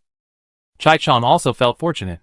My son had always been reluctant to move to the residential complex, but the mutant rat uprising forced us to move to the hotel. Now I think about how lucky we are, thanks to my son. Chai-chan praised. Chai Xiaoyu smiled, the fear almost gone from her eyes, and Chai-chan felt even more fortunate. Jiang Hongmei was both grateful and terrified. She was glad her daughter hadn't listened to her. Someone else thanked Ji Dong. It was Ji Dong who had told them a few days ago that there was no rescue at the happiness base, which was why they decided to stay. Otherwise, they would be regretting it now. They had already escaped to a safe place like the hotel, but they hadn't thought about the consequences of running to a dangerous place. But what should we do now? We're trying to earn crystal cores to buy the awakening ability potions, but the zombies are all heading towards the base, and there simply aren't enough nearby for us to sustain. Yeah, I just arrived at the hotel yesterday, so I have very few points, and I'm renting my room by the day. We haven't earned enough for a month's rent yet. Team Renyu didn't participate in the public discussion, but instead reached a conclusion within the team. Our team has decided to go to the happiness base for the rescue. Renyu, representing the team members, announced the decision to everyone. You're crazy. The first to object were their families. Do you know how many zombies there are over there? Being besieged is no joke. That's right, don't act rashly. Don't try to be a hero. We're just ordinary people, and we have no obligation to rescue people. Everyone urged. Rescue is one of our priorities. We want to kill zombies and earn cores. We prepared plenty of medicine, put on our best gear, and drive to the rear of the zombie wave for a surprise attack. Be careful, and we be fine. The allure of the awakening potion was too great. Anyone with a bit of ambition wanted to buy one and become a psychic, just like Yin Lei. Yes, we can spray the approaching zombies with zombie repellent spray. The danger isn't that great. Count us in. Yu Yan's team walked in, and everyone turned to look at them. Yu Yan said, we cleared all the zombies near the hotel. If you want to fight zombies, you have to go to the happiness base. Our team has decided to fight the zombies. As for rescue, we have no obligation. If it's convenient, we do it. If it's not convenient, they definitely prioritize their own lives. Yes, just rescue them if you can. Our main goal is to kill zombies and earn crystal cores. Actually, if we can go and kill zombies, we're helping to lighten the burden on happiness base. No one can morally blackmail us. That's the truth. About half the people in the hotel agreed with Team Yu Yan. Most of them were guests, who had followed Yu Yan to the hotel and hadn't experienced the night they escaped the mutant rat uprising. The survivors who had been rescued from the previous mutant rat uprising were deeply moved by the help provided by Renyu and the others. They were more inclined to go and rescue them because they had been rescued before and wanted to repay the debt. The members of Team Renyu couldn't offer much in return, and they wouldn't accept crystal cores. So, if other survivors were in danger, they would go out to rescue them if they could. Before the apocalypse, when disaster struck, all sides came to the rescue. It was a traditional practice. If the danger was manageable, they were still very willing to participate in the rescue. Moreover, they could earn crystal cores from the rescue, killing 2 birds with 1 stone. I'm willing to participate in the rescue and earn crystal cores along the way, Chai Chong stated. Ahem, he was mainly motivated by the cores. With the child's condition, he needed to save more money. I'm willing too. Ji Dong also expressed his support. He was most desperate the night of the mutant rat uprising, and he was also most grateful to Renyu for saving him. If Renyu's team went to the rescue, he would definitely go with them. I want to. Wei Lan was halfway through her sentence when Jiang Hongmei pulled her back. What are you thinking? How old are you? Jiang Hongmei smiled sheepishly, seeing everyone looking at her. We want to go too, but the kid's too young. 14, not even an adult yet. Mom, I want to earn crystal cores. I want to awaken my superpowers. I'm not little anymore. Old people and children should stay out of the fun. If you don't have enough points, we share some with you. Or maybe we can see if we can lure some zombies back. Rescue or not, the few who spoke up were determined to go fight the zombies. Besides these people, the rest were unwilling to go to the happiness base to fight the zombies. They preferred to stay near the hotel. Each had their own reasons, primarily lacking the ability and being psychologically afraid. A few, like Zhang Lu and his wife, had already rented a house, had low food expenses, and had enough points saved up to cover their expenses, so they didn't want to risk the risk.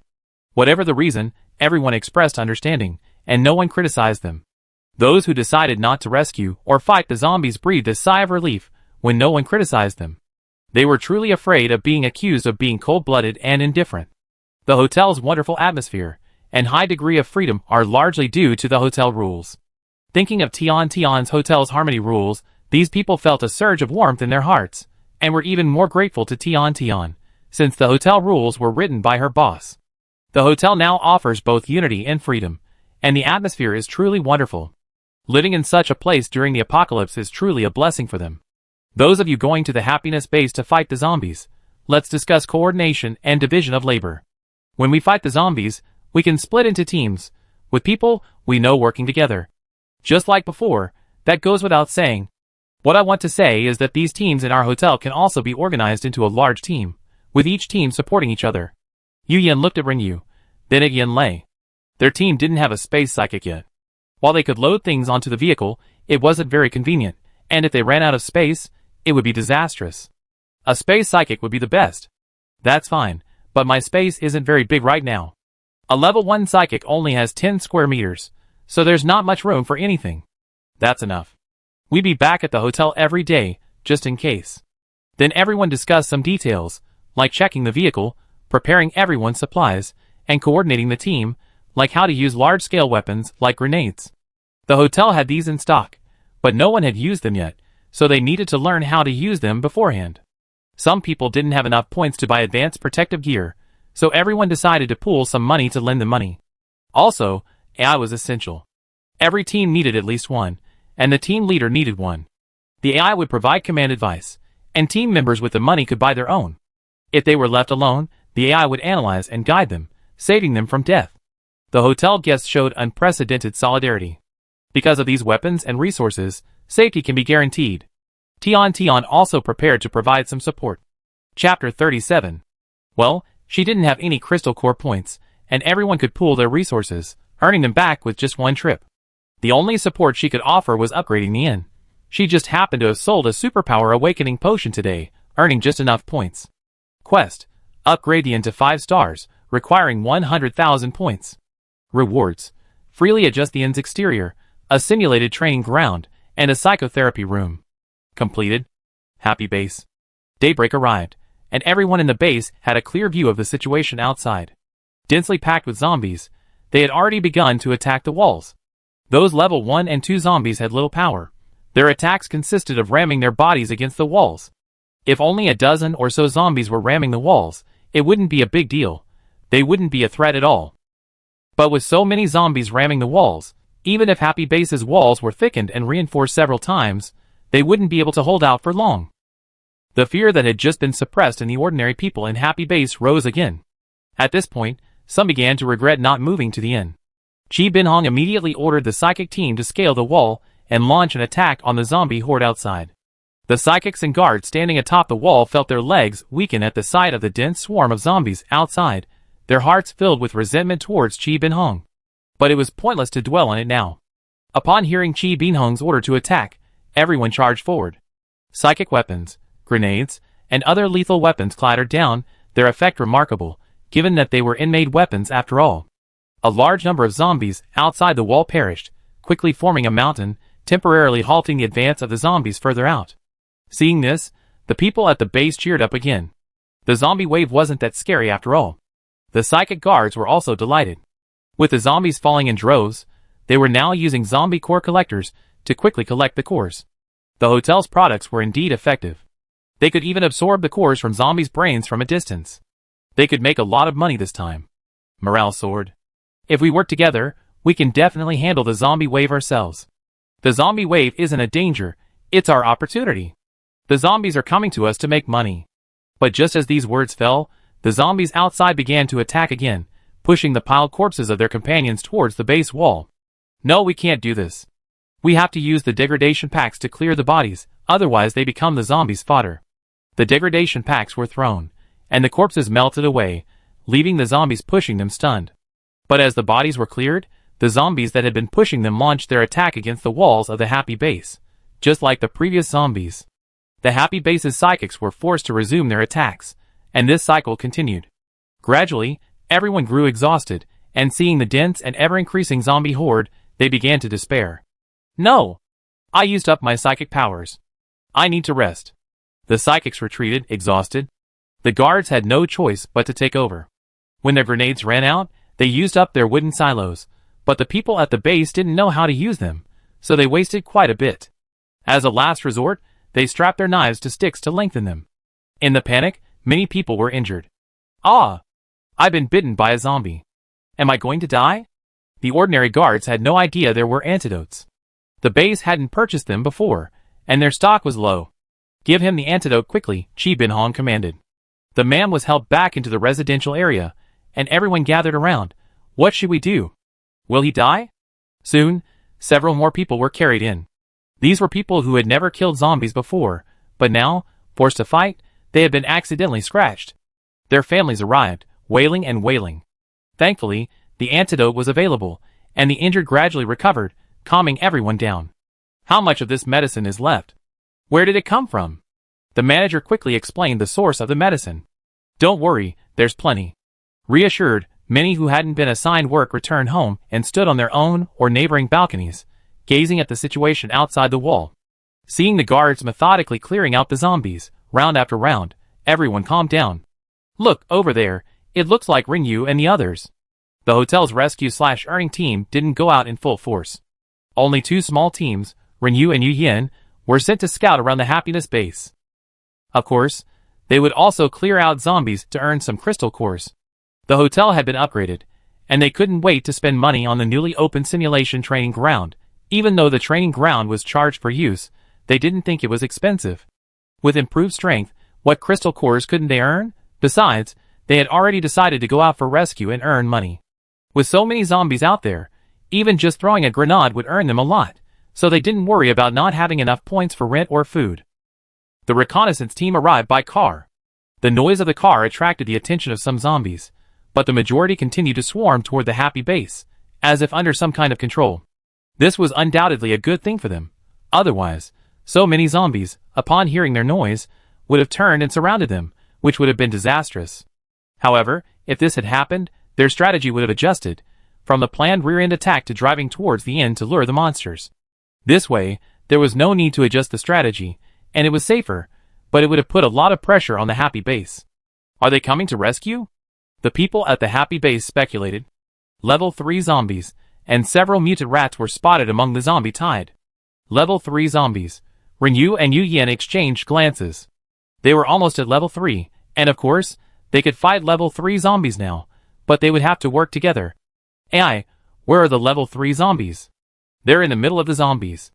You can't kill level 3 zombies from your current position.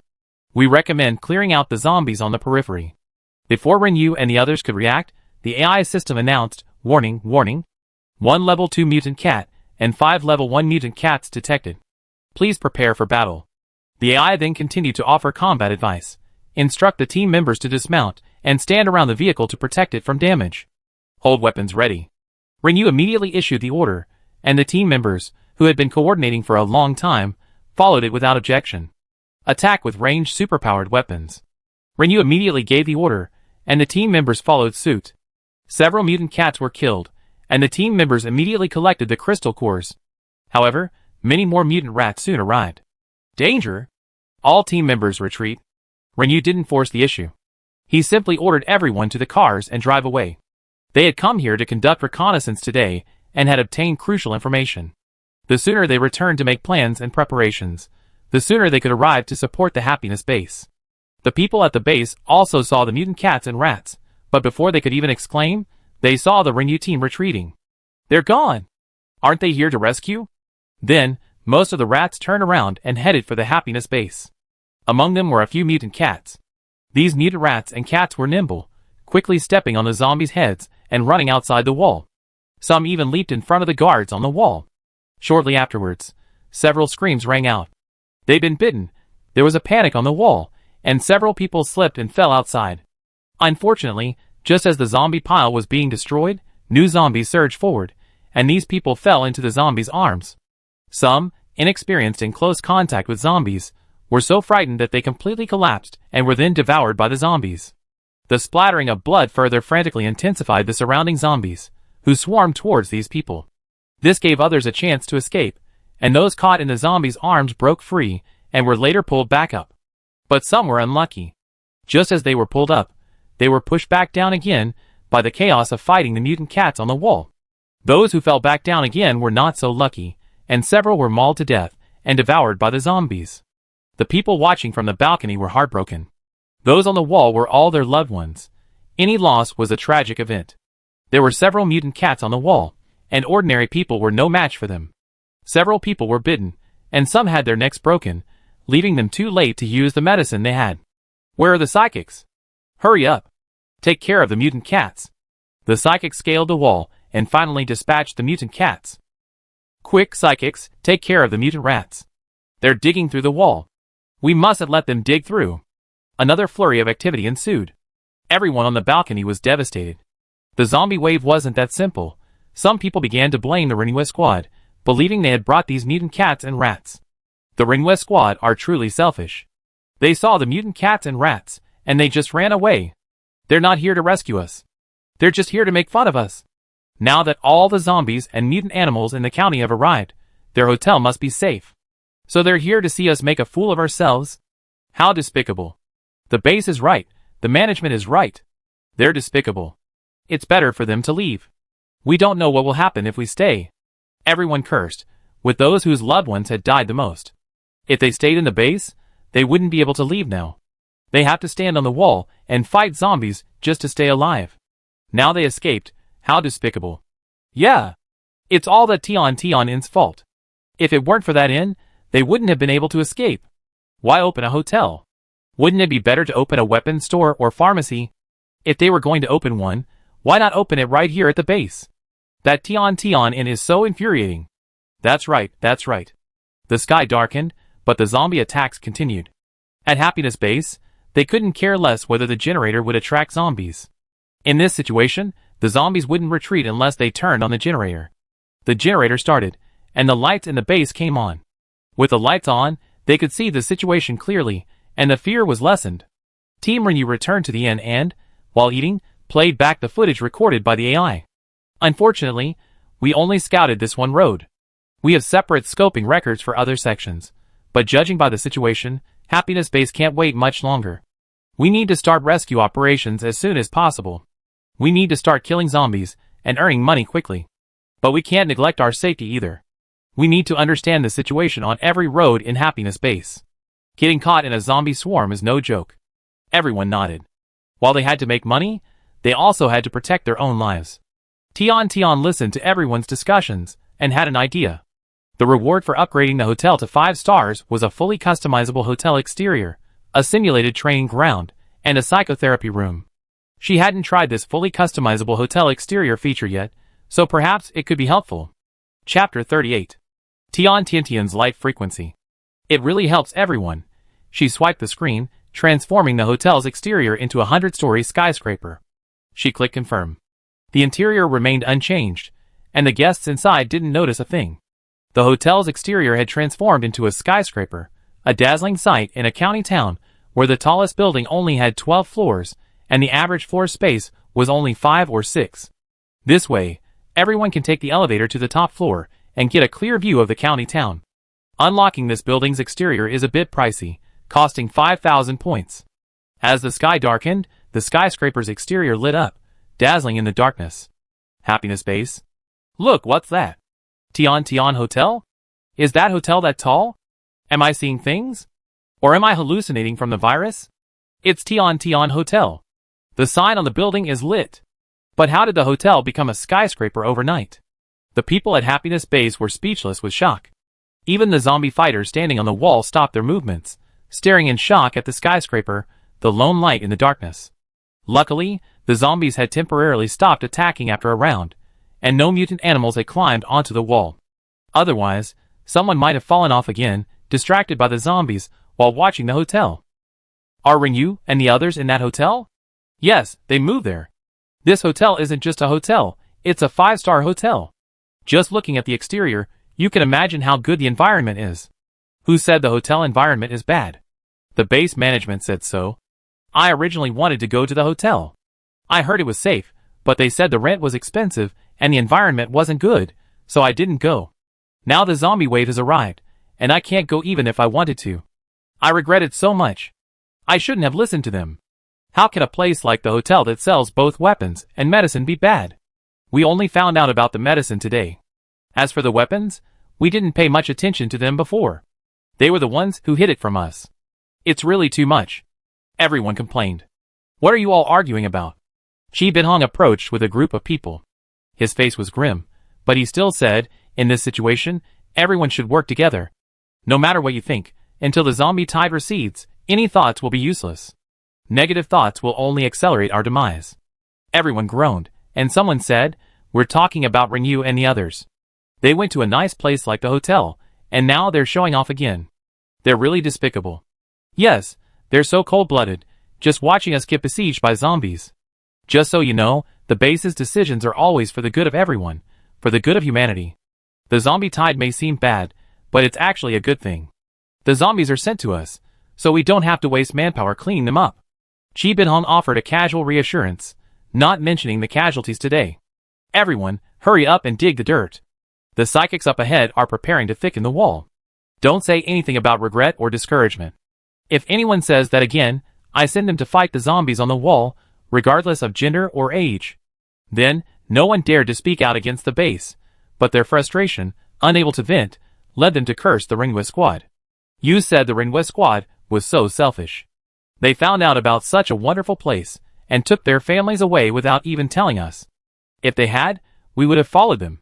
That's right, aren't they afraid we go and grab a room? Some of them had heard the Ringwest squad advertise the hotel, but they hadn't moved because of rent issues.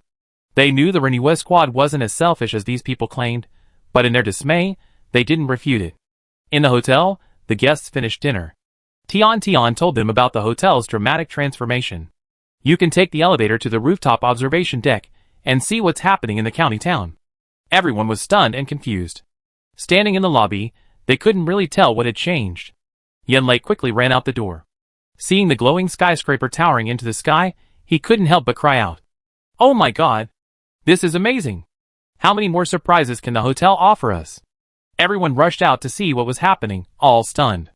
Ringyu remembered important matters and urged the team to take the elevator to the rooftop observation deck. Everyone boarded the elevator together. Every time I take an elevator, I marvel at how many people it can hold, and yet it's not crowded. The elevator door closed and then opened again. It's so fast it seems unreal. Everyone gradually emerged. In the center of the observation deck stood a cafe, selling a variety of drinks, fruits, and desserts, surrounded by tea tables and chairs. The surrounding area was covered in glass, with telescopes placed in designated areas. Everyone walked around excitedly. The observation deck had a glass floor, no carpeting, and through the glass, everyone could see the entire skyscraper. It was truly spectacular. The psychics had excellent eyesight, so they could get a general overview of the Happiness Base without telescopes. Perhaps it was because it was nighttime, and the roads around the base were dark. Come during the day, Yanlei asked Ringyu for his opinion. Lu Xiaotong waved at them from in front of the telescope. Come and see. The telescope had night vision, and Renyu watched while the AI recorded the footage. Yu Yin took notes from another direction. After they finished recording, they turned on the light channel and called on everyone who wanted to participate in the rescue or earn money to come to the observation deck. The real-time communication function was enabled after equipping the AI system, but most people hadn't installed it yet. Renyu contacted Tian, who then sent a system announcement to everyone to come to the observation deck. They found the observation deck ideal for meetings and discussions. The view was great, the view was far-reaching, there were refreshments, and there were plenty of seating and a projection area. Let the elderly and children sit and play in the lobby while they discussed their business on the observation deck. It wasn't long before the rest of the group emerged from the elevator. They were also amazed by the sight of the observation deck. I only seen buildings this tall on TV before, never been there in person. What a breathtaking view. Like Renyu and the others, they toured the observation deck before excitedly sitting down. Renyu and the others didn't try to stop him. It wouldn't take much time. He then ordered fruit and refreshments. Yu Yin also waved and offered to treat everyone to a drink, with points deducted from his account. Everyone happily took their seats as tea was served. A few days ago, everyone would have declined, but now they were all thinking about saving up for the awakening potions or training at the simulated training grounds. And all that delicious fruit, we had to have it every day. Eating well meant working well. There were so many ways to use points. We had to work hard killing zombies to earn them.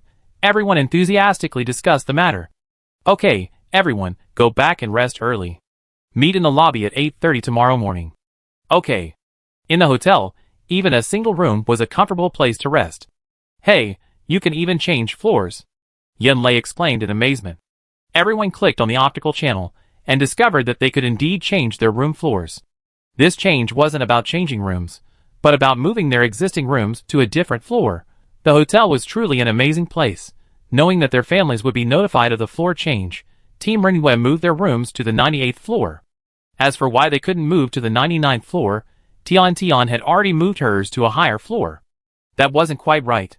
She could still enter her room from the ground floor, but she was directly transported to the 99th floor, where her garden had become a sky garden. However, because the observatory was shielded, her room couldn't be seen.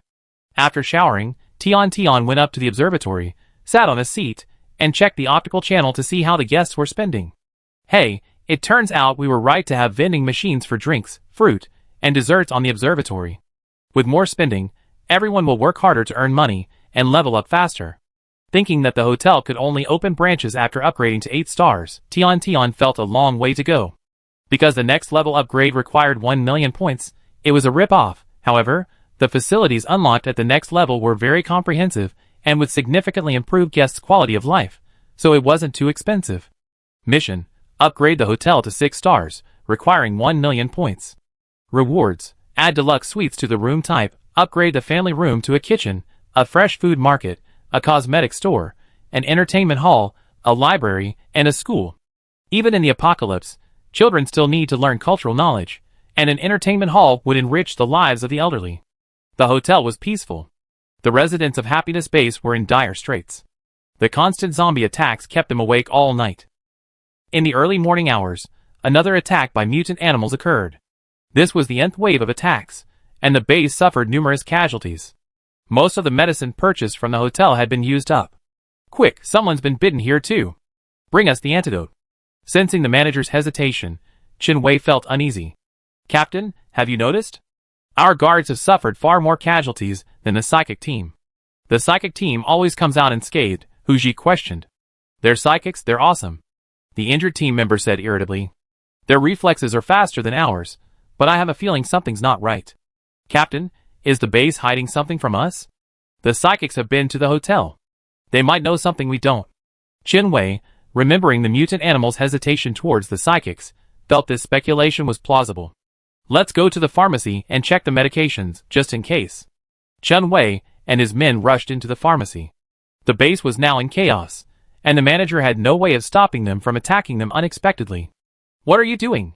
Qin Wei didn't answer. He and his team began checking the medications, and they found the anti-zombie spray. What is this? After reading the description, everyone was furious. They had no idea such a thing existed. Seeing Qi Binhong approach, the guards demanded, Why didn't you tell us this potion existed? Chapter 39. Why didn't you tell everyone about this potion? Can this potion help us escape the zombie horde? What else are you, the management, hiding from us? Facing the angry crowd, Chi Bin Hong took a step back. He gritted his teeth and said, "Everyone, don't panic. We don't have much anti-zombie spray. We need it for the psychics. We can't let anything happen to them. If anything happens to them, the city walls won't be able to hold up, and we all be dead. Okay, psychics are precious. How much antidote and quick healing cream do you have left? Will it be enough?" Chin Wei and the others were panicking. They hadn't found much antidote and quick healing cream. Do you have more hidden? Some, but not much. The supplies were being used up too quickly. Many of the guards had no experience fighting zombies, and too many were injured. I was just about to call a meeting to discuss this. We're running low on medicine. We need to use it sparingly. Prioritize those with special abilities. Everyone else should be careful. What? There's nothing we can do about it. You don't want to see the wall knocked down by zombies, do you? Everyone felt a surge of despair. Is this all the medicine we have? Why didn't you buy more? Is it okay to buy now? There were so many zombies outside that no one could break through and get to the hotel to buy medicine. Everyone, be careful. Chin Wei and the others glared at the base manager. We can't keep this a secret. Also, keep enough anti-zombie spray for everyone, just in case. If the base was breached, with the anti-zombie spray, everyone might still be able to survive. Chi Bin Hong tried to stop them, but he was powerless. Soon, everyone in the base knew that the special medicine purchased from the hotel was running low. Everyone had to be careful. Being bitten could be fatal. The entire base was in despair. Even with the anti-zombie spray, it wasn't enough against the dense swarm of zombies. The zombies attacked again, more fiercely than before. The medicine was depleting even faster. I told you to be careful, we run out of medicine. There's nothing we can do. These zombies are going crazy. We've been careful enough. The base was abuzz with activity. The hotel rescue team set off in their cars. They followed their planned route and split up. After reaching a safe location, everyone disembarked and prepared their weapons. Just as the base was despairing, Renyu and many strangers arrived in their cars. It's Renyu and the others. Are they here to make a fool of themselves again? The people in the base were furious, cursing and crying. If you want to see this, get out of here. I'm not going to live anymore. How can these zombies be so brutal? The men on Renyua's side ignored the men's outcry. They methodically dropped mines into the zombie pile and strafed those nearby with their cannons. This operation resulted in a large number of zombies falling. To lure the zombies away from the base, they hadn't installed silencers on the cannons. This proved to be a successful strategy. Many zombies turned around at the sound. Even the zombies attacking the happiness base stopped and looked in the direction of the loud noise. Then, the spray team advanced and sprayed the zombies that had turned back. Once the zombies slowed down, they could move forward and harvest them without worry. The corpses piled up, blocking the road. Everyone threw out their decomposition bags and took out their crystal core collectors. The operation was smooth and fluid. The residents of the base were stunned. It wasn't until the zombies approaching the base began to attack again that the residents realized what was happening. It's the hotel staff. They're coming to rescue us. Team Ringwei, they come to rescue us. Their weapons are amazing. They even use weapons like the mechanical wooden cannon. So impressive. To their surprise, the very people they scolded for being selfish would actually come to their rescue in such a situation. 5555. I shouldn't have scolded them before. They must have been preparing yesterday because they didn't come to rescue. Many still had a conscience, and they felt guilty for scolding Team Ringwei, their faces burning. Don't feel guilty, and don't just stand there and watch. There are so many zombies. The hotel staff alone can't handle them all. The dejected residents of the base regained their spirits. However, the zombies were simply too numerous. Team Ringwei exhausted all their weapons and abilities, but they only managed to clear a small area. It was already dark, and everyone at the inn had no choice but to retreat. This time, no one at the base scolded them. Yu Shouqing was deeply displeased, but now, aside from his own team, no one paid him any attention.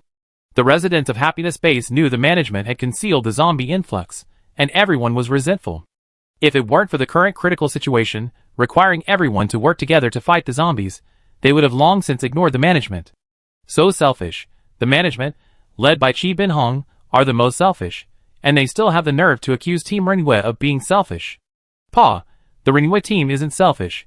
If they were, they wouldn't have come to the rescue. They truly wronged a good person. Many people blushed. The base's psychic team was both angry and embarrassed. When they discovered that Yu Shouqing's team had obtained the psychic weapons before the other teams, they questioned it, but they were fooled by the base management's promise of better treatment. Looking back now, it really shouldn't have happened. The better treatment they and their families received was based on the labor and service of others at the base. If that were the case, where would there be unity? Only hierarchy, competition, and even fighting. After the zombie wave is over, they must move into a hotel. The Guan family's parents were also sulking at home. I've been trying to persuade you all along, telling you about the zombie wave. I told you to move, but you refused. And sister, you're so stubborn. Guan Xian's face was sullen, disgusted by the mutants. When the zombie wave breaks out, even Yu Shouqing's team will have to stand on the fence and kill zombies.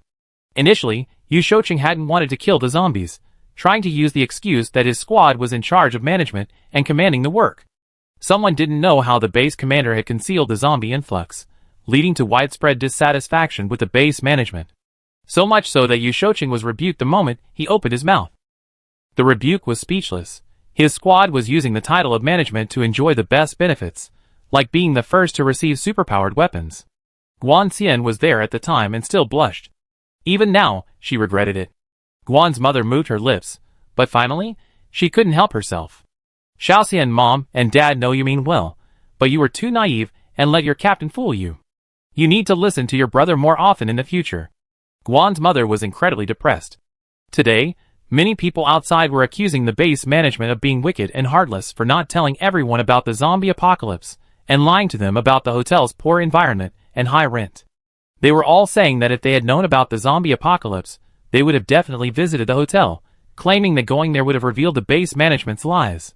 The Guan family had known all this for a long time, but in the end, they were still trapped in the complex like these regretful people. Guan's mother cautiously approached and asked, if you had known earlier, you would have definitely moved to the hotel, right? Of course, they replied with absolute certainty. If we had known, we would have moved a long time ago. Anyone who didn't would be a fool. Hearing this, Guan's mother couldn't move it anymore. She didn't dare to say that her family was among those who knew about this, so in the end, they didn't move. She didn't like hearing people call her family fools, so she replied, Captain, you knew all along, but he didn't move. He's also a fool, greedy for small gains, unable to see the big picture. Guan's mother felt a pang in her heart. Wasn't that the way their family was? Guan Xian was furious when she heard this. She wasn't the only one who decided to stay, so why blame her? Mom and Dad, you agreed to stay at the base, and now you're blaming me. Oh! What a spoiled child you are. Guan Han felt a mixture of anger and relief at the sight of his parents and sister, a mixture of pain and joy. The zombies outside the base wall launched another attack. Then someone knocked on the Guan's door. The base commander has called a meeting. Everyone will be taking shifts tonight. Men will be assigned to the guards, and women, young and old, who can move, will be assigned to logistics. My brother and I are psychics. My parents have benefits, so we don't have to go, right? Guan Xian retorted irritably. During special times, all benefits are cancelled, and everyone has to go. And since you're psychics, hurry down and cover. I wonder how long you had rest. The arrivals ignored other people's feelings. They were so busy they couldn't keep up. The Guan family had no choice. The base wouldn't provide drinking water to those who stayed home. The residents of the base were all on the move. After another sleepless night, everyone sighed wearily. Looking at the lights on in, they felt a glimmer of hope. They had to fight to survive. Only by surviving would they have a chance to move into the hotel. Otherwise, everything would be wishful thinking. Renyu and his group returned to the hotel just as darkness fell. Some of them were injured, but they had all been treated along the way. Upon returning to the hotel, they were all refreshed. Because they had a bountiful harvest today, they didn't even bother to eat. They gathered in the lobby to count the crystal cores they had earned. We're so rich. I wonder if this trip will give us enough money to buy awakening potions. Captain, when will we distribute the money? Renyu originally wanted to have everyone eat first, and then share the crystal cores, but seeing everyone's excitement, he changed his mind and said, let's share now. The AI has calculated everyone's contribution points, and will distribute them proportionally. Okay. No one objected. Because there were enough crystal cores, even those with the least contribution would get a good share. The AI system quickly calculated each person's share of crystal cores and the corresponding points. There was no need to count the crystal cores one by one to share. They could all take them to the counter to redeem them, and everyone's points would be credited simultaneously. Tian looked at the top-up amount and was shocked. Wow, it was 200,000 this time. In just a few days, the hotel could be upgraded. After everyone shared their points, they excitedly ran to the pharmacy. Tian also looked at Guang Pin excitedly. Chapter 40. Awakening Potion Sales Plus 1. Awakening Potion Sales Plus 1. Awakening Potion Sales Plus 1. Wow, the Awakening Potion cost everyone a lot of points today. After all, the Superpower Awakening Potion cost 10,000 points, and after selling 5 bottles, it stopped selling. Although the hotel upgrades directly use the points topped up by everyone, if all the points are used up for upgrades and there are no points to restock, then the shops, vending machines, and restaurants will be left without enough stock, which would be a bad sight. Tian didn't want to go into debt again, fearing an emergency would affect upgrades. For example, if a guest was bitten before, and she was short of points for a 4-star upgrade and couldn't unlock the pharmacy, it would be a tragedy. Tian wanted everyone staying at the hotel to be well, so she was keeping an eye on everyone's spending. The host could adjust the point usage mode, not using the hotel's total points for upgrades, but only using the points already spent by guests for hotel upgrades, room redemptions, vending machine purchases, and stocking. Yes, points already spent are fully considered hotel points. Using them to upgrade can help you avoid debt. Let's switch to this model. The hotel now has weapons, a restaurant, a pharmacy, and a clothing and daily necessities store. Guests have everything they need for food and clothing, basic safety guaranteed, and enough rooms and accommodations. She didn't need to rush to upgrade. Furthermore, 6-star hotels offer a host of other amenities, deluxe suites, upgraded kitchens for family rooms, fresh produce supermarkets, cosmetic stores, entertainment halls, libraries, and schools. These things primarily improve quality of life, so upgrading later wouldn't be a problem. With the change to using points already spent for upgrades, Tian became more focused on hotel guests' point spending. Accommodation is a regular expense for everyone. It's no surprise that the points earned are a fixed amount each month. Those who haven't stayed long-term will definitely stay longer in the future, so the increase won't be much. Restaurants are the biggest expense, as everyone eats every day, but this is also relatively fixed and depends on the number of guests. Several vending machines have daily sales, but the amount is also relatively fixed. Clothing and daily necessities are low cost and affordable, and considered durable goods. People don't spend much on them. Except for some people who didn't bring much clothing with them, when they moved and bought some to supplement their income, other times their income is minimal. Nowadays, no one is wealthy enough to buy a lot of clothes for daily necessities, so sales don't even compare to vending machine sales. Weapons are also durable goods, but they're relatively expensive. They're the main source of income. As everyone awakens their abilities and increases their strength, sales in this area should increase significantly. Medicines are consumables. Basic medicines are relatively cheap and don't earn many points. Special medicines are the main consumer item. The biggest spenders were definitely Awakening and Special Potions, especially the rescue and money-making team.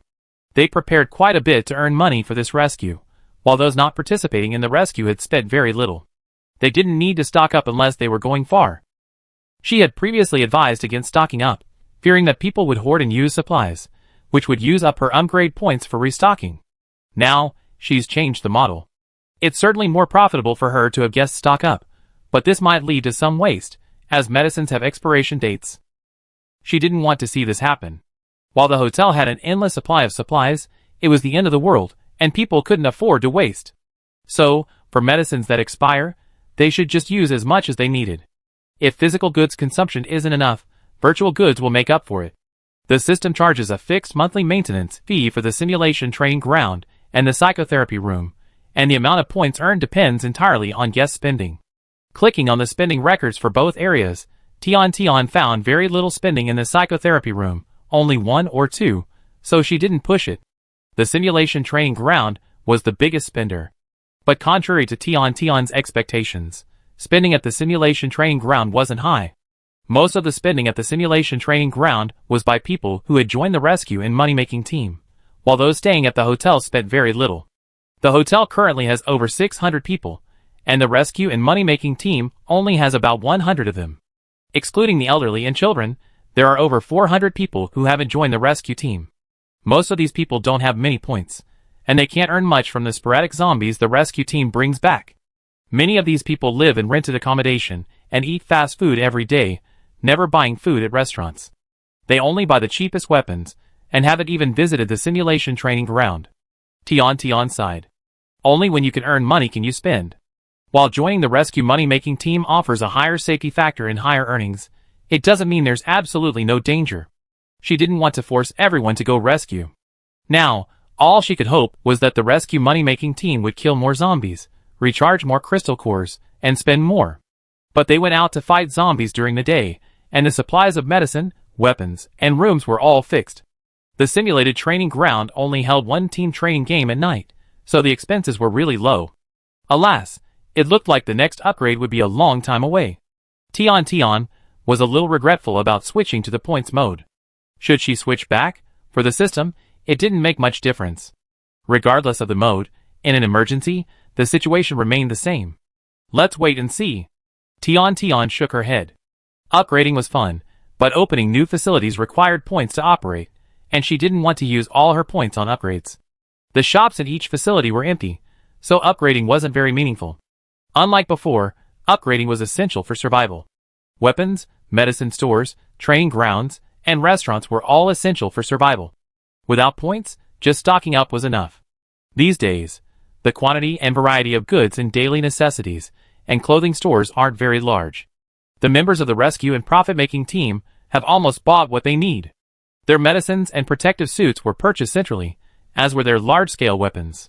They take inventory at tonight's review and buy back any that aren't in stock, and any damaged ones will also be replaced. As for weapons, each individual has to pay for their own weapons. Teams that didn't have any previously raised funds to equip themselves, and this time, they already deducted them from their earnings. After deducting the borrowed points, everyone still has some left. Some people didn't buy weapons, but rented rooms long-term. Tion was quite pleased with the spending. Many members of the rescue and money-making team still didn't have long-term rentals, and their earnings would pay for a long-term lease, which would also be a significant income for the hotel. Chai-chan was one of them. He had received nearly 2,000 points today, and he spent 1,000 points directly on a single room. The single room had a king-size bed, perfect for him and his son. He could use the remaining 1,000 points to spend 100 on his son's mental health treatment. Father Wei had finished his meal, and saw Chai-chan standing in the lobby watching the video. He walked over to greet him. "You all worked hard today. Why don't you go eat?" Chai-chan turned off the video, and said with a smile, "Wait until everyone is together. We're having dinner together later." They had a great harvest today, and everyone was delighted. So, they decided to save some points for a meal together. Thinking of all the delicious food in the restaurant that he couldn't bear to buy, his mouth was watering. "That's great." Wei's father sighed. "By the way, brother, how many points did you earn today?" Chai-chan gestured with his fingers. 200? 200 isn't bad. Before the apocalypse, the average monthly salary in the county was only 3,000. Chai-chan gestured again, and Wei's father understood. He took a deep breath. 2,000. That's a small amount. Psychics earn much more. 2,000 a day, 10 days is 20,000, 30 days is 60,000. With that much, food and accommodation are a piece of cake, and he can even buy awakening potions for his family. Hey, with the money I made today, I'm renting a room long-term. I don't have to worry about not having enough to pay for it every day. Chai-chan wasn't trying to show off. He was just so happy that he couldn't help but tell everyone when they asked. Wei's father's heart flared even more when he heard this. Their family was still renting out their apartment. "Brother, are you still short of people for the team? Can you join?" Wei's father had been bitten, and his family was terrified. His wife and son were worried about him getting hurt again, and didn't want him to go with them. But there were only a few scattered zombies around the hotel, attracted by the Renew team when they returned. There wasn't enough for them to share. He felt that as a man in his 30s, he shouldn't compete with the elderly, women, and children for these scattered zombies. He should go out and fight with everyone else to make money. "I think you can. I asked the captain for you." Chai-chan understood Wei's father very well, and went to find his team leader without hesitation. The captain then went to find Renew and Yu Yen, but by then, their team was already inviting everyone to dinner. Father Wei was a little anxious, but he also knew the team had been busy all day and hadn't had a chance to eat, so he didn't want to bother them. He simply waited in the hall. There were many others waiting in the hall like him. They were all watching this small team earn So many crystal cores in a single day. They couldn't sit still in the hall, and kept glancing towards the dining room. Wow, the food they had at the group dinner was truly delicious. There were lobsters, crabs, salmon, wagyu beef hot pot, and high-end Chinese dishes. It looked delicious. While these delicacies were cheaper than before the apocalypse, they were still 2 or 3 times more expensive than ordinary home-cooked meals, so they were still quite expensive. It was clear that today's harvest was quite good.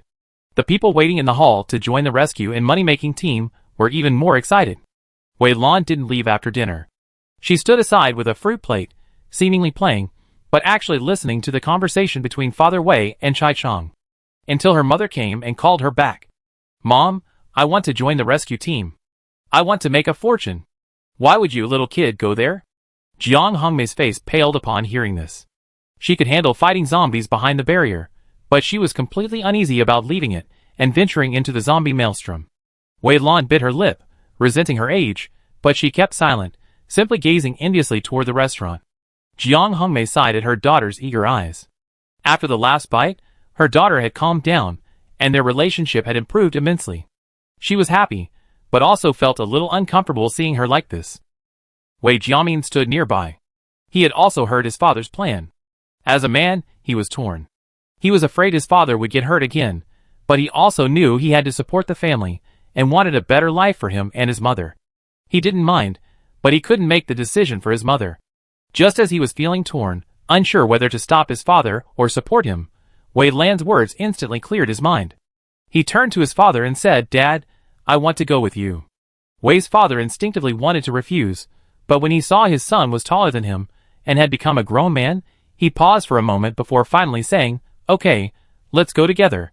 The world had changed, and his son had grown up, so it would be good for him to adapt sooner. He had just inquired carefully and found that the team was well protected, with an AI-controlled captain and even organized training in a simulation training room. Safety was guaranteed. When Wei Lan heard that his classmates had been allowed to go with him by their father, his eyes lit up with envy. Seeing this, Jiang Hongmei sighed in frustration. Finally, as if making up her mind, she said, "Okay, Mom agrees. If the team wants us to go, we go." Wei Lan looked at Jiang Hongmei in surprise. "We? Yes, Mom will go with you." As a mother, she couldn't let her daughter, a minor at that, go on such an adventure alone. But it was her responsibility to support the family and provide for her daughter. She had to pull herself together. Going with the team was a great opportunity to train. After the rescue team finished their meal, they didn't waste time chatting and headed straight for the rooftop observation deck. The people waiting in the hall to join them stood up when they saw them emerge. Chapter 41. Renyu called out to the people in the hall, "Those who want to join the rescue and money-making team, come up with us." "Okay." Father Wei, his son, Jiang Hongmei, her daughter, and 200 other people followed him onto the elevator. "Looks like we need to reorganize the team, with so many people here," Yuyan said. The newcomers were a little nervous when he heard this. "Captain Yu, can we all join? I wonder if with so many more people, we can earn enough crystal cores." "Of course, you're welcome. The more people, the better. After all, there are so many zombies, more than enough for us to fight." Yuyan pointed out the glass window of the observation deck. "If you don't believe me, you can go and see." We all saw it. During the day, many people went up to the observation deck and watched the rescue and money-making team fight the zombies. If they hadn't seen it, they wouldn't have been so easily tempted. But after hearing the details, they were even more tempted and were determined to join. "Everyone, please take a seat." Just as everyone settled in, the elevator doors opened again. Everyone in Team Renwei was stunned to see the new arrivals. They were relatives of their team members, along with other middle-aged men they didn't recognize. There were about 300 people now, adding to the original 200 or so, bringing the total to about 500. It was safe to say that most of the hotel's guests had arrived, and the observation deck instantly became bustling with activity. The vanguard of the rescue and money-making team consisted of less than 100 people, and they were mostly young. After all, this was incredibly dangerous. Young people have quick reflexes, good health, and a strong spirit. And of course, they also have a strong desire to make a fortune. The middle-aged people were either still watching or stopped by their children. But now, they come up too. Among them were Zhang Lu and his wife. They had no shortage of points. Even with fewer zombies in the hotel, they could still earn 100 or 200 points. However, today, When they went up to the observation deck and looked through the telescope at the residents of the Happiness Base, they were so desperate. Seeing the dead and injured, they felt heartbroken. So, after a moment's hesitation, they decided to help out. Mom and Dad, Aunt, Second Aunt, Little Aunt, Uncle. What are you doing here? Of course we're here to join you. We can't always rely on you to take care of things. There are fewer zombies around the inn now, and if there aren't enough to go around, we should leave it to the older ones. Besides, we all learned how to use the wooden barn and even trained a few times at the simulation training ground. We're no longer afraid of zombies, so we want to go with you. Don't worry about earning crystal core points. Just rest. We young people are here for you. It's not all about earning crystal cores. We just see the miserable faces of those at the Happiness Base, so we want to help out. The members of the Rescue Vanguard team persuaded them again. Seeing their elders resolve, and not wanting to waste everyone's time, they agreed, and the rescue team grew. Those who hadn't joined the rescue earning team so far were either older, in their 60s or 70s, or younger. Experienced personnel like Rinyu quickly divided the newcomers into groups, and synchronized the battle plan with them. They then summarized the day's performance, both good and areas for improvement. Afterwards, they recalculated the weapons and medicines needed, as well as the protective clothing and weapons the new members were missing. Any purchases without points would be paid for by the team, and would be supplemented tomorrow with points earned. The large number of people, especially those in their 40s and 50s, was initially a problem, but everyone understood the seriousness of the situation and had made preparations, so the discussion didn't last long. It's 9 o'clock now. Let's all go to the simulation training. The points for team training will be contributed by the team. It's great to have training. We haven't even been to the simulation training ground yet. You haven't been yet? The rescue team members were surprised. They didn't have time, so why had those who did have time not been yet? I'm telling you, even if you don't buy medicine, you still have to go to the training ground. Strengthening yourself will prevent you from getting hurt. Many of the newcomers hadn't yet experienced the simulation training ground. This was mainly because they arrived late at the inn and hadn't collected many cores, so their points were low to begin with. Then the zombie wave arrived, and the zombies around the inn became scarce. The simulation training ground was only available after the inn was upgraded after the zombie wave arrived. They hadn't initially decided to join the rescue team, so they didn't want to spend any money and focused on food and lodging. Even middle-aged people whose children joined the rescue and money-making teams were hesitant to spend recklessly. Firstly, before today, they hadn't yet determined how much money the rescue team could earn. Secondly, any money earned would be their children's money, and even if they had earned it themselves, they wanted to save any remaining points for their children. Teams Rinyu and Yu Yen had previously earned a lot of points rescuing people, and they were generous with their families. Furthermore, they had learned to use the wood-barreled weapon from Grandpa Run, and had earned some points by using it to defeat zombies themselves. So, when the simulation training ground opened, they all went to try it out.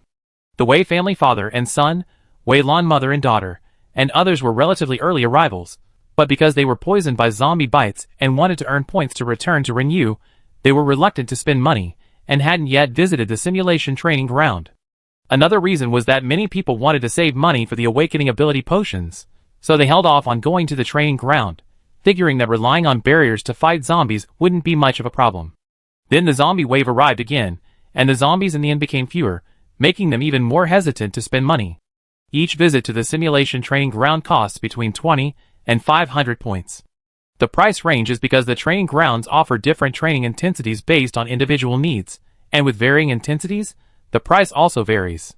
For example, the lowest price is for seniors.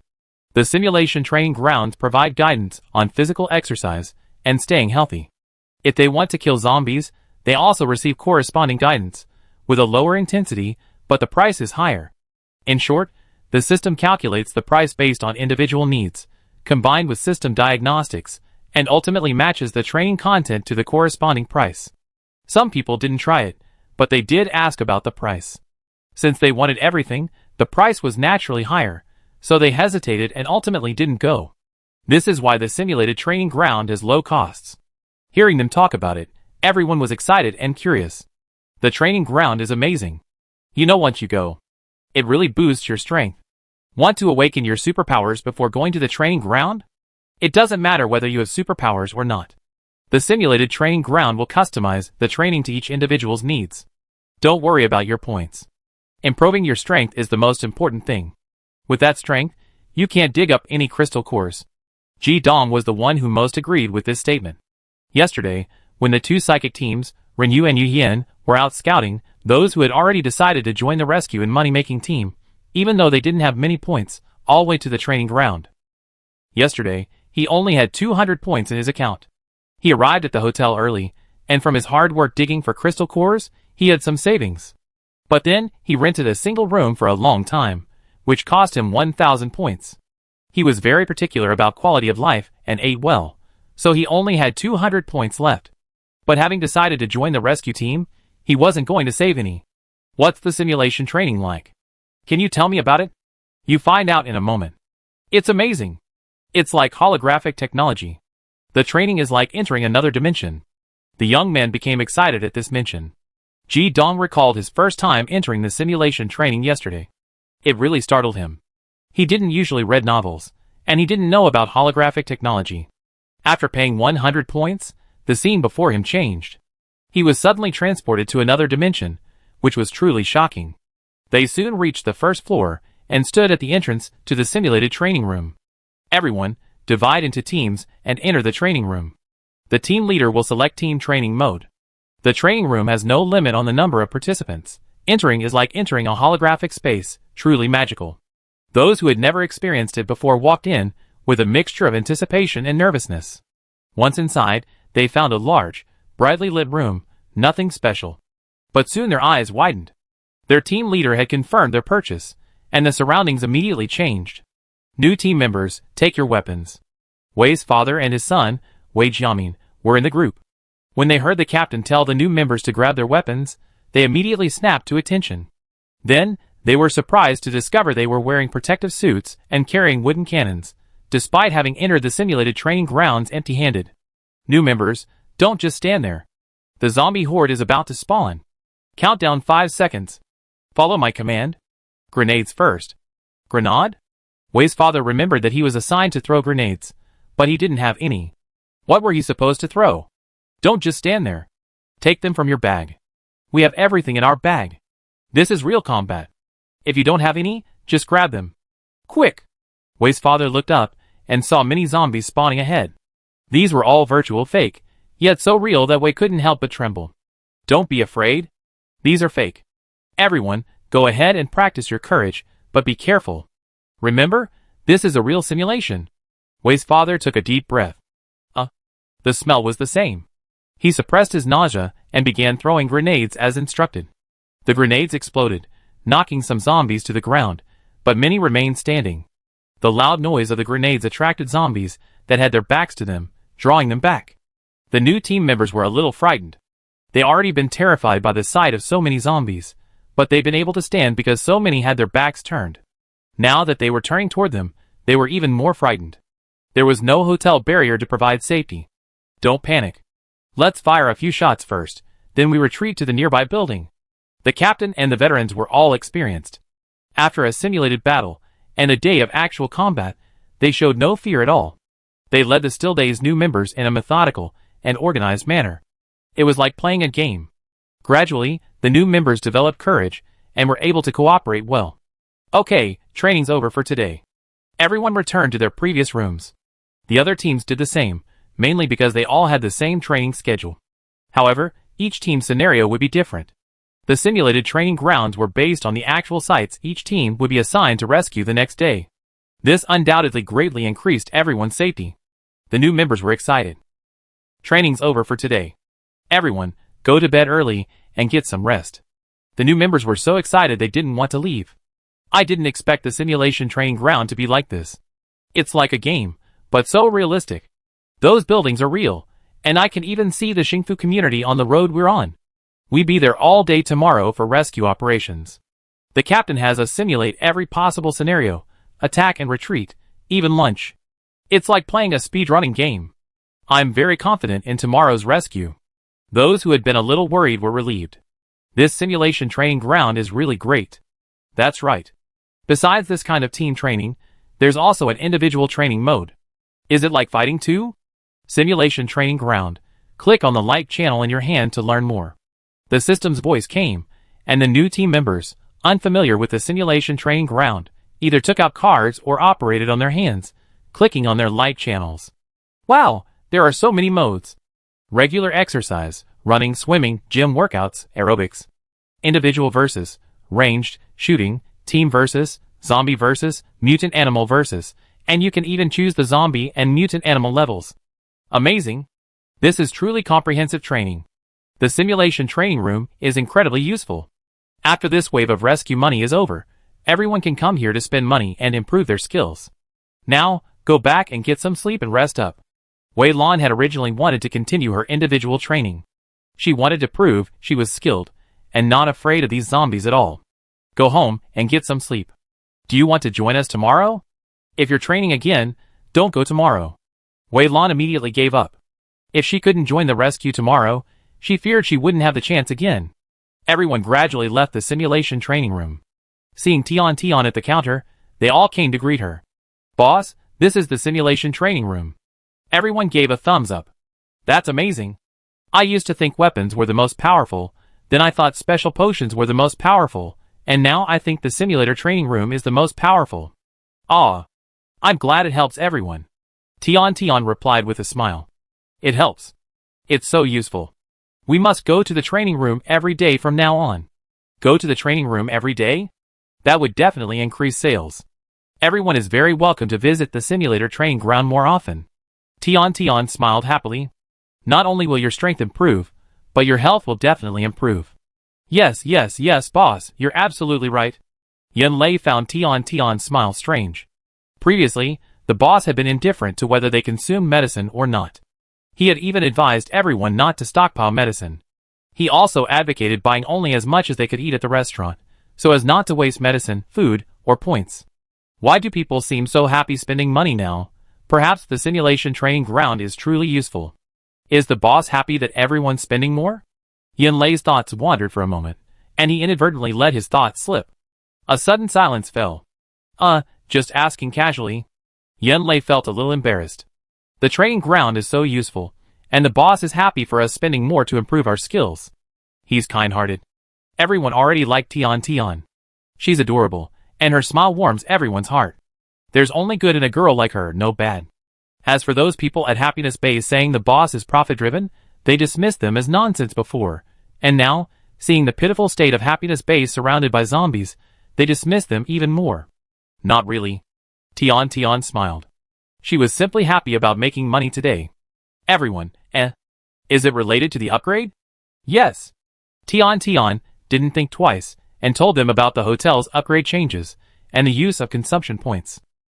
I'm worried that using everyone's top-up points will affect the stocking of some products, disrupting everyone's normal lives. Many people knew that hotel upgrades used crystal cores, and they also knew that Tian used everyone's top-up points to upgrade and stock the products. Many people also worried that their points would run out during the upgrade process, leaving them with no points to stock the products. They had all seen that when the hotel upgraded to a 4-star hotel, the medicines were delivered in batches, while the clothing store and daily necessities store took a while to arrive. If the products could be delivered, why didn't the owner deliver them all at once? It was obvious that some reason prevented the delivery. The weapons shop is also gradually adding new items. At that time, everyone wanted to stock up on medicine, worried that the boss wouldn't restock it in time. But since we hadn't been staying at the hotel long and weren't familiar with Tian, and Tian had promised us the medicine wouldn't be out of stock, we held back and didn't bring it up. The Rinhua team was quite familiar with Tian, but they were so busy that they didn't have time to bring it up. That's great. The shops open for the previous upgrades are all necessary. Upgrading directly with everyone's top-ups is the fastest. The subsequent upgrades are less important. Just make sure you have the necessary supplies, and then you can take your time. Boss, you're still thinking about us. Thank you so much. I'm wondering if the end can be upgraded unlimitedly. What will it be like at the end? No, it can't be upgraded unlimitedly. After this shop reaches 8 stars, I open branches elsewhere. Other places? Yes, there are no inns elsewhere. People elsewhere are still living in dire straits. I'm opening an inn to provide everyone with safe shelter, weapons, and medicine, so the apocalypse can end sooner. Everyone was shocked to hear this. Boss, I didn't expect you to be so broad-minded. Are you trying to save the world? Tian was embarrassed.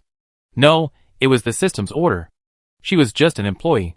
Tian was about to explain, but the system interrupted her. Don't explain. Ahem, the host doesn't need to explain. Tian was confused, mentally asking the system why. Explaining is such a hassle. Just let them think whatever they want. Isn't it better to just be yourself? It makes sense. The boss is so kind. Oh, if I had known, I would have joined the rescue team yesterday. That way, I could earn more crystal cores and open a branch sooner. That's right, boss, you could have told us about this earlier. We could have helped. Oh, hotel upgrades will use our points from now on. We need to earn more and spend more. Tian twitched awkwardly. Thank you, everyone. You don't have to be like this. Just live your life as you please. There's no need to spend too much. Tian thought that by saying this, everyone would stop thanking her and expressing their gratitude. Unexpectedly, the words of gratitude became even more numerous. The boss is so kind. He took on the arduous task himself and was so tolerant of everyone. I think the boss is much better managed than the happiness base. He claims to be doing it for everyone's benefit, but everyone saw the consequences. That's right, the happiness base management is selfish. They just want power and more people to listen to them. They even tout unity, but look, we're united now. Yes. Of course we're united when nothing goes wrong. But when something goes wrong, the happiness base isn't united at all. How do you know? I looked through the telescope for a long time, and saw that they were in chaos over there. It was obvious they were arguing, fighting among themselves.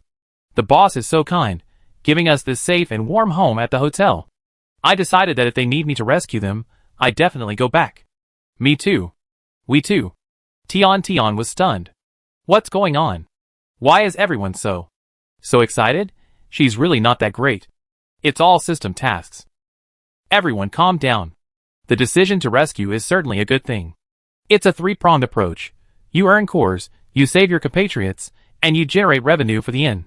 But we should act within our means and avoid moral coercion. I understand, boss.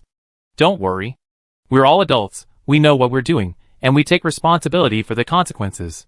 Whether it's a rescue or making money, it's all something we figured out. Only after returning to the room did Tian have a chance to ask the system. Why won't you let me explain? You find out later. Mysteriously, Tian rubbed her forehead. You better give me an explanation. Accepting these unwarranted thanks is really unbearable, isn't it? Forget the first few times. Everyone was frightened and their emotions were boiling over, wanting to vent. Yu Yin, and the other members of the rescue team couldn't handle the enthusiastic thanks, so they pushed them onto her. As the boss, she couldn't resist, so she reluctantly accepted it. But if they keep coming back, she really quit. There's a saying that goes, with great power comes great responsibility, and with great responsibility comes a very tiring life. Is she really just going to sit around and do nothing? Well, while she's not thinking about quitting right now, she just feels that this work is quite meaningful and has helped so many people, but she just wants to help quietly, keeping her credit to herself. Besides, isn't this all the system's work? I don't know what the hell this system is doing. Tell me, what's your purpose? No, I just saved the world, so I have the power, and we all benefit from it. The system said confidently, that's the truth. Then why use my name? Can't you give your hotel a different name? You understand later. It's good for everyone anyway. What a scoundrel. Do you realize you're acting like a high-handed boss? The company is going bankrupt, and one day the boss acts as if nothing happened, then the next day he's gone, leaving the employees helpless and owed months' wages. And she seemed even more miserable than the workers, like she was the scapegoat? If something went wrong at the hotel, wouldn't she, the ostensible owner, be miserable? In fact, she had always been skeptical of the hotel because it was so magical. Its appearance was so inexplicable. She certainly didn't have much social experience, but she wasn't stupid. How could something so good happen? This wasn't a novel where just binding to a random system was considered a good system, and she became the heroine. Tian secretly told herself not to get carried away, and to stay clear-headed. Forgive her, she was just an ordinary person. She felt the same way as everyone else about the sudden appearance of the hotel, astonished by its power and wonder. However, she hadn't experienced the same despair as others, and felt a sense of gratitude towards the hotel, which made her less suspicious of it. It seemed that she also had some credit for this. She had always been very pleasant and approachable. Ahem, it's not that I can't run away or harm anyone. Then I reluctantly trust you again. By the way, do you have any ideas for me hiding my achievements and fame? Well, hiding your achievements and fame definitely won't work. You're the sole owner of the hotel. If people want to thank, curry favor with, or curry favor with you, they only turn to you. The system seemed to understand these social customs. Queuing favor and building relationships. Well, quite a few guests actually do this. She did her best to create a relaxed atmosphere at the hotel, but there were still some people who were naturally inclined to do these things, believing that doing so would bring them some extra benefits. It was a headache. She truly couldn't handle these people. She wanted to quit, but the system told her the inn would disappear after she unlinked the connection. Thinking of the thousands of smiling faces in the inn, Tian couldn't just walk away. Host, just take it easy on yourself. Well, just think you took a risk, so being thanked is the norm. Haha, exposed, huh? I did take a risk? What risk? The inn enjoyed another peaceful night, while the happiness base remained in dire straits. The next day. The inn team is here again. Look, everyone. What's so good about it? What good are so few people? The rescue team eliminated many zombies yesterday, but after a night, many more appeared. Everyone at the happiness base felt hopeless. Adding to the fear and the hard work of the night, everyone's tempers were low. Furthermore, they were jealous of the rescue team, who had retreated to the inn and gotten a good night's sleep. Those with weaker emotional control began to complain and blame. Why didn't the hotel send more rescue personnel? I don't believe the hotel only had so few people. Didn't many people flee to the hotel during the mutant rat outbreak? Hearing about the outbreak, Xiao Yuan's expression became complicated. He asked coldly, do the people at the hotel have an obligation to save us? Xiao Yuan was one of the people who, on the night of the mutant rat outbreak, was unfortunately stuck on the road while on his way to Happiness Base. He was later rescued by a psychic sent by Happiness Base. He was also the first survivor to question Happiness Base's lack of rescue. What did Base Commander Chi say at the time? Even if they fled to the hotel wouldn't help them. They all believed it. Even when the zombie horde broke out, they didn't regret not fleeing to the hotel, because it was the psychic team from the base who rescued them. Until yesterday, when the hotel team came to rescue them, they were surprised and moved, and couldn't help but wonder if the base commander had lied to them. Perhaps the people at the hotel weren't selfish after all. If they had fled in the direction of the hotel that night, perhaps so many people wouldn't have died. His family wouldn't have died saving him. On the other hand, the base commander's concealment of the zombie apocalypse is problematic no matter how you look at it. They had no obligation to do so, but since they decided to rescue us, they didn't bring more people to do their best. If the base was breached, and we were all dead, their rescue efforts would have been in vain. Actually, having fewer people doesn't matter. Extend the rescue time, even at night. Yeah, just like us, don't let up at night. Maybe we'd be rescued tomorrow. Hey, you're talking big again. It's so dangerous at night, it's understandable that others retreated. That's right, the night the mutant rats broke out, our base's psychics didn't go out to rescue. Xiao Yuan, who was about to add something, fell silent. The events of that night were a lasting pain in his heart. Forget it. Just try to survive. Look, there are a lot more people coming to the rescue at the hotel. Chapter 42. Is it twice as many as yesterday? I guess 3 times. Everyone, stop complaining. The people at the hotel are really nice. Look, there are so many people who are quite old, even aunties and grandmas who came to rescue. The person who had just complained blushed. Oh, I just told you to stop complaining, and now you've been slapped in the face again. These people just can't get enough of a lesson. They said the Rainway team was selfish before, and now they complain about the small number of people when others come to rescue. Now, what else can they say? The person who complained lowered their head even lower. They would never complain again. If they had any resentment, they would try their best to suppress it. It's so embarrassing. Xiao Yuan stood on the wall and saw the people from the hotel rescue team. A surge of warmth welled up in his heart. He had a vague feeling that those who had fled to the hotel that night might all be alive, and that the hotel staff must have helped rescue them. If so, that would be wonderful. He had to be alive.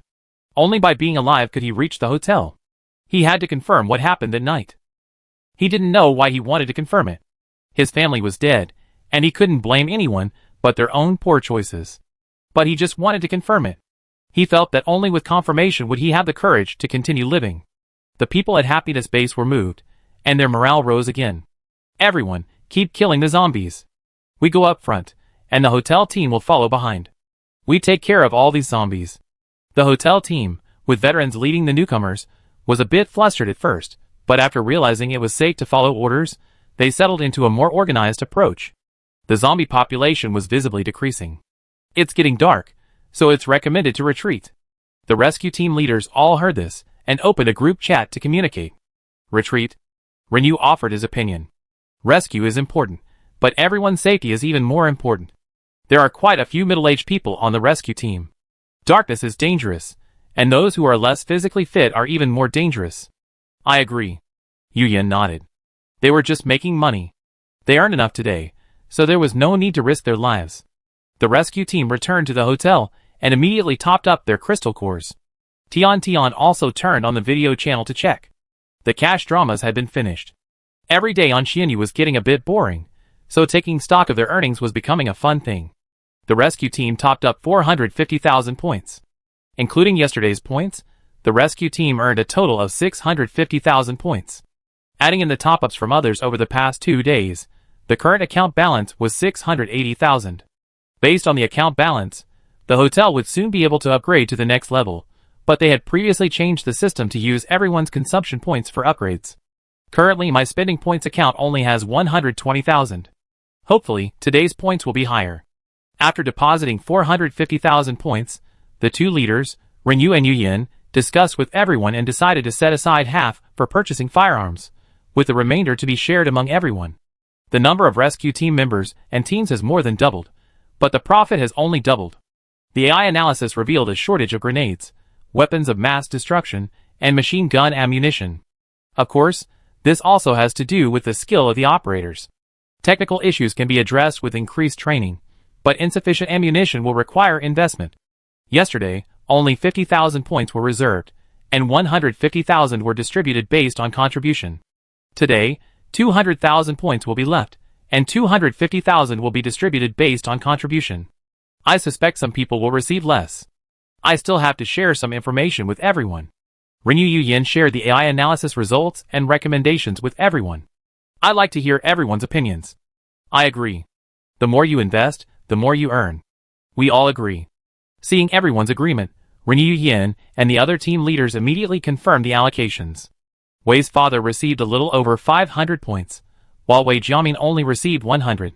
This was because the rescue team had a guaranteed minimum of 100 points. Their combined family savings weren't enough to cover the long-term rent, which cost 3,000 yuan a month for a 3-person family room. But they weren't unhappy. We definitely earn more tomorrow. Everyone else earned more or less, with the most coming from the psychics and team leaders. Because there were so many people, the points earned weren't as high as expected, so the team wouldn't have a dinner today. We have one after the rescue is over. No one objected. The dinner money was originally deducted from the rescue team's total budget. Yesterday's dinner cost 5,000 yuan, and after a big meal, everyone's share would be even less. It would be better to eat according to individual needs. Tian stared at everyone's spending. Total food expenses, 6,200 yuan, medicine, 12,000 yuan, weapons and equipment, 150,000 yuan, simulation training camp, 50,000 yuan, and long-term rental income, 13,000 yuan. The total account balance was around 351,200 yuan. Not bad. Food expenses were relatively consistent. Some who ate well could spend up to 200 yuan a day, while others who ate less and saved money could earn less than 100 points a day. Over 600 people had about that many points. The pharmacy had a good income yesterday. 3 awakening potions brought in 10,000 yuan, and the remaining ability growth potions also brought in some income. No awakening potions were sold today, but power growth potions sold more. Needless to say, the rescue team purchased weapons and equipment in bulk. Yu Yin and Renyu bought power growth potions today. They planned to drink power breakthrough potions, then replenish their powers with growth potions after their breakthroughs. Today, the AI detected quite a few level 3 zombies. These level 3 zombies were incredibly formidable, hiding among level 1 and level 2 zombies. They could sense grenades and avoid lethal weapons, making them extremely difficult to deal with. Renyu and Yu Yin had a premonition that they would face a battle with these level 3 zombies later. So, they had to level up. Upgrading from level 1 to level 2 was easy. Once a level 1 power was used to a certain limit, it would naturally upgrade to level 2. However, upgrading from level 2 to level 3 through sheer practice was more challenging, especially since level 2 users didn't have many powers. Therefore, purchasing growth and upgrade potions was essential. Almost simultaneously, the two drank their potions and began leveling up. The next day, the team members all noticed the two had advanced and congratulated them. Captain, did you use the growth and breakthrough potions? Yes, they're very useful. Don't waste your points indiscriminately. Spend more on improving your strength. Of course. The stronger you are, the more you earn. The psychics on the rescue team receive the most points.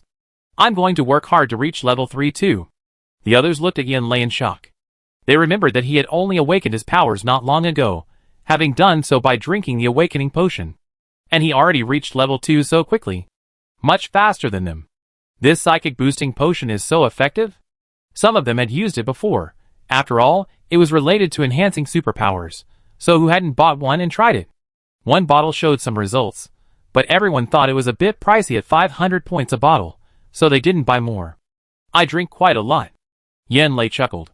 His family had rented a room long ago, so their daily expenses for food and groceries were low.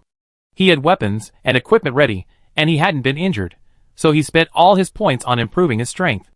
Drank quite a lot? How much? Over 10 bottles. Over 10 bottles.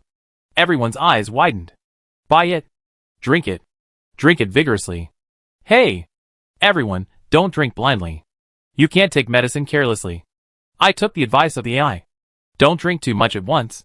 You need to use your superpowers after drinking so that it can be absorbed effectively. Yin Lei was a superpower user with extensive experience fighting zombies, so he was the leader of the rescue team and assigned to an AI system. Can the AI give such advice? No wonder you were taking potions while fighting zombies. Lu Xiangtong narrowed her eyes. You were taking potions while fighting zombies. The psychics each led a separate team. None of them paid much attention to Yin Lei's potion consumption. Only Lu Xiangtong paid more attention. Ahem, I thought you all knew. Yin Lei said embarrassedly. They didn't know. They didn't think to ask the AI. Isn't the AI activated when fighting zombies? When you activate the AI when you drink potions, it gives you voice prompts. Well, they hadn't bought many potions these past few days. From then on, the hotel guests added another greeting to the phrase, have you eaten? Have you taken any potions today? Day 4 of the zombie tide. Yesterday, many people came to the hotel, but the number of zombies eliminated didn't increase significantly. People at the base still had some concerns, but after 2 setbacks, no one voiced them. As expected, not complaining was the right thing to do. Today, the rescue team's firepower increased significantly, greatly relieving the pressure on Happiness Base. The rescue team returned, having topped up 1 million points in one sitting, and everyone was excited. Good income today. Tomorrow will definitely bring even more. We're working together better and better. Back at Happiness Base, there was also a sense of joy. Since the zombie population hadn't increased, the community and hotel rescue teams were working together. With this methodical approach, they were sure to complete the cleanup, and that day would surely arrive soon. Day 8 of the zombie tide. The hotel rescue team and Happiness Base continued their methodical zombie elimination. The hotel rescue team was becoming increasingly adept at fighting, while Happiness Base was running out of weapons and ammunition. The ordinary guards had begun using knives, but it was a struggle. The psychics stood by, on standby, only taking action in emergencies or during shift changes, when they exhausted their powers and needed to rest. The guards were growing increasingly exhausted, and the psychics' occasional actions were becoming tedious. That's when the accident happened. The zombies that had been scrambling around outside the wall suddenly seemed to regain consciousness, leaping onto the wall one after another. Those on the wall were seized by the zombies before they could react. Some reacted quickly and broke free, while others were dragged directly under the wall, mauled to death before they could offer any help. What's going on? Have these zombies gone mad? Or have they suddenly evolved? The AI system of Renew Yin and the others prompted this. There are 5 level 3 zombies, one of which has awakened a psychic ability. It's in the northwest. The psychic-only level 3 zombie must be eliminated first to prevent it from controlling the other zombies. A level 3 zombie with psychic abilities? Renew and Yin exchanged glances, noticing surprise in each other's eyes. Then, the AI informed Renew and Yin of the zombie's location and the elimination strategy. The base's psychics intervened, barely saving the survivors. Then, all the base's psychics arrived, barely holding the jumping zombies back against the wall. And soon, they were filled with utter terror and despair. Look at that zombie. It can actually breathe fire. That's a level 3 zombie. Oh my god. A psychic recognized it. It's even awakened. This recognition terrified everyone even more. Yu Shouqing, the strongest psychic at the base, was only at the peak of level 2. Looking at the level 3 zombie, and then at Yu Shouqing, anyone with a discerning eye could tell a level 2 psychic couldn't possibly defeat a level 3 zombie. Here it comes! That level 3 zombie is charging towards us. The residents on the high-rise building shouted in fear. It's moving so fast. Be careful. Shouqing, take your men and block it. We can't let that level 3 zombie break into the base. Qi Binhong ordered hurriedly. Easy to say, Yu Shouqing was furious. It was a level 3 zombie, so fast, and it had superpowers. Even at level 2, he could clearly sense that it was far more formidable than him. He'd probably die if he went up against it. Everyone, attack! I use my superpowers to defend everyone. Yu Shouqing called on his team members to advance, while he himself quietly took 2 steps back. How could Yu Shouqing's team members not know what he was thinking? They weren't fools, but they couldn't retreat or flee in public, or they would surely be scolded. The benefits were usually so good, how could they not go now that Qi Binhong had called them? Besides, if they fled at this moment, the base would likely fall, and they wouldn't be sure to survive. It was just that the level 3 zombies were too powerful, and they were afraid. They fumbled and fumbled, looking rather embarrassed. The residents of the base saw this scene and understood it, their thoughts reflected in their eyes. Everyone, be careful.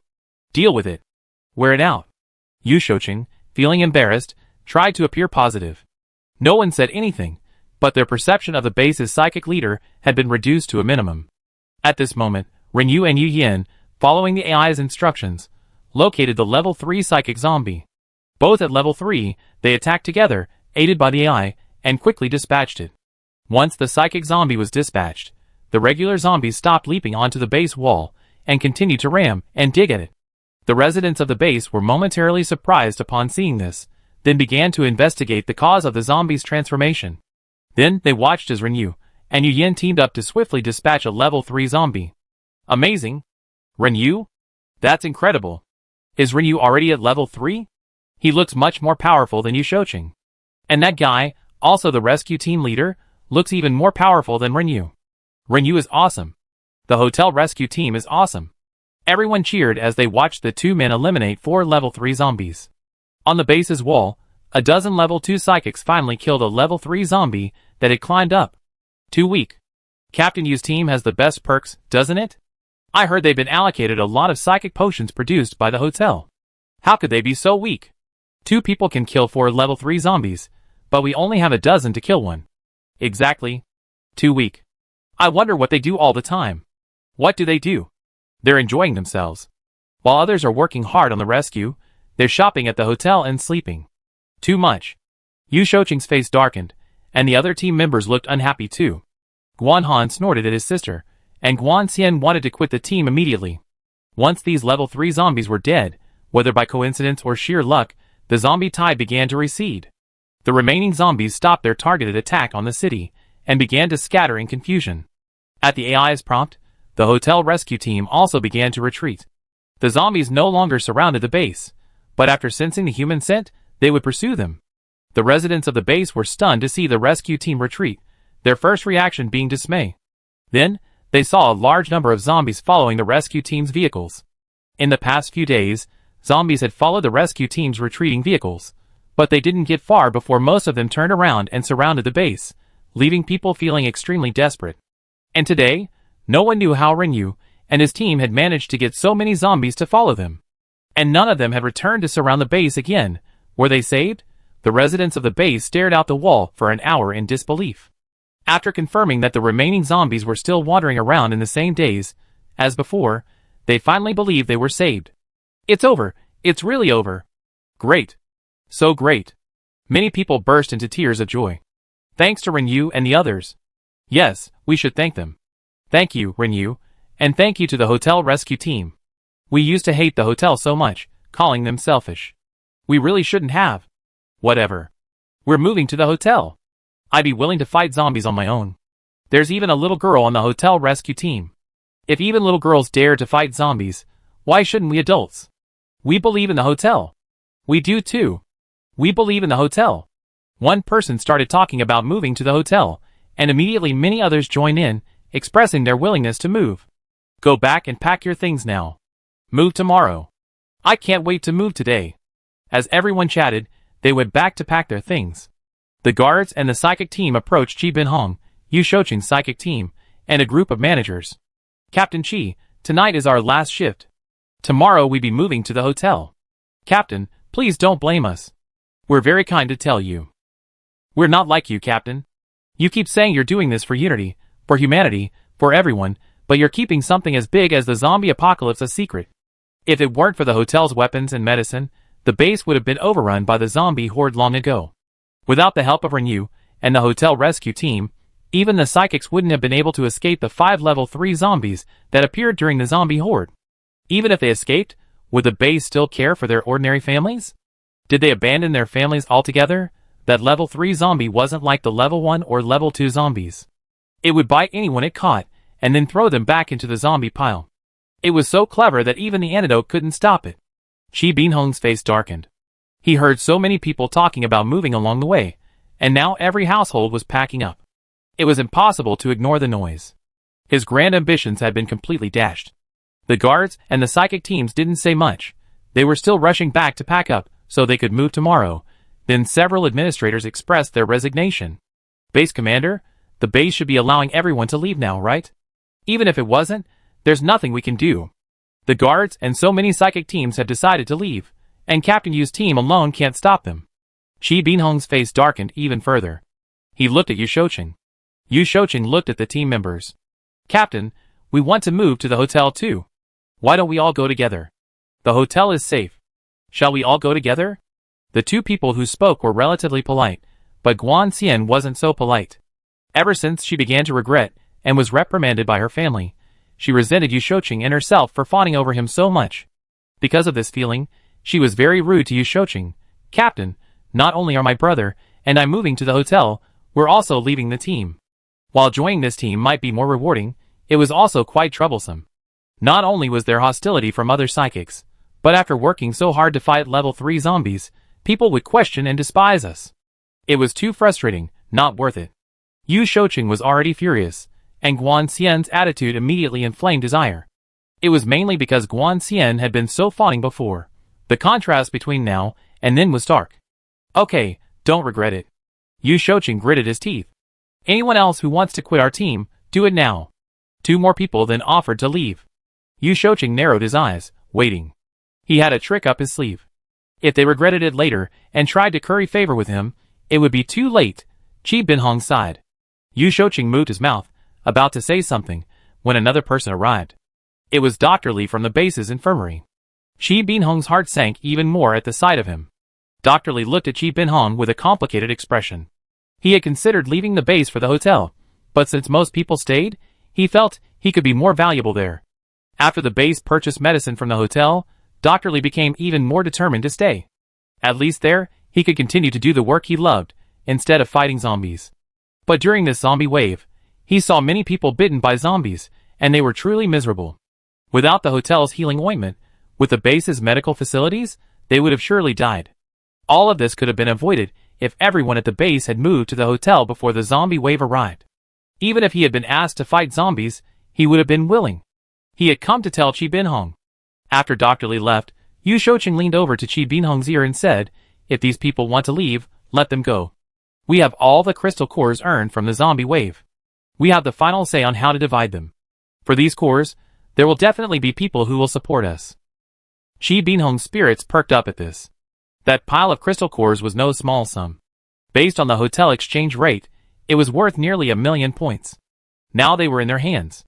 With these points, they could easily build a faction. Seeing that he understood, Yu Shouqing smiled smugly and stood up to straighten his clothes. I go back and pack my things. Chi Bin-hong sat still. A few minutes later, those whose loved ones had died came over, their eyes red.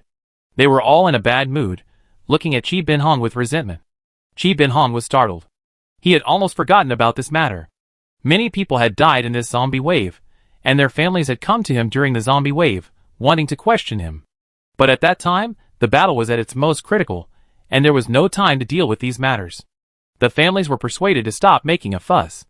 Base commander, can you return my son? My son is dead too. He was dragged down the city wall and eaten by zombies. You said it was safe. But my son is still dead. Base commander, What do you say we should do? Then everyone burst into tears. Chi Bin-hong felt awful. He was ambitious, but he also had a conscience. His ideals and ambitions were initially built on the foundation of everyone's good. If no one agreed with him, appreciated him, or supported him, what was the point of working so hard to build his base and establish his power? I'm sorry, everyone. At that moment, Chi Bin-hong truly realized his mistake. I was wrong. I simply thought so many people weren't capable of fighting the zombies. I was just trying to protect everyone. The base wasn't unprepared for the zombie wave. We had deployed psychics to clear the county town of zombies. I just didn't expect it to arrive so suddenly. The base will provide you with compensation. Seeing his sincere apology, everyone felt better. Chapter 43. The people at the hotel had already seen the zombie tide recede from the observation deck. Everyone cheered, excited and happy, both for themselves and for themselves. The rescue team had achieved their goal, and the profit-making team, whose primary goal was to earn money, had also made a considerable profit from this rescue operation. The zombie tide had receded, but that didn't mean the zombies had completely disappeared. Instead, they continued to swarm throughout the city, scattered throughout the city as before. Or rather, they were closer to and more concentrated around the hotel. The noise they made during their evacuation today had attracted quite a few zombies to the hotel. This would make it much easier for the hotel staff to fight zombies in the future. Over the past few days, everyone had earned nearly 6 million points. Everyone received a significant amount of points based on their contributions. The first thing most people did after receiving their points was book a long-term rental. Some rented for 6 months, not just a month. Some even wanted to rent for a year, but Tian persuaded them otherwise. There are always enough rooms. Instead of spending all that money on rent, it's better to invest it in improving one's abilities. After thinking it over, they all felt it made perfect sense, primarily because Tian was so cute and warm, instilling trust and a sense of security. They also trusted Tian's words deeply, and the sense of security the hotel gave them, so they didn't renew their rooms frantically, using up a significant amount of their points. As for Tian, while renting rooms at the hotel could generate more income, she wanted everyone to earn more points by improving their abilities. Furthermore, the hotel was about to upgrade, and the upcoming rewards would include many enjoyable activities. Everyone earns points to improve their skills, or to enjoy themselves, creating a virtuous cycle of earning money and living well. After spending their money, the guests entered the restaurant for a meal. The hotel guests enjoyed a lively dinner together. Although this dinner was split on a pay-as-you-go basis, unlike other split-as-you-go arrangements, contributions were made based on the proportion of their respective contributions.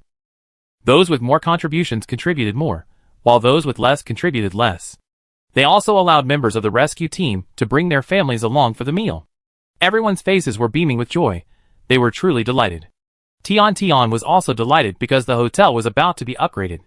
Mission: upgrade the hotel to 6 stars, requiring 1 million points. Rewards: add deluxe suites to the room types. Upgrade the family rooms to include a kitchen, fresh produce market, cosmetic store, entertainment hall, library, and school. Completed.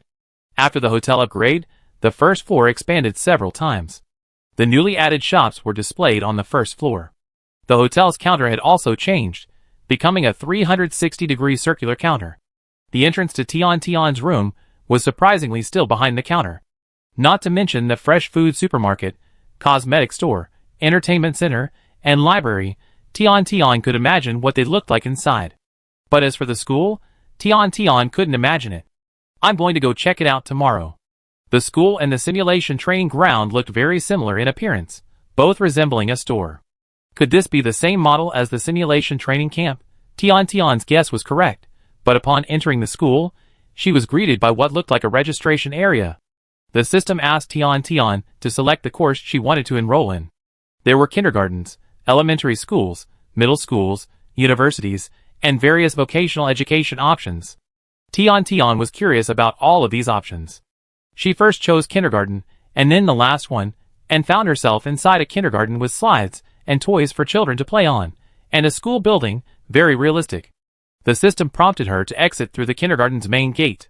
Tian tried it once and arrived directly at the hotel hallway, a true simulation of reality. Then Tian returned to the kindergarten and entered the building to investigate.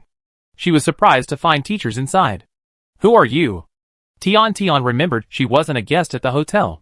I'm the principal of this school, and also an intelligent AI, the teacher in front of her replied. These are teachers at the school, and also intelligent AI. Each of them looked just like a real person, with expressions and gestures.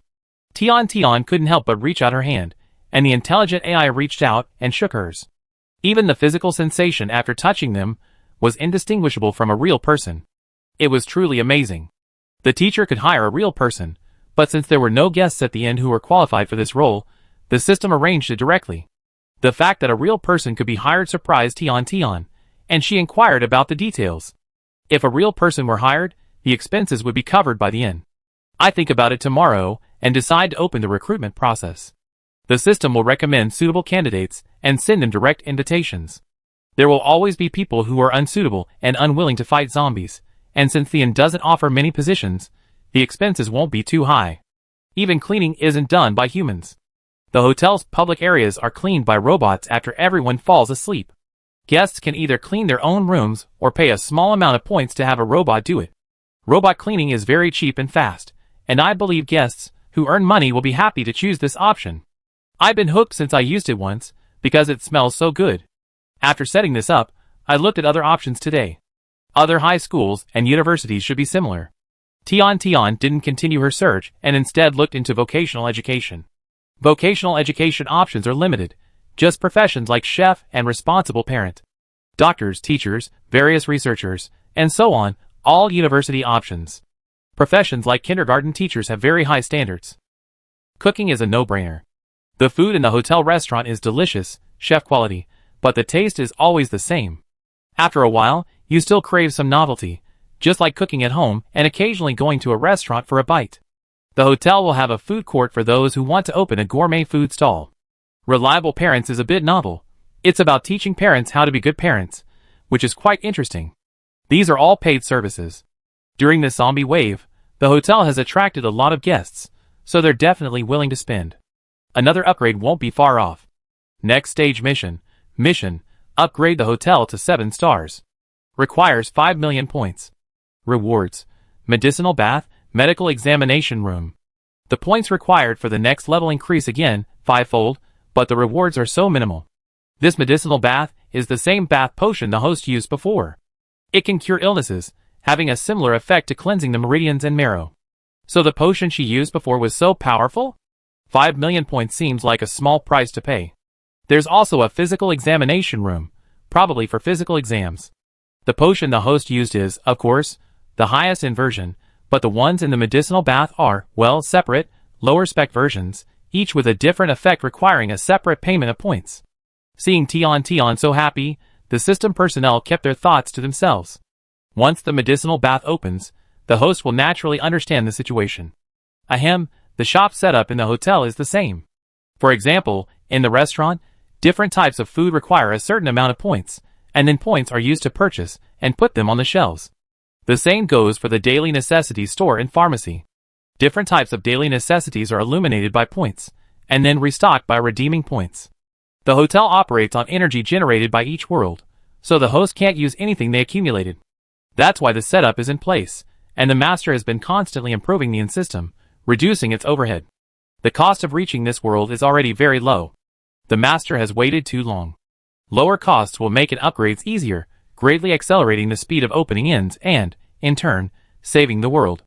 After the upgrade was complete, Tian checked the long-term stay missions again and discovered that the latest one had already been completed. Long-term stay mission. Complete 50 rooms for a month-long rental and receive a reward. A robot system, which can provide various transportation services, clean common areas, and provide sanitation services for guests. Have you confirmed the installation? Tian's eyes lit up when she saw this reward. Everyone now cleans their own personal hygiene, and the hotel's public areas are well maintained, so they're quite clean. However, over time, with more people, they definitely become less clean. This must be installed. After finishing their meals, the guests emerged from the restaurant and immediately noticed a complete transformation of the entire lobby. This upgrade was quite significant.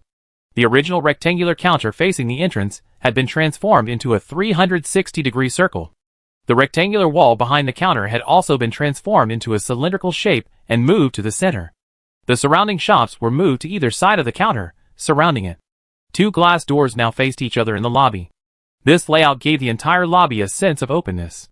The front entrance remained unchanged, but the back entrance, near the parking lot, had been transformed into an open-air garden with flowers, plants, and seating, perfect for relaxing, enjoying tea, and playing. Standing at the restaurant entrance, one could see all the shops. Also, there were more elevator entrances to the rooms, with nearly every shop entrance having one. The lounge area in the center of the lobby looked significantly larger than before. Great! The hotel has been upgraded again. After witnessing the hotel's upgrades, everyone wasn't as shocked as before, but there were still many cheering. What a poorly maintained facility. We've been busy for so long and feel exhausted. We deserve a good rest. Hey, the elderly won't be bored anymore. We can play chess, sing, and watch movies. And there's even more to read. Look at the bookstore. There are so many books. A dazzling array of them. The bookstore has glass display windows, allowing you to peek inside. The hotel appears small from the outside, taking up very little space, but it's actually quite spacious once you're inside. Readers who enter the hotel bookstore feel like they arrived in paradise. There are soft seats throughout the bookstore, perfect for lounging or sitting, and you can even order drinks and eat. It's incredibly comfortable.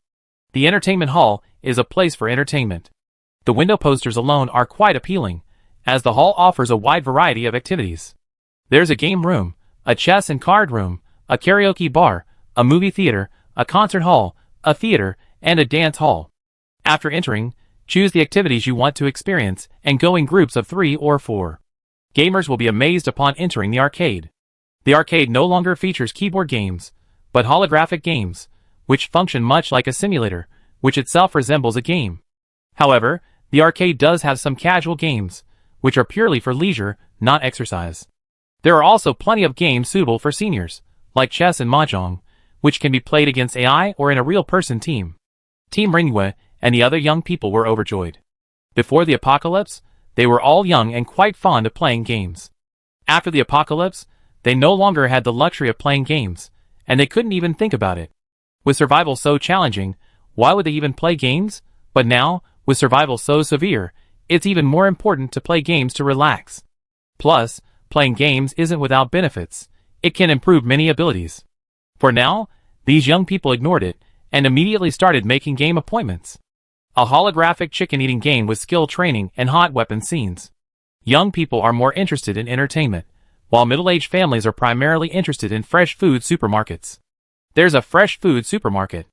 Does the hotel even allow us to cook our own meals? Chapter 44. As soon as I asked for the exit, the system prompted me that the family rooms had been upgraded with smart kitchens. The power of this kind of place was quite impressive, and the introduction made many people eager to try it out for themselves. However, there are so many new and exciting things in hotels these days, and they wanted to see them one by one. Having just finished their meal, they were in no rush to try them out. The main reason for those who love cooking is to enjoy it, while many others do it to save money. After some calculations, they found that buying groceries and cooking themselves would save them a little, but not much. The hotel restaurant was very reasonable, and the food was delicious. After looking around, most people decided to eat at the restaurant. The selection was wide, the price was low, and most importantly, it saved time. Everyone arrived at the cosmetic store. Daily goods stores do have some skincare products, but not as comprehensive as the cosmetic store. The cosmetic store also has many trial areas, as well as smart devices that can check guests' skin conditions and provide solutions. It's very futuristic. The female guests were the happiest, spending without hesitation, their enthusiasm high. Tian, after checking the hotel's points, stocked the clothing store with a wide selection of women's clothing for everyone to choose from. She was a girl, so naturally, the girl's happiness came first. Parents with children were the most concerned about the school, like Grandpa Wu. He let his granddaughter play on her own while he worried about her education. Other parents, reminded of the school, flocked to visit. Some young graduates, upon seeing this, felt a chill in their hearts. It's the end of the world, and they still have to go to school. How pitiful, but how could the hotel's products be so simple? As long as students enter school, they will definitely fall in love with learning. Because the hotel school is not like the exam-oriented education of the pre-apocalyptic era. Instead, it provides differentiated education based on each individual's unique characteristics. Specifically, they test each person's talents and customize a curriculum. Of course, there are some basic courses required, But they are all very interesting and definitely not boring. It's like playing. Learning is playing. Old people like Grandpa Wu don't understand much, but he knows that the hotel will never harm them. He immediately followed the system's suggestion and enrolled Wu Xiaowen in elementary school classes. Since Grandpa Wu had already enrolled Wu Xiaowen, there was no reason for other parents not to enroll their children. Other families don't face the same hardship as Grandpa Wu's, and no one has sent their children to fight zombies. Instead of letting children play around without knowing anything, it's better to learn more. Today's hotel spending has skyrocketed, mainly because everyone's brimming with points. They're all wealthy and talented, so they don't worry about running out of points in the future. Although spending points have skyrocketed, it's still not going to reach 5 million overnight. Tian isn't in a rush. The infrastructure for safety is in place, and the tools to enrich life are in place. The rest is just icing on the cake. As for opening a branch, that's something we have to do once we reach 8 stars. We're only 2 levels away, so there's no rush. And then, there are the 3,000 or 4,000 people at the happiness base. They're all planning to move to the hotel, so spending is bound to rise rapidly. After spending a few hours relaxing and enjoying their meals, everyone returned to their rooms. Learning about robot parents was a novelty and a delight, so they immediately booked the service to try it out, especially because it was so affordable. 5 points per session. Some people also went directly to try out this smart kitchen. The smart kitchen is incredibly intelligent. You don't have to chop vegetables yourself. The machine does it all. You don't even have to stir fry. The machine does it too. Of course, you can choose not to use the smart mode and do it yourself. The family room truly feels like home. Everything you have at home is now available in the hotel room. After seeing this, Tai Chong wanted to upgrade the room, but when he mentioned it to his son, his expression turned sad again, as he was reminded of his mother. Because his wife was the one who cooked at home. He decided to move into the family room, but would convert the existing kitchen into a counseling room. There was also a counseling room on the first floor of the hotel, but his son didn't want to go downstairs. Simulation training rooms, entertainment rooms, and family suites can all be converted. As long as there's space and points are paid, they can be converted. After the renovation, you can make purchases without leaving your home, which is very convenient. This is a reward from the previous 10-person extended stay mission. Guests can adjust the room's features. Once the adjustment is confirmed, the room changes instantly. Before, everyone was busy with the rescue effort and hadn't experienced this. And most families haven't been able to experience this, as everyone tries to be frugal when staying. You need as many rooms as you want. There are rarely any extra rooms to renovate. However, hotels now offer various renovations. I believe those who value quality of life will upgrade to larger rooms, from a 3-person family room to a 6-person one, or from a 6-person family room to a deluxe suite. Or perhaps several families, who had previously lived together could now split up and live separately. Everyone who tried it praised it. Mr. Zhang Lu and his wife immediately tried it out upon returning home.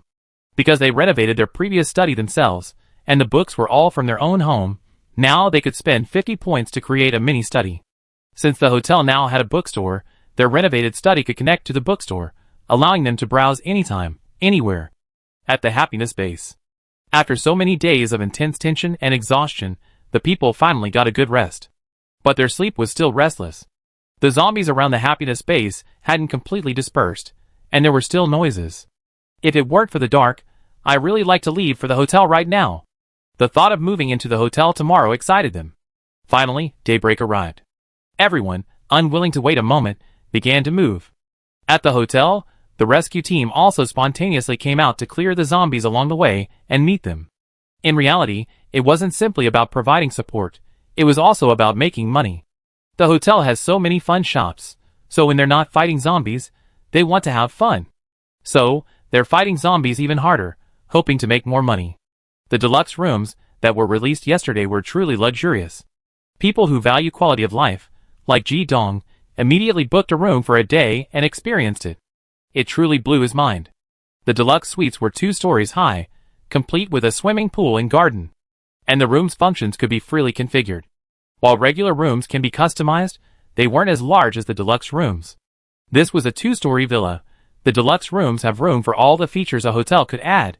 Home theaters, studies, simulation training rooms, everything can be crammed in there. You can even add a restaurant and various vending machines. Although some purchases require points, it's so convenient. He must earn more points and rent a deluxe suite long term. That's what life is all about. Now that he's a psychic, earning crystal cores is no problem. In addition to adding the ability to swap rooms, you can also add vending machines.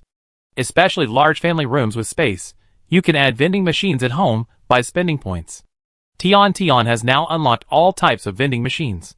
There are medicine vending machines, fresh food vending machines, cosmetics vending machines, daily necessities vending machines, and restaurant food vending machines. Any shop can light up a corresponding vending machine, and guests can purchase a vending machine and place it in their rooms. Having one or two at home is incredibly convenient. There's no need to stock up. Just buy and grab what you need when you need it. It's a lazy person's paradise. No more worrying about trivial matters. Just improve your zombie fighting skills, and the rest is fun. The Happiness Base was incredibly grateful to see the hotel rescue team clearing zombies along the way. They kept thanking them along the way. No need to thank me. No need to thank me. If you want to thank someone, thank the hotel. The innkeeper is the best.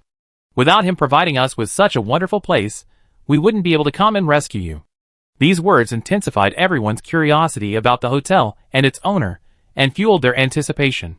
The 100-story hotel was like a beacon, guiding everyone forward. As they entered the hotel street, they were stunned. The hotel had been upgraded, and its exterior had changed. The old 3-story building closest to the hotel had been replaced by a wide, new road and green belt. These roads and green belts were part of the hotel, enveloped within the hotel's protective shield, like another world. Oh my! I never thought the hotel would be like this. Amazing!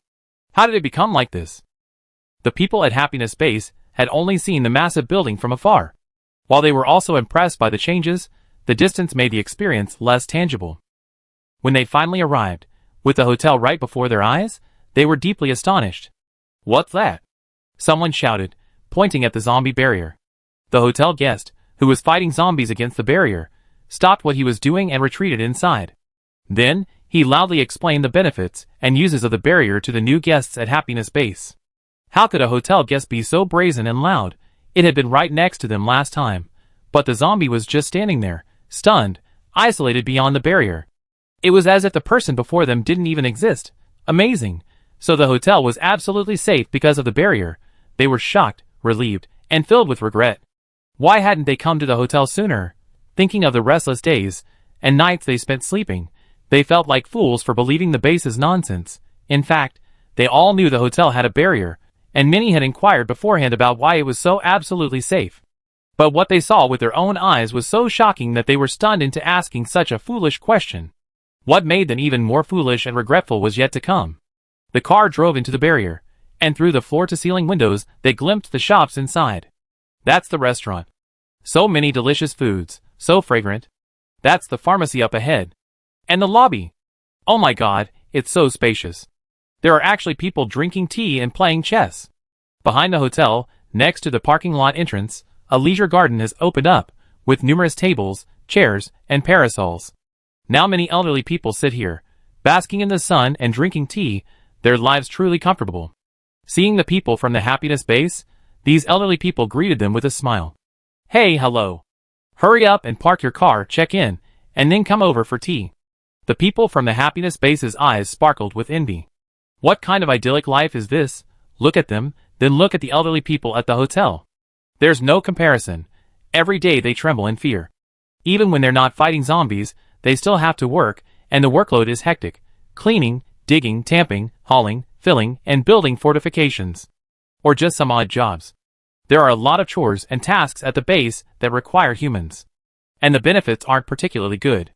When they parked their cars and saw a robot approach and ask if they needed moving services, everyone at the Happiness Base was stunned. Chapter 45. Before the apocalypse, robots were actually quite rare, let alone after it. The hotel actually offered this service. They didn't even have to carry their belongings. Just now, they've been worried about moving things. With so many people moving in today, everyone would have to move things, and the messy ups and downs would definitely delay the next guests from entering the hotel. According to the robot, after ordering the robot moving service, they wouldn't have to worry at all. The robot would safely deliver their belongings to their rooms. How do we order? We want to. Guests check in at the lobby, then order on the screen. The screen is similar to a phone, very easy to use. The guests at the base nodded. Instead of taking the elevator, they left the parking lot, and walked around the hotel before entering the lobby. The sight before them in the lobby almost staggered them. First, the hotel lobby was so vast that it was completely invisible from the outside. They assumed the hotel was just the few shops they saw from the outside, but they hadn't expected a whole world inside. It's like a shopping street. Secondly, what kind of shops are these? Let's not talk about the weapons shop and the pharmacy. They knew there were these kinds of shops in the hotel, so it wasn't a big surprise. They were prepared and could control their emotions. They wouldn't regret it so much that they wanted to cry. But they definitely didn't play by the rules. Why is there an entertainment hall? From the description, there are holographic games. Board games? Ball games? And what about that bookstore? It's the end of the world now. Is it time to read? It was unbelievable that the people at the hotel actually lived such a luxurious life. Compared to that, their life at the base wasn't even a life, it was just a miserable survival. And, what's more, the fresh fruit in the vending machine looked so tempting, there were so many varieties of milk tea, and drinking water was so convenient. More importantly, the hotel was so warm. Most people at the base didn't have air conditioning yet. It was fine during the day, but it was incredibly cold at night when the temperature plummeted. Everyone thought they were used to it. But upon entering the hotel, everyone wondered, how could anyone get used to the cold? The new guests at the base excitedly rushed to the counter. They had to check in immediately. They couldn't wait a moment. Only when they reached the counter did they remember that checking in required a crystal core. Hotel accommodations and all other purchases also required crystal cores, and they didn't have any. Before the zombie wave, the psychics had crystal cores, but they used them to buy things. The last time they checked, he had handed them all over to the base management. Everyone was so eager to pack up yesterday, and so eager to move today, that they completely forgot about the crystal cores. Base Captain Chi should be moving in too, right? I heard he'd be moving in later. Then we just have to wait. We have to let the base distribute the crystal cores. After all, we all contributed. Tian had used points to expand the parking lot a day in advance. Along the way, other hotel guests cleared the path, and there was no traffic jam. The new base guests lined up and smoothly entered the parking lot. The convoy of over 3,000 people arrived quickly. When all the base guests saw the various shops in the hotel, their faces were filled with shock and regret. Then everyone was stuck at the check-in and check-in process, which only deepened their resentment towards the base commander. Forget the zombie wave.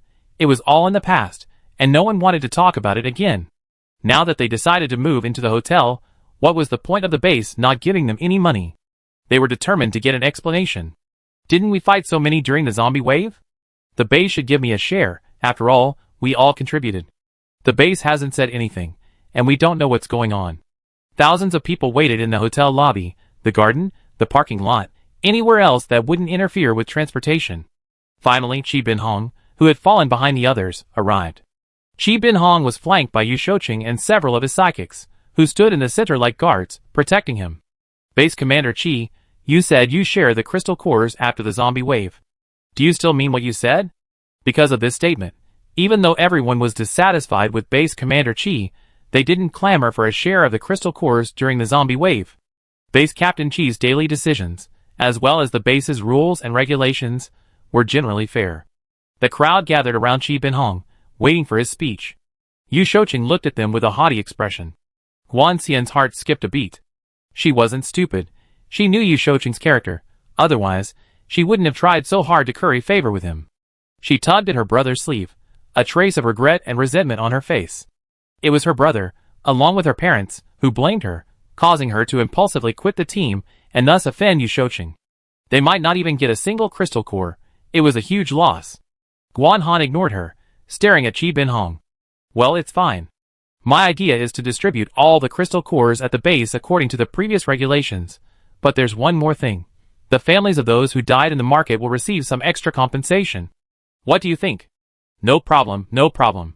The compensation should indeed be given. Those people sacrificed themselves protecting the base. Okay, I check them in right away, and order the robot service to bring all the crystal cores up for distribution. Everyone was delighted, making way for him to leave the counter, urging him, Captain Chi, you need to hurry. There are so many of us here. There were too many people. If they were too slow, it would take who knows how long the crystal cores would be distributed. Yu Shouqing had a plan in mind. He wanted to join forces with Chi Bin Hong to control all the crystal cores. Then, they could use them to win over the hearts of the people. Whoever was willing to follow them would receive a core. He thought he had already agreed with Chi Bin-hong last night. Unexpectedly, Chi Bin-hong changed his mind, catching him off guard. The team members accompanying him also looked grim. Yu Shouqing had spoken to them individually yesterday about the crystal core distribution, and that was why they had chosen to continue following him.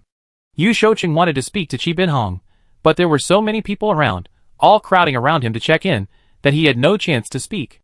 The crystal core was placed on the table, and a light screen popped up in front of Chi Bin-hong. The people staring at him exclaimed in amazement. "This is amazing! What kind of high-tech is this?" A light screen popped up. The people behind him stood on tiptoe to watch. "What's going on? What? Tell me what's going on." The base's psychics had all been to the hotel before, and when they first saw its advanced technology, they were astonished and amazed. However, they didn't publicize it, primarily because the base didn't allow it, so many people still didn't know about the hotel's advanced features. Chi Bin-hong was also taken aback. He knew about it, but seeing it firsthand still felt quite novel. Next came the choice of implantation or card. Chi Bin-hong was a little unsure about which to choose. The people around him began to urge, "Captain Chi, why are you so stunned? Has it been processed? Or are you having problems? Why don't you ask the boss?" Chi Bin-hong gritted his teeth and chose the implantation. Many base residents held grudges against him, and he was afraid someone might steal his card. Even if the points on the card couldn't be taken away, the hassle of getting a replacement, if the card was lost, would be quite annoying. Under the watchful eyes of the crowd, a mark appeared on Chi Bin-hong's hand. He subconsciously tapped the screen, and it popped out of his hand. He gasped. The surroundings were completely silent, all staring coldly at the mark on his hand, even the psychics. They all requested the cards before, but no one had thought of inserting anything. Who knew what was inside? And it turned out like this. It looked so cool. Really cool. Great. Is this the check-in? This hotel is truly magical. Everyone had a very positive impression of the hotel. They didn't feel fear or disgust at such a magical thing, but rather a sense of extraordinary reassurance. The more powerful the hotel, the more assured their safety. Chi Bin-hong checked in and, under everyone's gaze, purchased a moving service. The robot took the elevator up, and in less than a minute, Chi Bin-hong's car contents were loaded up. The crystal cores from the happiness base were still in the crystal core collector. "Boss, do you have a box for these cores?" Chi Bin-hong asked Tian. The robot stepped forward and said, "Guests can place the cores in this basket. I can calculate the number, type, and points they can be redeemed for." Chi Bin-hong didn't hesitate and simply opened the crystal core collector and poured the cores into it. The robot flashed a screen and quickly delivered the results. Number of level 1 zombie cores, 15,904. Number of level 2 zombie cores, 638. Number of level 3 zombie cores, 1. Total points redeemable, 1,910,400. Everyone stared intently, and those behind them, unable to see, shouted for the robot to announce it. The robot glanced at Chi Bin-hong. Yu Shouqing stood aside, his eyes nearly red. Chi Bin-hong deliberately ignored him, and nodded at the robot, whose announcement instantly echoed throughout the hall. Everyone was delighted by the results. It's not a lot, but it's not a small amount either. Are there enough people to share? There are approximately 3,000 people in the base. On average, each person would receive around 400 to 500 points. If there are only a dozen points, they won't be divided according to the average. Those in the psychic guard, who have killed zombies, will definitely make up the bulk of the points. Too little compensation wouldn't be a good idea. There are also some base administrators, doctors, and nurses who played a vital role in the zombie wave. So, the average person will get very little. Can we at least get a level 1 crystal core? Someone asked weakly. A level 1 crystal core costs 100 points. They all asked about this, and based on the current situation, it looked like each person might not get even 100 points. Everyone looked at Chi Bin-hong anxiously. Chi Bin-hong thought for a moment and said, "Well, I set a minimum allocation standard to ensure every family has a place to stay tonight. A single room costs 30 points, and you can add an extra person for 20 points, or 50 points for 2 people. A double room can accommodate 3 people, 110 points for 3 people. In other words, a family of 3 can get at least 110 points. 2 family members get 50 points, and 1 person gets 30 points. As for food, everyone brought food. Accommodation was the most important thing. With that, everyone felt relieved. They had a place to stay tonight. However, everyone still hoped for a higher allocation, More points would give them a little more wiggle room.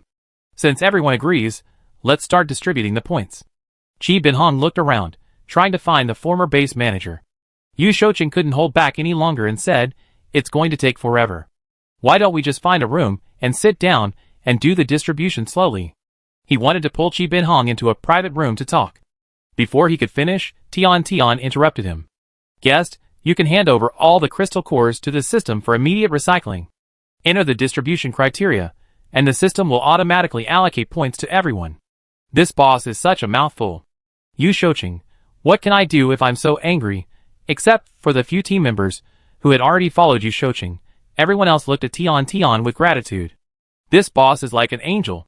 Not only is she cute, but she's also kind-hearted and understands their difficulties. No wonder Ringyu and the others say the boss is so nice. The boss really is so nice.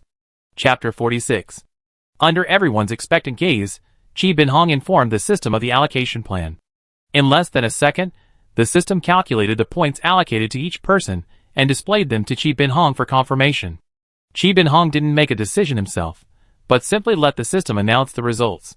The compensation received the most money. After all, they had sacrificed their lives, and no one had any objections to this. Next came the psychics, and no one had any objections to this either. Besides their contributions during the zombie horde, the psychics had also rescued many people. Roughly 1/3 of the people in the base had received help from them. Next came the guards. They had been on the front lines during the zombie horde, doing the most dangerous work. Then came Dr. Lee and the nurses. In this apocalypse, no one dared to offend doctors and nurses. This time, the points distribution didn't include the families of these individuals. If they had, everyone would likely be dissatisfied. Previously, the extra benefits given to these families at the base were more discreet. They weren't in the same building, so no one knew what others ate or used, as long as the family didn't advertise it. Now, distributing points won't work. Everyone's watching. Giving these individuals a little more isn't a big deal. The fact that their families still receive the same benefits is a bit excessive. Other management staff also receive more than the average person, which has caused some dissatisfaction. Chi Bin-hong saw this and quickly said, "I misjudged the zombie wave and made the wrong decision, so I'm taking the guaranteed points."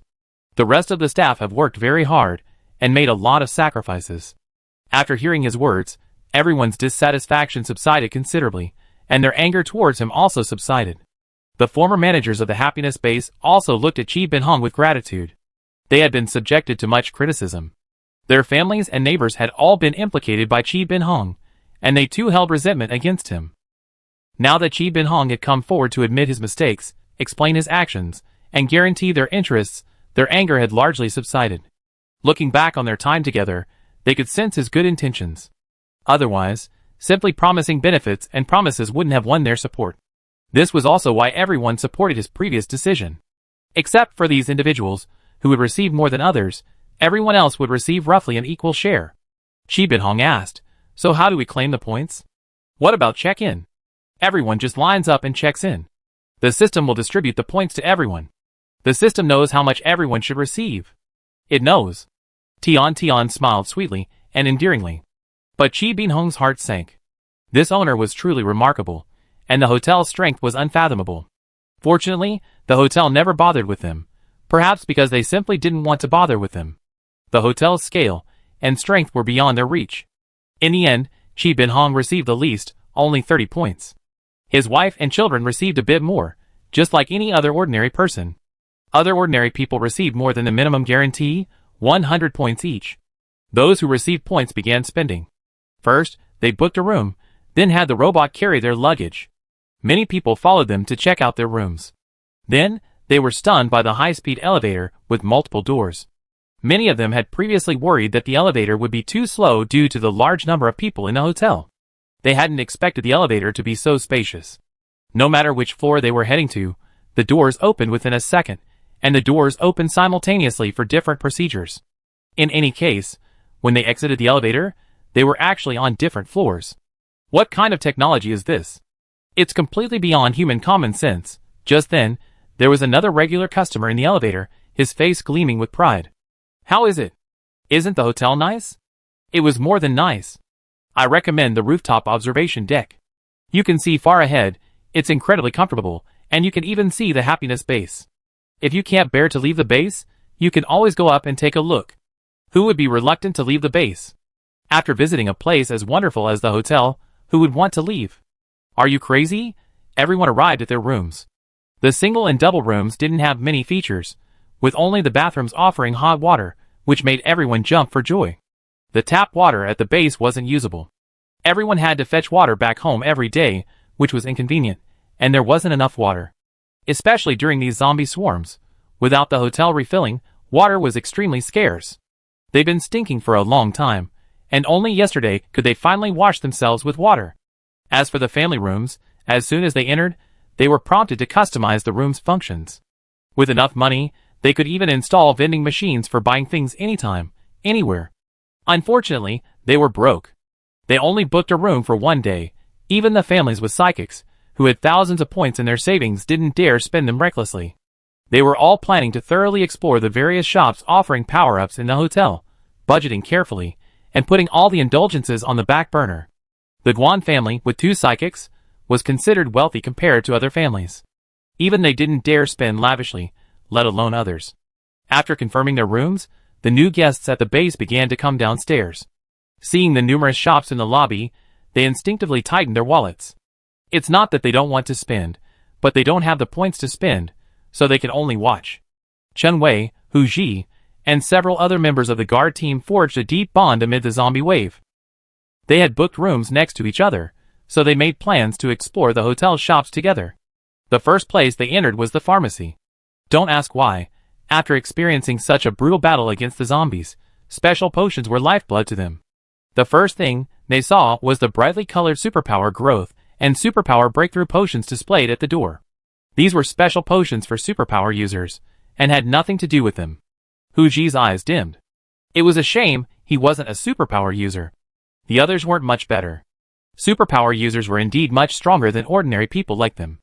They had room to upgrade and could deal with higher-level zombies, while ordinary people like them could only fend for themselves when encountering high-level zombies. Forget it. There's no point in overthinking it. Let's go check out the zombie detoxification potion and healing ointment. These were what ordinary people used. If the psychic potion couldn't be used, then so be it. It would save them money. And when they turned around, they saw a particularly eye-catching glass display in the middle. What is that? Their hearts suddenly began to pound, and they felt a strong sense that this potion was something special. They took a closer look. It was indeed something special. It was a psychic awakening potion. Even for ordinary people, the members of the guard felt like crying again. After drinking this, they too could awaken their psychic powers. They no longer had to rely on fate to face high-level zombies, at the mercy of others. They could also easily defeat zombies and earn a lot of points, giving their families a better life. The guard members were overjoyed, but then a little saddened after their anxiety. They didn't have enough points in their wallets to buy it. Thinking of this, they wanted to sigh again. If they had moved to the inn sooner, they could have saved up enough money to buy the awakening potion, and they could have made a killing during the zombie wave. The more they thought about it, the angrier they got. The base administrator hadn't even told them the inn had such a potion. Were they afraid they'd find out and move to the inn? If so, that would be too much. You know, with the awakening potion, the previous propaganda from Happiness Base about ordinary people being unable to defeat zombies would be completely rubbish. The guards couldn't help but ask the psychics at Happiness Base. These psychics had been to the inn with Yu Shouqing and the others before the zombie wave.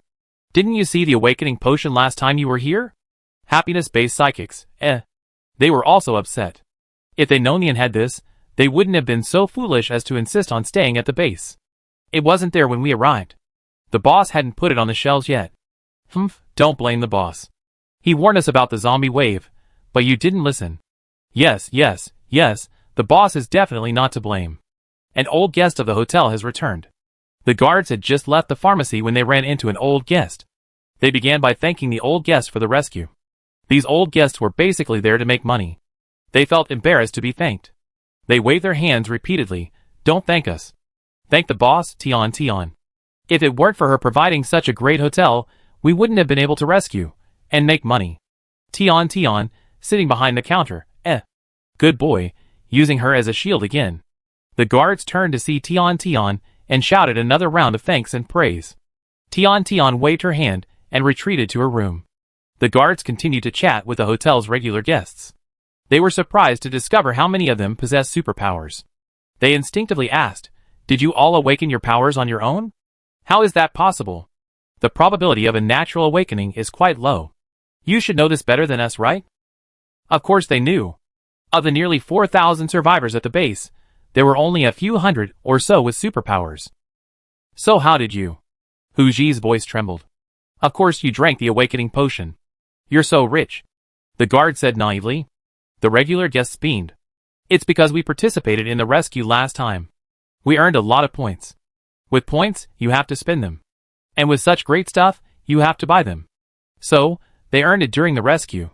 The members of the escort team were a bit frustrated. The rescue team had weapons and medicine, along with tight organization and coordination. Harvesting zombies was like harvesting leeks, one crop after another. On the other hand, they were short on weapons and equipment, and even with insufficient medicine, they couldn't keep up with the rescue team in terms of the number of zombies they were fighting. They had so many people, yet the points were pitifully small. How envious. Hu Ji was the one with the most regrets. He heard when you mentioned the hotel a while ago, but considering the hotel was going to fight zombies, he'd gone to the base first. Later, he thought about moving and didn't bother to move. By the time he learned the hotel was moving, Renyu's team had already left, and his family didn't dare come alone. He truly regretted it. If he'd come to the hotel sooner, he'd also been a member of the rescue team, and he'd probably have awakened his powers by now. He wasn't kind to the other members. He was more envious. Guan Han and Guan Xian were the most numerous espers visiting the inn at Happiness Base, and they were fully equipped. The main thing they needed was potions. Energy growth potions, breakthrough potions. Renyu is already level 3, thanks to these potions at the inn. If we had come earlier, we might have reached level 3 too. Guan Xian, feeling guilty, said nothing. Now she had no attachment to Yu Shouqing's team. Buying her own equipment and potions, earning money without having to curry favor with anyone, wouldn't that be wonderful? She hadn't been open-minded before, believing that success depended on connections. With a fair environment like the inn, all you had to do was rely on your strength. A girl with the ability could make a name for herself. I get it. Brother, let's go over there, and see what kind of simulation training ground that is. We don't have enough points, so we can only look, Guan Han reminded her leisurely from behind. After training once and experiencing its benefits, Guan Xian said, regret, frustration, and pain. Her brain was truly stuck in the door. Chapter 47. Dr. Li ran into Xiao Yuan as he came downstairs. How are you doing lately? Are you okay? Xiao Yuan was a survivor rescued from the mutated rat wave. Because of what happened that night, his mental state had been struggling, and he'd been experiencing depression. He'd come to see him several times for counseling. Unfortunately, he wasn't a psychologist, so he couldn't provide him with effective psychotherapy. Thank you for your concern. I'm fine now. He shed tears as he spoke. Everyone who had fled to the hotel that night was still alive. Everyone who had fled to the hotel that night had received help from the hotel. He hadn't been wrong. The hotel guests had been willing to rescue the base from the zombie horde, and that night, they had indeed come out to rescue the mutated people. He didn't blame the base for not rescuing them. They hadn't had the ability to do so. He understood that they had simply made the wrong choice. They hadn't chosen the hotel, and therefore, they had lost their lives. It was all their lives. There's a psychologist at the hotel, you should go see him. Dr. Li sighed. He seemed a little better, but not completely. The other's eyes widened in surprise. There's even a counseling room? It wasn't common before the apocalypse, but this hotel actually has one. The services they offer are truly comprehensive. Dr. Li is adept at researching and particularly interested in medical matters, so he immediately checked the screen for the pharmacy and counseling room. It's right over there, go ahead. The mental and psychological aspects are paramount. Overcome them first, and the rest can be dealt with later. Xiao Yuan and the others headed towards the counseling room, while Dr. Li rushed to the pharmacy. He was thrilled by the dazzling array of common medicines. He hadn't expected the hotel to offer such a comprehensive range of medications. And those special potions were truly amazing. But with all those potions, did he still need a doctor? He clicked on the screen to ask, and a job offer arrived. The hotel was hiring him as a doctor. Dr. Li, who only wanted to be a doctor and not fight zombies, immediately accepted. Then he looked at the hotel's benefits. The salary wasn't high, but considering the hotel's living conditions, it was a good living. There were also some training benefits, which Dr. Li was most pleased with, even more than the high salary.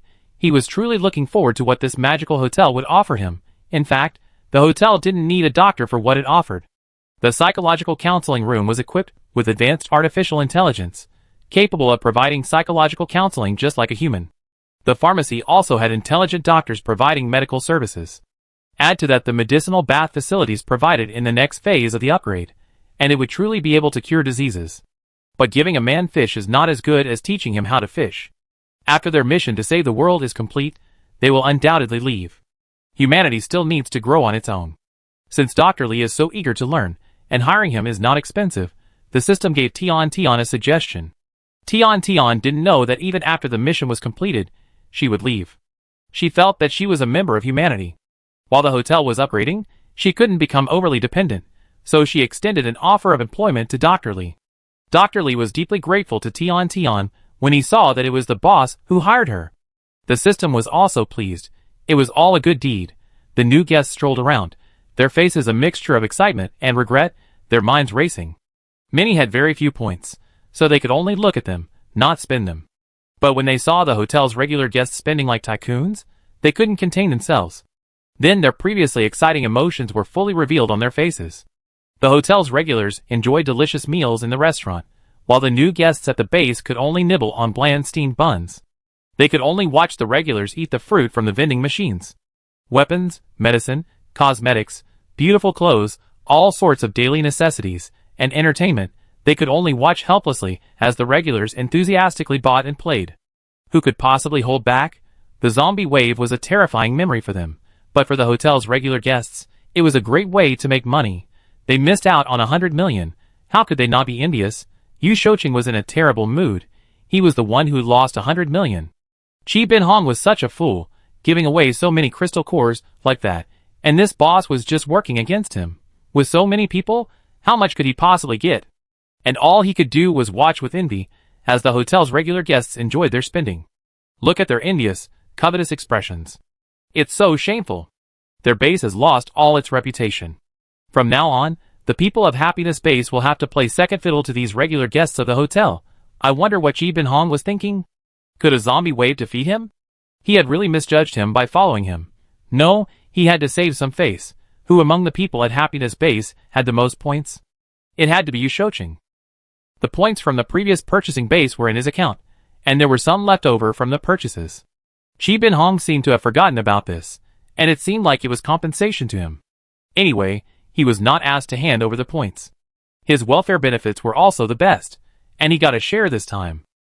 His spending was more than enough to keep up with regular customers. He already had weapons and other things, as well as medicine and growth potions. Yu Shouqing looked around as he shopped. Seeing not many people paying attention to him, he lost interest in shopping. Putting down the potions and leaving the pharmacy, he saw many people from the Happiness Base standing outside the restaurant, looking in. How shameful! Even with the points they were given, they couldn't afford to spend. These people, they shouldn't have been given points. Yu Shouqing looked closely, and saw that there were even Base psychics inside. Why weren't they spending money? They were actually buying fast food. How shameful! The Base psychics also noticed Yu Shouqing. They didn't like him, and didn't talk to him. As for why they were eating fast food, it was because the food was more nutritious and delicious than what they ate at the base, and cheaper than the restaurant food. They wanted to save their points to buy psychic growth potions, and psychic breakthrough potions. They were intrigued by the psychics at the hotel. Many of the psychics in the hotel have reached level 3. They even went out today, and hunted some level 3 mutant animals. A level 3 mutant animal core is worth 1,000 points.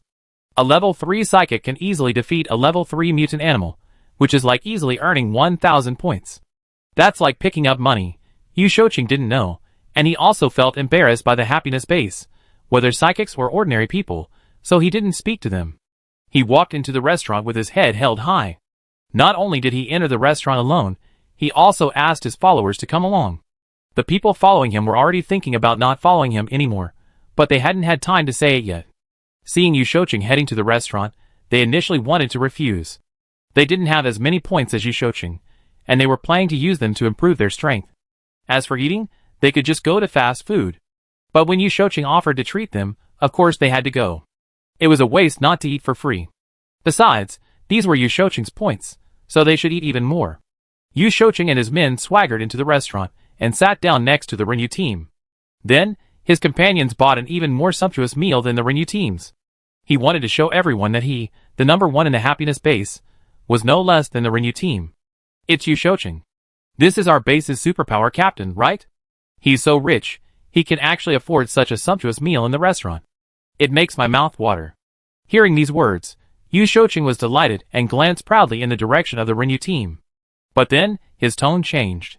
He didn't get that many points, did he? Why didn't he save them and spend them like that? No wonder he's only at level 2.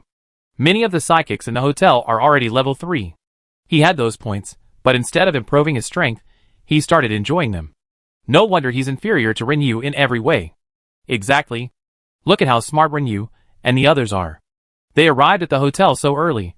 Not only have they become so powerful, but they're also loyal and righteous. Remember when our neighborhood was surrounded by zombie grass? They came to our rescue. Renew and the others are truly amazing. Just 2 of them eliminated 4 level 3 zombies. After they eliminated that psychic zombie, the zombie tide retreated. They're truly our saviors.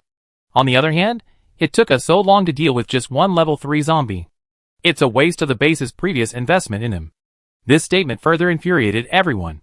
Anyone who had visited a weapons shop could easily calculate the substantial investment the base had made in them. Yu Shouqing was practically fuming at these words. What a waste of points. Not a single word of admiration or praise, and all the praise for Renew and the others, the hotel's regular guests, after finishing their meal, weren't in a rush to return to their rooms. Most of them flocked to the entertainment hall or went shopping. The new guests at the base could only watch, regretting once again that they hadn't come to the hotel sooner. Especially those who had had a choice but ultimately made the wrong one, regretted it to the core. Seeing these new guests so regretful, the regulars felt incredibly fortunate, especially after learning about Xiao Yuan and the others. It was so tragic. Those who ran towards the happiness base that night when the mutant rat tide broke out were so miserable. Luckily, my son asked us to follow his classmate's car.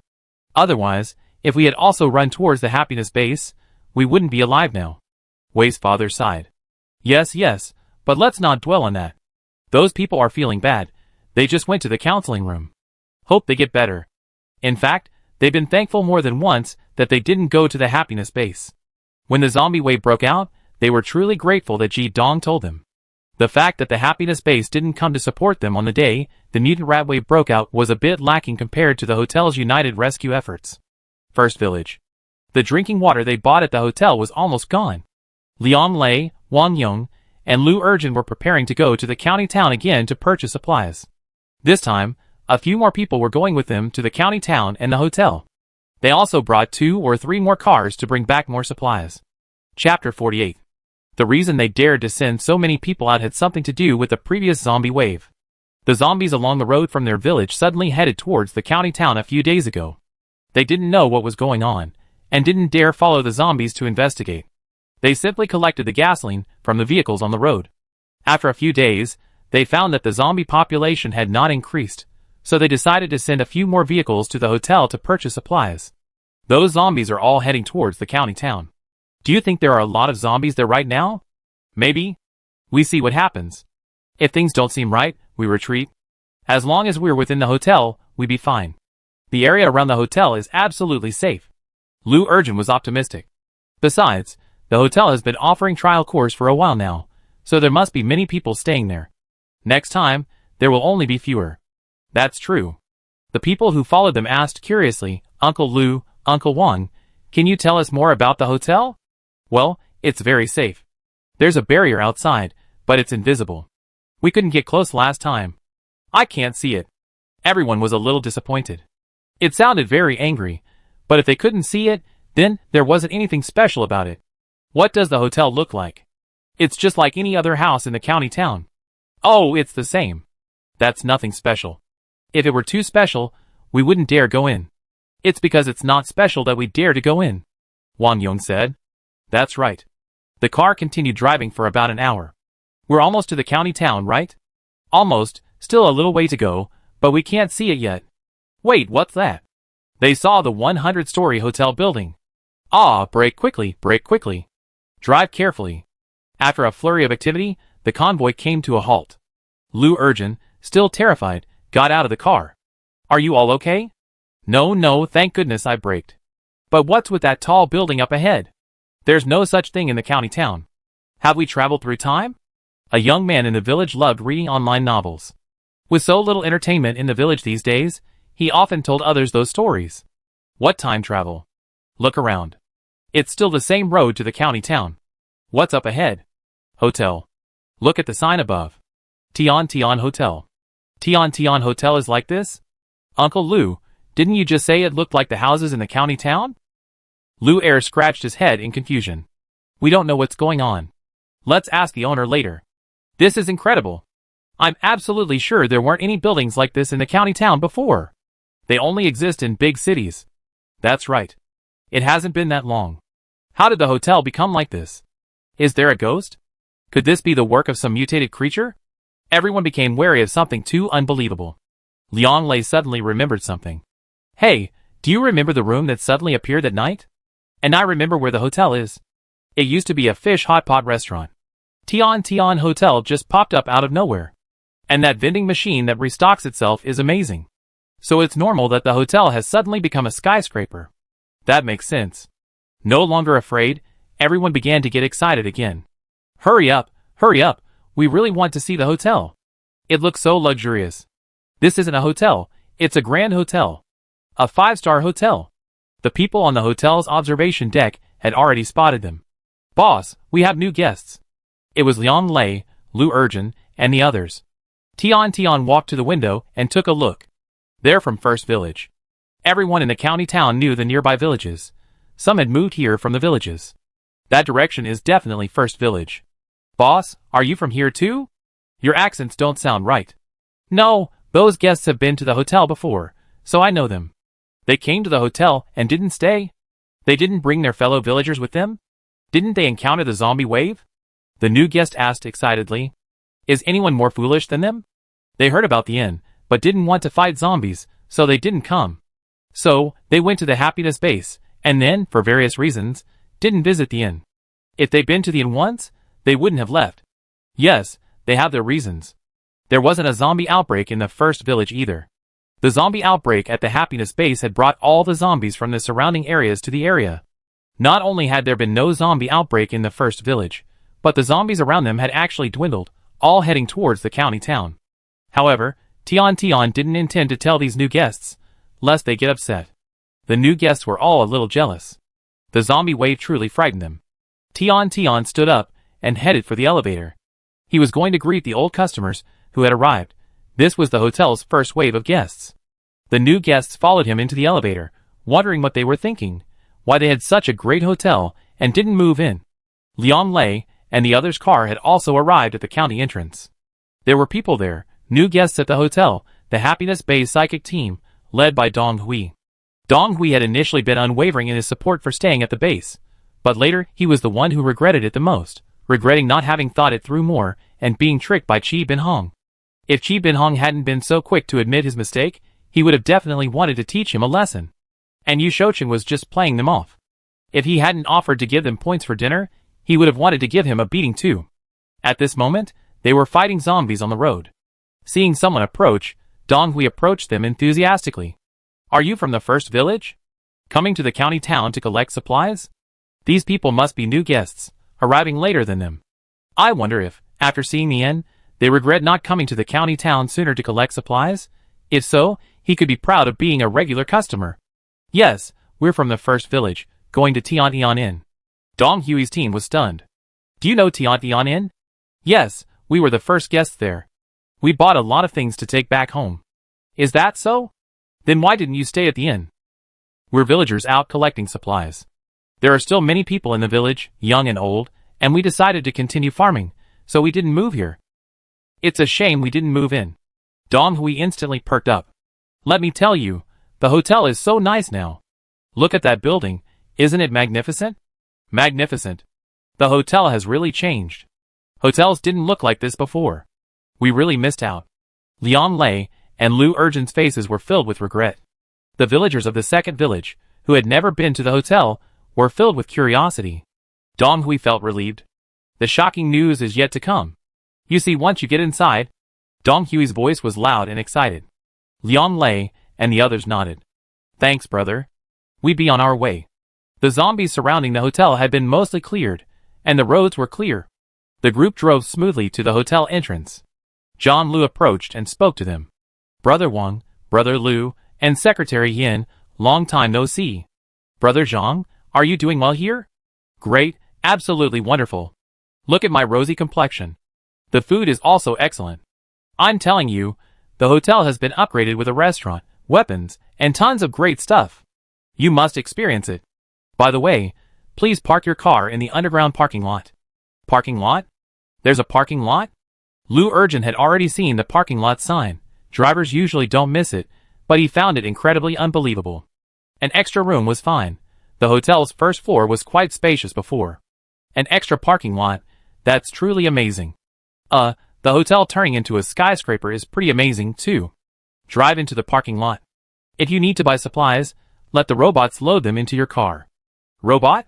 Yes, by the way, you can check it out on that screen. Now that we're at the hotel, it should be working. Look, there are so many new goodies. The three of them took out the screen and examined it. Their eyes widened. Weapon shop. Pharmacy. The other people from the first village didn't come over to look, but after seeing what was on the screen, they gasped. Uncle Liu, this is the hotel's phone? Why haven't I seen you use it? It won't work once you're outside the hotel's barrier. Yes, once you leave the hotel, it becomes just an ordinary business card. If that weren't the case, they would have been swiping it daily. Pull the car first, Liang Lei said. The drivers got in, and so did the passenger seat. You can go to the hotel first. Uncle Wang, Uncle Liu, Brother Yin, we go with you. The hotel stuff was so amazing that they felt a little timid, so they decided to go with someone they knew. What are you afraid of? You're not going to be laughed at. You're not some bumpkin from the mountains. We've seen similar things before the apocalypse. Liu Urgent muttered, glancing at the unfamiliar guests surrounding them. It's a joke, so what? Tiantian Hotel is so amazing, and we never seen it before. So what? It's just a bumpkin. Even so, everyone spoke with complete confidence, not afraid of being laughed at. Going down wasn't about fear of being laughed at, but about the danger. In unfamiliar places, it's best to be cautious. You're good, kid. You're right. Let's laugh. Laugh more, and we be happy too. That's right. Driving behind the hotel, they saw elderly people sipping tea, chatting, and basking in the sun. The scene was truly leisurely. Elderly people and children, drinking tea, enjoying snacks and fruit, with robots cleaning nearby. If it weren't for the zombies still being fought off by the nearby barrier, and the dark, deserted house next door, they would have almost thought it was before the apocalypse. The scene was so heartwarming that everyone relaxed. Liu Urgent couldn't help but recall the scene of playing cards in the hotel. It was also incredibly warm, not at all like the apocalypse. The hotel had such a comfortable atmosphere. Uncle Liu, I believe you now. Before, I thought you were bragging. Looking for supplies, and still in the mood to play cards? This environment makes me want to sit down and play. The young man with him pointed at the elderly man playing mahjong in the garden. Mahjong is here. Liu Urgent and Wang Yong exchanged glances, their hands itching to play. They hadn't been able to play mahjong last time. They parked the car as quickly as possible and took the elevator directly to the lobby counter. Chapter 49. Many people stood by the counter, staring at them. With the exception of Liang Lei, everyone felt a little uncomfortable. But this was a public place, with a lot of people coming and going. They were probably curious, standing there to observe, or perhaps to inquire about something. Boss Tian, long time no see. Liang Lei spoke, breaking the awkward silence. Long time no see. Welcome. Tian smiled back. The young man from the first village blushed at the smile. This boss was so adorable, with such a sweet smile, she lived up to her name. The hotel has become so grand. It's completely different from when we left, Liu Urgent exclaimed. The hotel has been upgraded so many times, and now it's like this. The three of them exchanged pleasantries with Tian. After a few pleasantries, they took off their backpacks and poured their crystal cores onto the counter to top up their accounts. The system then announced that the extended stay mission was complete. Long-term stay mission. Complete 100 rooms for a month-long lease and receive a TV as a reward. Confirm installation? After selecting install, TVs were installed in every room, including one in the lobby. The new guests were momentarily surprised by the sudden appearance of the TVs. Liang Lei, Liu Urgent, and the other two from the first village were also surprised, Then a look of nostalgia crossed their faces. The others froze, their faces filled with disbelief. Liang Lei and the other two saw the villagers' expressions with a mixture of amusement and a touch of pride. They were the first guests, the first to discover this amazing hotel. This is how the hotel changes. That's right. This time's nothing. The previous one was just awesome. Life at the hotel is getting better and better. Everyone exclaimed, moving to the hotel was the right decision. The villagers from the first village, upon hearing this, immediately began to think about staying at the hotel, suggesting, Brother Yin, Uncle Lu, why don't we move in too?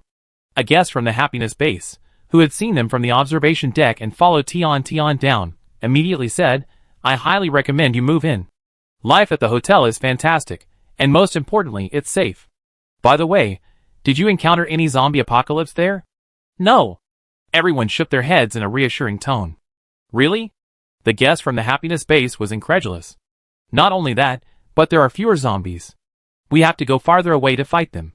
The guest from the happiness base was indeed a little jealous, but without the zombie threat, life probably wasn't as good as before. How's life? Is it convenient? Are you short of food and drink? The food in the hotel restaurant is plentiful, delicious, and never repeats itself.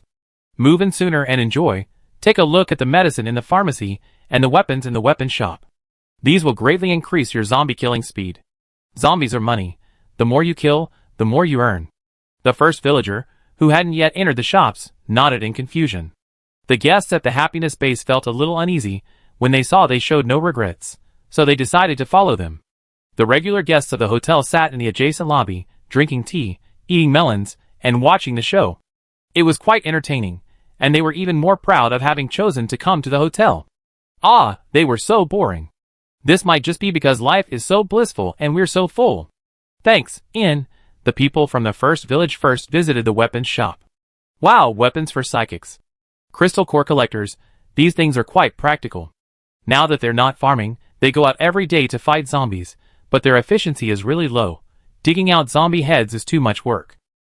It's a shame we don't have farm tools. They want to farm, and their biggest concern is farm tools. Is it really impossible to farm anymore? Looking at their guests at the happy base, they were excited to see the weapons. But why did they sigh after such excitement? The two chatted for a while. So you didn't move here because you wanted to farm. I suggest you move here. You can farm around the county town, too. It's mainly about the inn's living conditions and safety. You must not be sleeping well at night. Should someone be on duty? That's right. The people from the first village thought he made sense. Although they didn't know why these people had been following them, they probably wouldn't be angry if they were given such good advice. While it made sense, using the village fields directly for farming was definitely more convenient than reclaiming them from scratch at the inn. Their thoughts remained unchanged. The main reason was that there were no zombies around the first village anymore. While they had to patrol at night, they weren't as nervous anymore. The group then went to the pharmacy. The sight of the superpower awakening potion made them a little uneasy. The young people, in particular, were envious of Lu Urjin and Wang Yang's superpowers. They were so excited that they could have them one day. The inn was truly great. No wonder the people following them were recommending it so highly. Why don't we all just head over to the hotel? The older man was still a little hesitant, but they then explored the entertainment center, fresh produce supermarket, daily necessities store, clothing store, simulation training ground, and the best stop restaurant. After experiencing all this, their minds changed. It's true that all these things related to life are so cheap. Living comfortably is easy, and living well is possible with a little effort. It's just that farming is a real hassle. Tian raised an eyebrow at their words. Liang Lei and the other two shrugged, expressing their frustration. The villagers wouldn't believe them until they saw them. Tian didn't try to persuade them much. They know once they started farming. After browsing the shops, the three of them led the villagers to find Zhang Lu and Grandpa Wu. Brother Zhang, Uncle Wu, do you know what those people who've been following us are like? They're new guests who arrived not long ago. They've been staying in Xingfu community before, but moved to the hotel after the zombie wave. After arriving, they saw how good it was, and really regretted not moving in sooner. So that's how it is. The villagers of Village 1 finally understood. Those people were genuinely recommending the hotel to them, and they were also just bragging about it to feel superior. But then again, the hotel's offerings were truly eye-opening. I can't help but brag about it to the village when they get back. But those people were a bit too much, following them all the way. What a profound regret and resentment. Well, Here's what happened. Jean-Luc continued to explain their confusion, explaining how the hotel rescue team raked in huge profits during the zombie wave, and how the 3,000 or 4,000 people at Xingfu base struggled to survive despite sharing the small sums. Everyone in the first village was stunned. The rescue team only had 600 people, and they earned over 10 million points. How much would that be distributed? Give it all to everyone, one by one. Brother Zhang, are you participating too? Jean-Luc's face lit up with a smile at the mention of this. Yes, we made quite a bit, enough for retirement. Look how leisurely we live now, and we can eat whatever we want. I also bought several sets of clothes. Let's see if this one looks good. Not only are they beautiful, but they're also cheap. Trying on clothes in the hotel clothing store is so convenient. No need to take off your clothes, just say something and you change. While it's not a real change, just a simulation, it's incredibly fun, and the store offers so many styles you can't even try them all. Look at those girls and fashion-conscious boys. After dinner, they've been hanging out in the store, happily trying on and buying clothes. It's even more lively than before the apocalypse. Zombies are easy to fight. Look, those without superpowers can just rely on the barrier. Those with strong superpowers can go further afield to find higher-level zombies and fight them. You can earn a lot of money with each fight. The zombie wave was a real boon for the hotel guests. All the zombies in the surrounding area were heading towards the county town. They fought a lot during the zombie wave, and even after the wave receded, there were still many left, enough for them to fight hard. The people in the first village were tempted, but they kept saying, "Let's discuss it." After booking a room, the group went to the room to discuss it. It wasn't much of a discussion. Once they entered the room, checked out the various facilities and comforts, and agreed to move to the hotel. As for farming, they could do it. This area of the county seat used to be all farmland.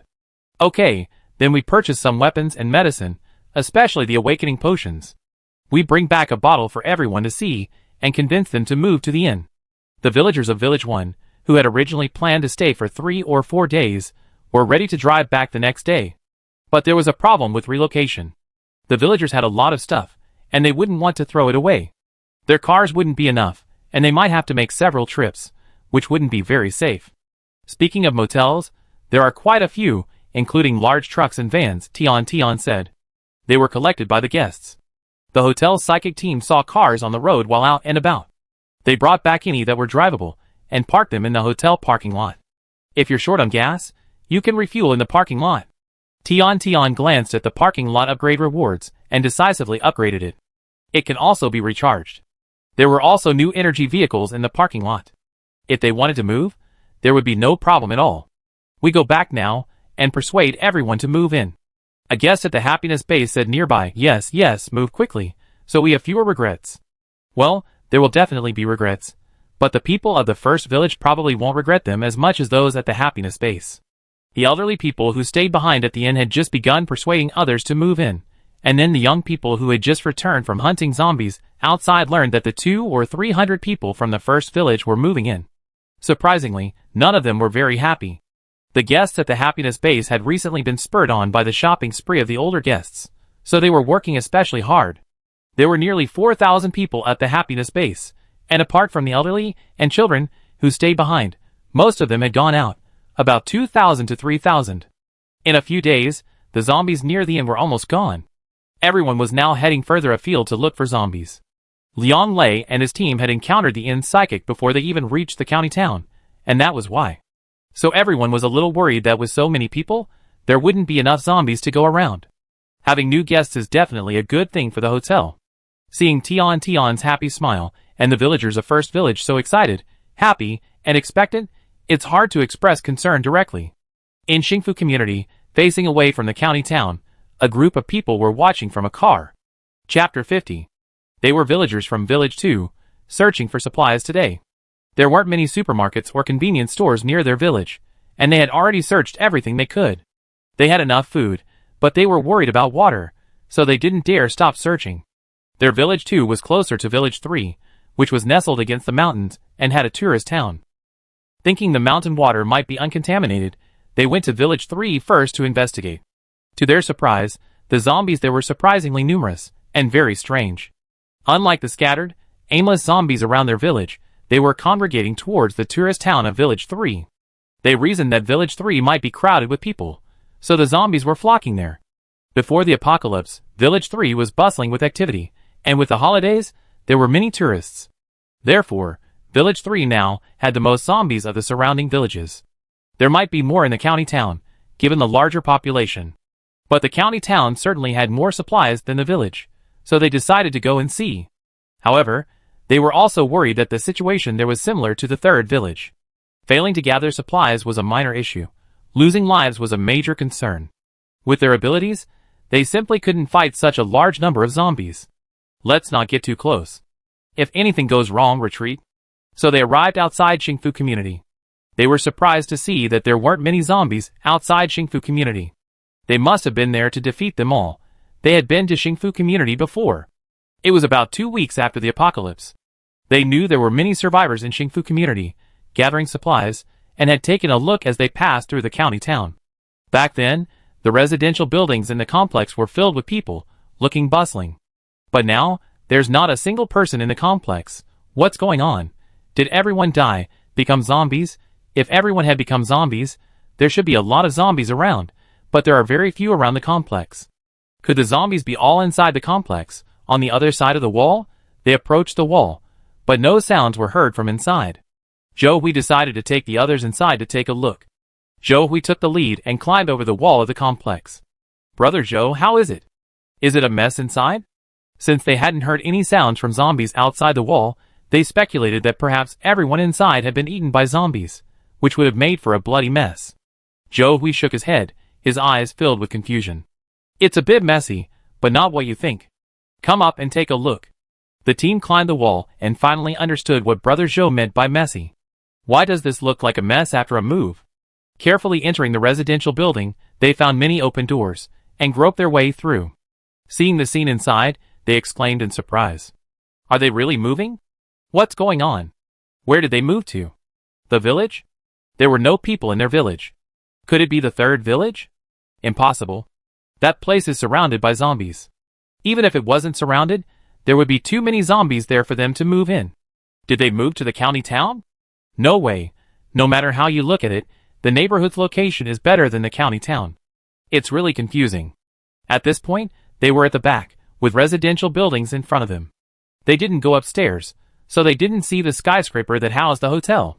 What should they do next? After discussing it, they decided to risk a trip to the county town. Return the same way they come. As they jumped off the wall, they glanced around again. There were so few zombies around. What was going on? As they skirted the neighborhood and entered the county town, they looked up. After a long pause, they found their voices. Holy crap! What's that? They finally saw the hotel's skyscraper. When did this building appear in the county town? Am I dreaming? They rubbed their eyes vigorously, but the building still stood tall. I'm not dreaming. This building really exists. It took a while for them to recover from their shock. Everyone in the neighborhood must have moved there, right? Should we go check it out? Let's go! After driving for a while, they encountered someone. It was the hotel's psychic team. There were quite a few of them, all of whom had recently awakened their powers using awakening potions. After awakening their superpowers and honing their skills in the simulated training ground, it's time to actually fight them. There's a slight difference between actual combat and the simulated training ground. Well, one involves spending money, the other earning money. The latter is certainly more interesting and motivating. There are so many superpower users in the county town? Aren't you focusing on the wrong thing? Why are they fighting zombies? Are those zombies preventing them from gathering supplies? Unclear, yet impressive.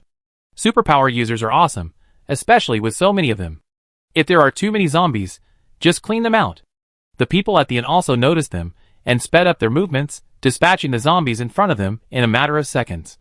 This maneuver once again stunned Zhou Hui and his group. This was too impressive. Were they aliens? Not to mention, they looked like them. They were wearing what looked like protective suits, and wielding powerful weapons, some resembling cannons, others resembling swords. Zhou Hui was the only psychic in the group. He could tell that many of the people here were much stronger than him, likely level 3 psychics. What exactly happened in the county town? Was it related to the Tianyang Hotel? Zhou Hui looked up at the skyscraper, a surge of warmth welling up in his heart. The psychic came over and greeted them. Are you from a nearby village? Village 2 or 3? Yes, how did you know? Oh, the villagers from Village 1 just left, and you're coming from another direction, so you're probably not from Village 1. People from Village 1 were here too. They were here, so why are they leaving now? They went back to move their things. They're moving to the hotel. No one who's already in the hotel wants to leave. Hearing this, Zhou Hui and the others were even more excited about the hotel. At the hotel, Tian was working on the upgrades. Old guests were making money, and hotel spending was skyrocketing. New guests, not to be outdone, were working tirelessly to earn money, which they then invested in the weapons and medical simulation training grounds. As a result, the hotel quickly reached 5 million points. Mission: upgrade the hotel to 7 stars. Requires 5 million points. Rewards: medicinal bath, physical examination room. Completed. This upgrade was relatively minor. Only one corner was widened, and only 2 shops were added.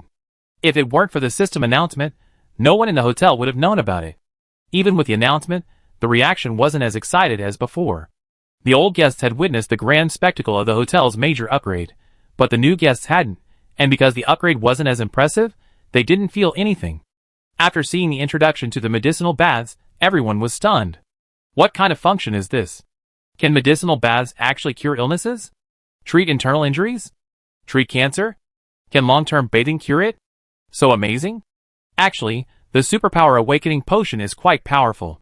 When ordinary people awaken their superpowers, all aspects of their physical fitness will improve. However, if they already have some ailment, superpowers can't cure it. They still need to take medicine. That's why the hotel has regular medicine. As for the medicinal bath, while its effects might not seem as powerful as a single soak, persisting in soaking might actually cure it, giving everyone hope. Tian examined the medicinal bath's functions and said, "This medicine is far less effective than the medicinal bath rewards I received previously." Of course, the potions in the medicinal bath are diluted many times over, and the host uses the best quality. They can directly cleanse the bones and marrow, curing all ailments. So it's so powerful. No wonder she felt so relaxed after soaking. Tian checked the medicinal bath's upgrades and costs. The health-enhancing medicinal bath is just like a regular bath, available without any upgrades. The ones that consume points to light up are provided for psychic cultivation. Different psychic abilities require different medicinal baths. This medicinal bath has the same effect as the psychic growth potion. Both increase the psychic's cultivation speed. Using them together is even more effective. Besides these, there are also medicinal baths for beauty and fatigue relief. Because they're good for the body, and he still has points left, Tian lit up. Grandpa Wu has always been afraid of the cold. The chill aches in his bones, and he can't stand the winter, so he moved with his granddaughter from the second village to his daughter's home in the county town. The hotel's air conditioning made him feel much more comfortable, but whenever he went outside, he'd get cold, and his legs would periodically ache. He returned to the hotel to rest for a while before the pain subsided. He didn't tell his granddaughter about any of this, simply enduring it because he worried about her going off to fight zombies alone. Even though she could easily defeat them with her supernatural weapon, he insisted on watching. Zhang Lu and his wife knew about this situation. They understood Grandpa Wu's concern as a parent, and it was his responsibility, after all, since Wu Xiaowen was only 6 years old. Grandpa Wu didn't want his granddaughter to know about this pain. He didn't want her to feel burdened by it, and they respected his choice. However, after the hotel opened a pharmacy, the couple found medicine for Grandpa Wu. It was a simple ointment that relieved the pain. They also found eye drops for cataracts for the property management. None of these can completely cure the problem, only alleviate it. Now that the hotel has launched a medicinal bath that has the potential to cure diseases, they are very excited and immediately drag Grandpa Wu to try it. The young people were also very excited. Fighting zombies will inevitably cause some injuries. Although there are ointments that can quickly heal, they are only for treating minor injuries. Sprains, fatigue, muscle pain, injuries, and sub-health are not serious problems. However, if fatigue continues to develop into a serious illness, there is no special medicine to treat it. All you can do is take some health supplements, which are also sold in the hotel pharmacy. Many people find them troublesome, and haven't made a habit of taking them. Having this medicinal bath, where you can soak whenever you want and improve your health, is truly wonderful. There's also this medical examination room, presumably for checking on any health issues. It's obvious that it's a supporting facility alongside the pharmacy and bath, both designed to ensure guests' health. This hotel is truly amazing. From the outside, the shops inside the hotel look pretty much like those in a pre-apocalyptic shopping mall, but once you step inside and take a closer look, you discover many differences.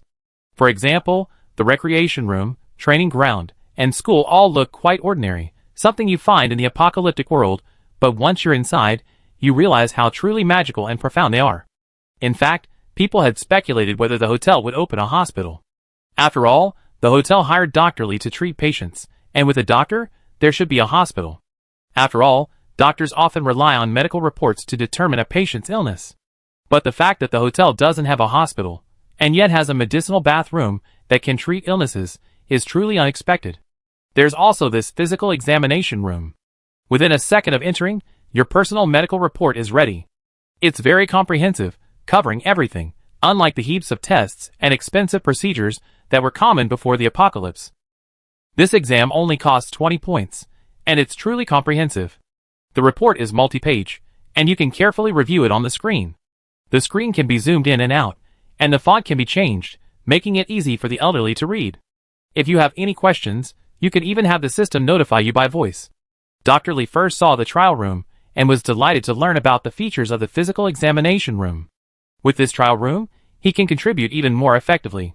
Previously, when prescribing and treating patients, he relied solely on experience and the patient's symptoms. Without accurate examinations, he was still a little worried. But after seeing the medicinal bath, Dr. Lee's excitement immediately turned to trepidation and worry. With the medicinal bath, would he still be needed? If we were feeling unwell, wouldn't we just ask for a soak? Would we still need him for medical treatment? Although he doesn't have to pay for visits now, his salary is a fixed salary paid directly by the hotel. He was still worried, but it was useless. Yesterday, he had already refused to hire him as a doctor. Don't worry, your boss won't fire you. Your work is very valuable. Medicinal baths only work if you soak regularly. An occasional soak will only provide relief. A sick person's condition isn't cured by simply taking a bath. They still need to take medication for treatment. This reassured Dr. Lee. Zhou Hui and the others drove into the county town, getting closer to the hotel. Along the way, they discovered there were more people than zombies. Chapter 51. And all these people are fighting zombies. This is completely different from what they expected. They should have asked why they were fighting zombies. The streets they came from were filled with zombies, piled high in piles. Especially the two-story houses on the street side, with no yards, but only shops. There were people inside, but there were still plenty of zombies outside. Because none of these people bothered to clean up the zombies. But why, in a county town that should be the busiest place for zombies, there were actually more people than zombies, and on the streets? Does everyone here dislike zombies? That's impossible. There must be a reason, and that reason must be related to that inn. This alone is enough to show that this inn is truly extraordinary. Zhou Hui and the others couldn't help but ask what the hell the zombies were for. Spending zombie cores, like money in the inn? How can you spend them? How can you spend them? There are so many things you can spend them on. Weapons, food, and toys. Otherwise, they wouldn't be fighting zombies so hard. They almost wiped out all the zombies along the way. Sigh. What if there are no zombies left? There are mutant animals, but they're so easy to hide that you have to go out of your way to find them. These, all bought at the hotel. The hotel guest pointed at the weapons in his hands, and the clothes on his body. Wu Hui and the others took a breath. They had guessed it, but they just wanted to confirm it. Going further in, there were no more zombies to be seen. When they did see them, it was a large group surrounding a small group of zombies. At this rate, the county town must be almost cleared of zombies, right? Wu Hui and the others sped up. When they reached the street near the hotel. If it weren't for the chaos, I have thought this was the pre-apocalypse. There wasn't a single zombie on the nearby streets. It's a bit eerie. Having seen so many zombies swarming in the apocalypse, they found the sudden absence of zombies on a street like this rather strange. Driving further, they finally saw some zombies again. The world shifted forward, and indeed, they saw people fighting zombies. True, where there are zombies, there are zombie fighters, what the hell? And these people looked quite old, with some looking very young, perhaps in their teens? The apocalypse must be tough, and it seems surviving in this hotel isn't easy either. Moving their gaze further, behind the zombie fighters. What are these elderly people doing? Drinking tea, playing chess? How leisurely. Looking more closely at the zombie fighters, they seemed unusually relaxed and content. Are you new guests? Where are you from? The zombie hunter saw them pause, and waved hello with a relaxed expression. It was like the casual, relaxed feeling of someone asking if they eaten while strolling before the apocalypse. We're from the second village, the group replied blankly, their attention still focused on the zombies. Even though they were right in front of them, the zombies seemed oblivious, frozen in place. Are these zombies real? Could they be fake? As they approached, the zombies reacted, charging towards them with ferocious faces. Fuck. These are the real deal. Zhou Hui and the others quickly rolled down their car windows in terror. The men fighting the zombies against the barrier, seeing this, immediately rushed out, hooking the zombies and turning back to charge them. This maneuver once again stunned Zhou Hui and the others. The people sitting in the garden drinking tea waved to Zhou Hui and the others, "Drive over here, come in this way." Zhou Hui listened blankly and drove the car inside the barrier, into the open space outside the lobby windows next to the garden. As for parking, they would discuss it after they understood the situation. The people in the garden were a little puzzled by their actions, but then, upon learning that they were new to the hotel and still had some concerns, they understood. It's normal to be wary in this world. After these people move in and experience the hotel for a day, things will get better. Zhou Hui and the others breathed a sigh of relief when they saw that the people were no longer overly enthusiastic about talking to them. This hotel was truly bizarre. It had appeared out of nowhere. Even the people in the hotel felt unreal. They were actually a little worried, wondering if these people were even human. Unlike Liang Lei and the others in the first village, who had first experienced the hotel's wonders and had told the villagers about it in detail after returning, they were astonished by its wonders the next time they visited, but not afraid or skeptical. Unlike the residents of the Happiness Base or the county town, who had witnessed the changes in the hotel firsthand, they were only shocked, not afraid. Zhou Hui and the others cautiously opened the glass door and walked into the hotel lobby. Their first sight was a television playing a TV series, and they felt a warm warmth that washed over them, and they were startled again. There's still electricity. Then, they saw a group of people in the tea and leisure area, surrounding an elderly man. The man was wearing very little, and his hair was damp, as if he had just showered. A closer look revealed a familiar face.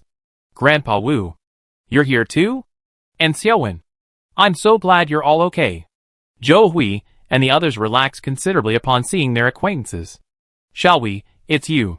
Come sit down. Are you hungry? Eat something. Thirsty? Drink some water. Xiaowen, go get some water. You guys have some fruit first. Grandpa Wu was delighted to see them, as if he were a visiting relative, and warmly invited them to eat. Zhou Hui and the others' gazes fell on the table. Plate after plate of juicy, fresh fruit filled the air, and they couldn't help but gulp. Grandpa Wu, what's going on with this hotel? And you just took a bath? Oh, I just tried the herbal bath. It was so relaxing, I felt so relaxed. Grandpa Wu then began to describe his experience, and the people around him waited for him to finish before interjecting with questions. They planned to go back that evening. The TV show was at a critical juncture, and they couldn't put down their cards. The herbal baths weren't going anywhere, so they could always go. If there were more people, they could soak in their rooms. If the bathrooms had bathtubs, they could use points to purchase herbal baths.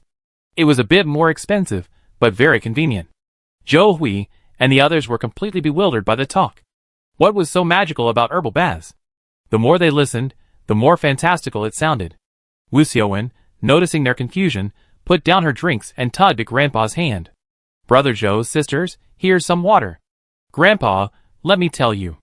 As a level 3 psychic, Wu Xiaowen's memory, reflexes, and logical thinking abilities rival those of an adult. Zhou Hui also realized Wu Xiaowen was a level 3 psychic by this time, and his eyes widened. Xiaowen, you awakened your powers? You're already level 3 now? Zhou Hui was also a young man who loved reading novels. After awakening his powers, he explored how to level up. He felt his powers were improving, so he used them daily, and was now at level 2. But how could Wu Xiaowen, so young, already be level 3? He felt it would take a long time to reach level 3. Brother Zhou, don't be impatient. Let me explain. Wu Xiaowen felt a surge of pride. She and her grandfather were the first guests of the inn, and had stayed there until now. Although they hadn't participated in the zombie rescue effort, they earned money by killing zombies every day, and she had also been taking growth potions to improve her strength. Wu Xiaowen then recounted how she first discovered the hotel, how she met Sister Tian, how she settled in, how the hotel had been upgraded time and again, what shops the hotel had, and what they had on hand. She spoke clearly and in detail. At first, only Zhou Hui and Grandpa Wu listened intently, but then, the surrounding people, and even passers-by were drawn in. So that's how it is. Zhou Hui and the others exclaimed with emotion. After hearing all you said, We really want to check in and experience it right away. Then go. Go. Only by experiencing it can you truly appreciate the hotel's quality. Zhou Hui and his group went to the counter to check in. Grandpa Wu and Wu Xiaowen joined them. After strolling around for a while, Zhou Hui worried that Grandpa Wu's legs might be aching. Grandpa, your legs aren't so good. Please sit down. Not tired, not tired. I'm feeling well now, so walking around like this is good. I still have my physical exam report, and Dr. Li told me so. Zhou Hui and the others carefully examined Grandpa Wu and Wu Xiaowen. They looked truly healthy, evidently enjoying the good food and good nutrition at the inn, and feeling cheerful. Speaking of food, they were all a little hungry, so Grandpa Wu dragged them to the restaurant. It's been ages since we had fresh meat and vegetables. The village now has large freezers, storing vegetables and meat. When the power went out, there wasn't enough room for fresh meat and vegetables. Now, every household had some bacon, plain rice, kimchi, and fermented tofu. Eating all this food was definitely not nutritious enough, and no one dared to eat freely. Everyone had visibly lost weight, their complexions pale and sallow. My grandfather noticed their weight loss and chapped lips immediately, so he offered them food and water. You guys should move here. Move, definitely move. After Grandpa Wu's demonstration and Wu Xiaowen's detailed explanation, they had already decided to move. After visiting all the shops and enjoying the delicious food, they were completely resolute about the move. From Grandpa Wu, they learned about the farming in the first village, and they knew they were planning to do the same in the second village. It's a common sense to not farm and then live off the land. However, they didn't have many seeds left. In recent years, their village has been cultivating cash flowers, fruits, and fruit trees, leaving them with very little food. Speaking of the fruit trees, Grandpa Wu told them about the mutation. Those plants look wrong. They all worked with plants, and they were well aware of any changes they experienced. The fruit trees in the village had indeed changed, but they'd been avoiding the issue, hoping to plant some rice next year instead. Besides these factors, another factor firmly cemented their resolve to relocate was the hordes of zombies in the third village. They saw the zombies heading toward the third village, and they feared that if everyone there perished, the massive horde would turn around and surround their second village. How could the 200 or so people in the second village withstand it? Now that they moved to the hotel, they didn't have to worry too much from such a distance. There were undoubtedly many people still alive in the third village, and if they moved away, there would be no one to rescue them from behind. Those tourists who weren't even close friends could be left out, but some of the villagers in the third village had some kinship with them. In recent years, as everyone's made money, they occasionally visit the third village for vacations, and to help support their relatives' businesses. But given the situation in the third village, they were completely helpless. The elders in the family wept several times. But there was no other way. They couldn't let their young people die. After hearing about the situation in the third village, Grandpa Wu felt he needed to speak to his boss. Could the hotel possibly send someone to help? Zhou Hui and the others exchanged glances. The hotel was so powerful, perhaps they could actually save someone. Chapter 52. Let's discuss this matter when everyone returns, Tian said. The third village, like the happiness base, was also hit by a zombie wave. Since the third village was some distance from the hotel, the appropriate course of action needed careful consideration. Tian believed this wouldn't be a problem. The guests at the happiness base, spurred on by the hotel's veterans, went on a mad spree to kill zombies and earn points. Almost all the zombies in the county town had been killed. If everyone had considered the difficulties faced by many elderly people and left many behind, the zombies near the hotel would have been gone long ago. Now that all the psychics have gone to the county town to kill zombies, it's clear how quickly the zombie population is dwindling. Because there weren't enough to fight last time, many people stayed, especially the veterans of the hotel and the elders of the Renewal squad. They saved hundreds of thousands of yuan in pensions, more than enough for their needs. But for the young, it's certainly not enough. Young people are ambitious and obsessed with improving their skills. They also value quality of life, wanting to earn more and enjoy more. Tian guessed that in a few days, everyone would discuss going to a more distant place to fight zombies. Sooner or later, everyone would go to Village 2 and Village 3, because there was only enough space around Village 1 to fight zombies. Zhou Hui and the others couldn't tell whether they were disappointed or what. They were probably disappointed, but they couldn't blame anyone else. First, Village 3 was far away, and second, you had no obligation to help them. Wu Xiaowen noticed their disappointment and immediately comforted them. Don't worry, Brother Zhou. We all went out to help during the previous zombie wave, so we'd be fine this time too. Zhou Hui smiled, but he no longer held out any hope. The people who had gone out to fight the zombies had returned. Their emotions were mixed. The top-up points had arrived, and they were just happy. The zombies were getting fewer and fewer. They didn't know whether to be happy or not. Logically, with fewer zombies, they should be happy. During the previous zombie wave, they were surrounded and trapped in the neighborhood, wishing all the zombies in the world were gone. But now, they only wanted to kill as many zombies as possible, earning points to improve their strength, earning more points, and then spending, eating, dressing, and living well. It was really confusing. Tian first told Rinyu and Yu Yan about the situation in the second and third villages, and introduced them to Zhou Hui's team from the second village. They were more experienced in commanding the rescue, and once they agreed, the team could be organized.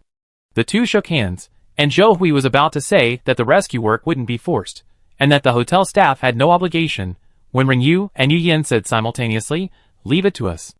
Their voices were firm and forceful, their eyes sparkling, and it was clear they were deeply interested in the matter. The hotel was truly beyond their expectations. The hotel guests were truly brave. Zhou Hui's team was delighted, but the zombie population in the third village was unusually high, and they should have disclosed this fact. There are a lot of zombies there. Are there as many as in the county town?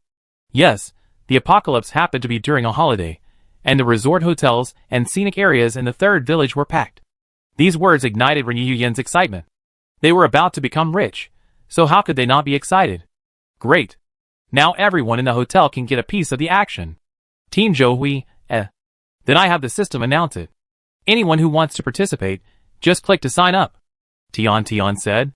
As soon as Tian finished speaking, the system announced the incident in the lobby, and text notifications appeared on everyone's screens. The guests at the Happiness Base also received additional information, including the various preparations made by previous hotel guests during the previous rescue, and a summary report of the rescue process and results. Everyone's expressions upon hearing the news were almost identical to Rinyu and Yu Yan's. All were delighted and excited. Some even cheered, "Here's a chance to make a fortune. I want to sign up. I want to sign up too." Team Zhou Hui, What an experience. This scene left them feeling both moved and amazed. Everyone had signed up, but they wouldn't act immediately. They still needed to plan, divide the work, and make thorough preparations. So that evening, Rinyu, Yu Yan, and the previous team leader met at the rooftop observation deck to begin formulating a battle plan. First, they had to redeem a map of the surrounding area, then make their own decisions based on the map and the intelligence provided by Zhou Hui and the others. Yu Shouqing sat among the crowd, feeling particularly annoyed at Rinyu, the leader. Why were Rinyu and the others from the hotel the leaders? Those from Happiness Base could only sit and listen. No, most of the people who had signed up at Happiness Base weren't even eligible to come up. If he hadn't asked to lead the team, he would have been excluded. In fact, Rinyu hadn't even considered this. He was already level 4, while Yu Shouqing was only level 2. After arriving at the hotel, there was no superior-subordinate relationship, and everyone lived their own lives. He didn't take Yu Shouqing seriously. As for the previous fight over credit and crystal cores, they didn't blame him. It was precisely that incident that had made them decide to come to the inn. Since then, they reaped so many benefits, leaving Yu Shouqing far behind. They were no longer on the same level. Besides Yu Shouqing, all the other captains who had led teams at Happiness Base had signed up for the rescue captain position. It wasn't the guests discriminating against Happiness Base members, as Yu Shouqing imagined. Anyone who wanted to be a captain could sign up. While captains would certainly receive more points than regular team members, the pressure would also be considerable. Furthermore, with so many people signing up this time, resource preparation might not be centralized. This meant that, unlike last time, the rescue team wouldn't have a central account for basic supplies and equipment. One reason for this arrangement was that there were so many people, and they weren't as familiar with each other as before, making it difficult to arrange things. Forcing the same approach as before would have led to disputes or exploited loopholes. Second, everyone had basically all the equipment they needed. Aside from a few who earned crystal cores, but used them for entertainment instead of equipment, most people had all the basics. If you're not fully prepared, you're responsible for purchasing the necessary supplies yourself. If you're truly short of supplies, ask the team to help raise them, or borrow money from those who need equipment. Points are easily earned, and investing them is a surefire way to avoid losses. The rescue team only provides the corresponding list. Leaders like Rinyu agree that this lack of financial ties fosters team unity. As for subsequent distribution, The AI system records and distributes according to the rules. The AI system is always fair, but if you have objections, they can be raised. The AI has the basis and evidence to make its judgment, ensuring everyone's unwavering support. Okay, that's the complete plan. Tomorrow we follow the second village team to investigate the situation and bring back the villagers. The rest of you should prepare at the inn. We have another discussion tomorrow night. If there are no issues, we begin the operation the day after tomorrow. The meeting concluded, and the AI-generated minutes were sent to every participant. This eliminated the need for the team leader to verbally inform each participant individually. The information was transparent, eliminating the possibility of some individuals being unclear about the plan and causing problems during the operation. Of course, the team leader still had the obligation to mobilize and rally the team members. Third Village Cave. Xiang Jingyao felt particularly anxious. The zombies crammed into the ancient city at the foot of the mountain began to ascend, vacating the space for the zombies outside to swarm in. The zombies on the mountain blocked the road, swarming in groups. Encountering them would be extremely dangerous. There was no escape, and jumping down the mountain was out of the question. If they were lucky, they could make it down to the ancient city, but the zombies were so densely packed that escaping was difficult, let alone gathering supplies. The inability to gather supplies aside, the key issue is the lack of unity among the people living in the mountains. Not only is there a lack of unity, but two factions are fighting each other, making the situation extremely dire. Without external assistance, the consequences of such internal and external troubles would be unimaginable. Leaving aside the external troubles, let's focus on the internal troubles, the reasons why the people are fighting among themselves. Here's the story. Xiang Jingyao, a local, went to work in a big city after finishing junior high. When the tourism industry began to develop in the third village, he and fellow migrant workers returned to their hometown to open a farm stay. Coincidentally, during the holiday tourist season, the number of guests was so high that his family's rooms were fully booked. Unexpectedly, the apocalypse arrived, and the guests and some fellow villagers gradually transformed into man-eating monsters. He had seen movies about zombies, and knew that these monsters were zombies. So, he led his guests and nearby neighbors to kill the zombies in his home, barely bringing the situation under control. However, with so many tourists and being inside a scenic area, the situation became difficult to control. So, he led everyone to hide deeper in the mountains. At first, there were no problems, and both locals and tourists remained united. However, as time went on, and as supplies became increasingly scarce, and everyone had to risk going to the ancient town to collect supplies, conflicts arose. Some tourists felt that the locals, who were familiar with the ancient town, should contribute more, but the locals who contributed more demanded that the work be distributed according to work. The tourists felt that the locals were bullying them. Some tourists then broke away from the locals and formed their own groups. That was fine. The locals did not force them to act together. Everyone had their own freedom and was responsible for their own safety. But these out-of-town tourists defied them, following them to grab supplies and acting like thieves, wary of them. That was fine. The locals understood the tourists' difficulties and simply gave in. Being unfamiliar with the area, they could take advantage of the situation. But these tourists, for some unknown reason, didn't act nicely after taking advantage. Instead, they defied them. As a result, more and more tourists joined these unreasonable groups. The tourist group quickly surpassed the local group. The locals were bullied by these people. However, given the unique circumstances and the zombies' vigilance, no major conflict ensued. Unexpectedly, the two groups collided, and a young girl from the group suddenly ran out to ask for help. It turned out that the leader of the group, taking advantage of the lack of law in the apocalypse, had decided to bully the girls because they were pretty. The other tourists, fearing them and needing to share their supplies, didn't try to stop them. Thanks to the girls' fierce resistance, they finally prevented these scumbags from succeeding. But if they didn't succeed this time, they might not succeed next time. One girl, quite clever, had tailed the group while they were gathering supplies, only to come out and ask for help after encountering them. Xiang Jingyao, though uneducated but a man of integrity, was furious upon hearing this. He gathered his fellow villagers and approached the group of tourists led by Lu Feng. A fierce clash immediately ensued. The locals were outnumbered, but not all the tourists sided with Lu Feng. During the clash, some tourists sided with the locals. Chapter 53. In the end, the two sides had about the same number of men, but Lu Feng's side consisted solely of young men. In comparison, the locals were still significantly outnumbered. In a conflict, the righteous side wouldn't necessarily win. Later, the zombies started moving, and Lu Feng reluctantly retreated. A real fight never broke out between the two sides. During the retreat, Lu Feng angrily told them to wait. It seemed they had become enemies, and any future encounters would undoubtedly be troublesome. The locals sighed. They were all honest, rural folks whose village had developed a tourist attraction and scenic zone. They greeted tourists with smiles, and were kind, but they didn't want to get into trouble. Thinking that their group included many elderly women, while Lu Feng's side consisted of strong men, the villagers were not in a good mood. Shu was one of the girls, who had been bullied, and the one who had run out for help. She was from High City. She had seen this popular tourist spot online, and had come here during her vacation. Unexpectedly, the apocalypse had suddenly arrived. Her family was gone, and she only had a boyfriend, who had turned into a zombie. She started hanging out with the locals, but later, when she met other tourists, she feared being bullied, so she joined the group. At some point, rumors started spreading among the tourists that the locals were particularly aggressive, and that if they ran out of supplies, they would definitely not care for them, since the money in their phones had become numbers and their phones were no longer usable. She also thought the locals were too dark and a bit bulky, and generally unattractive, not as fair-skinned and polite as Lu Feng's group of city dwellers.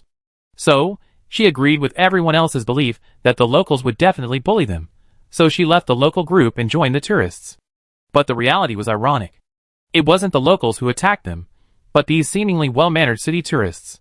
And the people who saved them were the ones they initially suspected. Though they weren't actually hurt, they were terrified. Now safe, they couldn't contain their emotions anymore, crying and thanking their helpers. Thank you. The scene was heartbreaking. The local group, looking at these girls, couldn't help but soften their hearts, accepting them. They also accepted those who were willing to turn over a new leaf. These tourists, who had turned over a new leaf, had previously believed rumors that the locals were bullying them, deliberately giving them less than they deserved, leaving the locals to take the lion's share. So, ignoring the locals' advice, and the fact that they had initially saved their lives, they resolutely joined the group of tourists and fought against them. At first, they followed the locals, snatching whatever supplies they found, feeling happy and a sense of revenge. That was until Lu Feng and the men surrounding him, the leading group, tried to bully the girls. Although they didn't dare intervene, this behavior also made them realize the unreliability of Lu Feng's group. This time, they were trying to bully the girls, but what about the future? One day, it would be their turn. It was just a matter of who would come first. Thankfully, the girls banded together to resist, and those people failed. Another girl dared to follow them out and seek help from the locals. Seeing the locals rush to their aid without hesitation, they finally understood that the locals weren't bad people at all.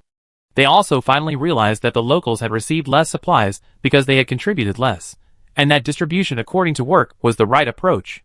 Those who criticized the locals were, now I think, instigated by someone with ulterior motives, perhaps Lu Feng's group.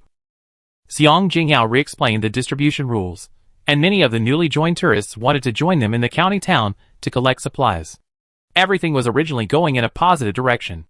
Although their tourists were weaker, with more girls, they, along with the locals working the farm, could be cautious against Lu Feng's group of tourists and not suffer too much loss. But they didn't know that zombies began to swarm up the mountain, and the number of zombies in the ancient city increased. Now they couldn't collect supplies, and with so many people, they were running out of supplies quickly. The same was true for Lu Feng's group. If this continued, there was no telling what would happen. Judging from the character of Lu Feng's group, they wouldn't accept unity and cooperation. Moreover, they were also concerned about the people on the other side, and they feared being attacked from behind if they cooperated. Now they could only hope for help from outside. Not far from the ancient city was the second village. They hoped they would see the situation in the third village and come up with a solution. Xiang Jingyao sighed inwardly. He knew the situation in the second village. There were young and middle-aged people, all returning home for holidays, but there were also quite a few elderly people. The total population wasn't large, around 200 or 300. The zombies in the ancient city numbered in the tens of thousands, and no one had any motivation to clear them out. When gathering supplies, they simply avoided the zombies whenever possible. How could they possibly organize a rescue? Unless the government sent troops to help, there was truly no hope. But now the whole world had become such a mess, with help needed everywhere, and no troops near their village. It was truly despairing. Xiang Jingyao was anxious and desperate, but he knew he couldn't let everyone despair. He tried to reassure them. Once the people in the second village knew about our situation, they would definitely find a way to rescue us. We have relatives there, And they won't leave us like this. The tourists wanted to say that although they had relatives, they'd likely lost contact since the apocalypse. What if the people in the second village saw what was happening here and thought everyone was dead, but they ultimately kept quiet? Once they did, their hopes would be completely dashed. Lu Feng faced the same situation as Xiang Jingyao. Unable to descend the mountain to gather supplies, they were running out quickly, perhaps even faster. As the leaders, Lu Feng and his companions ate and drank more than anyone else, and they didn't exercise restraint, figuring they should eat as much as they could. What should we do next? Unite? Lu Feng stared at the dense zombie swarms of the ancient city. Unite? Everyone was confused. Unite with whom? Could it be the locals? Unite with our own people and rob the locals. Their previous attempts to rob the locals couldn't really be considered robbery. They simply followed the locals and found the same supplies. Those supplies were already unowned, so whoever moved first would own them. It was the locals' fault for not being able to move things in an instant. But now, there's no way to go to the ancient city to collect new supplies. They're really robbing the locals, and they're definitely not going to agree. So, they have to be forced to agree. The best way is to unite first, then slowly persuade them. In the first village, Liang Lei and his companions drove back with their empty trucks. The villagers, perched on the wall, watched from afar and waved expectantly. This is a huge amount of supplies, and anyone who sees it would be delighted. A few more trucks, big ones. They can hold so much supplies. Everyone beamed. The truck stopped, and everyone gathered around, eager to move their belongings back to their homes. Tonight we can have a good meal, plenty of water, and even a shower. These trucks must be full of water. They're not short of food, but they are short of water. Surely they brought back clean water this time. Several trucks full of water are a source of joy and anticipation. The doors opened, and the trucks were completely empty. Everyone was stunned. What was going on? Every truck was empty. Everyone stared at the returning drivers in disbelief. From excitement and joy to utter anger, all it took was opening a few doors. Lu Urgent stood up. Everyone, listen to me. He explained the situation at the inn, and the results of their discussions about relocation. The villagers were furious and didn't listen. How could you make such a decision on your own? Why didn't you come back and discuss it with us? Don't you know how good the hotel is? Once we go there, we won't want to live in the village anymore. How good is it? Is it a 5-star hotel? Even if it's as good as a big hotel, won't we still have to fight zombies? Besides, we still have to farm. How can we farm in a hotel? The village elders were stubborn. The hotel owner said the water and land are polluted, so we can't farm. The young man muttered. What do you mean we can't farm? We use clean water, so we can definitely farm. The village elders were thrilled to hear that they couldn't farm. How could they not farm? If they couldn't farm, what would everyone eat? Everyone sighed. The elders refused to believe it until they saw it with their own eyes. But if they did, they wouldn't know how heartbroken and despaired they would be. No, we must persuade everyone to go to the inn. Even if they were attacked, with the inn's support, they wouldn't be so desperate. However, unlike last time, when only Liang Lei and the other 3 went, this time over 10 people went to the inn, all strong men from various families. They persuaded everyone with unanimous resolve, and finally, through persuasion, most people agreed. Then some villagers began packing up, while others used their newly purchased weapons to fight zombies. On their way back, they saw more zombies. Those were walking money, and they wouldn't miss them again. Though the villagers began packing up, they were still somewhat reluctant and hesitant. It wasn't until Lu Urgent and the others returned from fighting the zombies that they gave up much persuasion, simply saying they would leave early the next morning, and that they wouldn't leave anything behind if they couldn't pack. Old people are known for being frugal, and they weren't happy to hear they couldn't leave anything behind, so they diligently packed up. The next day, the people from the first village drove off.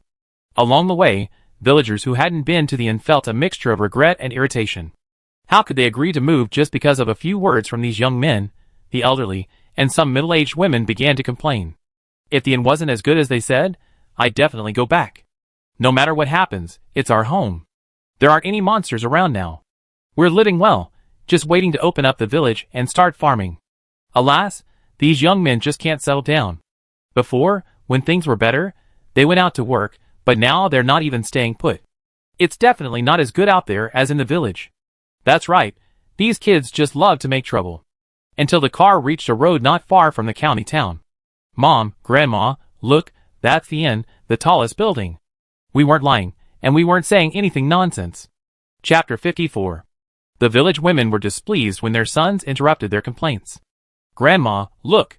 Look in that direction first."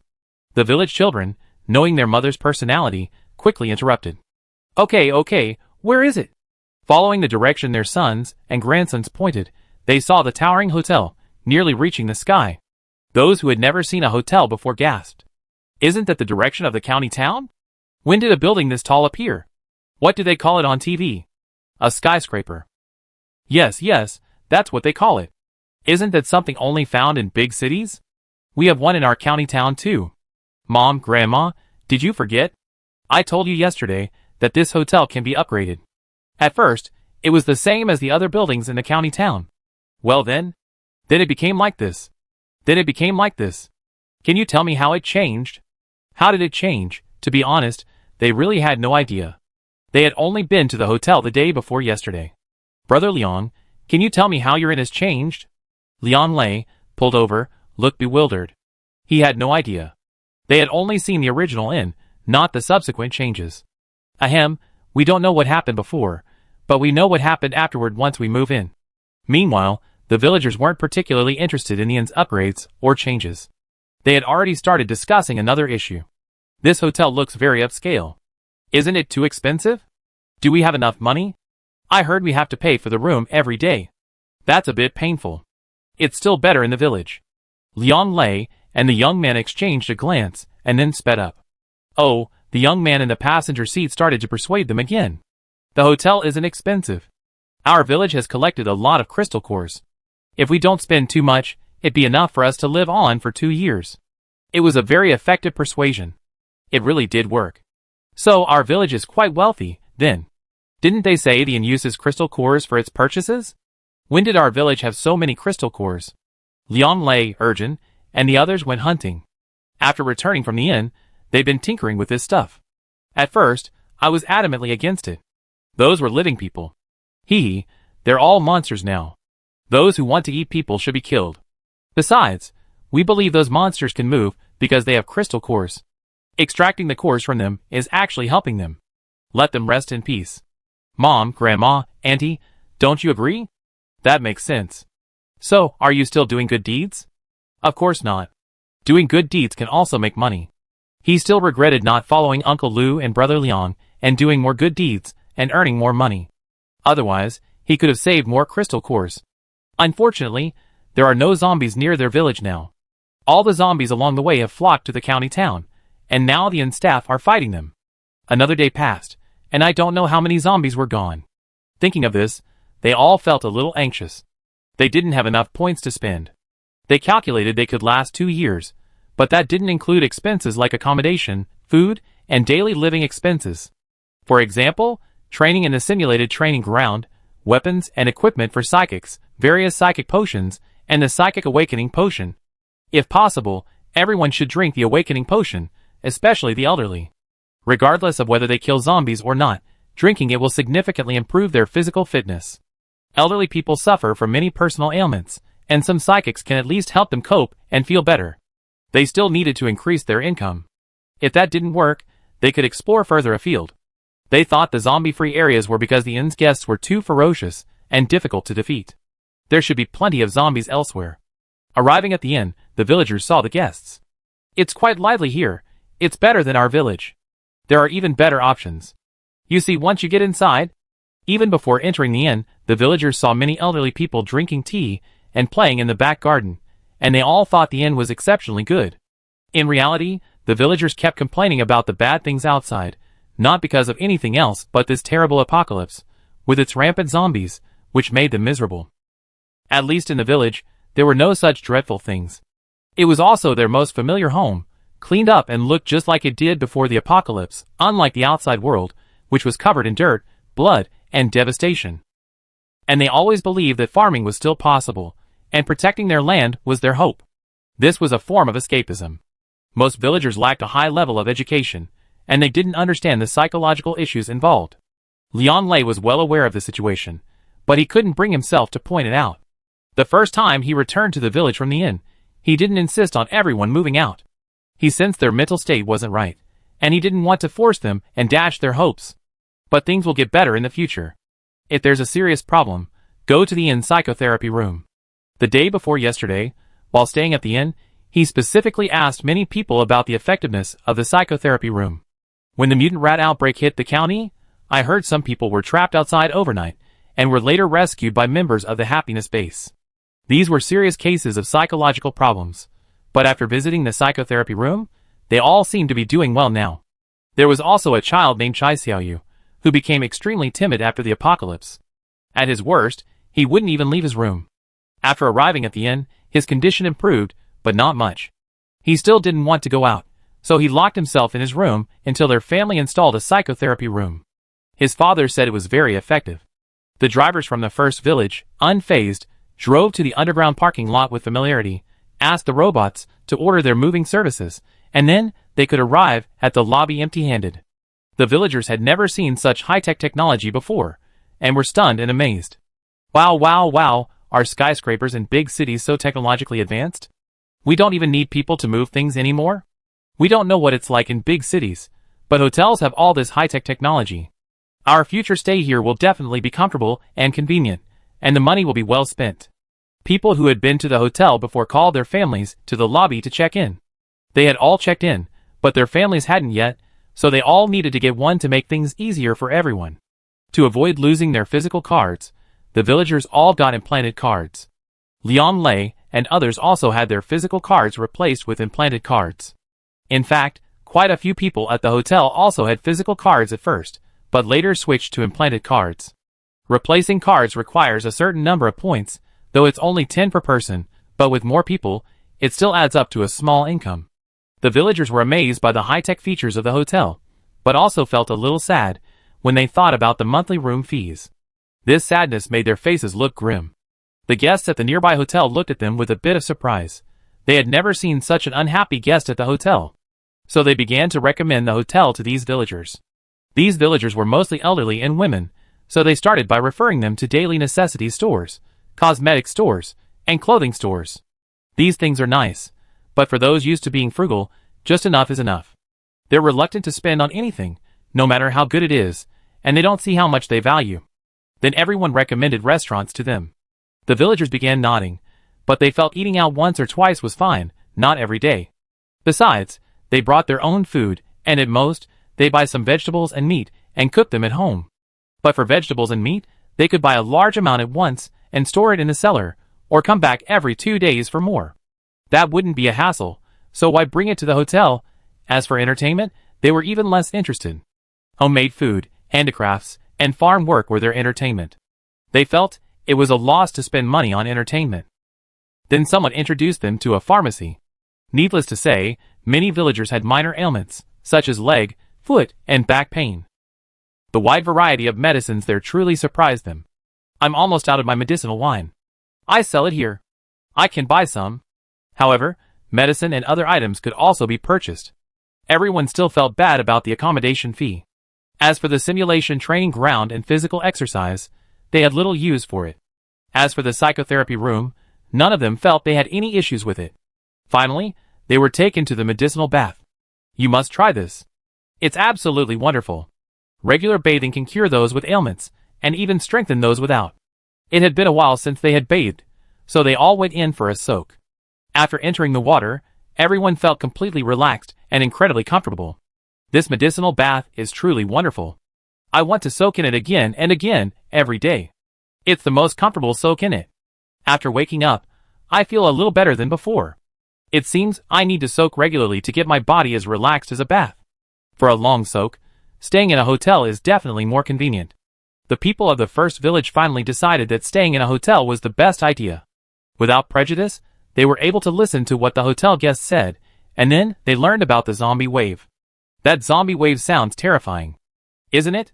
Back then, Xingfu community was like an isolated island, surrounded by a dense swarm of zombies, with no way out. Imagine that scene. In the end, it was thanks to the hotel guests, who came to the rescue, and killed the zombie with psychic powers. Otherwise, who knows how many people would have died at the base. The zombies surrounding Village 1 had been completely cleared. When the zombie wave arrived, the zombies on the roads all swarmed toward the county town.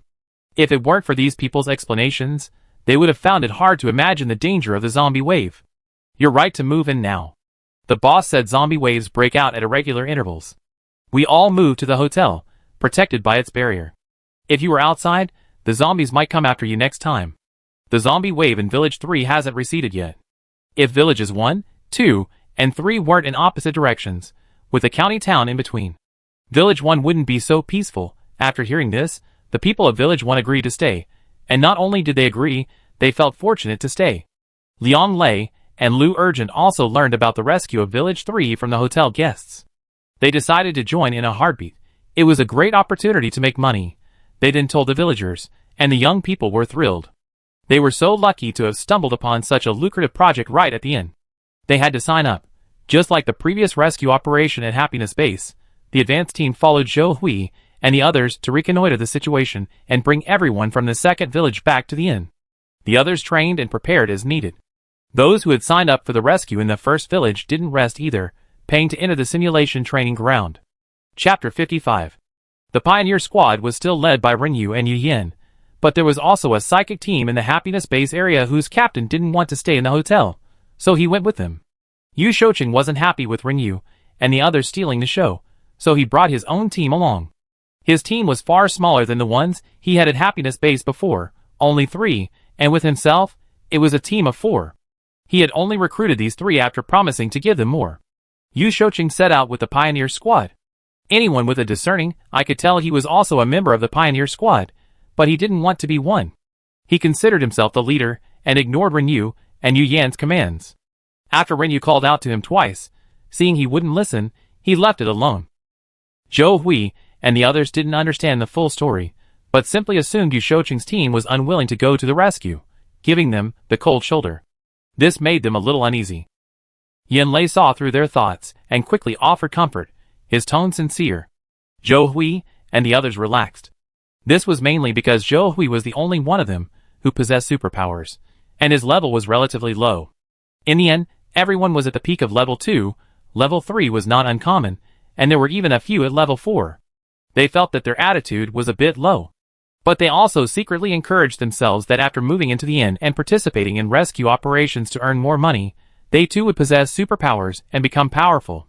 They had no need to feel inferior, but should instead look forward. The vehicle arrived at the entrance to the second village. Once we're there, we find our village from here.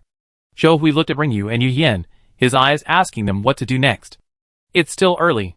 Let's go to the second village first, explain the situation, and help everyone pack. Then we split into 2 teams, one to investigate, and the other to escort the villagers of the second village to the inn. This had been discussed in advance, but they were just going to explain it again before the action. No one had any problem with it, except Yu Shoucheng's team. Yu Shoucheng's voice came over the optical frequency. Captain Ren, we investigate the third village first. This will be more efficient. You guys take your time. His tone was full of disdain, and he ended the call immediately. Renyu shook his head helplessly. While they knew Yu Shoucheng was doing a good deed, Zhou Hui and the others didn't have much of a good impression of him, and felt he was somewhat unreliable. They secretly hoped that Renyu and Yu Yin would still lead the subsequent rescue team. When the second village was developed as a tourist attraction, their village also had a unified plan, and the houses were built together. The apocalypse had arrived, and everyone had built a wall around the perimeter, enclosing the entrances to each house, leaving only one exit. Now they were all gathered in the central square. Why didn't Zhou Wazi and the others come back all night? They used to always come back at night after going out, but they didn't come back yesterday. Did something happen? No, how could something happen? Don't talk nonsense. Everyone was excited. They were all children from different families, and if something had really happened, everyone would be overwhelmed. Right, nothing can happen. They know what's good for them. Zhou Hui is the most steady and intelligent person. Right, nothing can happen.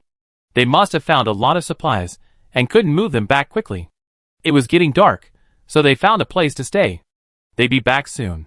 No one slept last night, so everyone gathered here at dawn. Some people arrived before dawn, genuinely worried about their children. Discussing things together helped ease the emotional strain. On the other hand, if their children still didn't return, they have to think of other options. By 8 a.m., when the sun had risen, there was still no sign of Zhou Hui and the others.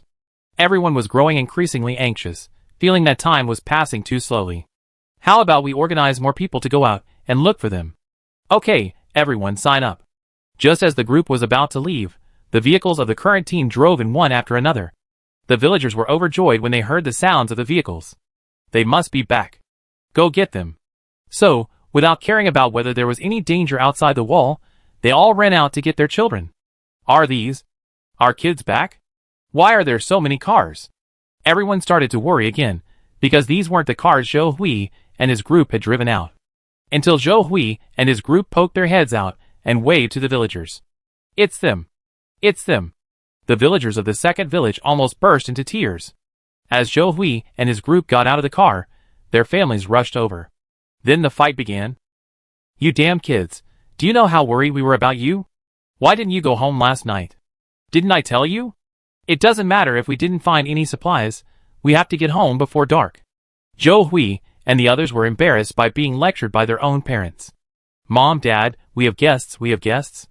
The elders from the second village also advised, all right. We go back and teach our own kids a lesson later. We find out what's going on first. Rinyu Yuyin and the others smiled kindly. Then they explained the hotel's situation. The hotel is very safe. We have weapons, medicine, and food, everything you need. However, you have to pay with zombie cores. All the zombies in the county town have been wiped out. The villagers' eyes widened upon hearing that the zombies in the county town had been wiped out. They all knew the situation in the third village. The zombies in the county town were no less numerous than those in the third village. And yet, they all been wiped out. What kind of magical ruthless person was this? After learning that Rinyu and Yu Yin were level 4 psychics, and the others were level 3, their eyes changed as they looked at them, as if they were aliens. They now considered psychics to be magical. Zhou Hui, fearing the villagers would offend these benefactors, quickly emphasized that they were here to help them. He explained the whole story in the quickest, most concise, and most understandable terms. The villagers, feeling his earlier glances were rude, quickly put away their shocked expressions and began to express their gratitude. Rinyu and the others weren't angry at all, but rather proud. This was the power the inn had given them. The inn had empowered them, allowing them to help others. They felt that life had meaning, beyond simply making money. Some of the pioneers were also motivated by the money, and were reluctant to help in the second village, feeling it would be a waste of time. They would be better off scouting the third village. Even when they saw Yu Shouqing go ahead, they were thinking about not breaking away from the group. Well, receiving gratitude from the people of Village 2 was particularly heartwarming. The elders of Village 2 are more attached to their friends and family than the younger generation because they're constantly in touch. Unlike the younger generation, who all work away from home and only come home during holidays, or sometimes never at all, their relationships have become somewhat distant. They were deeply saddened by the fall of Village 3, but they had no means to provide assistance, nor could they force their own children to do so. Wouldn't that be sending them to their deaths? So they suppressed their grief. Now that they heard someone was willing to provide assistance, not just out of sympathy, but also to earn money, they felt even more hopeful, and their emotions suddenly became overwhelming. Zhou Hui and the others hadn't expected their parents and elders to care so much. The relatives of Village 3 were all stunned, somewhat bewildered. Team Ring Weiyuyan had experienced this feeling several times.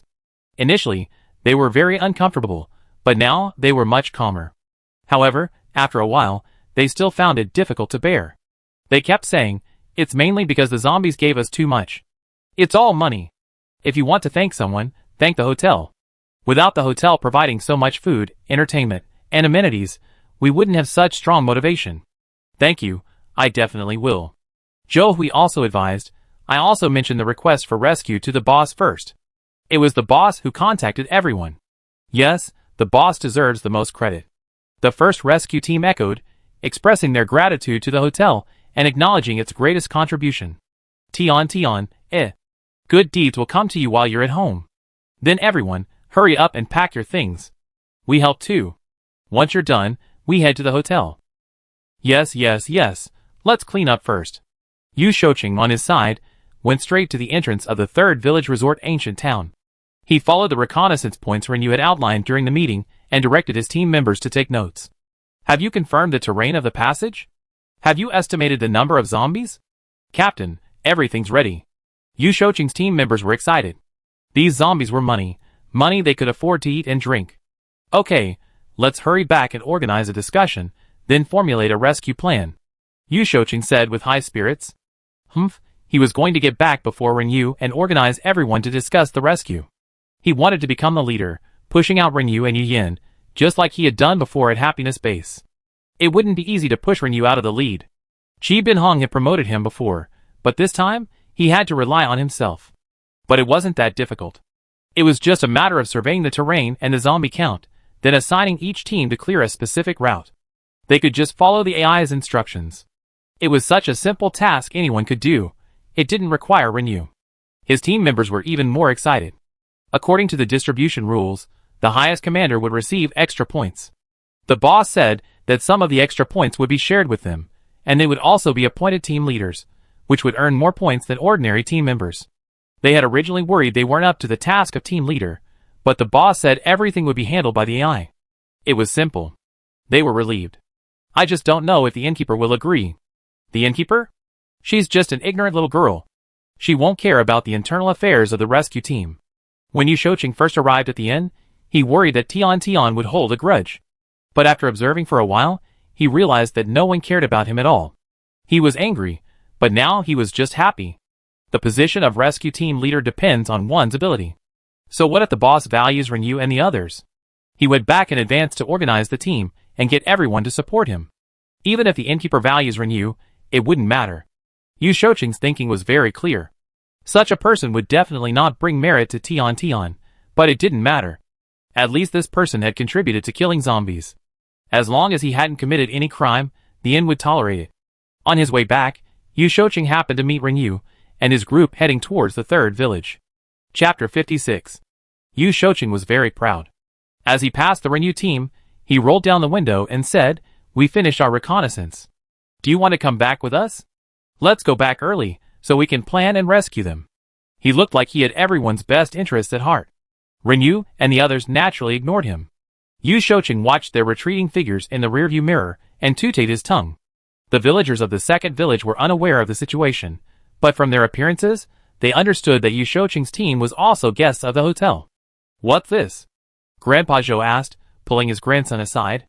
Zhou Hui, who had no good impression of Yu Shouqing, frowned and said, "They're also a team of psychics who signed up for the rescue, but they don't really follow Renyu's unified command.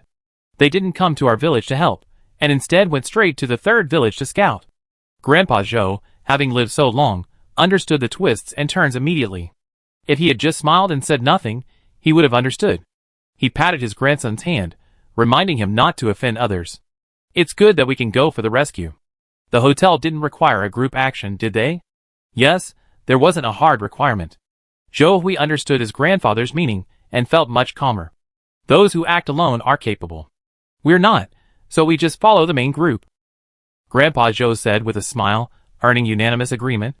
Seeing the vehicles behind, Yu Shouqing suddenly remembered something. After Renyu and the other hotel rescue team rescued the Happiness Base, many people in the original Happiness Base were very grateful. After earning points, some people gave gifts to the hotel rescuers.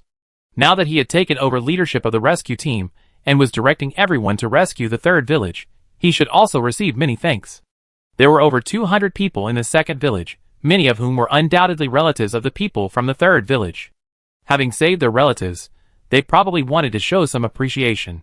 Seeing the zombies heading towards the third village, there must be significantly more living people there than in the second village, at least over 1,000. Even if half of those thousands were kind, that would still be around 500 or 600 people. Even if no one gave 100 points, that would still be around 50 or 60,000. He wouldn't be as foolish as Renyu, refusing these thank you gifts. Yu Shouqing's hopes were rosy, as if the points were within reach. He kept urging them, "Drive faster. Let's get back." The team members driving the vehicles stepped on the accelerator, leaving the moving team from the second village far behind. The vehicles used by the people from the second village were the bus and truck in the middle. Before, behind, and on both sides were the vehicles of the psychic team, standing in a protective posture. The bus and truck were heavily loaded, so they were not moving fast, and the surrounding psychic escorts were also trying to keep pace with the vehicles in the middle. So, only Yu Shouqing's team rushed to the front. The villagers of the second village suddenly felt a sense of contrast and bias. They didn't blame Yu Shouqing. They simply felt that the people helping them move their belongings were more humane, more approachable, and more grateful than Yu Shouqing. As the vehicles entered the county town, several roads leading to the hotel had been cleared of zombies, so there was no need for a high-level defense. The convoy filed into the car park. The residents of the second village were admiring the hotel's skyscraper from their cars. The cars ahead of them turned in a different direction, not toward the hotel. In the end, only one car remained and headed back. What are they doing? The people in the second village grew a bit worried, unsure of their purpose. They're going to the East City district to lure the zombies over to the inn. There are still many people in our inn who don't plan to travel too far to fight zombies. They're all middle-aged people in their 40s and 50s, along with the elderly and children. It's this damn apocalypse that's torn so many families apart. Well, these people aren't as skilled as us young people, so they usually rely on the inn shield to fight the zombies. There are still many zombies in the East City district. Let's drive around and lure them over there, making it easier for them to fight them. I see. The people in the second village nodded, their favorable impression of this group of psychics growing even stronger. You're so kind-hearted, such kind people, so selfless. Rescuing the third village is profitable, so it can't be called selfless dedication, but this act is certainly quite selfless. These people definitely won't rob the zombies they lured over there. The praised psychic was very embarrassed, and waved his hands repeatedly. Ahem, it's not that selfless. It's mainly because our elders are also fighting zombies. Haha, good boy, you're filial. Whether or not it was for their own relatives or elders, their actions benefited everyone in the inn, so they deserved a thumbs up. Renyuyan's reconnaissance team. This time, they made special preparations. Renyu took out a rented reconnaissance drone. He planned to conduct a comprehensive reconnaissance. It would be best if he could contact the trapped survivors. After debugging the robot, it took off. The reconnaissance team watched the optical frequency. The robot's real-time image was displayed with great clarity. This robot is amazing. Isn't it? It's incredibly intelligent. Operator Renyu doesn't even need to operate it. He just sends commands, and the robot moves on its own. They actually don't know anything about reconnaissance. They rely on AI for guidance.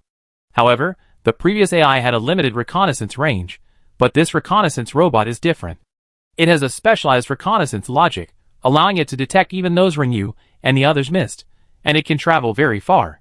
This robot system was a reward for completing the previous long-term mission. This reconnaissance robot is one of those robots. While useful, it also has obvious drawbacks. It consumes too much energy, and the rental cost is quite high. If it weren't for Renyu and Yu Yan's wealth and the subsequent additional rewards for being the commander, they wouldn't have bothered to use such an expensive machine. Tian was watching the reconnaissance robot's live broadcast from inside the room. TSK, I feel bad for them just watching. This machine is burning crystal cores. But with this reconnaissance capability combined with AI, I believe this operation will be twice as effective with half the effort, significantly increasing efficiency and reducing danger. I don't know what's going on in the third village. There are actually level 5 mutant zombies.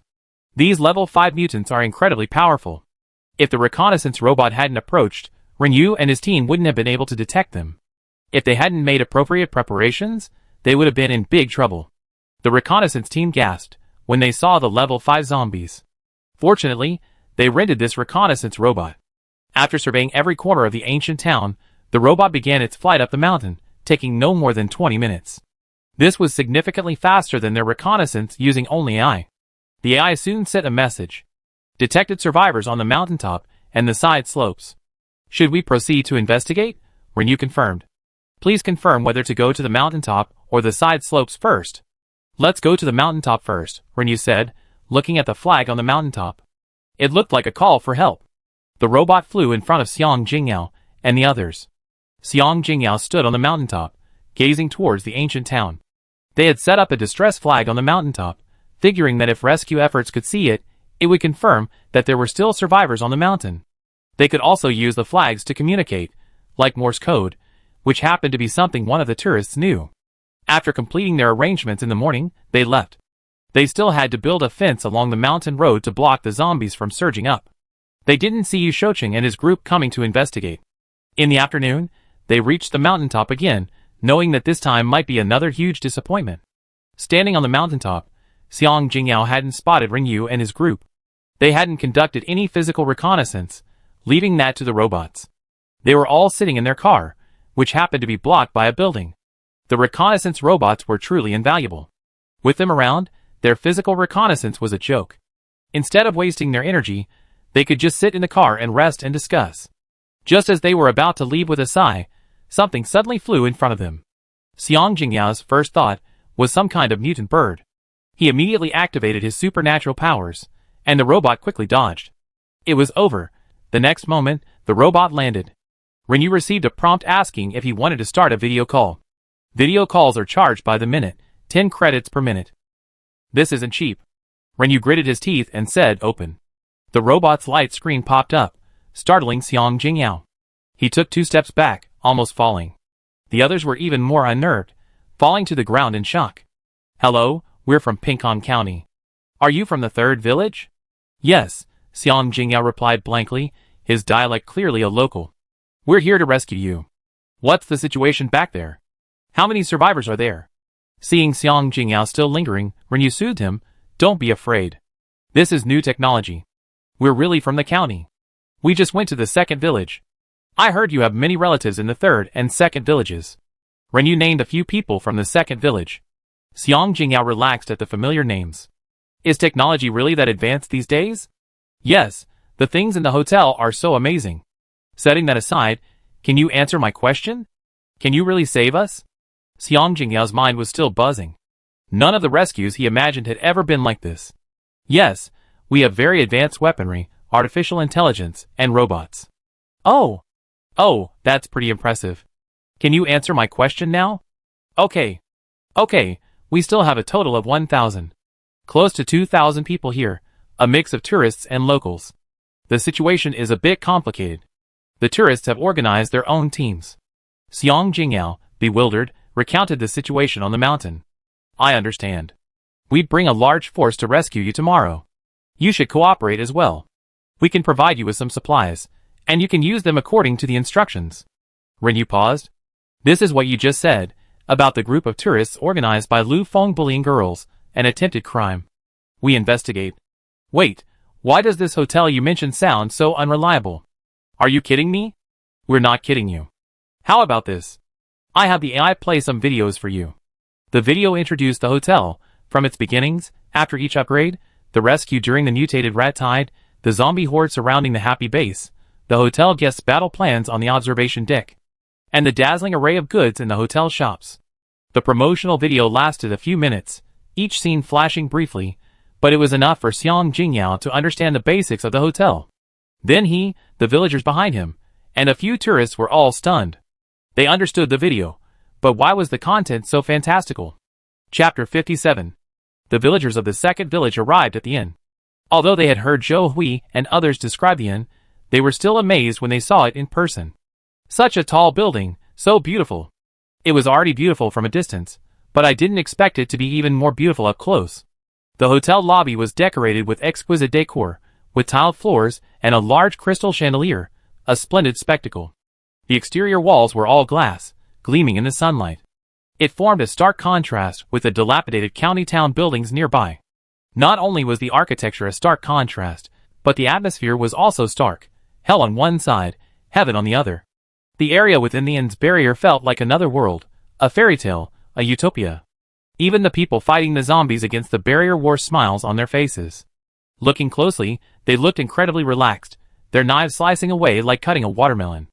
Zombies littered the ground, which should have been disgusting and smelly, but after a moment, they disappeared. The sight was astonishing. The villagers of the 2nd village had never seen such a miraculous thing before. They were stunned.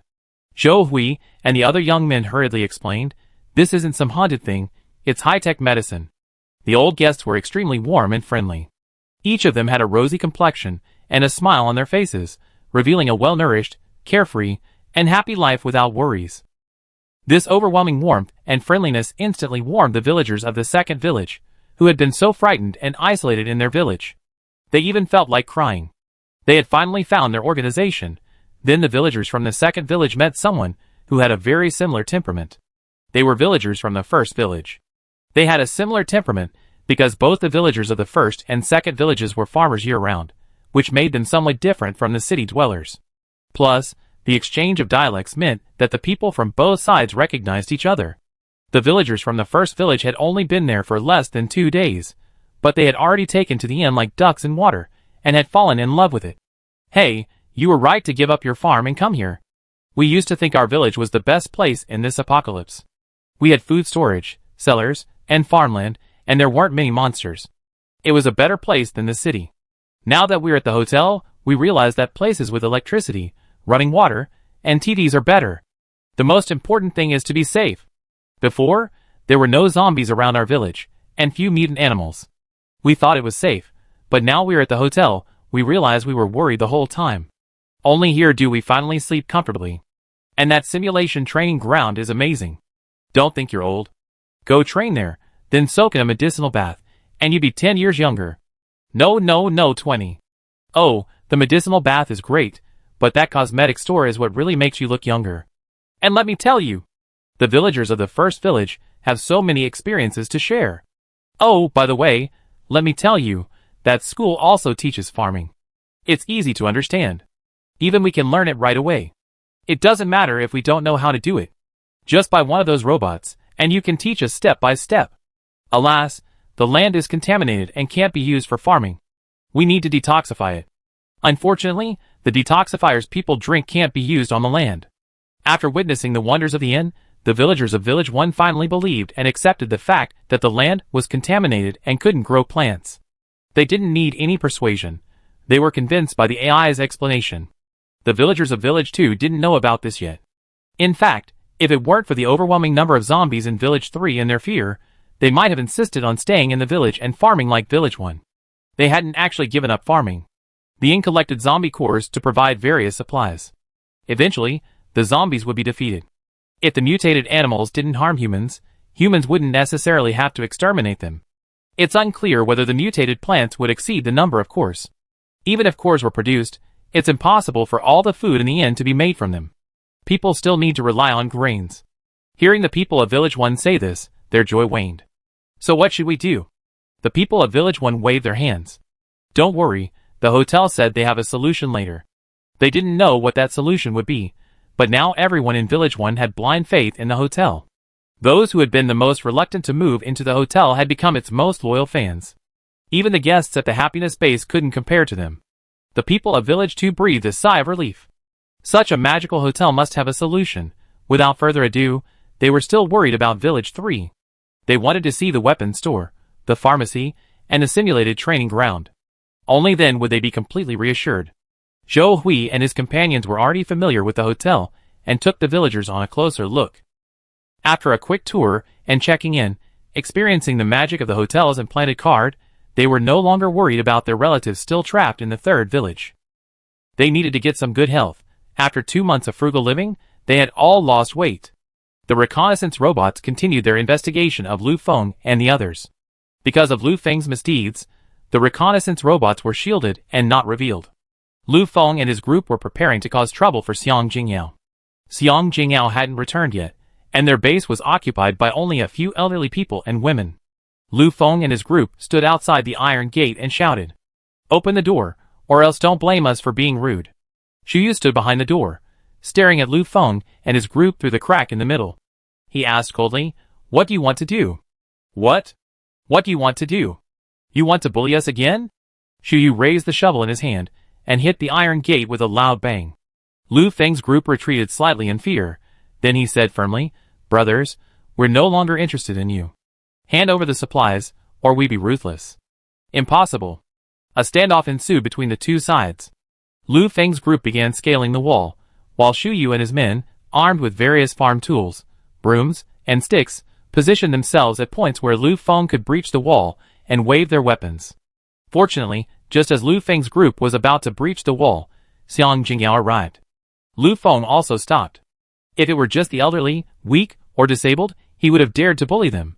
But he was less cautious when it came to a superpower like Xiang Jingyao and the group of young men behind him. At least the number of people they had today wasn't enough to defeat these local groups in one fell swoop. Let's retreat. Not today, try again tomorrow. Now Xiang Jingyao is organizing people to build walls along the mountain roads every day to block the zombies. He's away during the day, so they have plenty of opportunities. Tomorrow he bring more people. Since those people didn't find the local team last time, it means they're brothers from the same group. Their insistence on not seizing the local supplies simply means they're dissatisfied with the distribution. He's not afraid of them being unwilling to give him a little more profit. "Wait," Xiang Jingyao shouted. "What? A fight?" Lu Feng narrowed his eyes. "I want to tell you good news. People from outside will come to rescue us. There's no need for us to clash again. Rescue? How? Are they going to clear out the zombies in the ancient town? Others may not know the situation, but you know it, right? Is there a terrifying entity in the ancient town? Those with special abilities are different from ordinary people. They can clearly sense things that are more advanced than themselves. Those things are extremely dangerous. With their abilities, they would definitely not survive if they encountered them. The path from the ancient town was blocked, so they had no choice but to head in the opposite direction. The opposite direction was filled with mountains, meaning they had to cross many hills and ridges, and without sufficient supplies, they wouldn't be able to survive. They had calculated that they could only survive by looting the local supplies and taking them with them. That powerful creature in the ancient town is a level 5 zombie. You actually know its level? Perhaps because the level difference was too great, Lu Feng could only sense its power, but couldn't discern its level of ability. The rescue team told me this after using a robot to detect it. Let's unite and eliminate the zombies together. That way, the rescuers will be less stressed. Are there any level 5 psychics in the rescue team? No. Xiang Jingyao paused before answering honestly. Then what nonsense are you talking about? The rescue team has advanced weapons. Lu Feng raised his hand to interrupt him, then waved his men away. Please seriously consider my proposal. Haha, fine. I consider it carefully. Lu Feng said sarcastically. On the way back, Lu Feng's men asked, What are you going to do, boss? Are you really going to cooperate with them? Let's see what the situation is. Since we're a powerful rescue team, we just pretend to cooperate. If not, then we stick to the original plan? You're wrong. Regardless of whether we're a powerful team or not, we must stick to the original plan. I must seize the local supplies. I have to get over this. The men nodded in agreement. We should teach those people a lesson. They dared to betray us like this. Although Lu Feng said he was venting his anger by seizing the supplies, he knew deep down that supplies would become increasingly scarce. He had a secret he kept secret from everyone. He had the ability to foresee the coming of the apocalypse. Like the protagonist in an online novel, he foresaw the coming of the apocalypse. Unfortunately, he didn't believe it at the time, believing it was a dream from playing too many games. Otherwise, he wouldn't have come here to travel. He also dreamed that the water sources and land were polluted, making it impossible to grow food. From now on, he would have to rely on water users for water, and for food, he would have to rely on his savings. In the apocalypse, many people would starve to death, and in some places, cannibalism would occur. He might not have to fight for water, but he would have to fight for food. As for women, when he becomes a powerful and resourceful boss, what women will he have? Yet, those women were so ungrateful, reacting so violently and embarrassing him. Are they acting like this is the pre-apocalypse? If those women had special abilities, he would definitely respect them like men. They're just ordinary people, nothing in the future world. He kindly given them the opportunity to rise to power, but not only didn't they appreciate it or express gratitude, they even had the audacity to give him the cold shoulder. Wait until the locals run out of supplies, and see what happens to them. They wisely coaxed them out of being killed. As for the stubborn ones, they're sure to face a bad end, especially Shuyu. She was so beautiful, and he thought she'd be gentle, but she turned out to be a hothead. Lu Feng didn't know that their actions had been recorded by the hotel's surveillance robot, and Rinyu and the others had seen it too. How could they possibly exist? It's not surprising that they exist. It's the end of the world, after all. Do you think they behave differently if they knew about places like inns? They resort to cunning schemes. If they were in an inn, well-fed and well-drinking, there's a chance they wouldn't act that way. But the problem is, they become like this already. Let's go back and ask the owner. Chapter 58. Tian already knew. Although their bullying of girls was unsuccessful, she still felt disgusted and didn't want them to enter the hotel. The host confirmed that they had blocked these people, and they would no longer be able to enter the hotel. Really? Can you just block them directly? She found that the system seemed to favor her, and she didn't know why. Yes. Then I wait until those girls come to the hotel to identify them before I block them. Tian hesitated for a moment, but finally decided to block them. She was a girl, so of course she had to side with the girls. Although those people had attempted crimes, they had undoubtedly caused great harm to those girls. She didn't want to judge the criminals as an authority, and the hotel couldn't possibly operate a prison, but she could keep them out. When Rinyu and his group returned to the hotel, they first told Tian about this matter, but they were relieved after learning of her plan. They felt the same way Tian did. It was offensive. Yu Shouqing was currently on the observation deck, eating crayfish pack from the restaurant and drinking beer. He was incredibly excited to hear that Ren Yu and his group had returned. He had returned to the hotel early this afternoon and immediately gathered all the team leaders who had signed up for the rescue operation. He shared the information he had gathered and formulated a battle plan based on it. Everyone approved of the plan and agreed to follow his lead. While no one had suggested Ren Yu and Yu Yin step down if they presented a similar battle plan. Everyone would definitely side with him, since he had promised to pay for everyone's dinner after the operation. The only downside was that Zhou Hui from the second village and the psychics, who had gone to pick up the villagers from the second village today, weren't buying his story. Many of these people were rescue team leaders. After a busy day, Ren Yu and his team didn't call a meeting upon their return, but instead went to the restaurant for lunch. Captain Ren, Captain Yu, how was your investigation? That Yu Shouqing was quite dishonest. He immediately called a meeting with all the team leaders upon his return, even drawing up a battle plan and dividing up the work. Hu Ji was furious at the mention of this. It was okay at the happiness base before. He was a psychic and had made some contributions. Later, he enjoyed somewhat unreasonable benefits and engaged in some acts of corruption and extortion. While everyone was angry, it wasn't to the point of outrage. At the hotel, everything started anew. Everyone looked after their own affairs, no one competing with anyone else, no one controlling anyone else. But now Yu Shouqing was trying to stir up trouble again, and those who knew some of the inside story were truly disgusted with him. What has he investigated? What plan has he developed? If it's reasonable, we might as well use it. Ren Yu is a very capable individual who always acts according to his heart, never seeking power or personal gain. It's all in the optical frequency. Captain Ren, take a look. After reviewing it, Ren Yu didn't get angry, but simply said calmly, there are level 5 zombies in the ancient town. We need to develop a specific plan for this, and I think there are some details that can be optimized. Hu Ji stared at Ren Yu's face, noticing that he stuck to the facts, commenting only on the rescue operation itself. There was no hint of power struggle or anger at being offended. He felt even more favorable towards Ren Yu. Do those who thrive on power struggles care about others' lives? Even if they do, they probably only care about their own subordinates. Such people can be guests or merchants, but it's more appropriate to lead the battle under someone like Ren Yu, who is upright, responsible, and fair. He's willing to follow such a person. Captain Ren, Captain Yu, should we gather everyone to discuss the battle plan? Of course we should. I also need to update everyone on our reconnaissance. Ren Yu and his reconnaissance team informed the team leaders as they headed for the observation deck. The team leaders glanced at each other, each seeing something in the other's eyes. Concern and amusement. More amusement than anything else. Anyone who wasn't foolish or naive could see that Yu Shouqing's actions today were meant to challenge Ren Yu and Yu Yin. The hotel environment was perfect. There were no security threats, no anxiety. Everyone was well-fed, well-clothed, and warm. When faced with something like this, their first reaction wasn't worry, but rather a sense of fun and excitement. Everyone's endorsement of Yu Shouqing this afternoon was largely driven by a sense of anticipation. Everyone had heard a bit about Yu Shouqing's character, and if they weren't incredibly curious about the reconnaissance information he brought back, they wouldn't have supported him. Seeing everyone gathered, Ren Yu prepared to play the reconnaissance plane's findings. Yu Shouqing was still eating, and when Ren Yu completely ignored him, he stood up angrily. Captain Ren, I already shared the reconnaissance information with everyone. There's no need for you to repeat it, right? Ren Yu nodded calmly. There are a few things I need to add. Yu Shouqing's lip curled, his expression aroused. Ren Yu displayed the various details the reconnaissance robot had uncovered, including the level 5 zombie and the various level 4 mutant animals and zombies hiding in the shadows. These details, which Yu Shouqing's AI hadn't detected, are due to the different functions of AI and reconnaissance robots.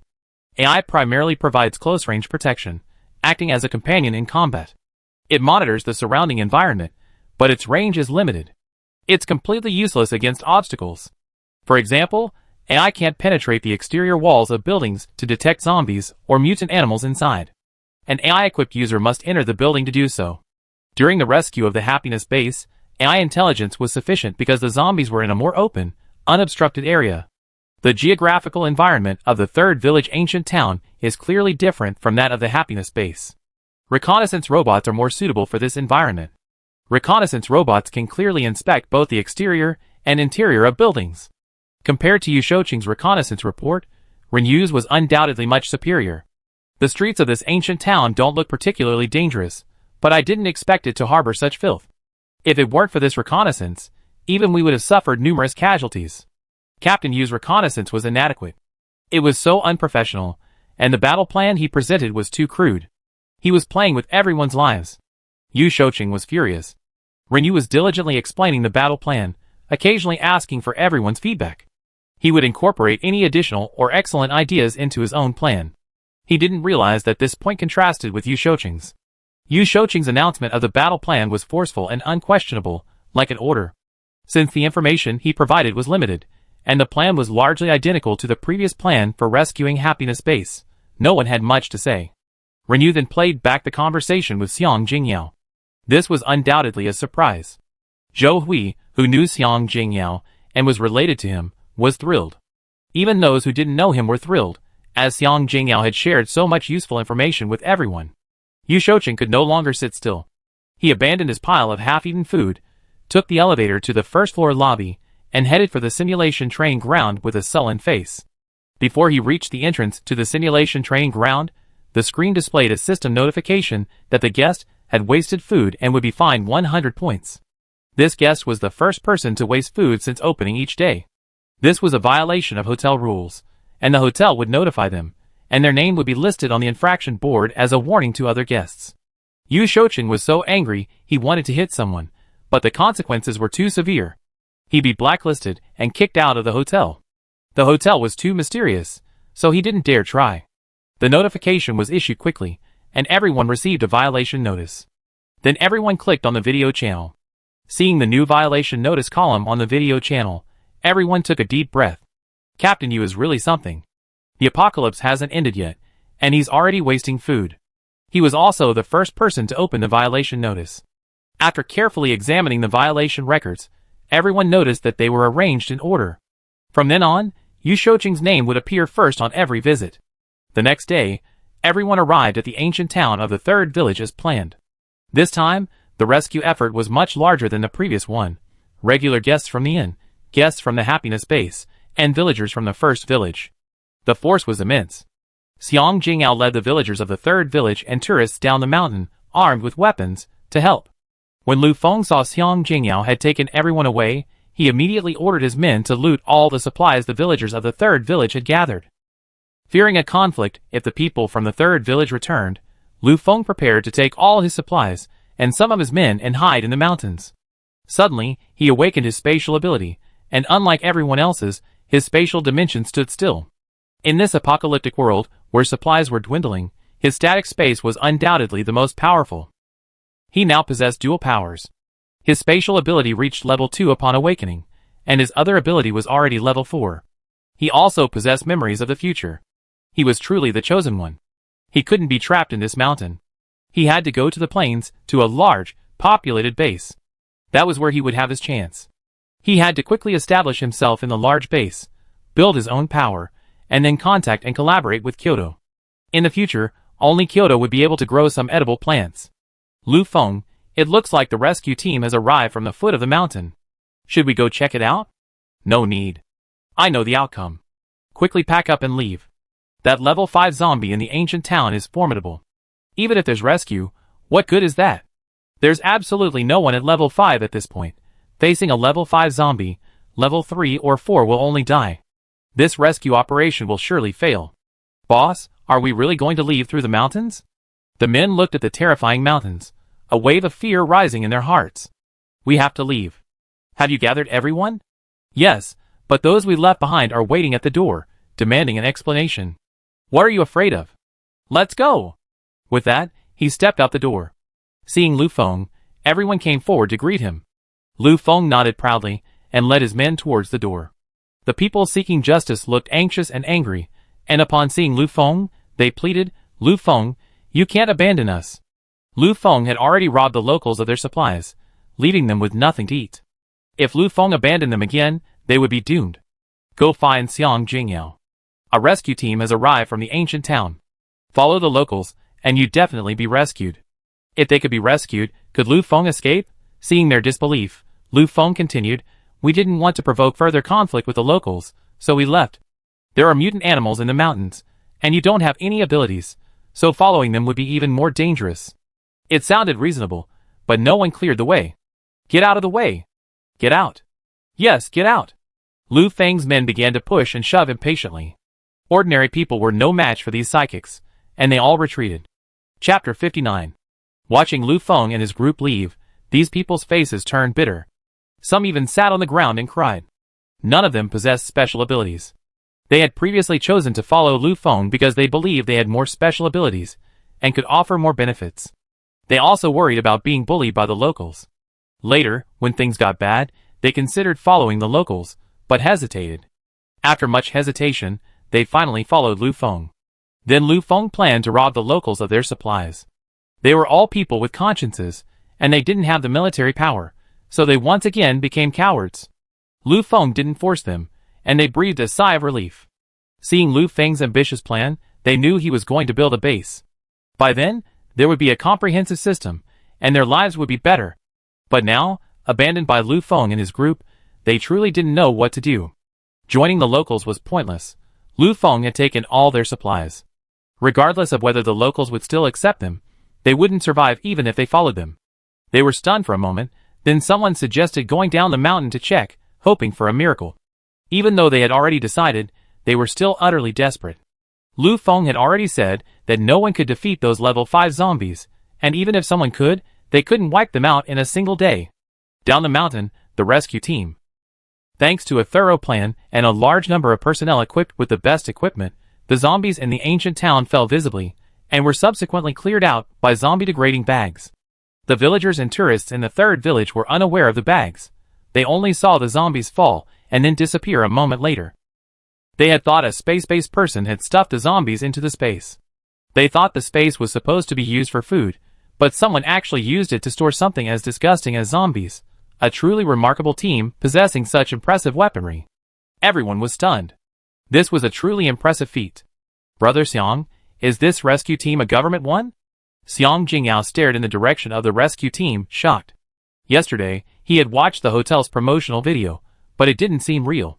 When he shared it with others, they thought he was just trying to comfort them, and didn't quite believe it. He too began to doubt the video, believing it wasn't real. Until today, when he saw the rescue team of over 1,000 people, wearing advanced protective gear and armed with powerful supernatural weapons, he felt convinced that everything in the video was real. Not only Xiang Jingyao, but the few who had seen the video, tourists and locals alike, were incredulous, believing it was a special effects video meant to reassure them. No one took it seriously. Brother Xiang, should we charge? Xiang Jingyao came back to his senses, and seeing the rescue team effortlessly slaughtering zombies, a fire ignited within him. Let's charge too. The others were similarly aroused, watching these men effortlessly slaughtering zombies, slaughtering thousands in all directions. They thought they could kill zombies like these men. But when they actually got to work, they realized how formidable these zombies were. Even a level 1 zombie wouldn't break its neck so easily. They had no choice but to retreat back up the mountain, using the wall they had built earlier as a barrier. 3 or 4 people killed one zombie, but even that was still a strenuous task. At first, they thought it was because they lacked good weapons. Many of the rescue team members were armed with guns, and a single shot knocked them to the ground. But upon closer inspection, they noticed that some were also hacking with knives. Those who were hacking with knives were killing each one with a single blow. How could it seem so effortless? Could they all have special powers? But it didn't seem likely. Most seemed to be using ordinary weapons. Everyone became curious about the inn and urged Xiang Jingyao to tell them more about the promotional video. Xiang Jingyao carefully recalled the details, then described them with some uncertainty. The people around them listened with increasing disbelief. Could such a place really exist in the apocalypse? How could such a place be built? It's unscientific. Is there really such a magical place? Xiang Jingyao, seeing the disbelieving looks on his face, began to doubt himself. Had he remembered it wrong? Xiang Jingyao glanced down the mountain in the direction of the rescue team and said, uncertainly yet firmly, there should be. Look at their weapons and equipment, they're so advanced. They can't be found anywhere else. Everyone looked over and couldn't help but take a deep breath. At this rate, they must be saved. An unexpected event occurred. It turned out to be a level 5 zombie hiding in the ancient town. Seeing so many living people wiping out its own kind, it finally emerged. The rescue team's AI had already received the alert, and Renew Yen immediately issued the command. Ringyu Yin and several other level 4 psychics dealt with a level 5 zombie together, while the other members attacked the surrounding zombies, giving them enough space to deal with the level 5 zombies. The incident was a massive event, but with the AI's guidance, everyone's movements were incredibly swift and precise, moving with incredible speed. Xiang Jingyao and his group were stunned once more. Besides Xiang Jingyao and his group, the tourists Lu Feng had abandoned were even more stunned, unsure how to react. They had already been completely disheartened, having gone down the mountain without any hope. Even if a rescue team arrived, they wouldn't be able to rescue them after encountering that level 5 zombie. Even if a level 5 psychic could fight that zombie, there were still so many zombies in the ancient town that it would take a long time to clear them out. It certainly wouldn't be done in a day, and 2 or 3 days would be a stretch. Without water or food for over 3 days, what good could they expect? Besides, with so many people, even if someone had hidden a little food, it wouldn't be enough to share. When they saw the rescue team, neatly dressed in protective suits and armed with weapons they couldn't understand, they were all stunned. Because the protective suits were made of a special material, very different from the ordinary ones used in pre-apocalyptic hospitals, even those who had never seen them would find them miraculous. Coupled with the supernatural weapons, they looked decidedly unusual. Furthermore, Ringyu, Yin, and several other level 4 supernaturals surrounded the apparently powerful level 5 zombie. A closer look at their movements and techniques revealed they were not ordinary. This further confused them. They could be called soldiers, but their clothing lacked corresponding markings, and their appearance was inconsistent. They were both young and old, and the middle-aged men didn't look like soldiers. There were even teenage boys and girls. Yet, they all moved swiftly, showing considerable experience in dealing with zombies, and possessing impressive skills, as if they had been trained. But no matter how I thought about it, it was impossible. How were so many people trained? In the blink of an eye, that level 5 zombie was wiped out by Ringyu and his group. It felt like they defeated it with remarkable ease. Ordinary people wouldn't be able to sense it so clearly, but psychics like Xiang Jingyao knew firsthand how terrifying that level 5 zombie was. He thought long and hard beforehand. Unless they were all level 5 psychics, dealing with that level 5 zombie wouldn't be possible. Or, if they had to deal with it, they need at least a large number of them. As psychics, they knew how difficult it was to increase their psychic levels.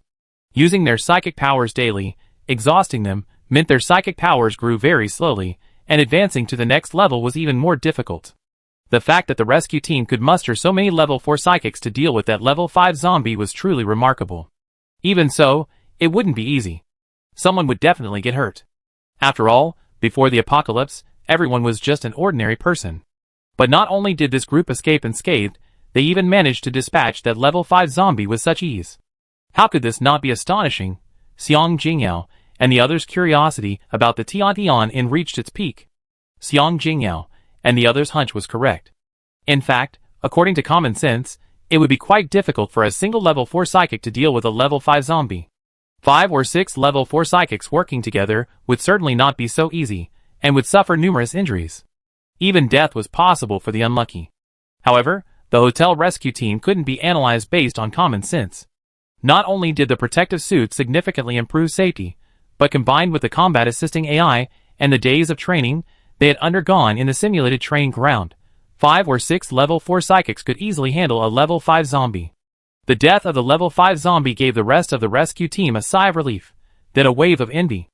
A level 5 zombie's points were considerable, and with only 5 people participating in the distribution, these 5 individuals had earned a significant amount of points, which was much more satisfying than fighting level 1 and level 2 zombies.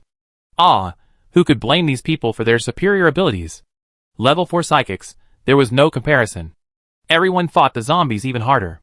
Since they couldn't defeat level 5 zombies, they could just put in more effort and kill more level 1 and level 2 zombies.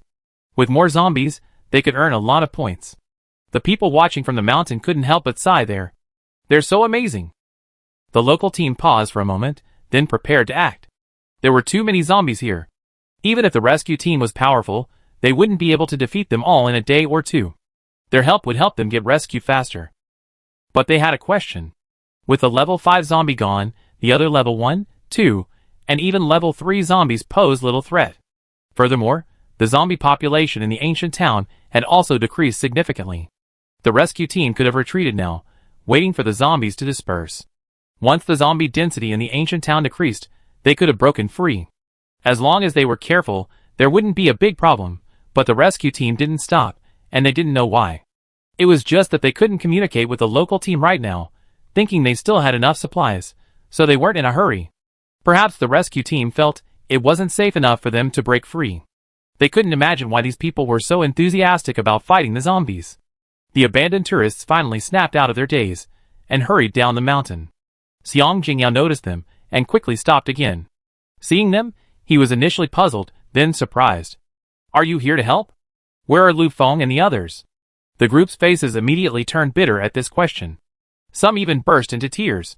"What's wrong? Don't cry. If you have any problems, tell us and we can work together to solve them. Crying won't solve anything." The locals offered solace. Seeing the locals so gently comforting them, they cried even harder, feeling even more heartbroken. They had truly been bewitched and followed Lu Feng, but now it was too late to regret. But they also knew that crying like this wouldn't work. Those among them, who were still relatively calm, stepped forward and explained what had happened. The locals were furious when they heard that their supplies had been taken away by Lu Feng and his gang. Some, more thoughtful, felt a surge of panic. Supplies, in the apocalypse, are life. Lu Feng and his gang are truly despicable. This is killing them. Chapter 60. What to do? Everyone was a little panicked. Especially when they returned and saw the empty warehouse, many people were devastated because all the supplies were gone. Water, food, even quilts and other warmth. Nights after the apocalypse were very cold. They had previously collected a lot of warmth, hand warmers, charcoal, even wood and quilts.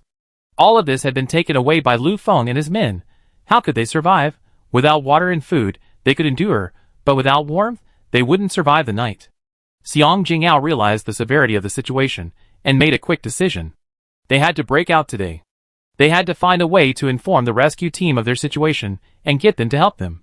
He immediately organized people to make a banner out of cloth and had them hold it to signal the rescue team. The rescue team immediately noticed their waving, and Renyu didn't hesitate, sending a reconnaissance robot to Xiang Jingyao's side. After the call was established, the AI quickly understood the situation and immediately suggested a solution with a high safety factor. While it wasn't 100% risk-free, the only way to be completely safe was to follow the original plan. The rescue team would eliminate all the zombies and then rescue the people. But the trapped people couldn't wait any longer. In a desperate situation, they had to act swiftly. There were risks involved, and as long as these people survived, even if they were bitten, they could use the antidote after escaping and survive. So Renyu, Yu Yin, and several other commanding officers immediately took action. Xiang Jingyao also clarified the breakout plan and notified everyone to prepare. The villagers and tourists from the third village were a little frightened when they heard about the breakout. Some of them had rarely encountered zombies, and this breakout would undoubtedly involve close contact with them, which truly frightened them. Some even considered staying. Those who wanted to stay were mostly tourists accompanying Lu Feng. The locals were mostly in favor. The situation was dire, and Xiang Jingyao and his psychics didn't have time to persuade them. Those who want to leave will leave together. Those who don't will be responsible for their own lives. Give everyone another half-hour to prepare. With these words, everyone fell silent. Some, unconvinced, tried to argue with Xiang Jingyao again, but seeing his stern expression and commanding presence, they hesitated. So everyone frantically considered whether to stay or join the breakout. Seeing that these people weren't making a fuss, Xiang Jingyao felt in the mood to discuss the antidote. The tourists following Lu Feng were stunned by what they heard. It was unbelievable. Their lives were at stake, and they all began to question him. Xiang Jingyao couldn't really explain it, and time was running out, so he didn't give them much information. They had to make their own decisions. In the end, everyone decided to follow the breakout. In truth, when most people decided to break out, a few didn't dare to stay. They feared being abandoned, just as Lu Feng had abandoned the tourists. The rescue team had been in constant contact with Xiang Jingyao. The tourists abandoned by Lu Feng had no idea what was going on. Even after seeing the rescue team's equipment, they found it difficult to understand their actions in killing zombies without knowing the purpose of the crystal cores. They reasoned that if they didn't follow the main force's breakout, the rescue team wouldn't bother with the time-consuming and laborious rescue efforts once they did. Xiang Jingyao didn't look like the type to abandon them, but the possibility was real. With so many dangers in the apocalypse, if anything went wrong, the rescue team could easily retreat. After everyone was ready, Xiang Jingyao directed them to set off. The psychics were on the periphery, leading the way, while the ordinary people were in the inner circle, carefully guarding the rear. There were too many ordinary people in the group, and the psychics simply couldn't protect them all. As they moved, the formation shifted, and they were ultimately forced to lead the way. The rest was left to the ordinary people to fend for themselves. Without equipment and AI guidance, their progress was extremely slow, and the breakout wasn't particularly smooth. Fortunately, the rescue team followed the AI's instructions and utilized psychic weapons and advanced firearms to provide support to the breakout. Even so, some of these people were injured. Their close encounter with the zombies was terrifying and disorienting. Remote support from the rescue team alone was far from enough in this situation. After the injuries, the group immediately fell into disarray. Xiang Jingyao tensed up, and Renyu quickly had the reconnaissance aircraft surrounding the breakout team broadcast an AI notification. It was suggested that the injured return to the inner group, and those who were able to fight move outside. Xiang Jingyao heard the suggestion and immediately gave orders. However, whether out of fear or selfishness, no one took action. Especially the tourists from Lufeng, they all hid inside the group, making Xiang Jingyao so angry that he wanted to hit them. Fortunately, the rescue team's AI repeatedly announced that they had zombie antidote. Even if bitten, drinking it within half an hour would save lives. They encouraged everyone to unite and break out without wasting time. This helped the injured to calm their panic, and instead of trying to squeeze into the group, they joined in the breakout. The AI announcements were so helpful that Renyu had an idea: to use the AI system in a reconnaissance plane to broadcast and direct the breakout team. Simply relying on Xiang Jingyao and a few psychics to give orders was too much of a stretch, and these people didn't seem to listen. The AI's command voice was electronic. For some reason, perhaps because of the cruelty of the apocalypse, people felt a sense of trust in the electronic voice of robots, even more than they did in the human voice. Under the AI's constant guidance, the breakout team managed to control their emotions and even felt more motivated, no longer afraid of the zombies. Soon, the breakout team successfully broke through. The villagers and tourists from the third village entered the safe zone and were immediately led by the rescue team's logistics personnel to their tents. The tent looked small from the outside, but inside, it was a completely different world, vastly larger, leaving those who had never seen it feeling dazed. Some people were even frightened, thinking they were in danger, and ran out of the tent in fear, much to the amusement of the hotel rescue team. Is this tent safe? It's almost dark. The tent was not only spacious, but also warm. It was truly amazing. The only question now was whether it was safe. The tent was not far from the ancient town, where zombies were still plentiful. This is a tent made by the hotel. Recharging points into it can shield you from zombies. It's very safe, so you can rest assured. The hotel stuff is amazing. You see, once you get there. Everyone stared in amazement, looking left and right, their faces filled with curiosity. The hotel rescue team couldn't help but puff out their chests, a touch of pride. Zhou Hui from Village 2 was related to Village 3. After rescuing them, he didn't rush to fight the zombies, but went into the tent to talk. Many people in Village 3 knew that it was a relative from Village 2 who had discovered the hotel, and then asked for help from the guests, but the details were unclear. Now, after asking around, they learned that Zhou Hui had initially approached the hotel owner for help, and he readily agreed. Everyone's good impression and gratitude for the hotel deepened. The uninjured still had the energy to look around and ask questions, but the injured were in poor condition. They were helped to the folding beds in the tent, feeling very anxious. The rescuers then gave them antidotes and applied healing ointment. Soon, they were healed. Before anyone could even remember they'd been bitten by zombies and start running away in fear, they were practically healthy again. Amazing! I thought I was going to die, but the hotel's medicine was actually just as the robot said. Thank you, thank you, thank you. The injured were the most emotional. Without experiencing it firsthand, no matter how good the robot's words were, they were still filled with fear. Thinking they'd been bitten, the worst that could happen was death, they felt comfortable believing in a glimmer of hope. To their surprise, it all came true. Another round of thanks. Those who were uninjured were also grateful to the rescue team. Thinking back to when they were penniless and without any supplies, they felt even more grateful to the rescue team. If it hadn't been for the rescue team helping them break through and getting them into such a warm tent before dark, they didn't know how they would have gotten through the night. The greater their gratitude to the hotel rescue team, the greater their hatred for Lu Feng and his crew. Why haven't the rescue team retreated back to that Tian hotel? Only Lu Feng and his gang of scum are left in the mountains. They looted the supplies and are heading back into the mountains. The rescue team shouldn't worry about them. Let them fend for themselves. Everyone was puzzled as to why the hotel rescue team was still fighting zombies after they rescued everyone. It was almost dark, and while the tents were safe, they certainly weren't as safe as the hotel. The villagers and tourists in the third village had all seen the hotel promotional video and were eager to get there. Oh, that's right. Zombie cores can be exchanged for hotel points. Points are like money and can be spent at the hotel. Zombie cores are actually money. They hadn't known about this before and hadn't tried to collect them. Seeing their regret and shock, the rescue team quickly said, Captain Xian also led everyone in fighting zombies today. Although we didn't collect those cores, it doesn't matter. We'd definitely be able to collect them during the final cleanup of the battlefield. The system has recorded your achievements and will transfer the corresponding points to Captain Xiang's account. Captain Xiang can distribute these points to everyone as needed.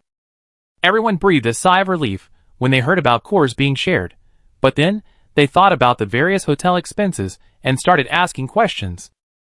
Learning that hotel accommodation and meals required points, many of them had never fought zombies before, and they were a little worried. Some people backed off, but the rescue team members smiled and said, if you don't want to stay in the hotel, you can stay in a house near the hotel. While there's no barrier protection, no electricity, and no heating, it's still relatively safe. There are basically no zombies around the hotel anymore. They all been defeated. Everyone felt relieved when they heard this option. The rescue team member looked at the relieved crowd. Her brows furrowed even more.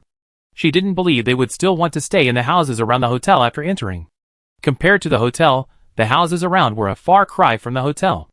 The zombies in the third village hadn't been defeated yet, so the rescue team members had little desire to return to the hotel. After a night's rest, they resumed their work. Originally eager to reach safety, after experiencing the safety and warmth of the tents, the delicious fast food, and hearing about the amazing shops in the hotel, many of the villagers and tourists decided to stay and fight the zombies. They hoped to earn more points and have a more comfortable stay at the hotel.